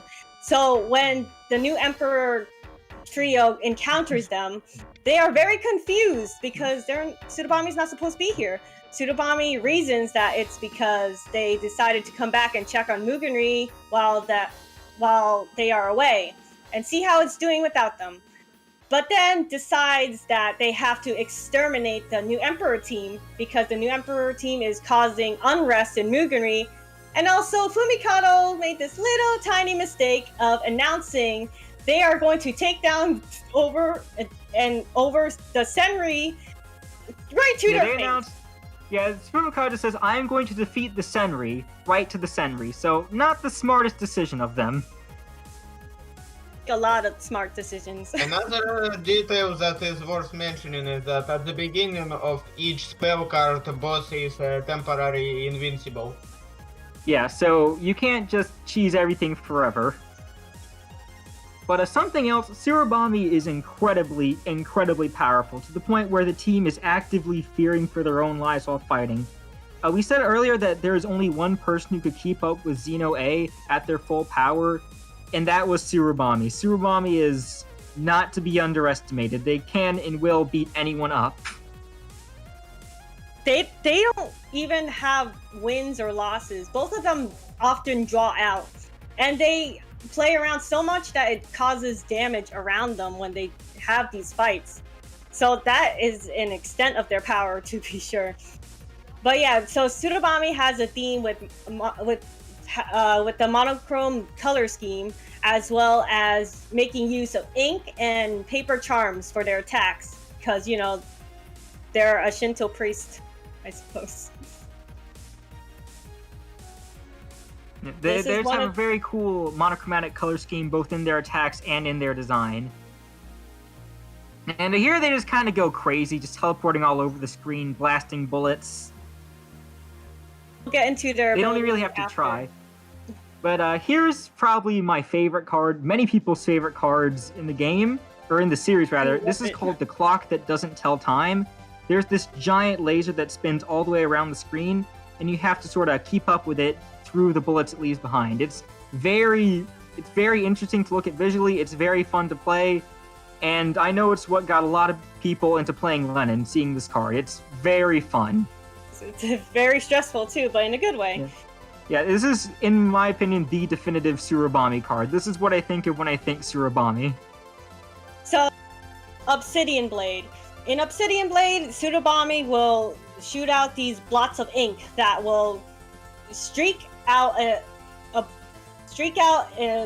ink bullet. A very fast laser. Yes. They are very quick, and you have to maneuver through the whole map in order to dodge them, because they are quick. Okay.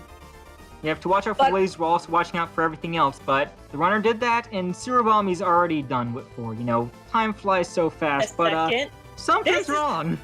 This is not Tsurubami, it was Suzumi in disguise!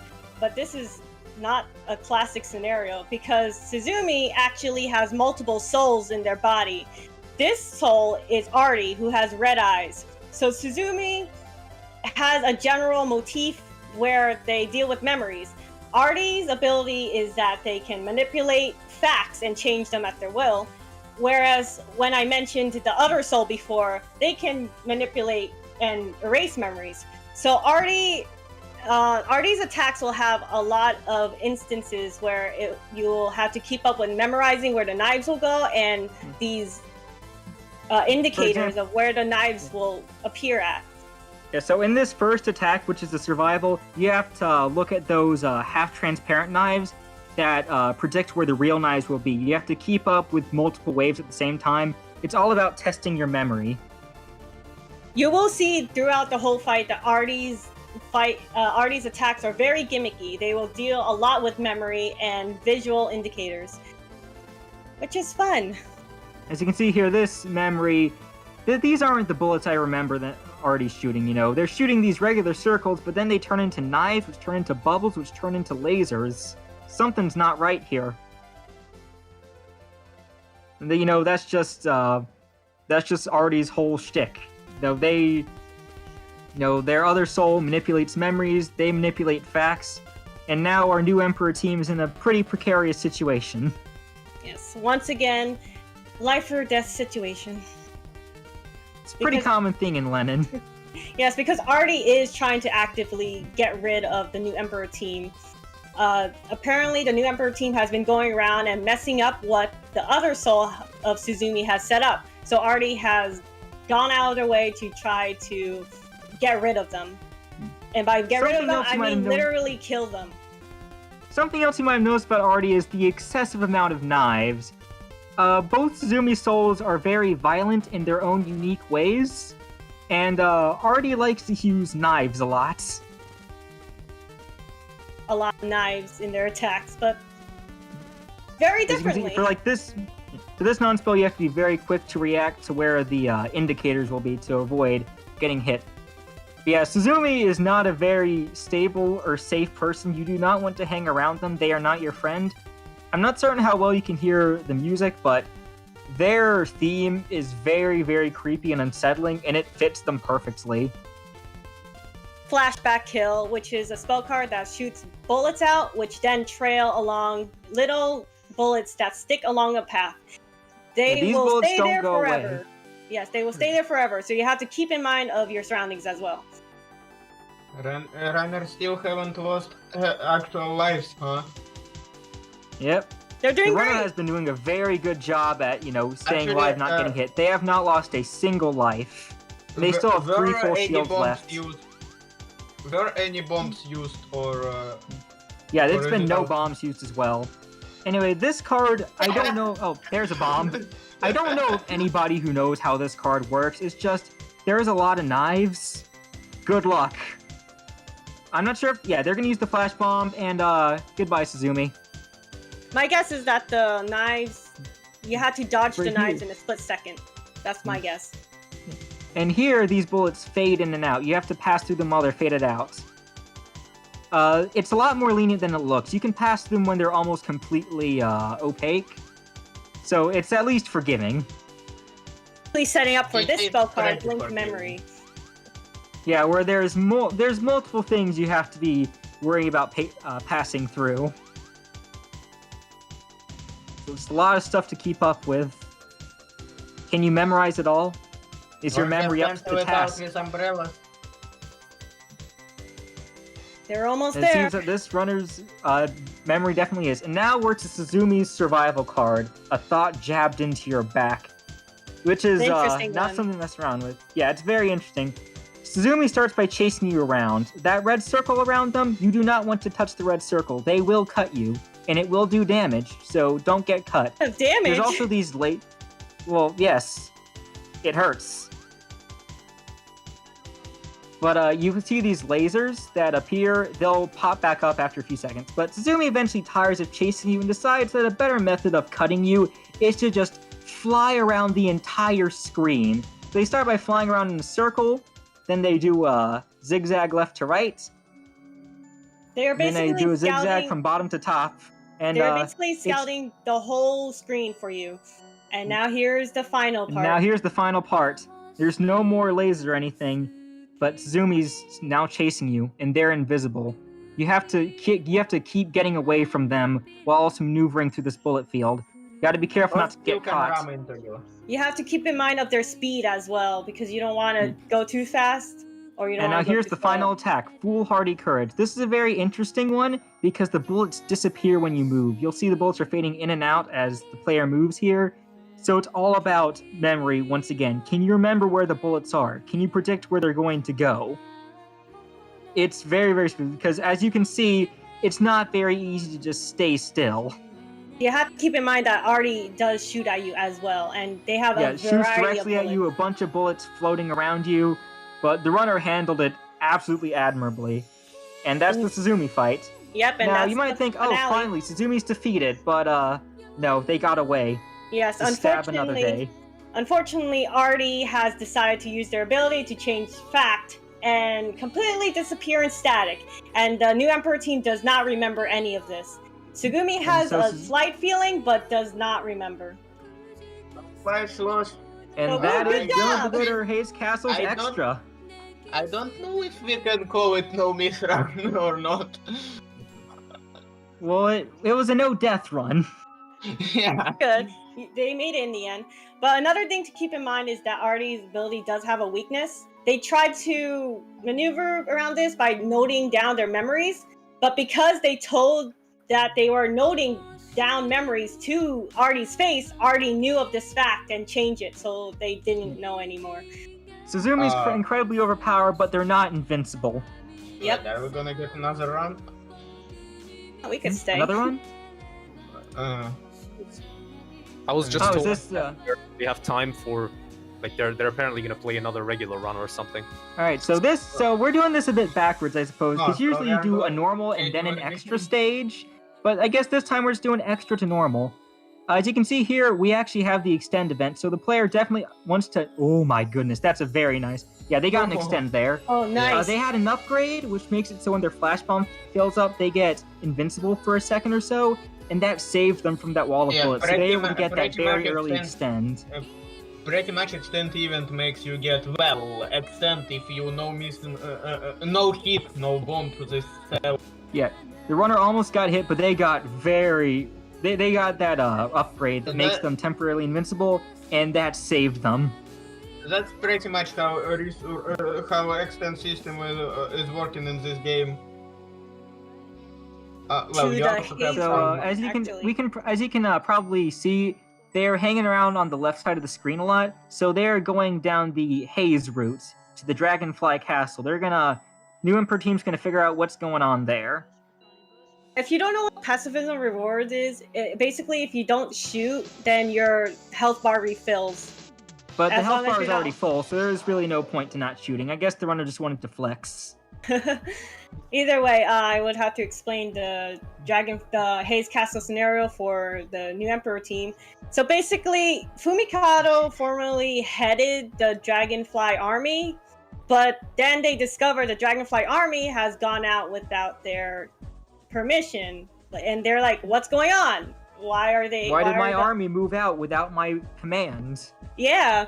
This is Soko. They're not involved with the war whatsoever. They just kind of ran into them. Soko is. They don't matter. They just exist. Yeah, Soko is both a god and a celestial, and hangs around the human village, and like they're a person who scolds people for being impolite, because they are a polite person themselves. But yeah, I think being polite's very cool. Yeah, so basically, they start fighting because Fumikado is like, well, I don't care. You can't tell me what to do. That's basically it. Yeah. So yeah, they are the first boss. They will always be the first boss on the Haze Castle route. The only bosses that change up is the neutral route bosses, because they have multiple bosses, and it is RNG of which boss you get for neutral. But since we're going to if you don't go explicitly full left or full right, there's a pool of bosses to choose from in each stage, in which basically every character can be fought, except the ones that you're playing. So, since you're using New Emperor team, you won't stumble upon Fumikado or Iozane or Sugumi, because you can't fight yourself. Yeah, well, unless you're Suzumi. But anyway. Suzumi's just weird like that. Suzumi breaks the rules. Yeah, Suzumi does what they want. But, so they are going to investigate why the Yokai Alliance, or the Dragonfly Army, has gone out to attack when Fumikado did not give those orders. And they soon will run into characters that are part of the Dragonfly Army and fight them. So like we said, on the Haze or Brilliant routes, the bosses are set, but they are different from each other. So we have to just get through these first. In the future, Haze bosses do have more plot relevance than poor Soko there, who is just there and got beat up for existing. Yeah, I mean, to be fair, that's the same kind of deal with the first boss of the Brilliant route as well. They're just there. They have no involvement with the war. So, item drops up. Most of the cell events that we've seen or talked about are generally negative or hurt the player. Things like making the enemies do more damage, or lowering your movement speed, or sealing off your bombs. But sometimes it can be nice, like with the Extend event, or with stuff like this. Oh dear, Melanism. Oh no, so Melanism on that background. Yeah, Melanism makes all the bullets turn black. They just turn the color black, which on this stage is very, very bad, because as you can see, you can't really see, actually. Yeah. But thankfully, the runner survived. Yes, and certain bosses, and mid-cell bosses are affected by event cells as well. So you can get something... Yes, a lot of bosses have dark or straight up black backgrounds when they use a spell card. And if you get Melanism on that, you just can't see the bullets at all. But there's also some unfortunate events you can get for boss cards, if you get, walking on ice, which gives you ice physics, or if you get something that flips your controls, or something that seals your bombs, you can get put into a tight spot. But thankfully there is... Oh, sorry. Sorry, continue. There's actually some boss-specific events, such as Double Boss Barrier, which when a boss uses a spell card, the barrier that forms around them that doesn't let you attack them for a few seconds will extend for a longer period of time. You just gotta survive for longer. Yeah, and also, we've mentioned Giant Sun Upset before, which takes away your power when you shoot enemies. However, it works differently for bosses, because if you shoot down the boss with Giant Sun Upset, it actually does not take away your power, but it gives you even more power points to have. Doesn't it also drop 2 bombs? No, that's double. That's more items up. Okay, thank you. I got a bit confused. There's a lot going on in this game. Anyway, Alright, if you look closely, you could have seen Tsugumi there, which is the most you'll ever see of them. Yeah, this only in is the dialogue. robbery. Tsugumi's one of my favorites. Please respect them. So this is Kujiro Kessa, who is one of the yokai involved in the Dragonfly Army. So Kujiro Kessa is actually a slug, sacred animal slug yokai. This is just their human form. They have the ability to divide slippery, which means they could just make little slug clones of themselves, which is very efficient for spying. Even though they are weaker than most other Dragonfly Army members, their spying capabilities is very useful, and it causes them to have a preference over their colleague, who we will get into, by their master. And Yes, personally, I don't even find them that weak. Some of their attacks are really brutal. Like, you see those little homing, spinning lasers? Yeah. Those are personally way harder to dodge for me than the Stage 3 boss. That's probably one of the most annoying projectiles in the series. Yeah, it's I hate very their difficult to attacks work as well. with. Oh god, true slug scramble. But yeah, so their attacks are supposed to be like them shooting slugs at you. So that's the representation there. Slugs are actually lightsabers. Don't tell anyone. They hurt so much. Funny thing about Kujiro Yeah, is that's a that shield broken. yeah, funny thing about Kujiro is that they actually like eating things with salt because they overcame the weakness of salt at an earlier point. So yeah, they question Kujiro about what's going on, and Kujiro does not give any answers, so they press on to go inside of the camp of the Dragonfly Army. Very nice. The game's being very nice today, apparently. If the runner was missing any health here, they could stop shooting to regenerate it, and they also just get an extra life if they manage to get through the cell without getting hit or using a bomb. And this pattern, this enemy formation, is definitely one of the easier ones, so as you can see, that's an extent. They have 4 lives. Right now they are in the outpost camp of the Dragonfly Army, and also I should mention that if at this point you stop going towards the left and start going neutral again, you'll end up in a neutral final boss cell instead. Yeah, Because- since you can... Oh, dear. So that's an event called Barrier Breakdown. It will just break down one of your shields unless you're invincible. If you really, really want to hang on to your shields, you can use a flash bomb with good timing to hang on to it. But otherwise, it can be very, very mean, just taking away some shields. I have had times where I regenerated a shield only for the game to immediately slap it away. And this is time field. Basically, it slows down any bullets that enter the time field, and it also does slow down the player character. Fairies, which are the enemies, and lasers are not affected by the time field. You can use it to your advantage, but sometimes it will make easy patterns much more difficult. Yes, and it does catch you in it if you get sometimes it just turns patterns We've got into a another mess. mid-boss here, who you might recognize from 5 minutes ago. Yep. So gravity, yeah, it just presses down on you, so you always will be going downwards. And Mid-bosses poison, are which usually drains bosses your health from- bar. Mid-bosses are usually bosses from previous stages. Yeah, mid-bosses. The game is nice enough that it will only summon mid-bosses from previous stages, so since we're in Stage 3, it will only pick from possible Stage 2 bosses, which sometimes means you can have completely unrelated people show up. For example, in the previous stage, the Brilliant Stage 1 boss showed up as a mini-boss. Yeah. It's pretty funny when you see someone like who's supposed to be guarding, like if you're going the Brilliant route, and someone shows up in Stage 5 that's supposed to be guarding the castle, they're just in the Brilliant route for some reason. It's pretty funny. But yeah, so in the extra stage, this enables final bosses to appear as well as mini bosses, so good luck with that. So So stage 6 bosses can appear, and there are some very mean stage 6 boss attacks. One of them is a 90-second survival card, and yes, it can show up in the extra stage, and yes, it can have cell events. Oh boy. So you can have to deal with a 90-second survival card with, like, controls flips in ice physics. Yes. At which point you might as well give up and retry. I'm also gonna mention that on stage 6 and extra, pretty much every boss and mid-boss are bomb shielded. Well, on stage 6, only stage 5 bosses and below can show up, thankfully.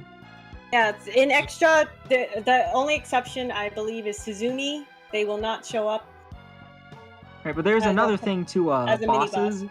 In stage 6, in the extra stage, every boss, including mini-bosses, is completely immune to bombs. Oh, yeah. Yeah, that's what I said. Yeah, sorry, I misheard you for a second. There is some exception to that on your side, but... Yeah, there's a few upgrades that will let you damage stage 6 bosses, but unfortunately this runner does not have them.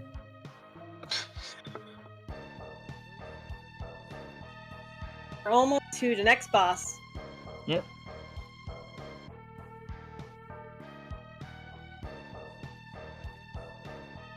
This is Kaisen, who is a sacred frog, and they are a colleague of Kujiro because they are both the Shikigami of their master, who we will get to. So basically, we don't actually know much about Kaisen. So every character has an ability, but we don't even see it in this game. Their ability is apparently that they can gain fortune. But besides that, they harbor jealousy towards Kujiro because Kujiro is really good at spying. Their master prefers them on the battlefield, even though Kaisen should be stronger in terms of power. There's also the fact that Kaisen has... May I interrupt you for a second? I just want to say, this spell card has a safe spot near the bottom left, right around the left side of the health and shield bars. You can just hang out there, and no bullet will ever hit you, which is very nice if you ever need to just regenerate a shield. Sorry, continue on with the Kaisen and Kujiro. So basically, Kaisen and Kujiro are always competing for their master's attention. And a little interesting thing to know, they have tadpoles on their head, and Kujiro had a slug around their shoulders. We'll see that again later. And not much is said about Kaisen, which is unfortunate because I actually like them. Yeah, they're interesting, and their bullets are very, very bouncy, probably because they're a frog. And this is a really interesting spell because the bullets briefly stop when they get near you, but sometimes, as you saw at the beginning, it just lets people stay still. Just for free. Yeah, so basically they beat up Kaisen, they try to question them further, and they get no answer, so they continue on into the fortress of the castle, basically going into the interior of the castle now. Well, the interior as I mean like the courtyard and stuff. So they're still trying to figure out what's going on and why there's a war and why the army moved out when Fumikado did not say so. And basically all that Kaisen and Kujiro said was that, well, you don't control us anymore, so go away. Yeah, 3 stages in and no answers, but that's going to change soon. Hopefully. Okay, so like Kaisen and Kujiro like fight all the time, and if you read the dialogue, you'll see them just screaming at each other in this stage, I mean. Yeah, because they will show up a bit later to argue with each other.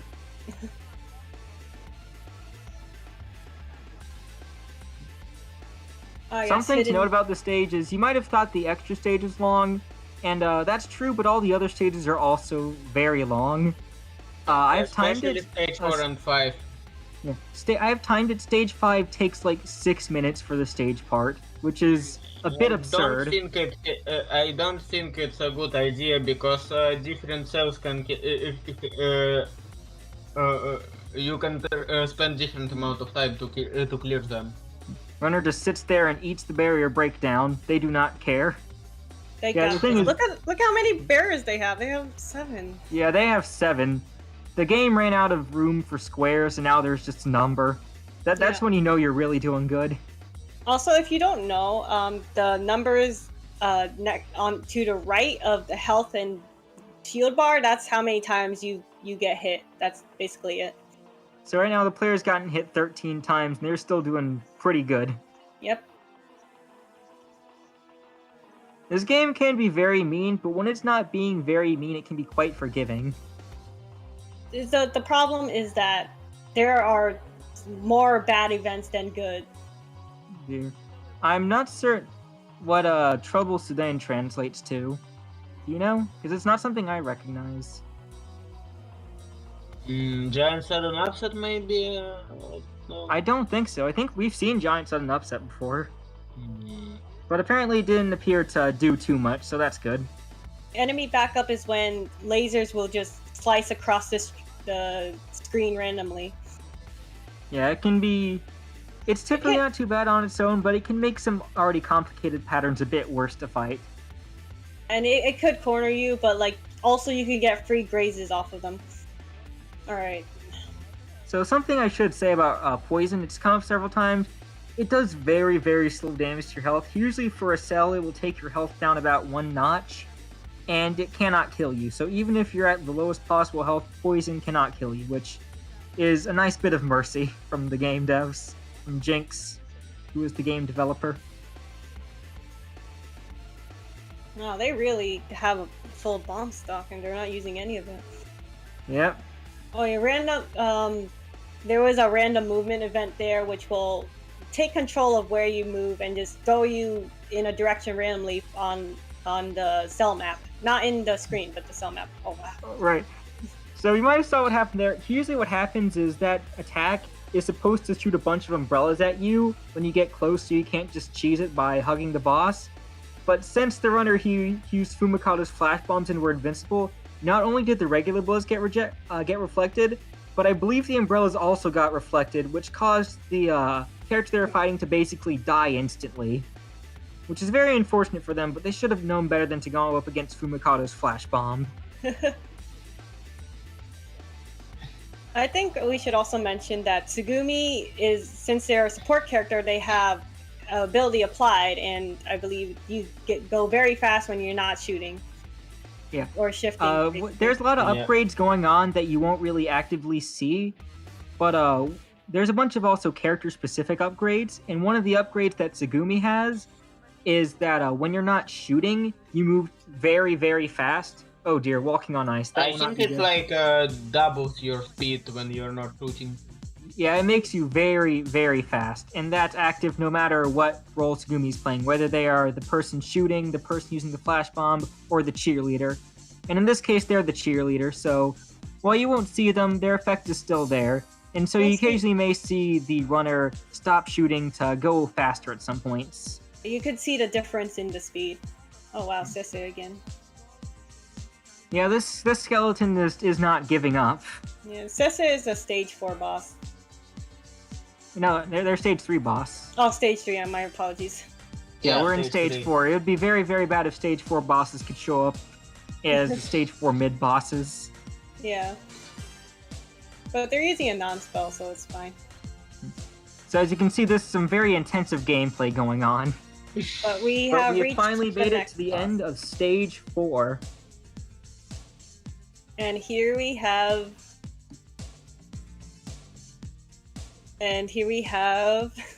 Just who could it be, though? Garaya Ogata. So basically, Garaya is actually the leader of the whole army that you've been fighting against in the Dragonfly side. Because all those fairies you've been fighting against, they've been controlled by this person here. Garaya is... They are all like Garaya's Shikigamis, including these two. And right now, they're actually... Yeah, you might notice these lightsabers from earlier. That's because the person using them... Kujiru is one of Garaya's Shikigami. Yes, and and Kujiru is actually right there on Garaya's little tree wing thing on their back. And Kujiru... Yeah, they're the little... Oh, sorry, yeah. Kujiru. And Kaisen is also there on their head. if you look carefully at the spell card thing, you can actually see which of them is using a card by which one is lit up. So I believe in this one, you'll see most of Garai is doled out except for the frog on their head, right there. So this is Kaisen's attack with them, which uses the bouncing bullets from earlier. They are now in animal forms because they are actually now powered down, so they only become humanized when they have more power influence to them by Garai. And right now Garai said, no, it's my turn to have the power. So they Garai kind of have to deal with it. Yeah, so Garai is actually trying to find a hero Amugenry that will basically save everyone. But they're having troubles until someone does show up to the Dragonfly Castle, which we will soon head into. Fumikado is just really confused still. They're still trying to find answers. But now they are informed that there is a new person competing for the Dragonfly Castle throne, which Fumikado is very, very interested in. But they're Fumikado wants that throne for themselves. Yeah, that's why it's called the New Emperor team, because they classified themselves as the new Emperor, but no one seems to think so. Anyway, that's Garai done. They're pretty cool, but their gameplay isn't the most crazy, I suppose. It's really cool how they use both their Shikigamis and their attacks, though. Yeah, but I mean, the thing is that Garai is like really powerful, but the reason why they're not as strong is because they're actually they're using their power to power the whole army, which weakens them, but they are described as very strong. Yeah, imagine how it would be if they weren't supplying the entire army. Anyway, this is stage 5. This is inside the Dragonfly Castle. I'm not sure how well you can hear the music, but this is personally my favorite stage theme in the game. It's so good. I think this means I have to get into Fumikado's backstory as well, and they have a really long backstory. Well, let's see if we can give us the... Well, actually, we have time for the full backstory. Stage 5 is very, very long, and there's not too much terribly interesting stuff that goes on. Alright, so Fumikado... So hit us with that backstory. So Fumikado, as you can see, was that green-haired individual. They actually are classified as an homunculus using Oni blood. However, this was not their original body. So in their backstory, they actually were raised only by their grandfather, who was building a body to be a vessel for this new emperor to take over, which will then resurrect the emperor. So Fumikado helped with this progress. The grandfather used some of Fumikado's blood as well as an Oni blood that he hunted, and they began progress on making an homunculus. So then the grandfather actually died before the body was finished, but Fumikado wanted to carry on with the mission. So they have the ability to switch souls, and they switch souls with the homunculus and gain this body. So the green long hair, that's not actually their body. Well, their original body at least, because they kind of stole it. What happened? Yeah, they stole it. Sometimes it happens. Sometimes you just steal someone else's body. You know, that's just how it is. That you helped create. You know how it be. So then after that, they actually seal away the homunculus in the that was in the long-haired body, and then they put it in the human body, and then they seal away that human body so that the homunculus could not fight back. So then Fumikado actually had to flee the capital.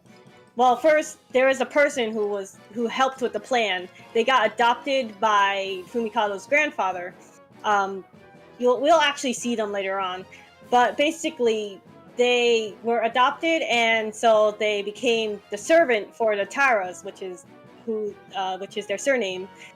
So then this person wanted to help with the plan, and they decided to actually sacrifice their life to forward a certain part of the plan, which is to play the Saida flute, or Seda flute. Unfortunately, when they died, this person who lost their breath, it got taken away, as well as their legs, and they were unable to play the flute. So Fumikado had no choice but to drop this person from the plan, which enraged this person, by the way. Well, you know, it's sometimes you just don't really realize that you can't play instruments when you're dead. You know, it's a very common miscalculation. So, Fumikado actually had to flee the capital city because now they had assassins on their back. So this is where they actually meet. They actually met Iuzane because Iuzane was ferrying. Was formerly a ferry person who would cross the strait between the capital and the sanctuary. So then Fumikado got onto. Oh, is that it? End of bonus. Here's we've been cut off. Yeah. Yeah, as Knight stated in English chat. Well, I suppose we're gonna have to leave Fumikado's story on a cliffhanger there. Find out for yourself how it ends. Play Brilliant Pagoda or Haze Castle, and also the rest of the Len'en games. They are good. Yeah, so but basically, the first 3 Len'en games follow the more traditional bullet hell route, like similar to Touhou and stuff. But then the 4th game takes, you know, a big step in a different direction. First As 3 you can see games, there. it's pretty much something that you can call Touhou-like SHMUP. Also, the games are all free, so you have no excuse. Play them, please. Download them. Thank you. It was fun. It was fun watching. It was fun commentating. Yeah, it's great to be here. I hope we explained the game and its story well enough. Yes, and I hope it generates interest for the characters, of course. You guys both Indeed. have done good. Didn't you. even need it much backing up from me. we know Len'en a lot. Yes. That's why we took the position. We are qualified for the job. Now I could put this on my resume. Yeah! So are we off air now? Yeah. Yep. So, and for me, it also was the last run to play to back up those 2 guys. So I guess see ya. I guess we go Yeah. now? Yeah. Well, thank you all and have a Yeah. great day. Yes, see Thank you. all. It was nice being here. Goodbye. Thank you. It was very nice being here. Have a great day.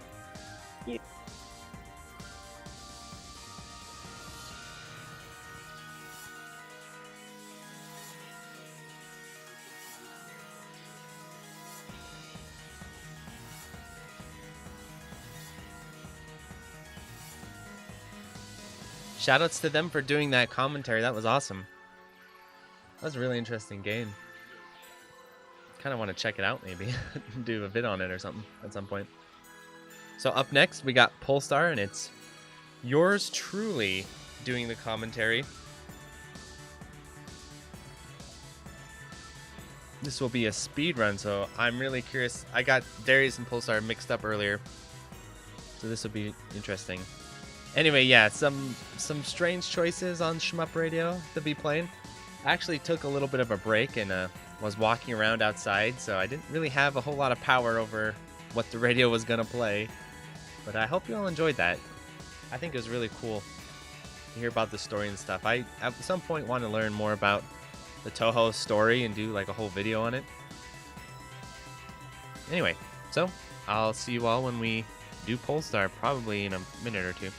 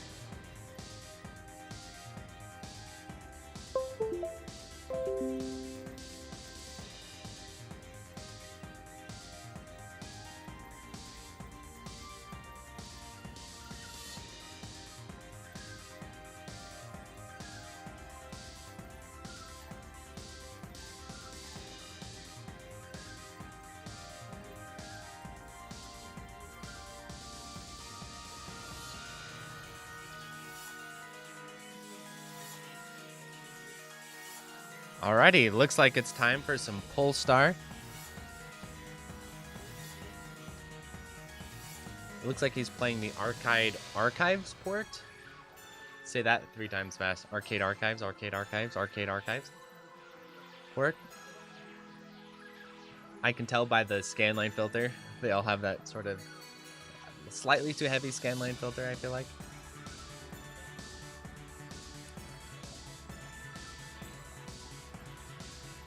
So I'm really curious how this speedrun is going to work. Like I was saying before, probably the idea is to speed kill the bosses and to reduce slowdown as much as possible. But you never know, there might be some kind of crazy speed tricks or something going on. Stage 4. Starting off. Later stage, I wonder why. So I haven't played much of Pulstar, but I'm a big fan of Blazing Star, and I've spent a billion hours playing Blazing Star, so I do have familiarity with the series, I guess you could say. Probably among the best shmups on the Neo Geo, if you don't count like Shock Troopers and that sort of thing. Metal Slug. That's the R-Type style ship.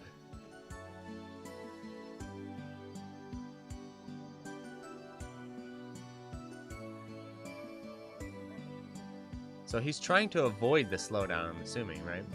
He's speedrunning. So I wonder if that translates into using your shot less, or like strategically bombing certain sections to cut down on the slowdown. Or wait, you might not be able to bomb, I forgot. I don't think there are bombs.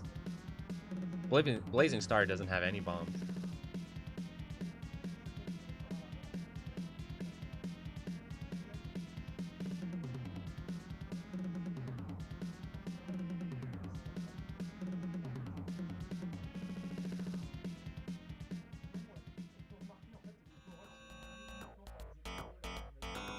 Some of these shmup tunes are ridiculous.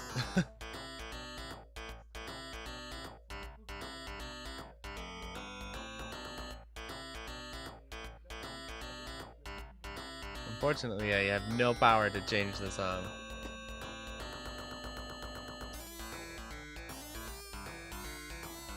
I guess it's okay. Anyway, so I'm curious to see how the speedrun tactics are going to play out. So far, I haven't seen anything too unusual, other than starting in stage 5. Gotta speed up.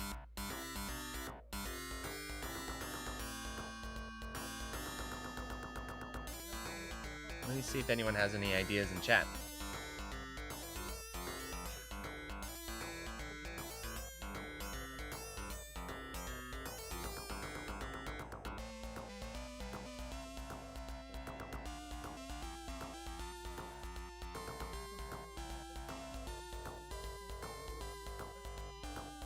So, M. Knight was saying in the chat that he chose speedrunning so he could start from stage 4.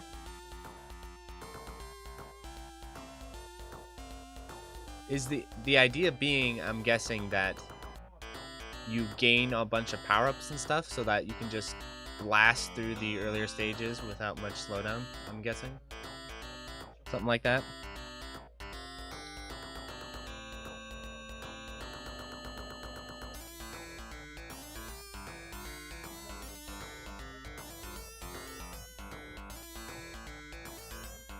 Gotta speed kill the boss. I'm assuming this is like some kind of safe spot or animation. What is going on? Is that just an animation of the boss spawning, I'm guessing? Yeah.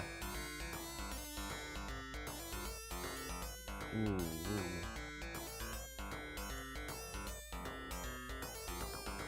Nice, nice, nice. Yeah, that ship, the R-Type style ship is really strong. Especially its charge shot.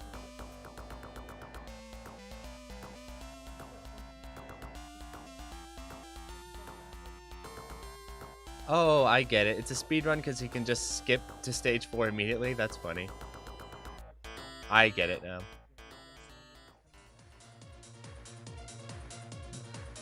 Didn't have to play the earlier stages.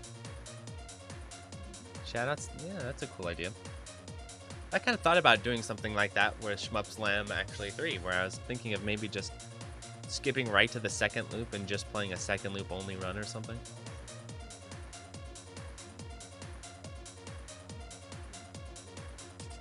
So I should talk a little bit about how Pulstar works. From what I understand, it's a little bit different than Blazing Star, it looks like. Oh. Oh, whoa. Reset.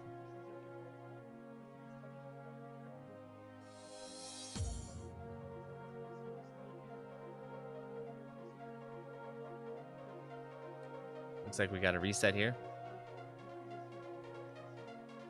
That's cool, it has a stage select.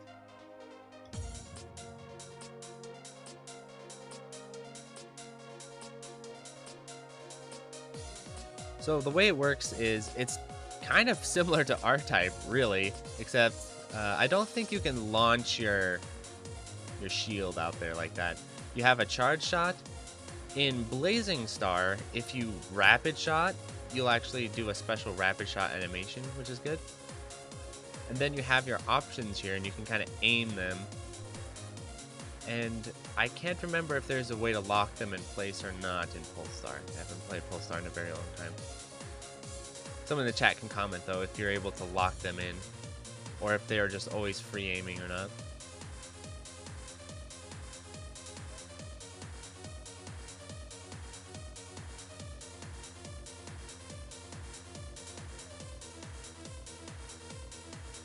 Aiming backwards, nice.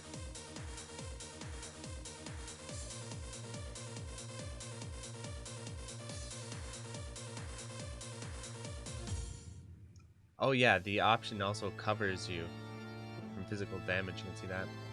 Kind of use it as a weapon.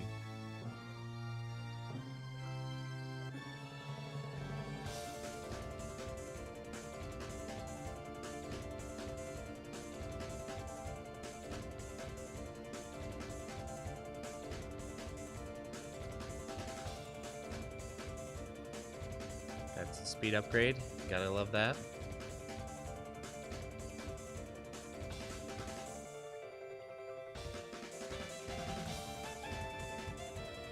There we go. We found a good tune finally. Gotta watch those thrusters. So Blazing Star has these absolutely ridiculous boss fights, and I get the feeling Pulsar is the same way. That first boss fight looked pretty cool, and as we get further, I'm betting they're gonna get even more ridiculous.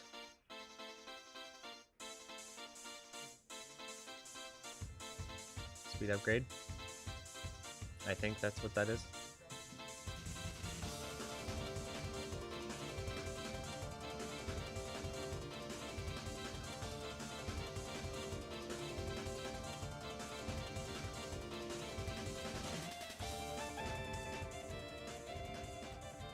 I wonder if GDQ would accept this as a speedrun.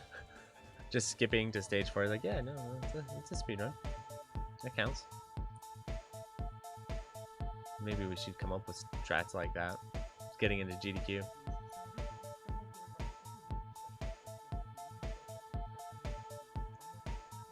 Corridors like this are tricky.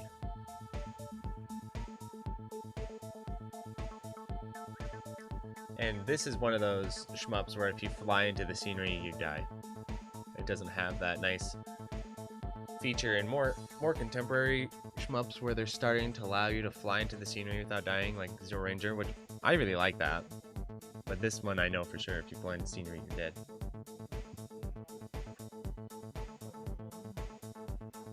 Spawning the worm.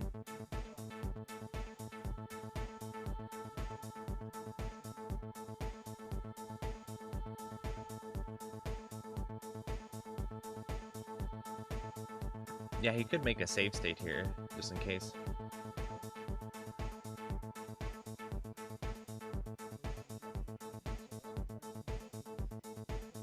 Nicely done. Looks like that's a pretty safe, reliable setup there.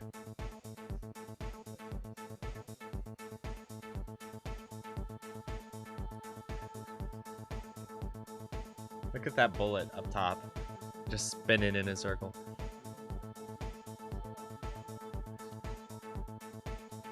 Yeah, he's making a save state. The dangerous forest. Yeah, good description. I think I love the Neo Geo's graphical style. It's a shame the hardware struggles so much to actually run the games, but the graphical style of the system is among one of my favorites. It looks so chunky and yet detailed. It's really nice. I really wish more. When they make retro games these days, they're kind of usually aiming for that NES, SNES vibe. But I wish more games would aim for that Neo Geo 32-bit vibe, because I think it's just better, to be honest. Whoa, that was strange. Touché. You can tell it's French.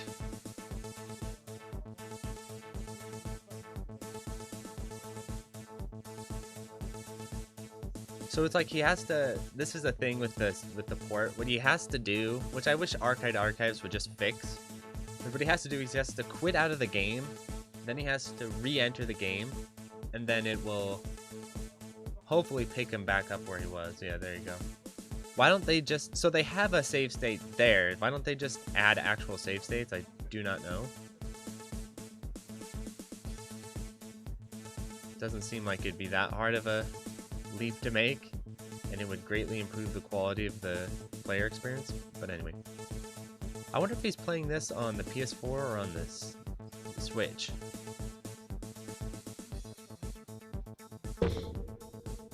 I don't think you can play Arcade Archives on the PC. I looked it up for Metal Slug and they weren't on there. Instead you had to have those horrible .emu points. This stage looks ruthless. Plus, I don't think he's fully powered up yet. He might be now. I can't remember. Yeah, I gotta learn to use that shield. That shield's your friend. Hang in there, French stream. Hang in there. That mouse is not my mouse. Okay. Oh, the French stream refreshed the source stream. It is funny how many layers we are deep in this.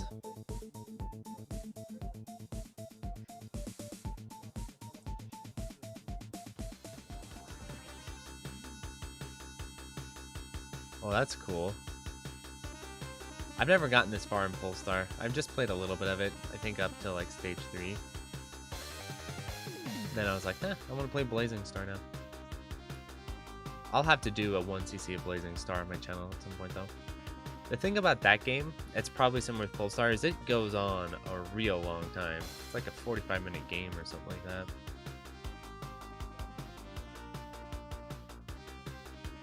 And Neo Geo games apparently just don't believe in the idea of extends. We'll see if he gets an extend here, but I'm not sure if you can get extends in these games. Like Metal Slug never gives you extends, no matter how well you play.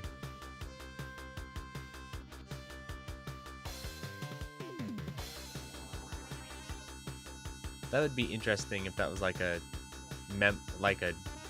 rule to put the game on the Neo Geo. Like, never give players extends. We want their money immediately.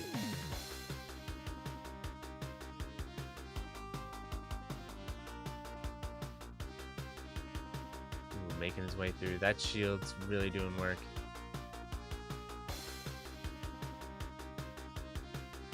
You can see all the slowdown. I believe the Arcade Archives have accurate slowdown, so that's good. Sometimes I wish they added a feature where you could overclock it a little bit. Evil crab. So with games like Metal Slug 2, you can actually play them. Or In the Hunt. So these boss fights seem to be kind of broken.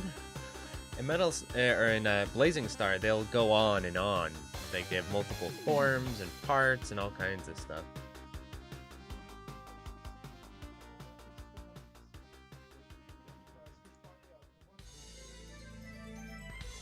So it looks like he did get an extend.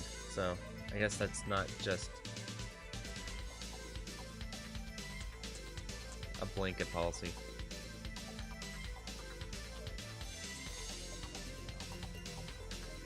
Made it through. Oh, that's interesting. Kind of reminds me of Darius a little bit too, huh? Better water animation though.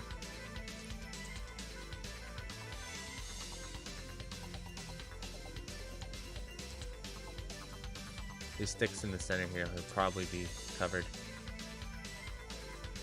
So you gotta slip through these. That happens in a Blazing Star has something just like that. These 3D turbines that are kind of hard to read because the 3D isn't all that great. Cool background.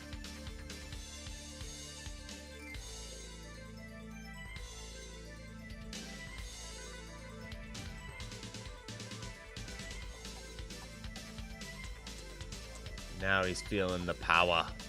Now he's powered. This game, I'm pretty sure this game does not have any bombs, so just gotta hang in there with his shield and his options.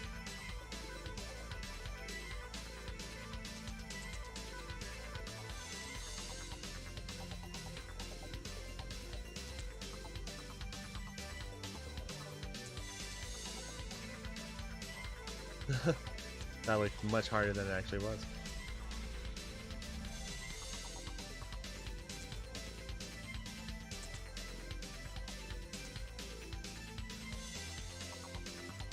These are going to be some tight corridors, it looks like.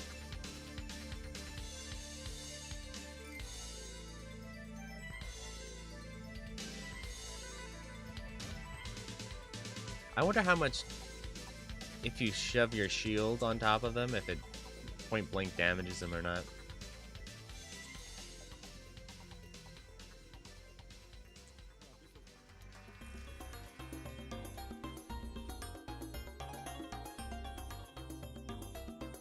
There we go. I think we're heading into the boss fight.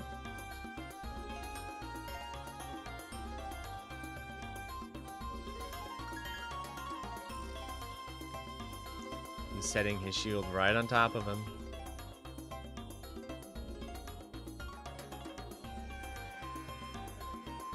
Whoa. It's kind of sexual.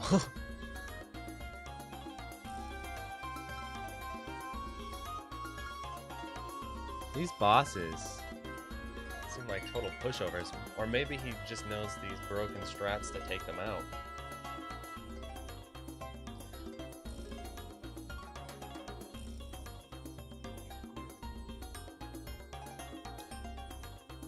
Another save interrupt. It's better than nothing, but just had save states, arcade archives. Maybe if, you know, people reviewing them would mention that in the reviews and be a little bit more critical, you know, that could be a feature that could happen.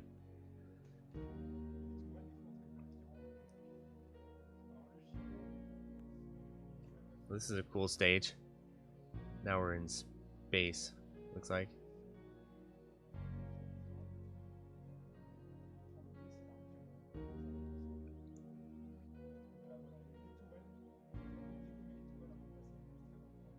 Oh, this is like in Gradius when you have to fly in between the suns and stuff.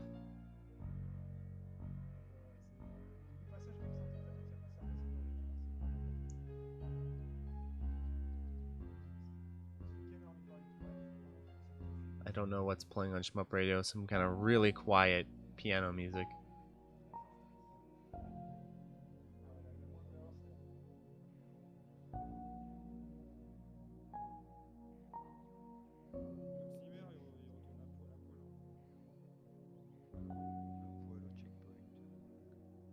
Kind of reminds me of the stage in Darius where the soundtrack goes out.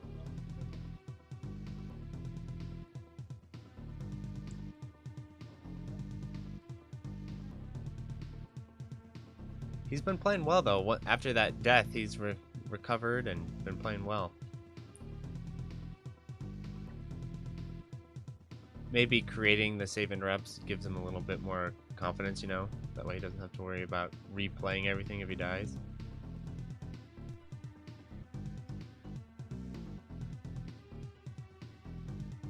I wonder how strict his routing must be, because he's been, he reset that death. I wonder if in the later stages there's a real life tax, probably on the last boss, I'd guess.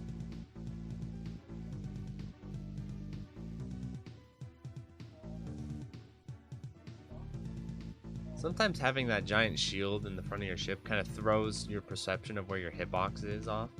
Like, you kind of think your hitbox is in your shield or like right at the front of your ship. Sometimes I have an issue with that when I play R-Type in those types of games. Final stage, life or deck. That's a deck? That T looked like a C.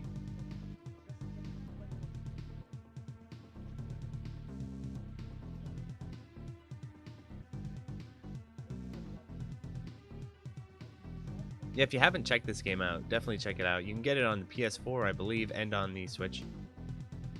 The Arcade Archives ports are pretty solid. They're not M2 quality, but they're the runner-up, I guess, you know.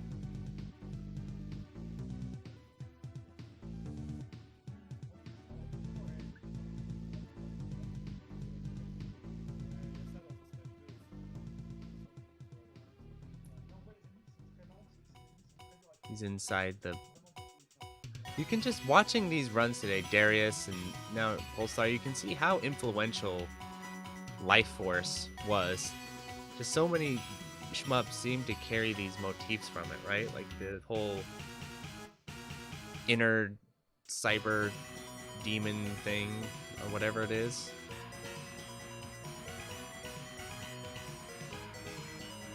They just seem to really all kind of take some inspiration from that.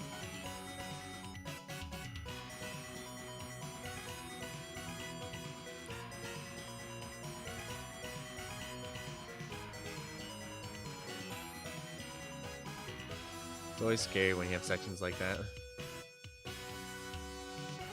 Oh, whoa.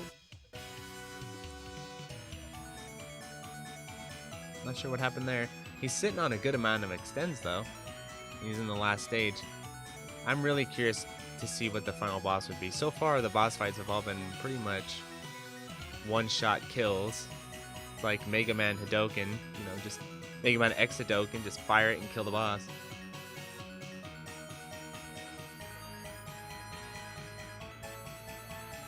Ugh. Those tapeworm enemies gross me out. You see them coming out? They look like little tapeworms.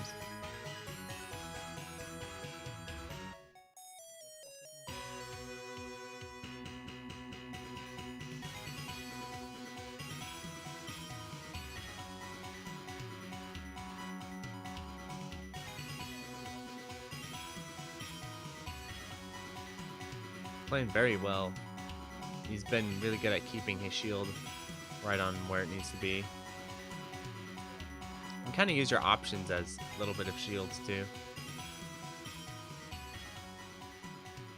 This is kind of where you thank the Neo Geo hardware for being so slow, right? It gives you a lot of extra time to react to things and line up.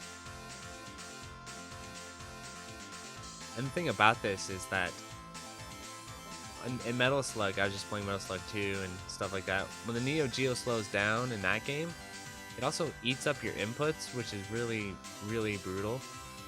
But it seems like in this, that's less of an issue, especially since moving your shield in place isn't much of an input.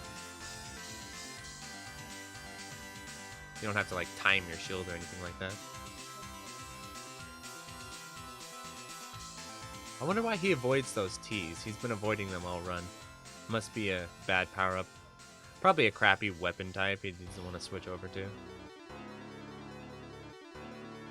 I always kind of hate that when shmups include straight-up bad weapons that are like poison mushrooms sort of thing.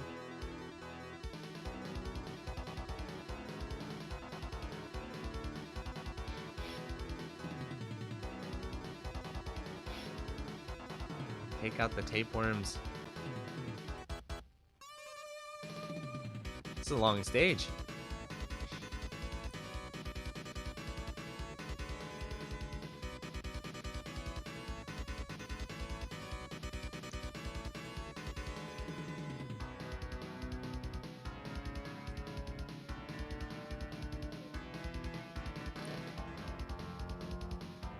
Here we go.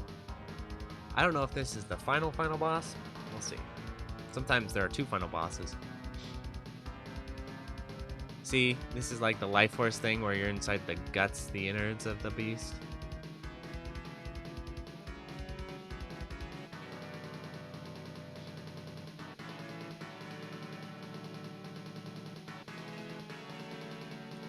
Probably a safe spot right here. Oh, no. I was wrong.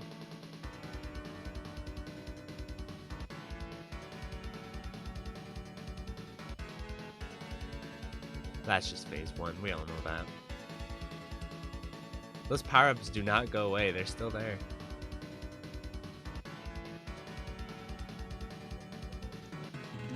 This is kind of like the final boss of Blazing Star, which is the giant corpse baby. One of the most bizarre bosses in shmups, I think.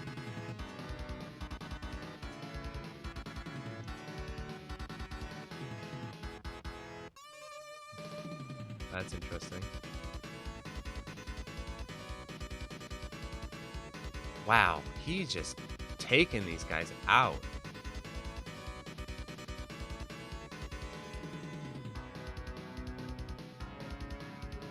I wonder if that's the end or if there's one more.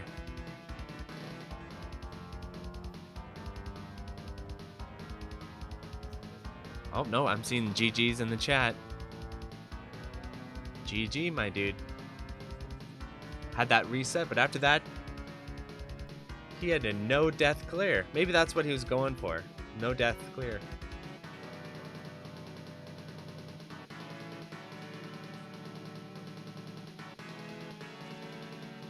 Look at that 3D animation.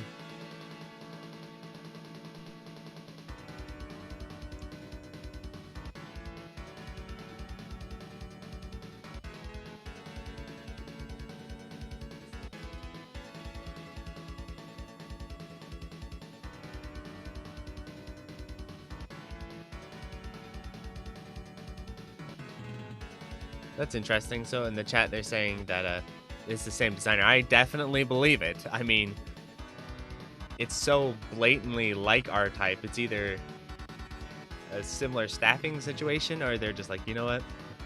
We like that idea. Let's follow up with that.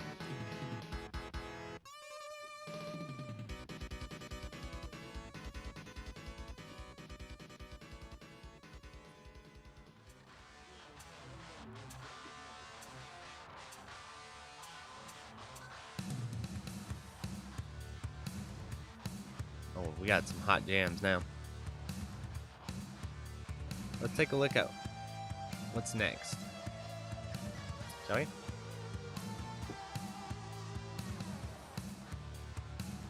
Got some Lords of Thunder. Up next, we got Touhou 12.8.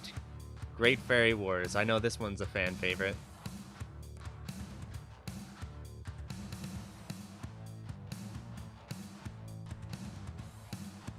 So I'm also looking at the surprise. I'm hoping the surprise is Blackisto playing Dodonpachi. That's my hope. Because he's French. Or Prometheus playing Dodonpachi or something like that. That would be cool.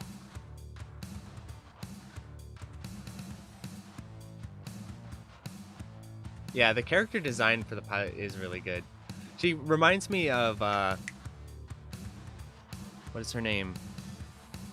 From Macross/Robotech, the green-haired pilot. Shoutouts to those who can name her. It's like Vera or something like that.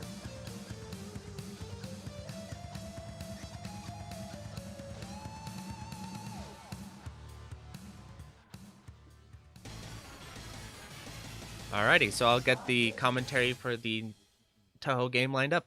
Hang in there.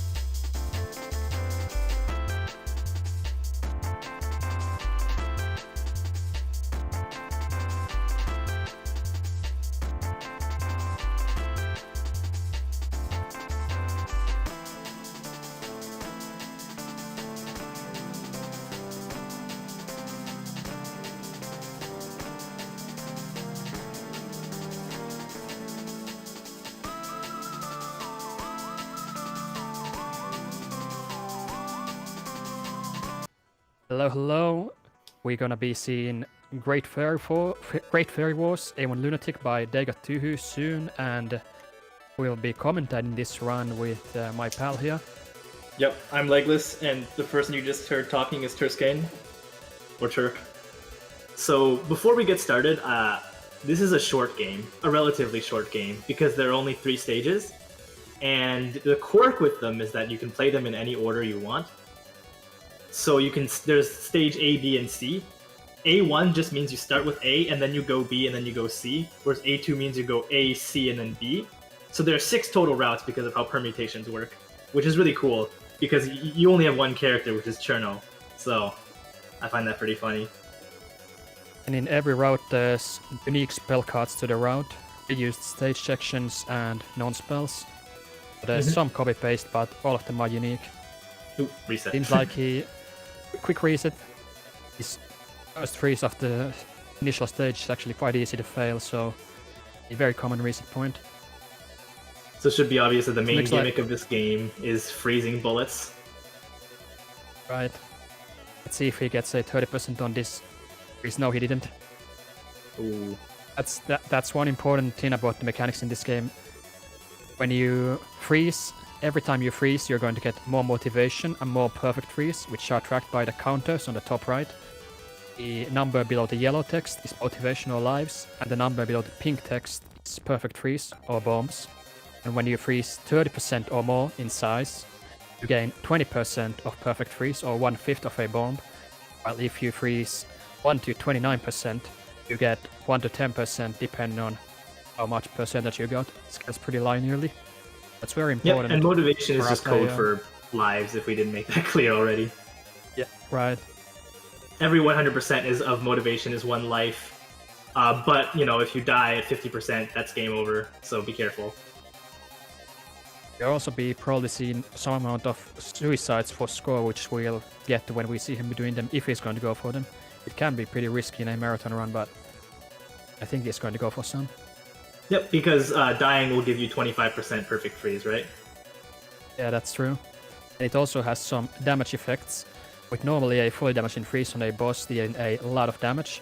Right now he's purposely freezing a bit further away from the boss, so the ice doesn't connect with their damage hitbox, since if he made it connect, like there, it would deal a lot of damage, so he has to make these slightly more cautious ices in order to keep this milk going until timeout. But what because you does don't want to kill too early, right? Yeah. There's no spell bonuses on these non-spells, so you just get more points for freezing it all the way to timeout. And it's not like the spell bonuses are really that big, right? Yeah, they are pretty small. Oh, and they are? Okay, good. Oh. And they decrease slowly over time. So you don't really lose a whole lot by milking the timeout on them. Seems like he got past the thing about just fine. The thing about freezing area in this game is that the more the amount of points you get from freezing is pretty much like exponential based on how much of the area of the screen you freeze. Like for example, 10% will only give you like a couple, like 10,000 or so points. But if you freeze the entire screen, it gives 1 million. Obviously, that's never going to happen. But like 100% flat is never going to happen. Yeah, it's actually the exact table you can find on TOUHOU Wiki, for example. Yeah. It's 260k for a 50%, 100k for a 30%, and then from 50% going upward, it starts increasing very rapidly, already up to 600k at 70% something. It starts really increasing very fast once you get to the larger freezes. Oh, this is quite clever. He's also being careful here not to freeze Luna. Yeah. Ooh, ouch. Yeah, this first non-spell of Luna has quite limited HP, so he's going to be very careful not to deal too much damage. Ooh. Oh, wait, he's only got 10 seconds left. He can get away with this one. Yeah, he can now use fully damaging freezes as there's no longer time to fail this. Yeah, ending boss phases or killing certain enemies with the freeze will also give you more valuable point items. Yeah, some non-spells and don't have them though, like that spell there, but you still want to kill it with a freeze in order to get motivation from damaging the boss with an ice. Yeah. Doing small optimizations with that throughout the game can get you 1 extra life in this game in a score run, which we'll see if he gets or not. And for Yeah, score he's bombs suicided here, there. Suiciding. What suicide specifically does is, normally when your freeze explodes, the boss takes damage, but if you suicide during your ice while it's in the air before it explodes, the death wave damage entirely cancels the damage from the freeze, or almost entirely. It only takes the small death wave damage rather than the full damage of the freeze. Oh wow, that's actually quite interesting. So that's the other side of the suicide strat. Because the suicide strat also gave him an extra perfect freeze. He wouldn't have had that if he didn't suicide there. Yeah, that's right. It gets both an extra freeze and the 25% PF from suiciding, kind of like Garega. Very smart. Useful for multiple purposes. He dealt some damage accidentally on that first freeze, that's going to not be good. Make this a little shorter. So you might see that you get a medal. It's also super dangerous. The second non-spell that he just died once on is incredibly dangerous with those random bullets, and also random boss movement where she can come very low on the screen, which I think she did there, so he was screwed there, kinda. Anyway. Does he have a patch that makes the Cherno sprite tanned? Yes, he does. It's called Great Fairy Wars Brown Label, and you can download it on my Instagram. Well, actually, it's on my Tumblr. Awesome. Yeah, it's pretty awesome, actually. It's mandatory for playing this game. But it also does, it has a small modification to the sound effects, making the freeze grind sound effect when it expands a bit quieter, since it's quite loud and stuff. Oh, okay. That's actually quite useful, though. That's definitely quality of life. Yeah, it was originally just that and not having the brown sprite, but then we got the brown into important features. Let's see how he does in these green line fairies. Nice. Big eyes, good stuff. More freezes. Oof, nice. 85% right there. And he's gonna be using 3 total score bombs on this first non-spell of Darius. Yeah, because you want to use those perfect freezes and opportunities where you can get close to 100% of the screen, right? Right. Also, a new mechanic on this stage 2, you see there's fireballs. Fireballs are unaffected by your freeze entirely. Only your bomb. Your regular freeze. Yeah. Yeah, your regular Not freeze. a perfect your bomb freeze one, can still. Yeah, perfect one gives you iframes under the freeze as well, but your regular freeze, as you see there, it doesn't give you iframes. That's an unintentional death, but you might be going for intentional suicides on this second non-spell. Let's see. Something else that's not as relevant to mention, but also kind of important, is the fact that the more area he freezes on total, the stronger his shot will get. You see on the bottom right, there's level 15. You will go up in level once you hit a certain total area frozen, which is that percentage right above it. Normally in a regular playthrough, you won't get to level max until end of the game, basically. But if you're scoring, you'll reach that pretty quickly. He will probably get it before the end of stage 2, right? Yeah, most likely. Oh, he already got it. He just got it. Wow. Nice stuff. That's really impressive. Seems like he kept the optional suicides on the second non-spell of the mid-boss, probably as he already had some unfortunate deaths on stage 1, so he wants to play it safer for the marathon, not risk game over on stage 2, which is very possible on this upcoming second boss, if he had done the 2 optional suicides there for extra points. And are there continues in this game?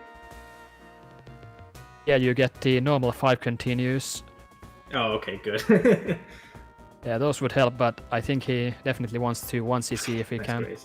Yeah, of course, but in a marathon, if you screw up, you always have the option.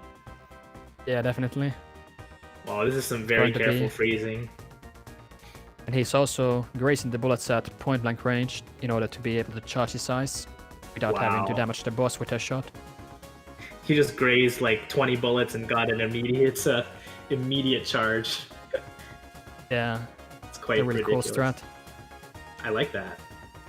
And these bullets that he's going through here are not static, so going through them is very possible to fail and is very costly if you do so, since dying will is your freeze entirely and cancel a lot of bullets after, so you don't get to do scoring freezes after.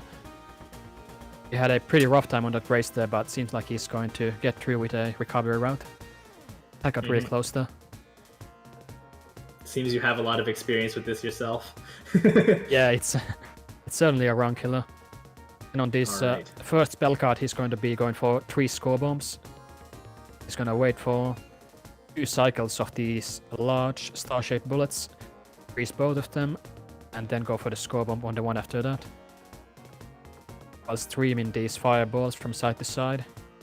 Oh, he almost got hit there. That was a defensive bomb. Normally we would do it a bit later than that, but he was in extreme danger, so he made a safety move. Good play. What is the world record in this game? For this category, I think it's 111 million. Oh, okay.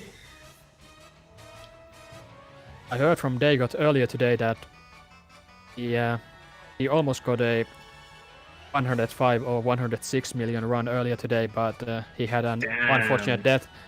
An unfortunate death near the very end of the run on Fairy Overdrive. Oh, so he wasn't able to clean it up.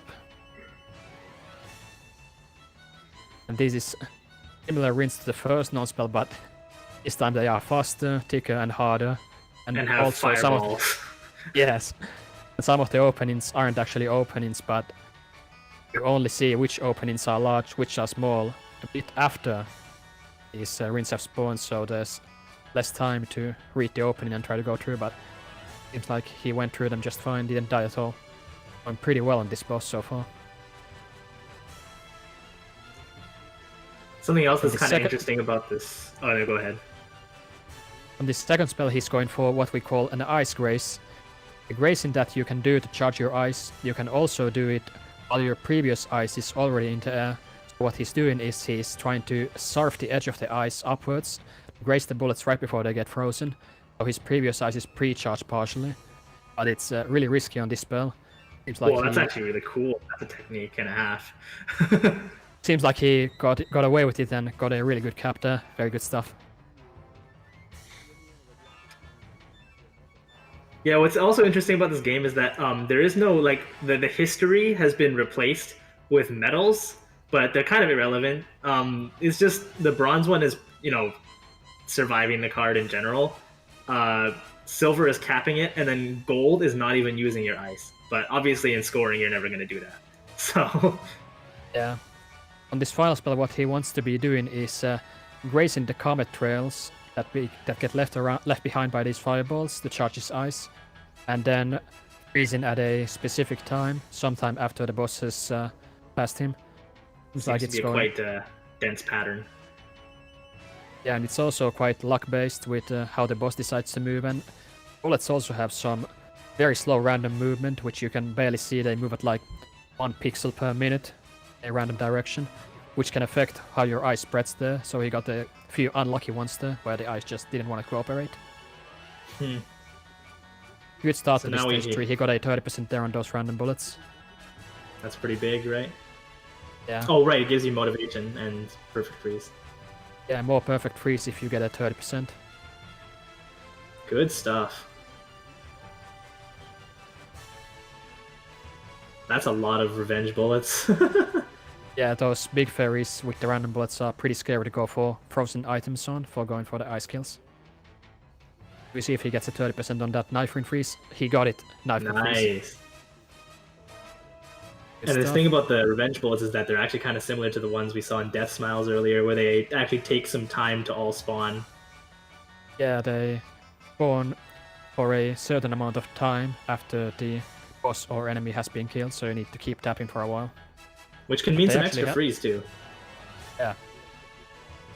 Helping you brace for your next freeze with the suicide bullets depending.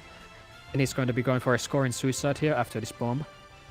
Going to bomb at a time that makes these lasers, that are a new mechanic introduced in this stage. If those lasers hit your freeze, your ice gets broken and it explodes into yellow pellets, what we call freeze bullets. Yeah, it's quite irritating. We'll be seeing them in action right here with these regular freezes. He almost got hit point blank range by the pellets. This is a really dangerous pattern because of them. And they are where they spawn and what direction they go in. It's completely random on them. We'll be seeing how he does. Yeah, they can be very annoying. He might be doing a second suicide here, we'll see. He might be trying to be safe by skipping it. He's going for the suicide to get one extra freeze here. Going for the highest score. Nice.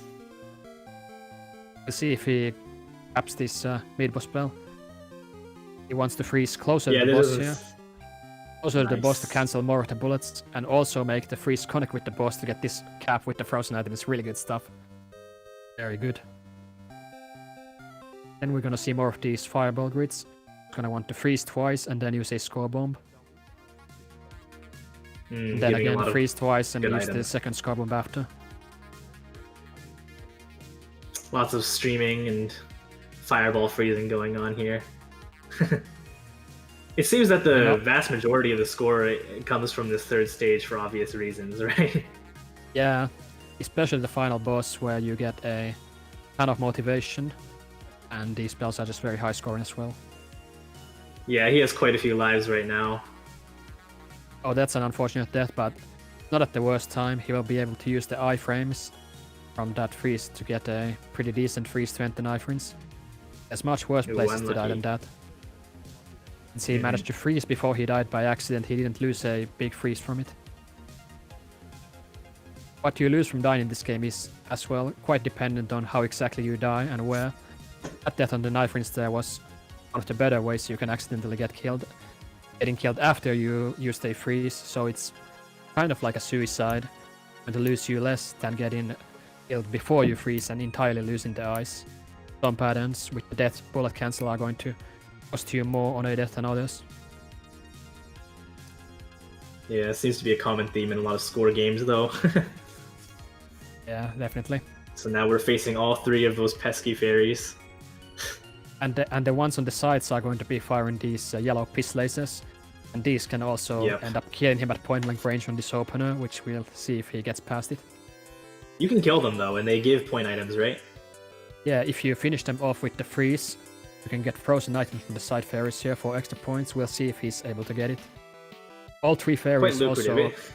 Yeah, all three fairies also make random movements, so it can be difficult to go for it depending. We'll see how it goes.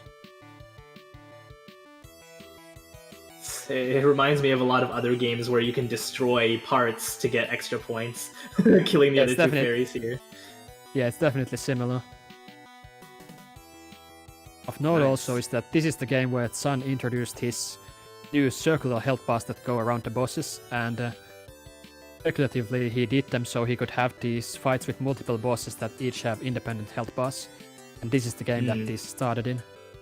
And then he just kept it from there on in. Yeah. I think he also had one of those fights in 10 Desires with multiple bosses, right? Using that. Is it? Yeah, I think it's the final stage, right? Final Miko. No, wait, no. That they don't have health bars. Crap, I don't remember. I mean, he did that before, but not with bosses that had separate health bars. Yeah, right. On the Prism Reverse in PCB. Again, he's going to want to. And that he one wants to KO these side fairies here on this first spell ASAP, so they stop firing fireballs. And after he kills them, he throws the suicide bullets after spreading them out. Get a bigger ice. Good stuff. Oh, he's just sitting on top of her now. Yeah, there's a safe spot here when this sun is glowing and making the bullets spread around her. At that point, you can enter the safe spot on her face, but you have to exit it after. That death was not intentional, right? Yeah.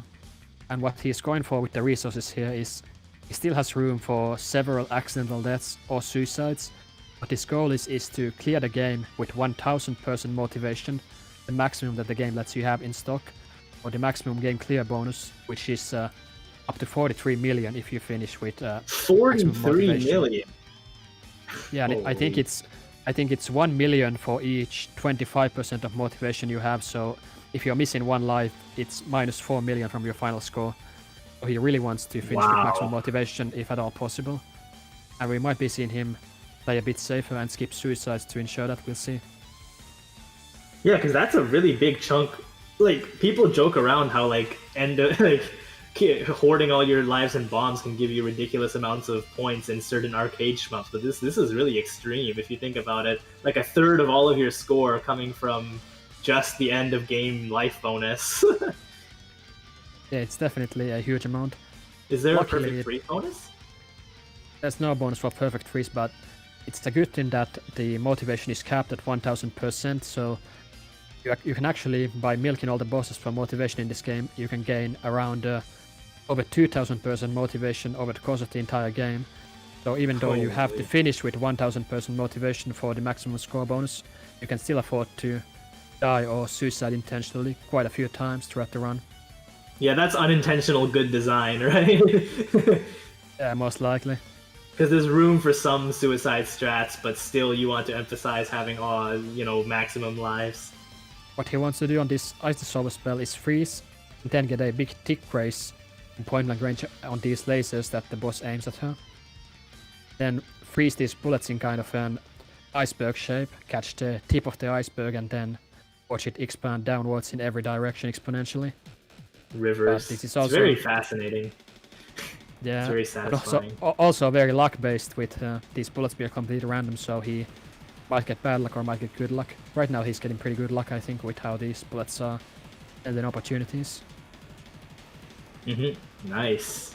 And then he wants to shoot down the boss to cap the spell. Got it.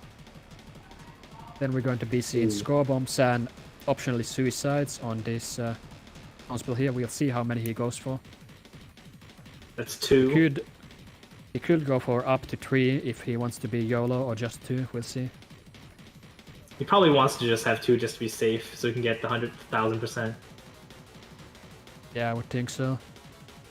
If he doesn't die from this point on, he has 1 spare life, or 1 accidental death room for the 4th non-spell, and Fairy Overdrive, the next difficult survival segments. He's just gonna be probably leading up this non-spell without going for extra milk, or he could be going for small freezes here as well if he wants to, but it looks like he's going to just finish it without milking extra. Is it mathematically possible to Lunatic no ice this game, or is it just too dense sometimes? It's not possible. I think even normal no ice is impossible already. Oh, okay. Since, also, if you have no ice, you have no, basically no shot power either. Yes, no shot power, no lives, no nothing, so you really take forever to kill bosses, and you can't afford to die at all, pretty much, so it gets very impossible very fast outside easy. He's doing more of these ice grazes on this spell. You see how he's surfing the edge of the ice, grazing the bullets right before the ice catches them. And you get a lot of charge back from that. He has up to 100% on this spell if you do it perfectly.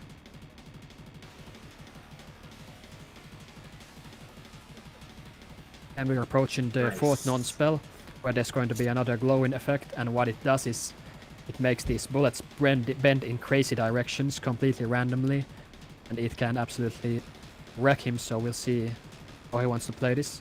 RNG curvature. If you want to play it safe, you can freeze while the yellow stuff is glowing, but that makes your freezes smaller, so if you want to be YOLO, you can dodge the whole hard part, and then freeze during the easy part for higher score, and it looks like he's going for the higher strat here. He does have extra life in stock, so he can afford the risk. It's the central dogma of scoring. You have to have a balance between scoring and survival. Yeah. Well, that's not every game, but a lot of games. Having the spare life here, so he won't game over if he dies on this, is very useful here. He's never gonna be in risk of game overing, right?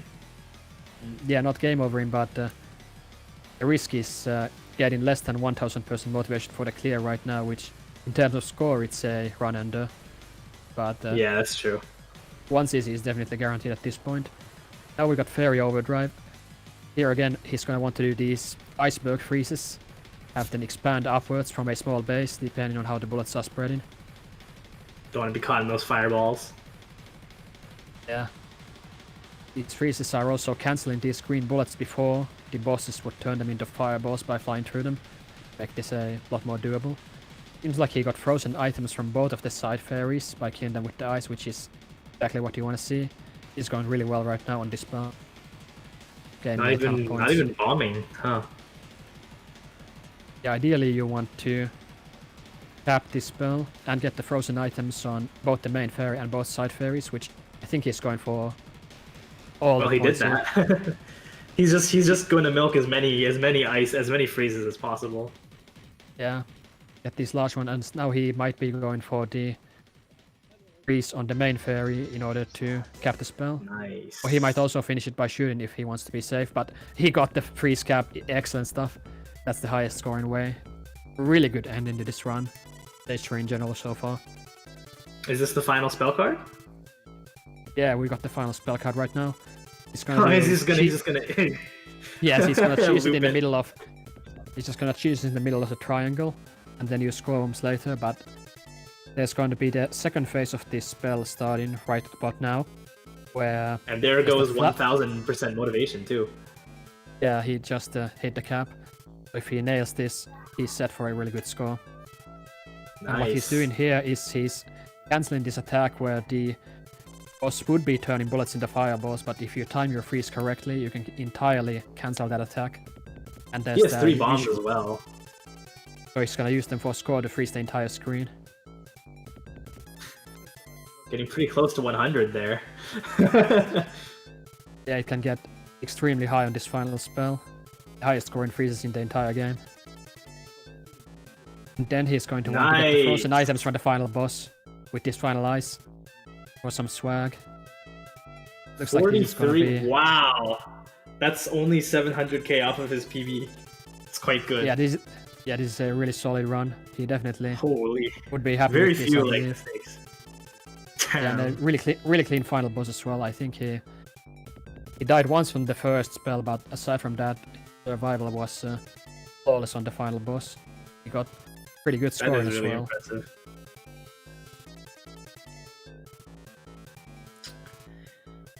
Très bien. Yeah, see you Awesome later. I stuff. thought this was Dagger 2 playing What a Great crazy Fair Wars game. A1 Lunatic. What a game, what a game. Really excellent run, especially the clean finish. That's so clean. Oh my gosh, that was a joy to watch. Especially since I've never seen like a Fairy Wars score run before. But some of those strats are just super interesting to see. Yeah, definitely. Up next is Juju himself. The man who running the French stream is now going to be playing some Progear. And then on the mic we'll have Mariscan and Frenetic. So that'll be really cool. Thanks for commentating, you guys. All good. Thanks, Mark and Legless, and Yeah, kind of sad. stay tuned for Progear, guys. Oh yeah, Progear is gonna be awesome. Holy. It's gonna have some nice bullet cancelling as well. Not as cool as the freezes, but pretty good. We take those. All right, see you all back here for Progear. All right. Peace.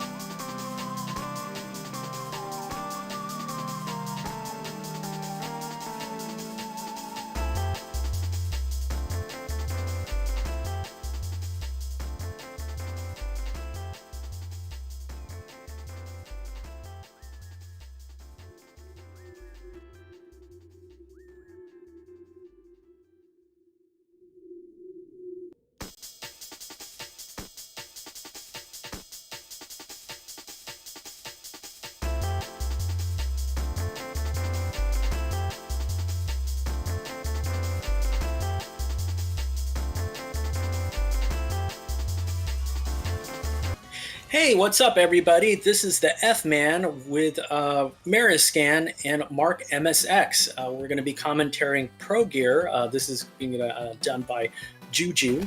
And yeah, so Juju Kenobi, right? That's right. Yep, yeah. that's it. I had the pleasure of meeting Juju and other French shmup players when I visited Paris. They were kind enough to show the F-Man around, and it was just a really great time. We walked around Paris, and I commentated M. Night's Illvelo run for Shmup Slam 3, and it's a real honor to be able to do this for Juju Kenobi. Anyways, I want to introduce Mariscan, my fellow co-commentator. Yo, how's it going? Glad to be here. Yeah, and I'll leave the commentary to you two. Oh, okay. Thanks, Mark MSX. No problem. We'll go and take it from here and, yeah, just interject. Okay, looks like the run is starting. We're starting with Ring. Ring Nail. That's interesting. Yeah, so a bit of storyline? Yeah, that's interesting. Usually I see Ring Bolt, but a little bit of the story. Capcom Cave collaboration. Notice for the steampunk genre. Children are fighting against immortal grandparents or the past generation. Okay, I guess he's doing a little test. And so you can read more about the... Oh, okay. Read more about the storyline online. But since the run is starting, we'll just go ahead and get it. So it looks like... Juju is trying to build up ring counter. So basically, when explosions happen for enemies, they convert the shots into rings. So that's like the jewel count, excuse me. And so the higher the jewel count, the more gems go higher. So like you get like garnets, rubies, emeralds, and the highest one are diamonds. So you can that's tell what you're they have seeing. Nice distinct colors. The blue ones definitely, or the gray ones I guess, is the ones you're gonna get the most of. There's a jewel counter that's building up. It's a big impact on the actual score. You get the higher it is, the more points you'll get for clearing stuff. And the quality of ring you get is dependent on how large the explosion is and how many bullets got cancelled in that explosion. So if you collect a lot of, or you cancel a lot of bullets, you get a very high value ring. And if you then use your lock shot, whatever value ring you have, all those bullets will be converted to gems, and those will be what builds up your counter, and that's what's going to give the big scores. Very well put. And also, I also just noticed, I kind of forgot to mention it, he just did a really slick trick where he, the bullets came out so fast because the rank was so high that they started canceling each other, making for a really long string of the diamonds, which is really good for score. It's something you'll definitely learn when you start playing this game. It's very satisfying to pull off. Yeah, and kind of difficult. A lot of first stage practice is going on here that Juju has done. So to get up rank so high, and then stream the diamonds, Oh. So we'll see if he does that weird trick. Let's see that one weird trick. Yeah, it's really hard to pull off on the boss, but actually it destroyed most of its parts. Yeah. Oh, okay, so probably not, because he would have to have at least some of the fins active to pull off the trick. Yeah, okay, the fins so have to destroy. Yeah, he didn't get it. That's fine. Yeah. I think you don't really need to pull practice off. it. Yeah, and I don't think the return is that. It's good, but not. It's good, yeah. Yeah, but it takes a long time to learn that. So. Yeah, generally a lot of the stages what he's doing, he's killing some part, hoping there would be a lot of gems, and then he finds an enemy, kills them with the lock shot. That should be noted. You get the rings from using your normal shot. Oh, he reset. You get the rings from using your normal shot, and using lock shot, I guess, cashes out whatever you've been building up to. Yeah, that's correct. Yeah, that's right. Am I the only one? You get to restart, man. Yeah, I think he just restarted, which is, that's the way. Not marathon safe, like he wants to give you a good run. So, Ring Ring Reed is a 14-year-old pirate of the Gambler biplane, and Nail is the gunner. So when we're talking about shot is like the shot from the plane. Like, so C is also you can have it as auto fire too, and then the gunner shot is when you hold down A, and that will do the kind of the focus shot, what we usually call in cave games is the gunner shot. So, yeah. It's your usual cave setup. If you're not familiar with it, it can be a bit hard to explain, but it helps you a lot when first learning this genre, because it gives you the lock shot also reduces your movement speed by quite a bit, so you can make really precise dodges. That is and it's very really true. really helpful for making these tricks work. Although for most of the bosses, this is pretty unique to cave. You don't actually use the lock shot for most of your damage. In normal cave games, your lock shot, your laser, whatever it is, deals the most damage during boss, but that's not the case in this game. Your normal shot actually deals the most damage. And in Ring's case, if you're up close to enemies, it deals extra damage because he has a spread shot, and if all of those shots hit it, it gives a big damage bonus over the other characters. Very well put, Mariscan. It's a big risk-reward system here, and it's really satisfying. Ring is definitely the harder character to use, and it's brave that he's using this in a marathon run, because it's definitely not the safest choice. It requires you to be a lot more aggressive. That is very true. I totally agree with that. My only 1cc's of this game comes with usually the most easiest combo, I would say, is bolt nail. Is that my combo? So yeah. Oh, he got the trick on the boss. Oh, maybe spoiling it for the YouTubers. I'm sorry. Yeah, but that is crazy that he is doing that, because like he didn't do it on the first time, right? Yeah. Really glad he showed it off. It's a really cool trick once it works. Yeah. Oh my gosh. That is so sick. First boss goes down. Stage 1 is a pretty nice introduction stage, I would say so myself. It teaches you a lot of the fundamentals of the game without being too hard, and stage 2 immediately ramps it up. If you know how to play this game, you can get a lot of score here. Yeah, especially with the kind of the mid-boss plane, right? You know. Yeah. But you'll get to see that. This will be a real treat when we see Juju milk that middle plane. Let's see.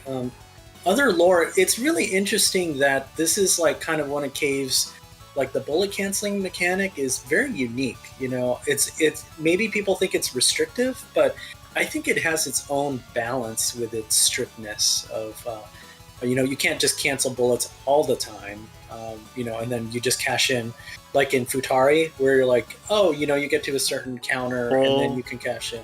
And it's like, he did a really cool trick. That's really hard to pull off. I've tried getting that consistently. He kills a plane that swerves in front of the train, and that keeps like canceling the bullets. It's a really, I wouldn't say super intense, but it's a really cool trick. It definitely requires a lot of skill. That was awesome.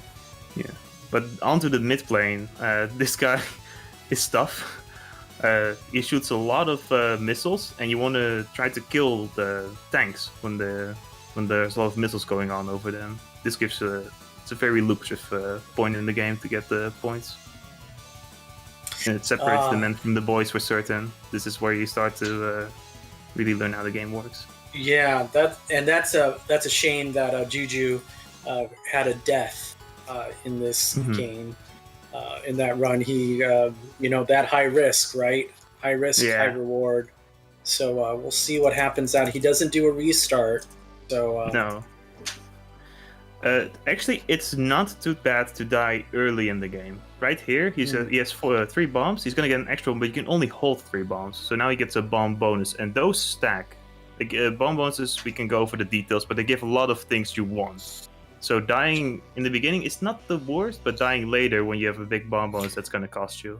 Yeah, and that's true because I heard that Juju wants to get to the second loop. He's planning this to be a second loop run. So, contrary that you might believe, like for other games like Ketsui, right? There's a death limit to getting to the loop. Correct me if I'm not wrong. In the chat. Yeah, that's right.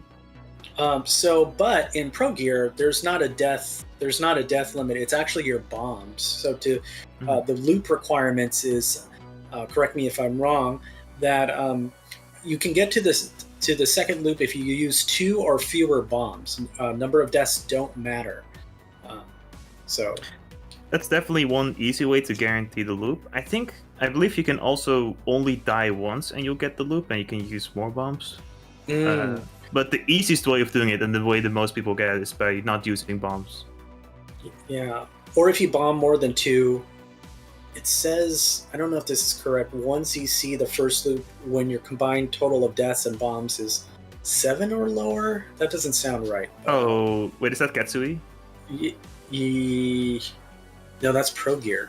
Oh, that's Progear? Oh, wow. Yeah. I think that's the exact same one for Ketsui as well. Okay, I'll have to correct. That might hold us to... Don't hold us to that, but I think that using 2 or fewer bombs, we can definitely... I definitely can guarantee that works. Using 2 or fewer bombs will always get you the loop.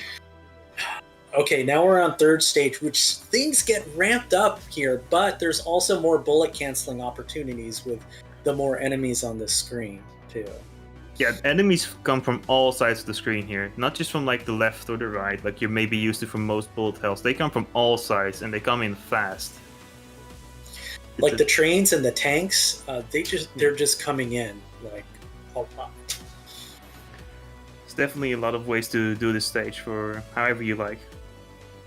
It tries to restrict your movement. It's never unfair. Like I bet when you play this game, you'll never feel like, oh, I got cheaped out because an enemy came from that side. Like you're across in the middle of the screen at all times, and it gives a really nice flow to the game that you're not just sitting in the back waiting for stuff to go up on screen. You have a very active role in this game.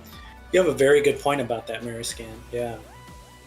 Usually when I've been dying, it's like, oh, I forgot those flock of birds. I don't feel like, God damn it. You're just like, oh, yeah, that's right. Oh, the tank came behind me, or the rail car came behind me on the tracks. Yeah, I forgot about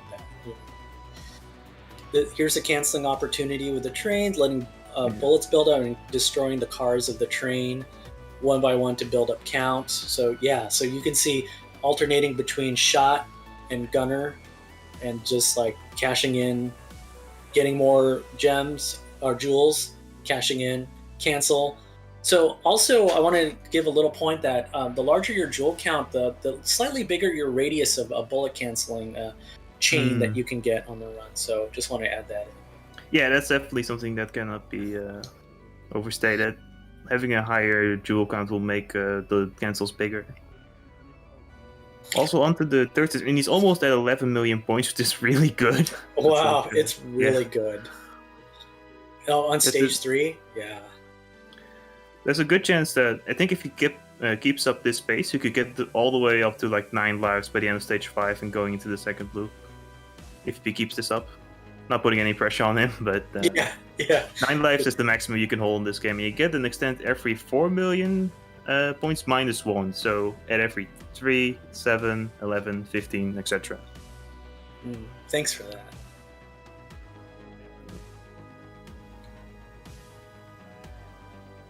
Also, this boss, all bosses in this game don't have like completely set attacks, like they always do this in certain things. They have requirements, but this boss in particular, he shoots like this second phase does just random attacks whenever it wants. It can be this attack pattern, or one with the jewels, like one where he fires straight at you. Oh, this last one is really cool. What I was gonna do. This one's iconic to this game, in my opinion. Ooh. That's too bad. Oh, that's a bad death. Yeah. I just wanted to say also, when your bombs are maxed out and you grab another bomb, it gives you like 10,000 points. Yes. It increases your counter. So he got 20,000 for his second bomb. So that's why it kind of hurts when we see having the bomb boss in this game is a big deal in getting score. Yeah. That pattern sucks. I hate that pattern. That one with the curling I think it's really cool. I really love it. I can't dodge that for crap, so I bomb when I'm on that sometimes. Yeah, if you're playing this game for survival, there's no shame in using your resources because the game will gladly get them back to you if you play. If you keep playing. Fourth stage. This is one of my favorite stages in all of Cave's repertoire. So, like what we saw in Deathsmiles, where you descend during the volcano stage, and also. This has like this kind of, but you're going upwards, and it's a horizontal game, but things are coming in a vertical way. So it's a really cool concept, and I think it's also executed really well for their first attempt in something like this. Yeah, I really think so as well. I mean, in Canyon, right? Deathsmiles, it's also like kind of this same thought. So it's good to see this kind. I'd like to see more of this actually. Yeah, because it's. We're coming up to the mid-boss. I was going to talk about the extent, but it's actually after this mid-boss. So after he kills this guy, there's going to be 2 tanks on like railways. He needs to kill the one on the top before killing the one on the bottom. So he's going to damage it, but he's not going to kill it. And then he kills the one on the top, quickly kill the one on the bottom, gets the extend. It's really easy to get it once you know how it works. But if you're playing it casually, you'll probably we're not practicing, but. It's something you'll probably never think about doing if you don't know it's there. So it's good to point out for people who are maybe willing to pick up this game because it's really good. Yeah, and it's really satisfying once you get the 1-up. You're like, yes, I did it. So indeed. It's not like a gimme, It's like you gotta work for it in this one. Also, you got the bomb bonus back. He doesn't get like the full bonus he had before he lost it. He has to build it back up all again. And something I hadn't mentioned, I actually didn't know until recently, when you stack bomb bonuses, because you can, if you already get a new bomb or you already have the bomb bonus, it will increase the minimum ring counter you'll have. So after a while, you'll never see 8 amethysts again. You only see rubies. If you get it for long enough, you only see emeralds. So that's really nice because even small cancels will give you high value rings. And that's another reason why the bomb bonus is so crucial to scoring. You know what? I didn't know that. Thanks for putting that in. Wow. I also didn't know it until recently, until I saw a replay where I noticed the guy was only getting emeralds. And I was like, how is he getting that? And it turns out it's because he bomb bonuses. Wow. So when we talk about the bomb bonus, you see that next to the bombs, that bonus is active while you see those kids waving that flag. So. Yeah. The bomb bonus. A funny detail: they will wave the flag faster the higher the bomb bonus is. Oh, really? Yeah. Wow, I did not know that either. Wow, that's cool. Shit, I didn't know that. I can't believe we're not talking about this amazing boss though the entire time. I know, Kraken. Yeah. So there's going to be a flash. So he's killing these enemies that are coming out of the docking port or the launch port. But there's also an insidious attack when, he's getting gems. It'll flash and then throw out this really, kind of like parry pattern. You'll get to see that. Yeah. Assuming she does it, because again, the bosses are not guaranteed to do any attack. Oh, you can tell because the Kraken stands still for a while before she actually does the flash. So that's another. Oh, there's the flash, and then you're like, you must get up to that point, or else you're gonna get killed. Well, you can try to dodge it, but it's almost randomly if it will just hit you as soon as it comes out because it's so fast. So the safest way is to just not bother and sit on top of the boss. Yeah. Oh, Jamers chimes in that says that the bomb bonus also affects the tick points for shot, I believe. Oh, yeah. That's very correct. Okay. Very glad you reminded me of that. The higher the bomb bonuses, and depending on the current rings you have, that'll be like an increase in the tick points you'll have. Like you'll see the plus 90, I think it says right there. I think that's the tick bonus you get per hit or something. It's pretty big. I love those lasso circle shots because like it's almost like a lasso, and it's very fast when before it throws those bullets towards you. Juju's he was looking kind of hairy, but he's got what, 5 lives? 6. So this is the last stage, but it's kind of 5.5 because I think it feels longer to me for some reason. Okay, it's a death. Okay, still has 5. Okay. Okay. Oh, this tank is the tanks are pretty easy. You just need to be make sure that the turrets on the sides don't hit you. And it's actually another one coming up right here that doesn't even have the turrets don't even fire at you, so you can just sit on it and it won't fire back. It's pretty funny. But stage 5 is a big score stage. Lots of enemies, lots of bullets. So this will definitely test how good you are at this game. These planes that come up here will just like spew bullets at you. See how many you can cancel. Get this score. Oh, I like how he kept that tank alive to kind of like get more jewels. You know. Yeah. Just like and cancel the shots from the these popcorn. Yeah, you're right. That are just streaming. Oof. Ooh, it's very heavy stage. Yeah. Wow. This tank coming up, really overpowered, way stronger than the rest of the tanks in the game. But he kills it, no problem. Wow, nice. I think. Coming up. Ooh, this yeah. I do need to point out he's gonna point blank the boss. He's gonna sit on it. This means he will not have to deal with most of the patterns. But as Ring, this makes sure you will never see that attack he was about to do there. With the other character Bolt, he just doesn't deal enough damage to prevent that from happening. It's one of the big reasons to play Ring, in my opinion. Maybe I should switch over and try some Ring. I was playing some Progear, trying to D-Rus, and I was like, oh man, I need a D-Rus. I saw him do this in the VOD earlier. Look at this cancel. Oh my gosh, look at that stream! Stream! So cool. This is sick! There are very few replays online that do this trick, and it's so lucrative. God. Look at the score go up. It's so good. And Juju's just pulling this off continuously, holding down shot to catch all the gems. Wow, that was impressive. Especially this late in the game, you know, to kind of like try that. It's just like, wow. It's very, very. It takes some time to get set up, but it's a very cool trick once it works, and it's also very lucrative. Definitely worth doing. Oh, here's a fun part. These planes they'll just take forever to kill, but you can kind of tap them and make easy work of them. But we're approaching the final boss of this game. Yeah. I remember when I saw Volvox and I was like, how do I beat this? There's so many phases to this guy, you know? Well, don't spoil it. This boss is it's a very long boss fight. I think it's just in time. I think it's about as long as the stage. Yeah, that's why I say it's like 5.5 because it feels so long. It's like a stage and a half. Yeah. Immediately it starts off with this completely random pattern. He's doing it the risky way, but being up close where the missiles will be closer to your face and they have easier time to hit you. But this as Ring, but as Ring, your normal shot, the one he's using all the time, deals so much damage up close that it's worth actually trying to do. And even as Bold, it's actually worth doing. This one's a pretty cool attack. Yeah. You don't notice it, but it starts going the opposite way after a while, and you need to go with the rhythm. Yeah, so you're like kind of trying to like scale, like to move forward, and you're like, oh, I gotta move back. When do I move back? You know? Yeah.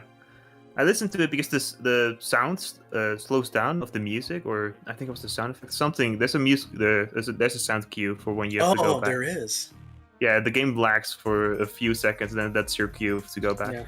Or it's so my cue. Volvox is trying to ram into you on here, so you gotta like not move too soon, but like kind of bait it, and then like then move. For a little lore, Volvox actually refers to a type of like single cell animal, and they look very similar. So you can look up Volvox is a green algae. Actually, so they look very similar. So look up a Volvox algae, and you can kind of see where Cave got its influence from. That's really cool. I never knew that. I love all the background lore that you provide there because I've never there aren't too many resources for lore and shmups. So. No. This has a really cool storyline too. Okay, so like these missiles are going and exploding. It seems like it lulls you in, but you have to they're crossing patterns from the left, right, and bottom. So it's like being in the middle is a pretty good strategy because you're like, okay, which phase is gonna come at me now? So I haven't really thought about mentioning this yet, but in Progear is like one of the first cave games where your hitbox is really small, and during some attacks like this one, it becomes very apparent. Too bad about the death there, but 7 lives it's enough to get you far in the loop. So we'll see how he does it. Yeah, and I think the no bombing, he went for the like just no bombing. Yeah, then, like, not a single bomb at all. It's definitely very commendable. Yeah. Okay, there's a lot to say about the loop in Progear. The first thing you'll immediately notice is, why are there so many bullets? That's the first thing that you'll notice. lots of gems fall revenge faster. bullets. Yeah. Revenge bullets, yeah. Return bullets. They have a lot of cool names. Stages have been slightly remixed. These 2 planes didn't show up here in the first loop. Those were added in the second loop. Some of the stages have been, I guess, remixed. We have some enemies removed and some enemies added, which adds to there's a second big tank here, which is really cool. There's a third big thing about the second loop, but I only want to mention it once it actually happens. You know what I'm not talking about. No, I don't. I've never made the second loop. I wish I could. There's something really nasty about Progear second loop that makes it a big hurdle for most players. We're probably gonna see it maybe in stage 2. I think he's consistent enough that stage 1 that we won't see it. But look at how fast these bullets go in the second loop. How many? Yeah, just these planes just shoot lines. They don't even shoot like single bullets. It's just like a wall of bullets. And they come quick. The pace is so, it's like, and, you know, like, here's a new type of enemy, here's a new one, all right, blow it up, you know, like. Also, when you enter the loop, your jewel count gets doubled. So you might have noticed he was about 100,000 when he ended loop 1. Now he's at 200,000, somewhere above. So that's a big bonus for getting to the second loop. In general, gems fall faster, but I think they're worth more. Oh, okay. Yeah. So that's the big difference. Let's see if he's gonna try to do the trick here, because you can definitely do it. Oh, he got it partially. Yeah. I don't think his gem value was high enough for them to keep canceling, but he definitely got the hard part, which is impressive. Oh gosh, and he's still trying to do it. Yeah. Yeah, death. But let's see what. Well, the first boss was almost dead. Psych. Second phase. Bosses have been the stage is not the only thing that's been remixed in the second loop. The bosses as well. This one is just an extra phase. This one's not too hard. You can sit in the top left corner and use luck to kill all those minions. But yeah, it's and very you can cool. see they get really hairy. He's not sucking in the gems because it's just like, all right, just die, please. You know? Yeah, like, this is definitely not a fair pattern. Yeah, look at that. He got pretty much cornered by those bullets. Ugh. Really nasty boss. Yeah. But also really cool.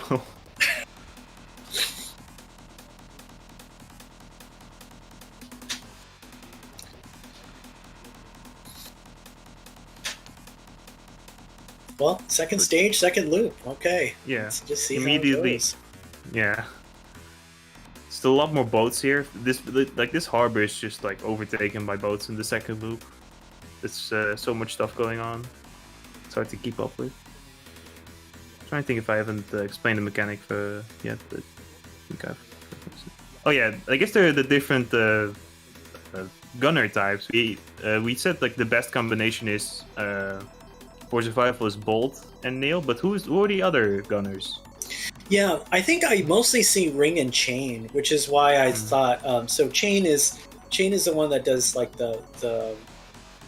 Excuse me, I need to look that up because I don't play with chain. But ring chain is like chain is the really slow one, but it's a very good damage output. But when you are in lock shot, you almost don't move. It's super slow, so most people don't really use it for survival or score. Well, there's some score replays out there, but I definitely wouldn't recommend it for survival. Also, this boss was made like 5 times nastier here. He usually just like a 3-wave spread, it's turned into a 5-wave spread, which makes things really, really hard. It's definitely. I'm really impressed actually he did it without bombing because it's very risky. Yeah, and it's get a bomb interesting. back at the end.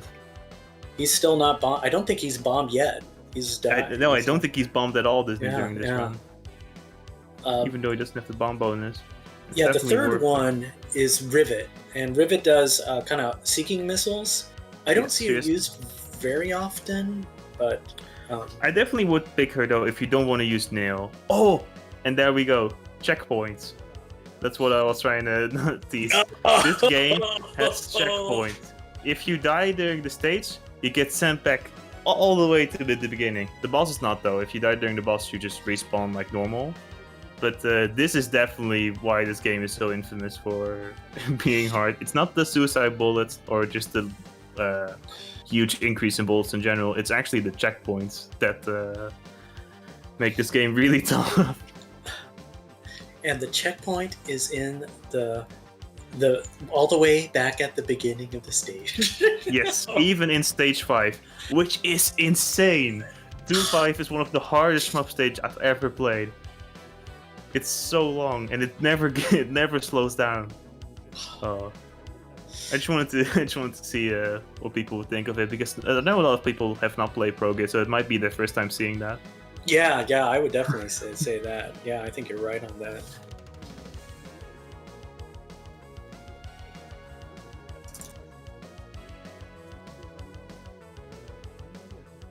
Oh man, I'm just taken aback by this. Like, I'm not even counting. I'm just so focused on what he's doing because I think it's so really impressive how he's still scoring so well. Yeah, killing those enemies at the right times. By the way, suicide bullets, when you lock an enemy, the suicide bullets don't immediately get cancelled, but if you kill another enemy right next to it, like, those bullets will be cancelled then. But you can't just hold lock and all the bullets will go away forever. That's not how it works. You definitely need to keep switching between your weapons if you want to stay alive. He's about to enter stage 2 though, so we're gonna see one of my favorite bosses, which is the 2-2 boss. Ooh, we got cornered again. It's fine, he gets a bomb here. At the end.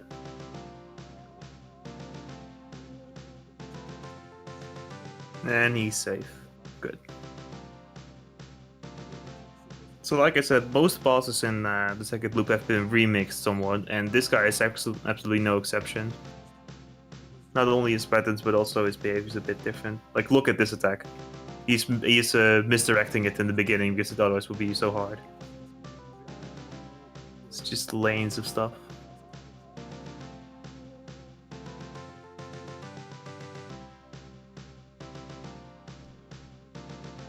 Ooh, yeah, good bomb.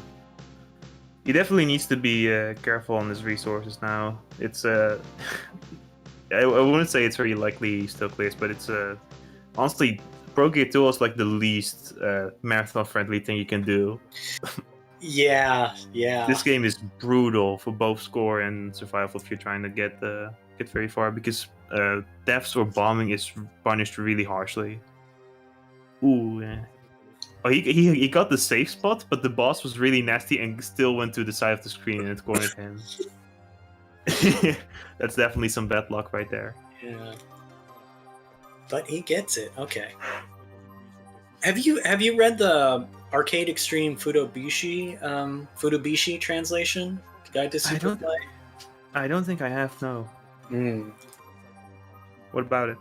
I'm just gonna put this guide. So if you look in Progear Fudobishi, it's like a strategy guide that includes the second loop that I just found. So. Oh. Yeah, I haven't heard of this. Maybe I'm assuming Juju has, but yeah, I've never really been the second biggest fan of the second loop in this game because it's so hard. Yeah, it's a bit overwhelming, but there's definitely enough maniacs out there that will gladly take on the challenge. I guess they try to make it a bit harder because you get so many lives. Like, if you play it optimally, you can get 9 lives entering the second loop. So if it was just a normal cave tool, it might be a bit too easy. But I think they've veered in the complete other direction. Have made it too hard for what you would expect. I would definitely say I definitely don't want to say that in a way that, oh, this game is like really hardcore. Only play it if you're planning like to soak in millions of hours. The first loop of this game is a very chill and very fun experience, and I will definitely recommend to any player of any skill level. I definitely would say so. I think Progear needs a lot more love. Like everyone's kind of, I think, heard of it because it's with Capcom and whatnot and CPS2 hardware, but I don't think enough people play it as much as it's been known. So please give it more love.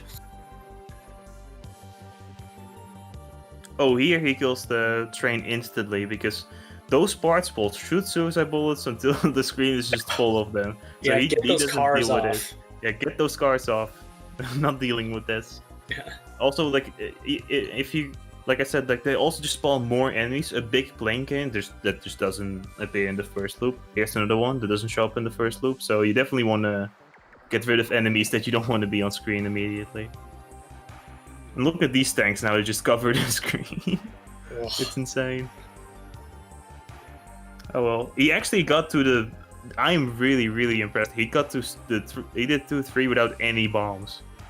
That's some dedication right there to the game. It's really cool. But 2-3 boss, I think this one's like the most similar to the one you see in the first loop. I don't think they added any phases to him or changed his patterns like drastically. But he's tough. He doesn't need to be changed. He's already hard enough as he is. Yeah, I think I'm seeing like kind of maybe an extra stream, like with the stream bullets that was happening. Yeah. I mean, the attacks are definitely made harder. I just don't mean that he has new behavior. It's just the first boss, but severely harder. There's lots of planes in this attack than there are here. It's definitely will give you a run for your money.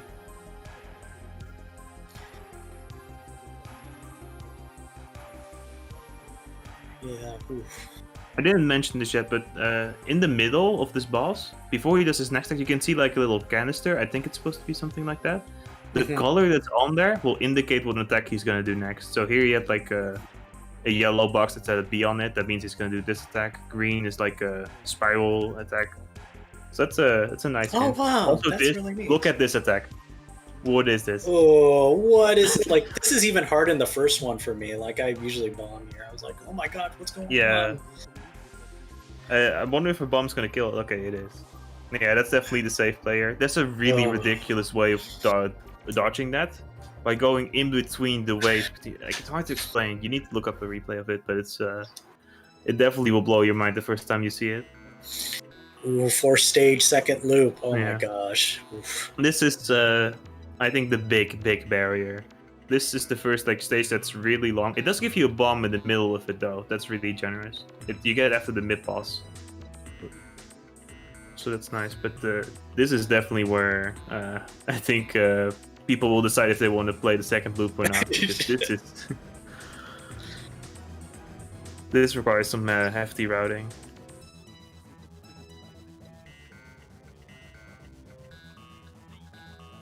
Oh yeah, that's again. I don't know if my stream's ahead. I keep getting surprised. I don't know if I'm ahead because I can hear that I'm watching the direct French stream, and I don't know if it means that Mark's stream is behind or if.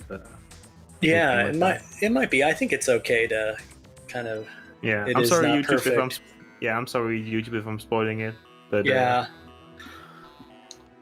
those things happen. Yeah, this is this part's me. I would say like the first stretch is also like one of the hardest parts of the stage. And like that checkpoint where you're sent back, it's like ugh. Yeah, I wonder what it's like in the arcade. Like people are like ugh.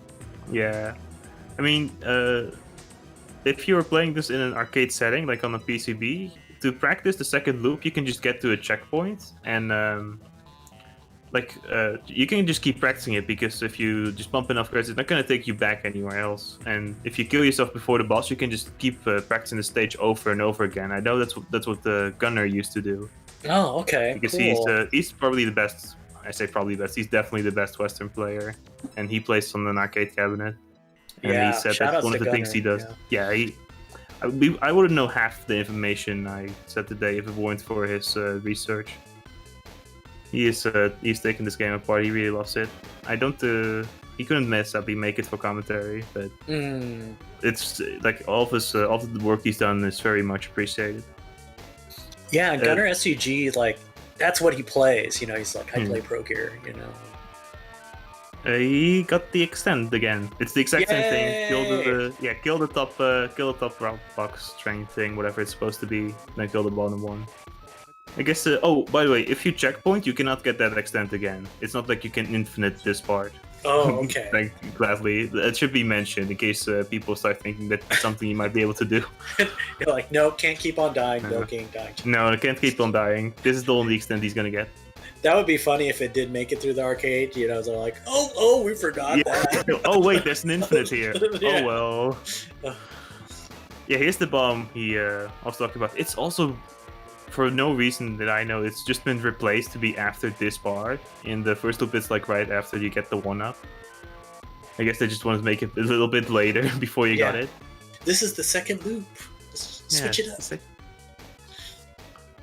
That's something I really like about this game, though, is that they try to remix the stages, so it feels a bit of you feel definitely the variety in between loop 1 and loop 2. And there's no way he's gonna die now, right? Like he's got to the boss. Okay. 2-4 boss. This boss is insane. I'll just let it speak for itself. Okay, yeah, that sounds good. He's just gonna do as much point blacking as possible to do as much damage. But it's just bomb. Yeah. Nope, not dealing with this. Yeah.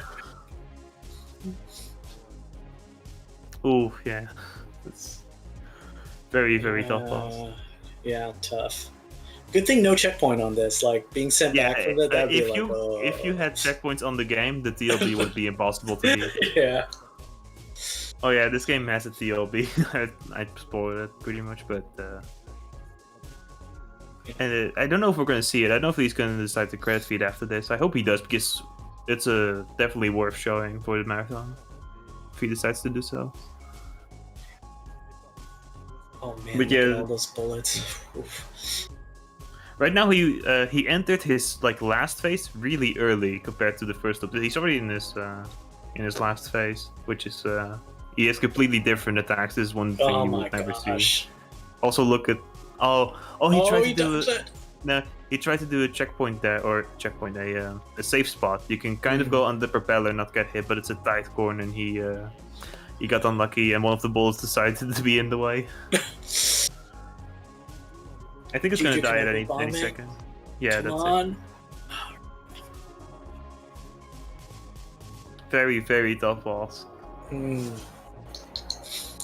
got to 2-5, which is for a marathon run. Even getting here on the 1 credit is it's a plus 40. It's really good. Yeah, Juju's really kind showing. Also a great score. Cannot undermine. 47 million is really good. But that's gonna be this is gonna and that's it. We'll see if he continues. Will he continue to show us more? Please do. Okay. Yes. All right. Okay, he's gonna show it. I'm really glad he does, because 2-5 is insane. I didn't even know if he got enough practice to do this, because this is definitely the hardest part in my opinion for learning this game. 2-5. So many more enemies. So many more bullets, and it's already insane in the first loop. Can you imagine what it's like now?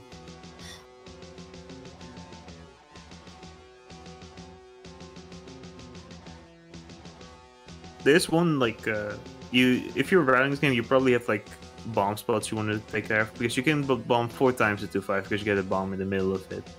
So it's definitely very planned, everything he's doing here. There's nothing that should surprise him. The only bit of randomness in this game is the way the what do you call them? The return bullets, that they have random movement. Also, he's not killing this tank here to prevent more enemies from spawning, I believe. Oh. I think that's what he does. Yeah, I believe that's just to make less Soko spawn. Oh. We're probably going to see, maybe he's going to try just this one life to see how far he can get. I mean, he's the last runner. There's no being afraid of going overtime. Yeah. Please show as much of this game as you can. Yeah. I think we're having a secret thing that's happening, but I did see that as well. I guess we'll see. Yeah. But no, it's really nice to see Juju getting so far as he has on this. That was a real treat. 2-5, wow. definitely among the best Western players of this game. I would definitely say so. Yeah. So, but we need more. We need more. Yeah, we more than Juju. definitely need more more. than Genar's STG. So.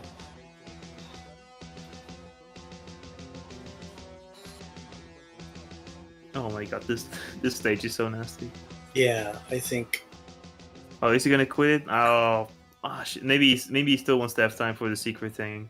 Yeah. So yeah, let's give a hand to Juju Kenobi. Wow, what a great run! Amazing. What a great run! Yeah, 2-5 on 1 credit. Come on, people.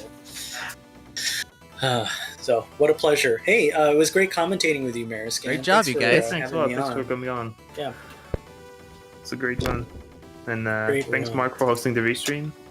This is it's been a lot of fun watching all these runs, having people that were enthusiastic about it, seeing all their great job commentating. It was awesome. Oh. Yeah, so everybody play Progear. So I wonder what the secret is. I'm hoping it's Blaquisto playing Dodonpachi, because then I'll know what to say. Ooh, yeah, Or okay. Prometheus. We don't know. Those are they're Ooh, both Prometheus, French. ooh. They both play Dodonpachi. That's my guess. That's my prediction. Ooh, that'd be spicy. Well, I'm gonna head on out. So thanks for having me on. Yeah, thanks for man. coming by and helping out with It's- the commentary. I really appreciate it. Yeah, sorry for the problem. last It's minute. my pleasure. All right, take it easy. Take it easy. See you guys. All right, everyone, we'll stand by. We'll see what this surprise is.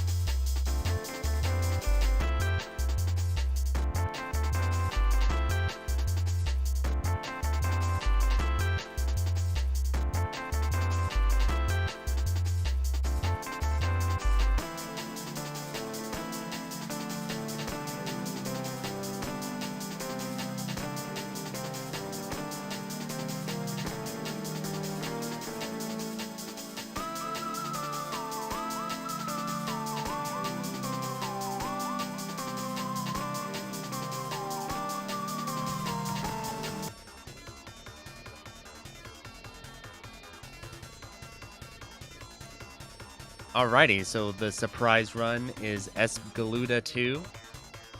It may be me on the commentary.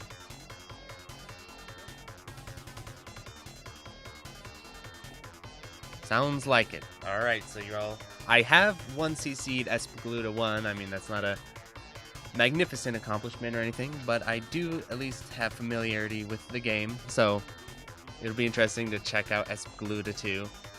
I'll keep an eye on chat for any further notes as well.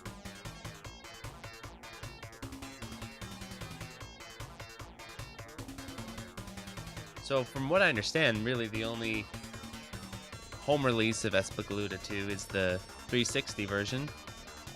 So he'll probably be playing that, or maybe he's emulating it on Groovy MAME or MAME, something like that.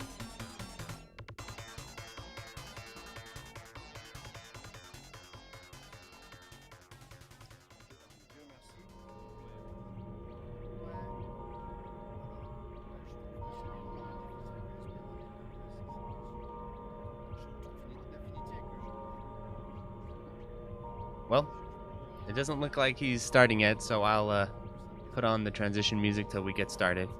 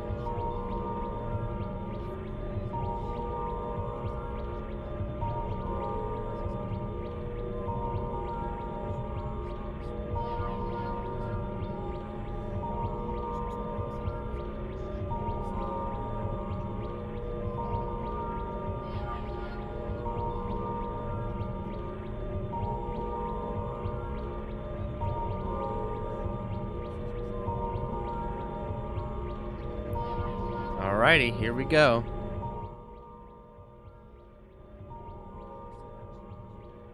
So EspGaluda 2, starting off, he's playing, I can't remember the characters' names, but this guy's really good. Really good character. He's the one I play as well. So the thing about EspGaluda scoring is you want to collect the gems, and the way you do that is by speed killing things with your rapid shot. That's usually how you get the gems. And then when you get enough gems, you activate bullet time mode, or whatever the Japanese term for it is. And then you get these big old fat cancels in bullet time mode. If you overdo it, you can see it's draining his gems. If you overdo it, then what ends up happening is the game actually speeds up instead of slowing down. And some people have a kind of challenge for EspGaluda 1 where they will play it in constant speed up mode, which is kind of cool, but for a scoring run, which I'm assuming this is, that's not what you want to do, really. There's also some other scoring mechanics where it involves the not dying and something or other. I can't remember what it is, but the basic scoring mechanic, though, that we're going to see a lot is getting the cancels with the gems.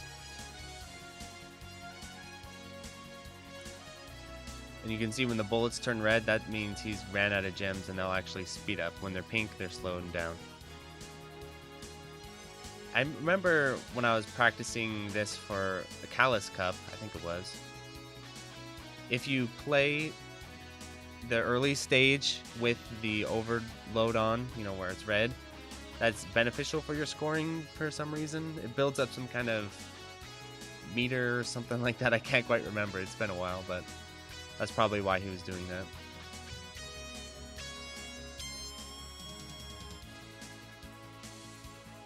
So from what I understand, this is a pre-recorded run, so I'm betting it's going to be ridiculously good.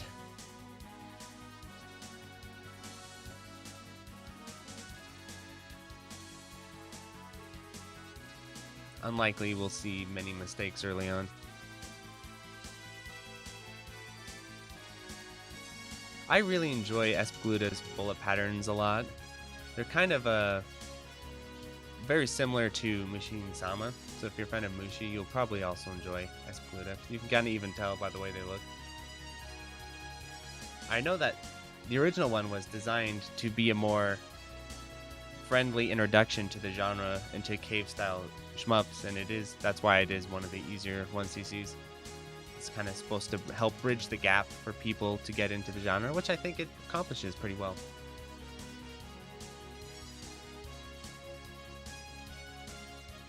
Especially with the bullet time mode and everything.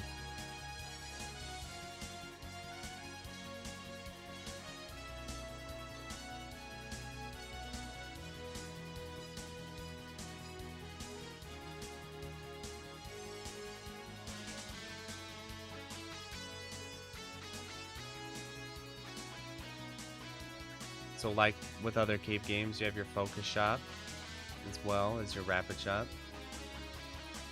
You'll probably see a little bit more rapid shot in this game than usual just because you use it to collect gems, and that's pretty important.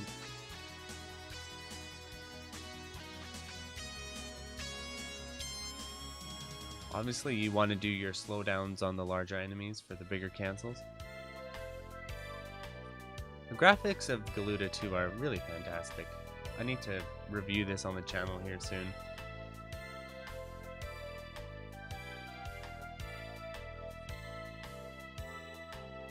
The more bullets you leave on screen, you know, they turn into those gold medals. So the idea is you kind of want to build up your gem counter by rapid killing stuff with your rapid shot, and then you want to back off and then start letting your enemies get a bunch of bullets on screens and then activate the bullet time for cancels. That's the basic idea, and which he's definitely accomplishing here.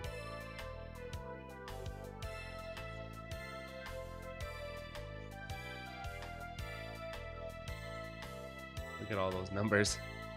That's some Crimson Clover to your stuff right there.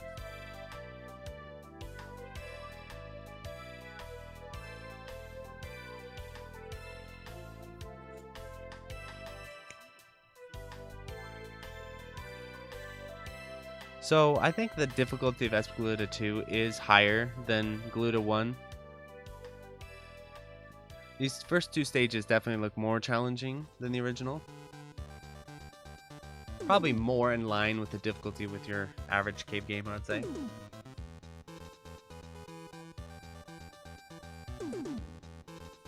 That's a cool pattern. What's nice about this character is he really has a lot going on for him. He's got great movement speed, great coverage, great shot. He's just a very strong, easy to use character. Another reason why this series is so good introductory, I think.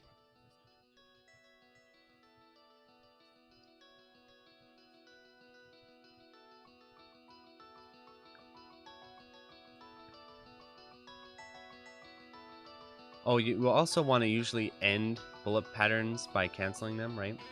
So earlier in the bullet pattern, you'll fight it without bullet time on, and then you kind of turn it on at the end to cancel. I can't remember if... I'm pretty sure Galuda 2 is a one-loop game. I'm pretty sure. We'll see. Great scoring so far.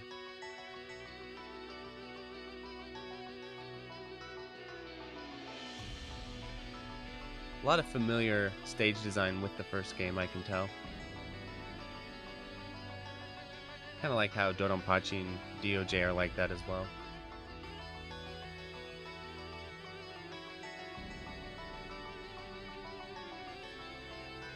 Here comes the big fat, you know what, cancels.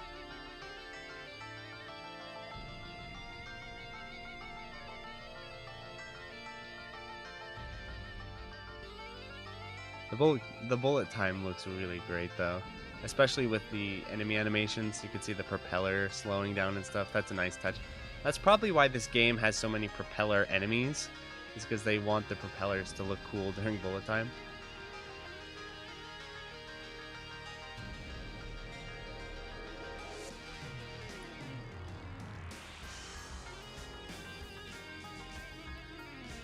You can see how refined the routing is on this run.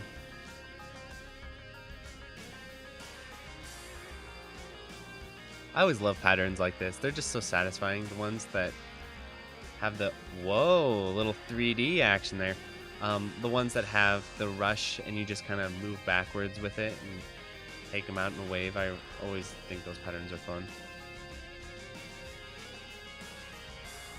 I'm gonna have to play some Galuda too, because these bullet patterns just look really fun to dodge and move through. He's doing them unfocused. I'm wondering why. Oh, probably because he's wanting to save the cancel. Yeah. We might see some sort of milking or something here. Though he's only got so many resources to work with though. So I don't think he can go too crazy on it. So now he's got to take out the rest of the fight without using bullet time. Unless, I don't think the boss is going to give him any gems between phases. You can see how this game or this series influenced Touhou though. Not only by the flying people, but just kind of the way the bullet patterns work. He had a little juice there, just a tiny bit.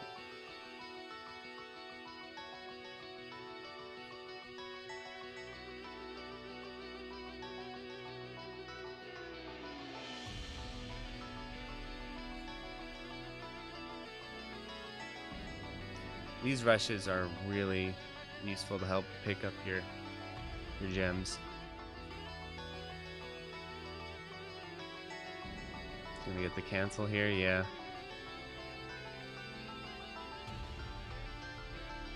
Just waves of gold. Nice misdirection there.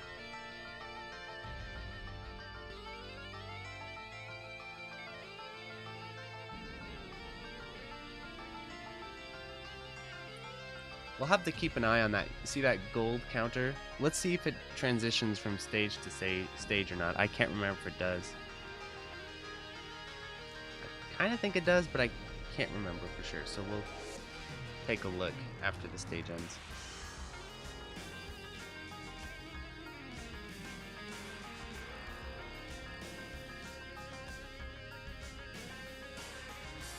Ooh, really cool pattern there. There's energy. So in addition to the bullet time, you also have a bomb. I don't think he's used it yet, and it's just like the Esperate style bomb where you charge it, it's more powerful, but it costs more meter rather than having discrete items that you use like in most SHMUPs. It's a meter. Kind of a cool system. It gives you a little bit of flexibility. Like if you want to use your bomb for damage, then you hold it and charge it for sure. If you just want to use it for a little bit of help with survival, canceling a little bit, you know, canceling a small amount of bullets or something, you can do that as well. So it's cool how different playstyles can incorporate the bomb or the energy attack and how it can change depending on the situation. But it's definitely not useful to do like 2 small attacks over just 1 big charged attack as far as inflicting damage though. The charged ones inflict a lot more damage relative to the meter usage even. This is like the final boss in Esperate. Same kind of idea.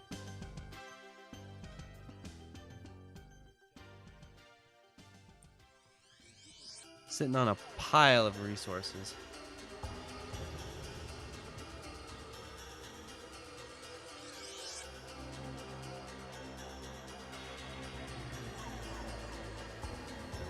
Going to the right side of the screen to misdirect the pattern a bit. A lot of the times, just a little hint, a lot of times when you're facing bosses and stuff and they have these big screen covering patterns, it's usually a good idea to kind of get up into a corner to misdirect the entire pattern.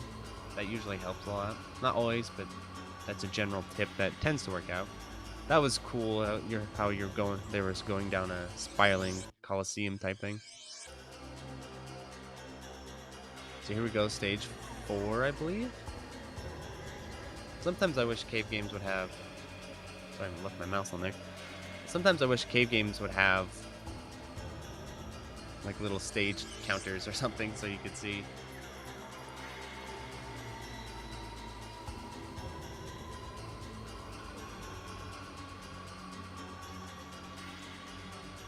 This looks like a Mushi stage, doesn't it? I'm pretty sure they used some of these graphical assets in Futari.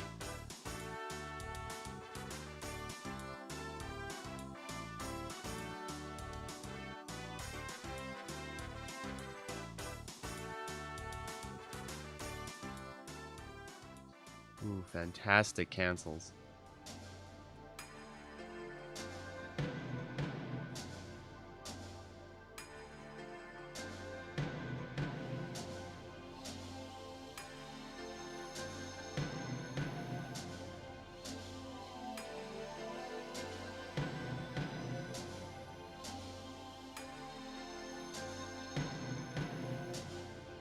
Mid-boss. Very similar to the Mushi mid-boss in the final stage of Mushi. Kind of like, it kind of looks similar. Looks like the patterns are kind of similar as well.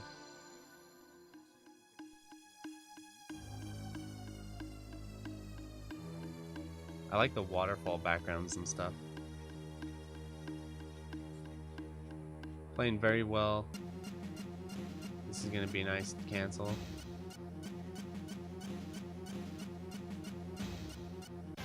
Probably trying to charge up his gems for an upcoming sequence here. The big part of routing the game, at least with Galuda 1, was to just know where to spend your gems and when and how to most optimally get them accumulated.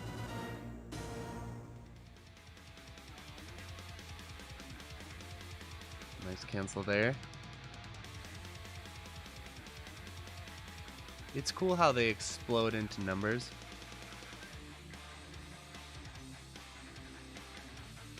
I like that.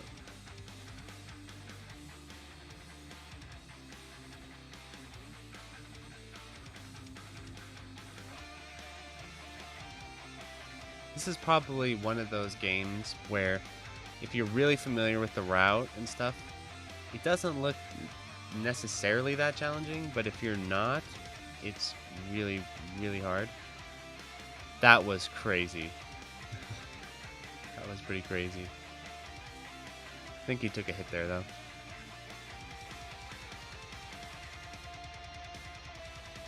Nice little safe spot.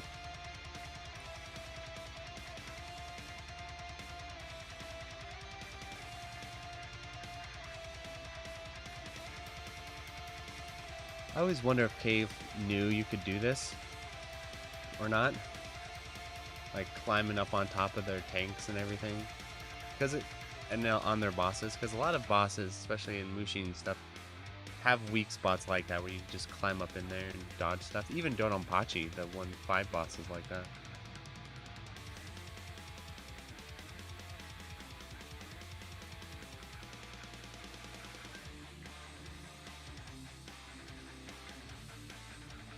This is an interesting boss fight.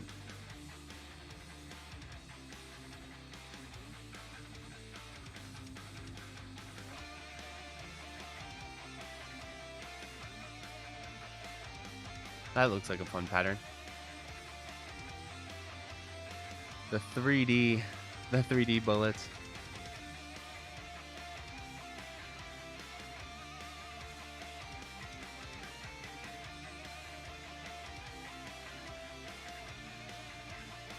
I always love patterns like this, where they're just kind of a shotgun of different bullets flying around. Those are always fun to dodge. He's staying, I'm pretty sure staying closer is safer than pulling back there, because you can misdirect the pattern more easily.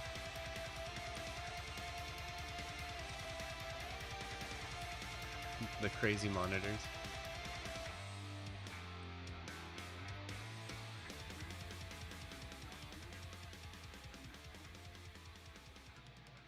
Here comes a massive bomb. Look how much damage it's gonna do. See? Charging the bomb gives you a ton of damage.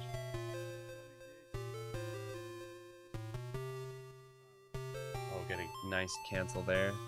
Fantastic.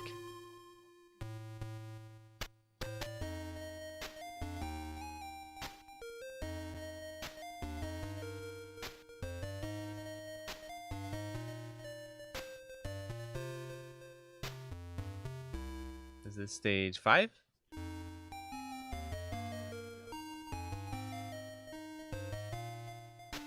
I'll take a look at chat, see how you're all doing.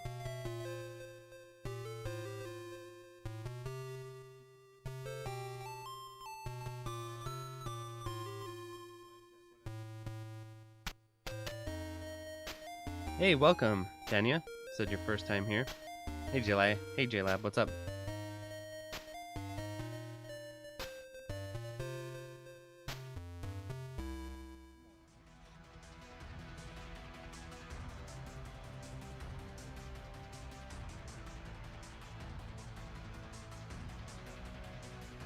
Continuing onward, I'm sure, like in many cave games, this is where the points really start to stack up. That's kind of how it usually goes when you get into the last 2 stages or so. I can't remember, I don't know how many stages are in this game. I'm assuming 6, but you never know with cave games. They change their minds pretty frequently.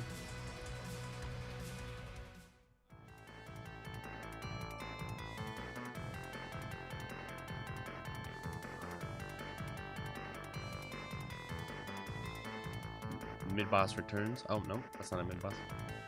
This is a big enemy. It's always kind of cool when you do the side-scrolling stuff. Cave usually doesn't do that too often. I think EspGaluda and EspGaluda have sections like that, though. DFK definitely has one. And here it's the PS2 breaker. This is why it has to be on the 360, because it's scrolling backwards. PS2 cannot handle backwards scroll.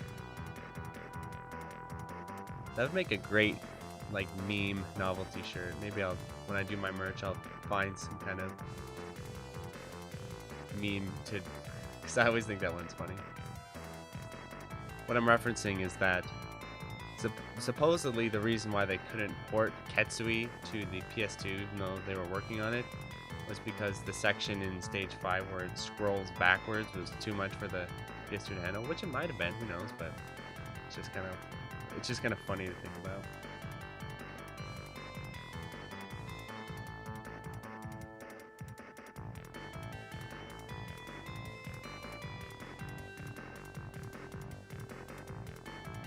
Running low on gems here. Great dodging, though. Excellent dodging. It's built up a nice solid counter now. It's gonna save it. Recharge his energy. Ooh, that was almost a full recharge. Boss time.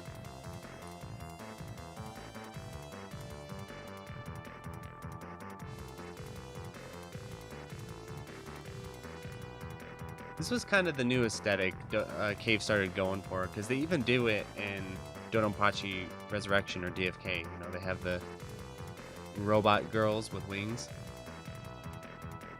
They must have really come to enjoy that character design.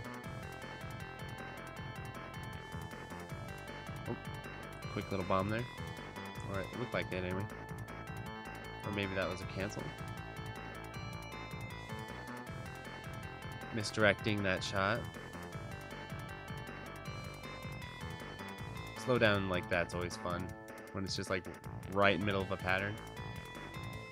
Whoopsie, someone forgot to check the safe spot.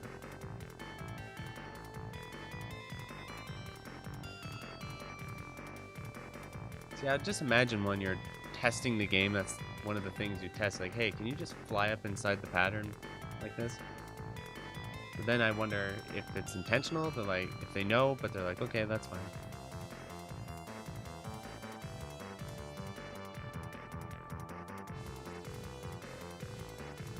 Ooh, this is gonna get tight. Got the cancel though. And I always forget just how powerful the slowdown mechanic is. It really, really helps a lot.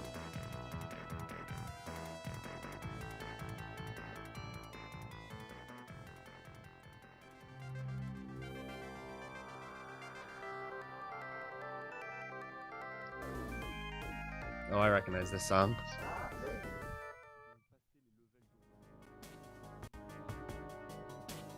Here he goes. Nice misdirect. That's always funny when you get patterns like that where when they're flying at you, it looks like they're impossible, then they just open up and you just hold still and you pass right through them. That's some Ibarra stuff right there. Those missiles. Reminds me of Ibarra.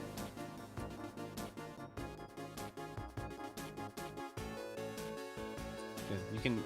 The little breaks in the health bar let you know when to use your thing when you're gonna get a cancel, so that's really nice.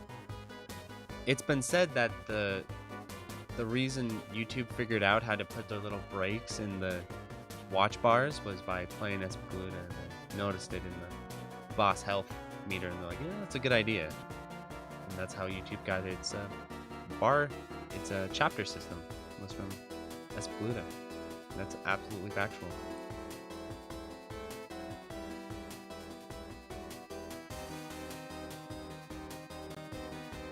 Yeah, I think we got another stage or two up ahead. Oh, the supercomputer.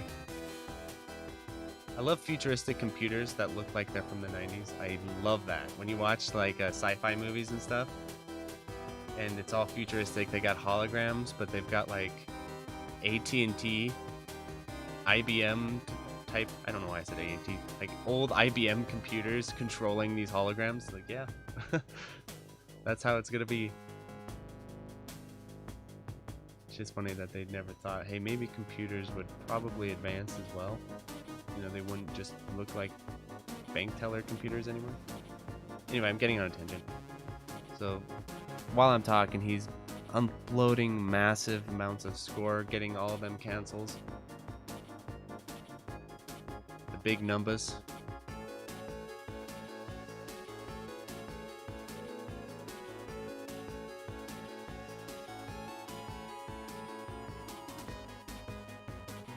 It looks pretty simple. I think the real tricky part is just routing out your cancels and your slowdown to be just right. I think that's where a lot of the difficulty comes from. Oh, gotta do some unfocused dodging. Oh, yep. See, that's what I was talking about, how sometimes you can just use your bombs more selectively like that. He just needed to get through that pattern real quick. So we just did a quick little bomb.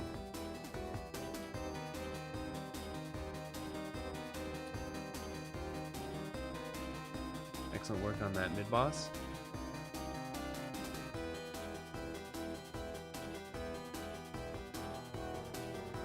The evil enemy's plans. They've got you on the monitor. They're looking at your stats. They're looking at your profile picture, your dating app. They got it all cyber stalking you this whole time.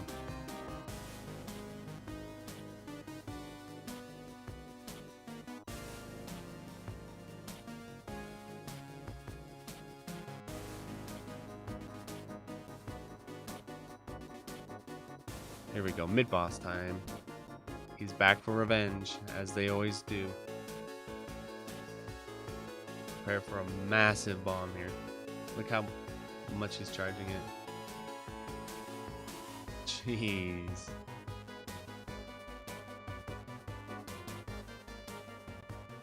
Oh, yep, and he'll probably carry this to the cancel, yep. I think the rate of damage increases too when you're in bullet time mode. It seems like it. I could be wrong, but it seems like it. No cancel there.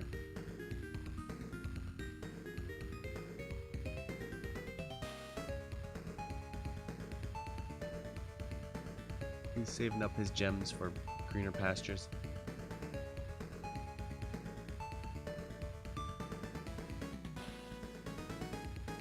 So far looking really strong resource-wise. Taking some hits, but the game gives you resources to work with too, though.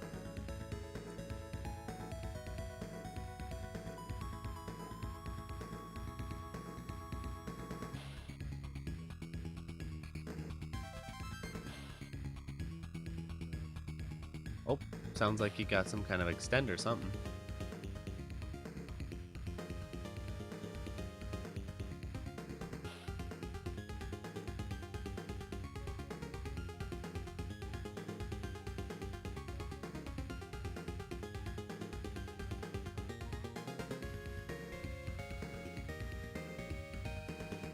Alright, here we go.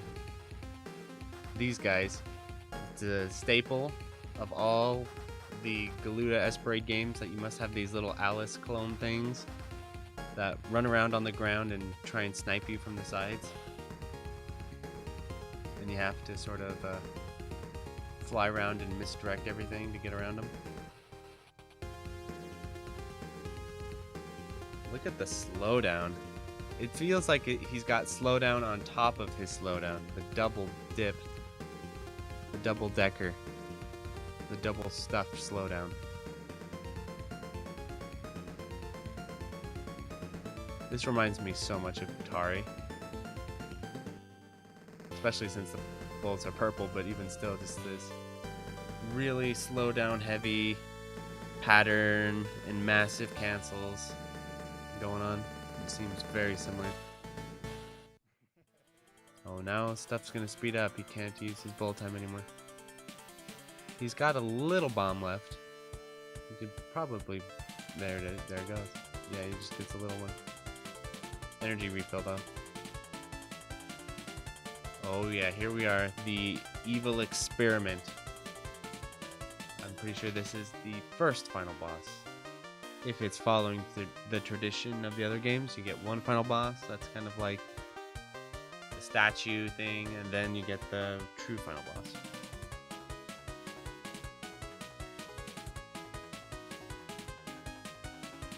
You have to forgive some of my lack of knowledge. This was a surprise run, and so yeah, really no way to quite prepare for it. So a little bit of a blind commentary. Those are the Dodonpachi tank bullets, and they are awful.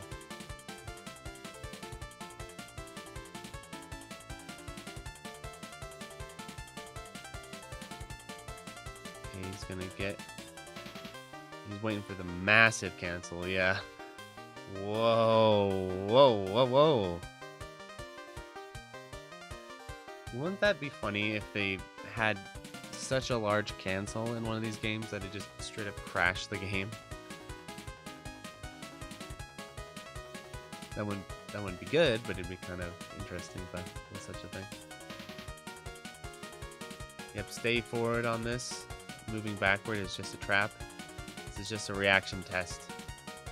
How closely can you get and still make these dodges? Ooh, I always hate this. When you get bullets that kind of drift weird. Great dodging so far. Phase 1 defeated.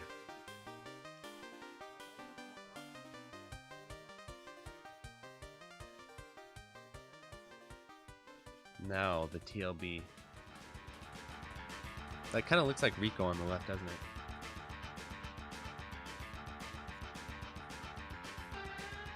Kind of. Maybe it's just the pink hair.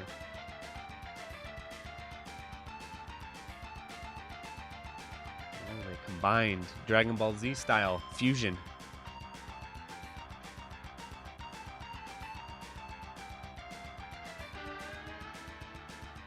He's got a little bit of a gem stockpile to work with. We'll probably... Oh, no, there they went. Oh, there they are again.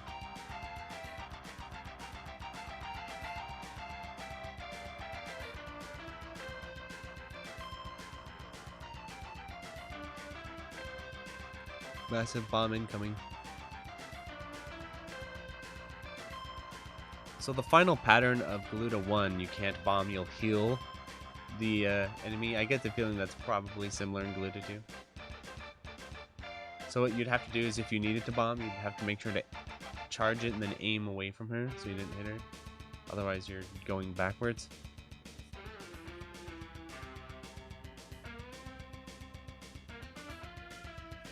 Okay, no more bombs now. This is when the game gets fun. It's always more fun when you're doing well, but you run out of bombs, and it's all about how clutch you can be with the remaining life.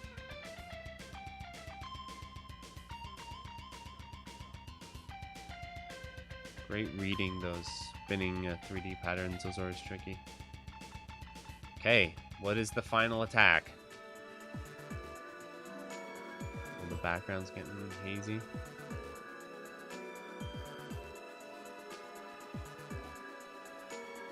So far, so good.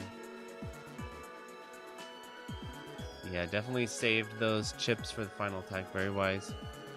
Yeah, now it's getting ridiculous. Luckily, he has bullet time to work with.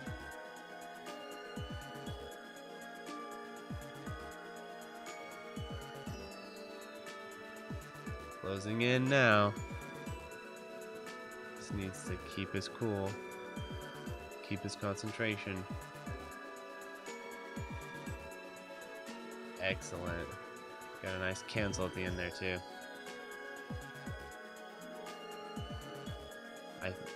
I'm assuming that's the final boss.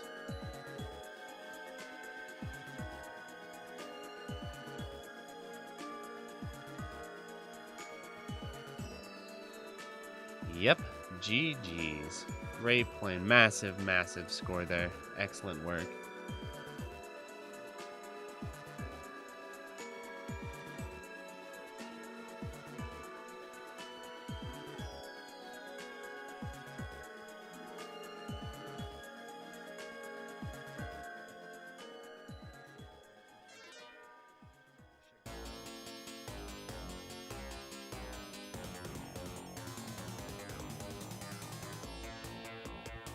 Great play-in. I knew that was pre-recorded, but still very, very well done. You had to still play it at some point, right? And sometimes getting those huge PBs is a real grind, even if you're not doing it live. Well, awesome, everyone. So that is Shoot the Baguette, the English Restream. Hope you all enjoyed it. I had to fill in for some slots. I hope you all enjoyed my fill-in slots. I tried my best. Yeah, so that should be it. Thanks everyone for tuning in. Thanks for joining the chat and supporting, and also everyone for supporting the original event. Shout outs to Juju Kenobi for putting this on. Very cool of him to do that. Makes me happy to have another, Western event like this, and allowing me to restream it, of course. Help get it more exposure to the English speakers.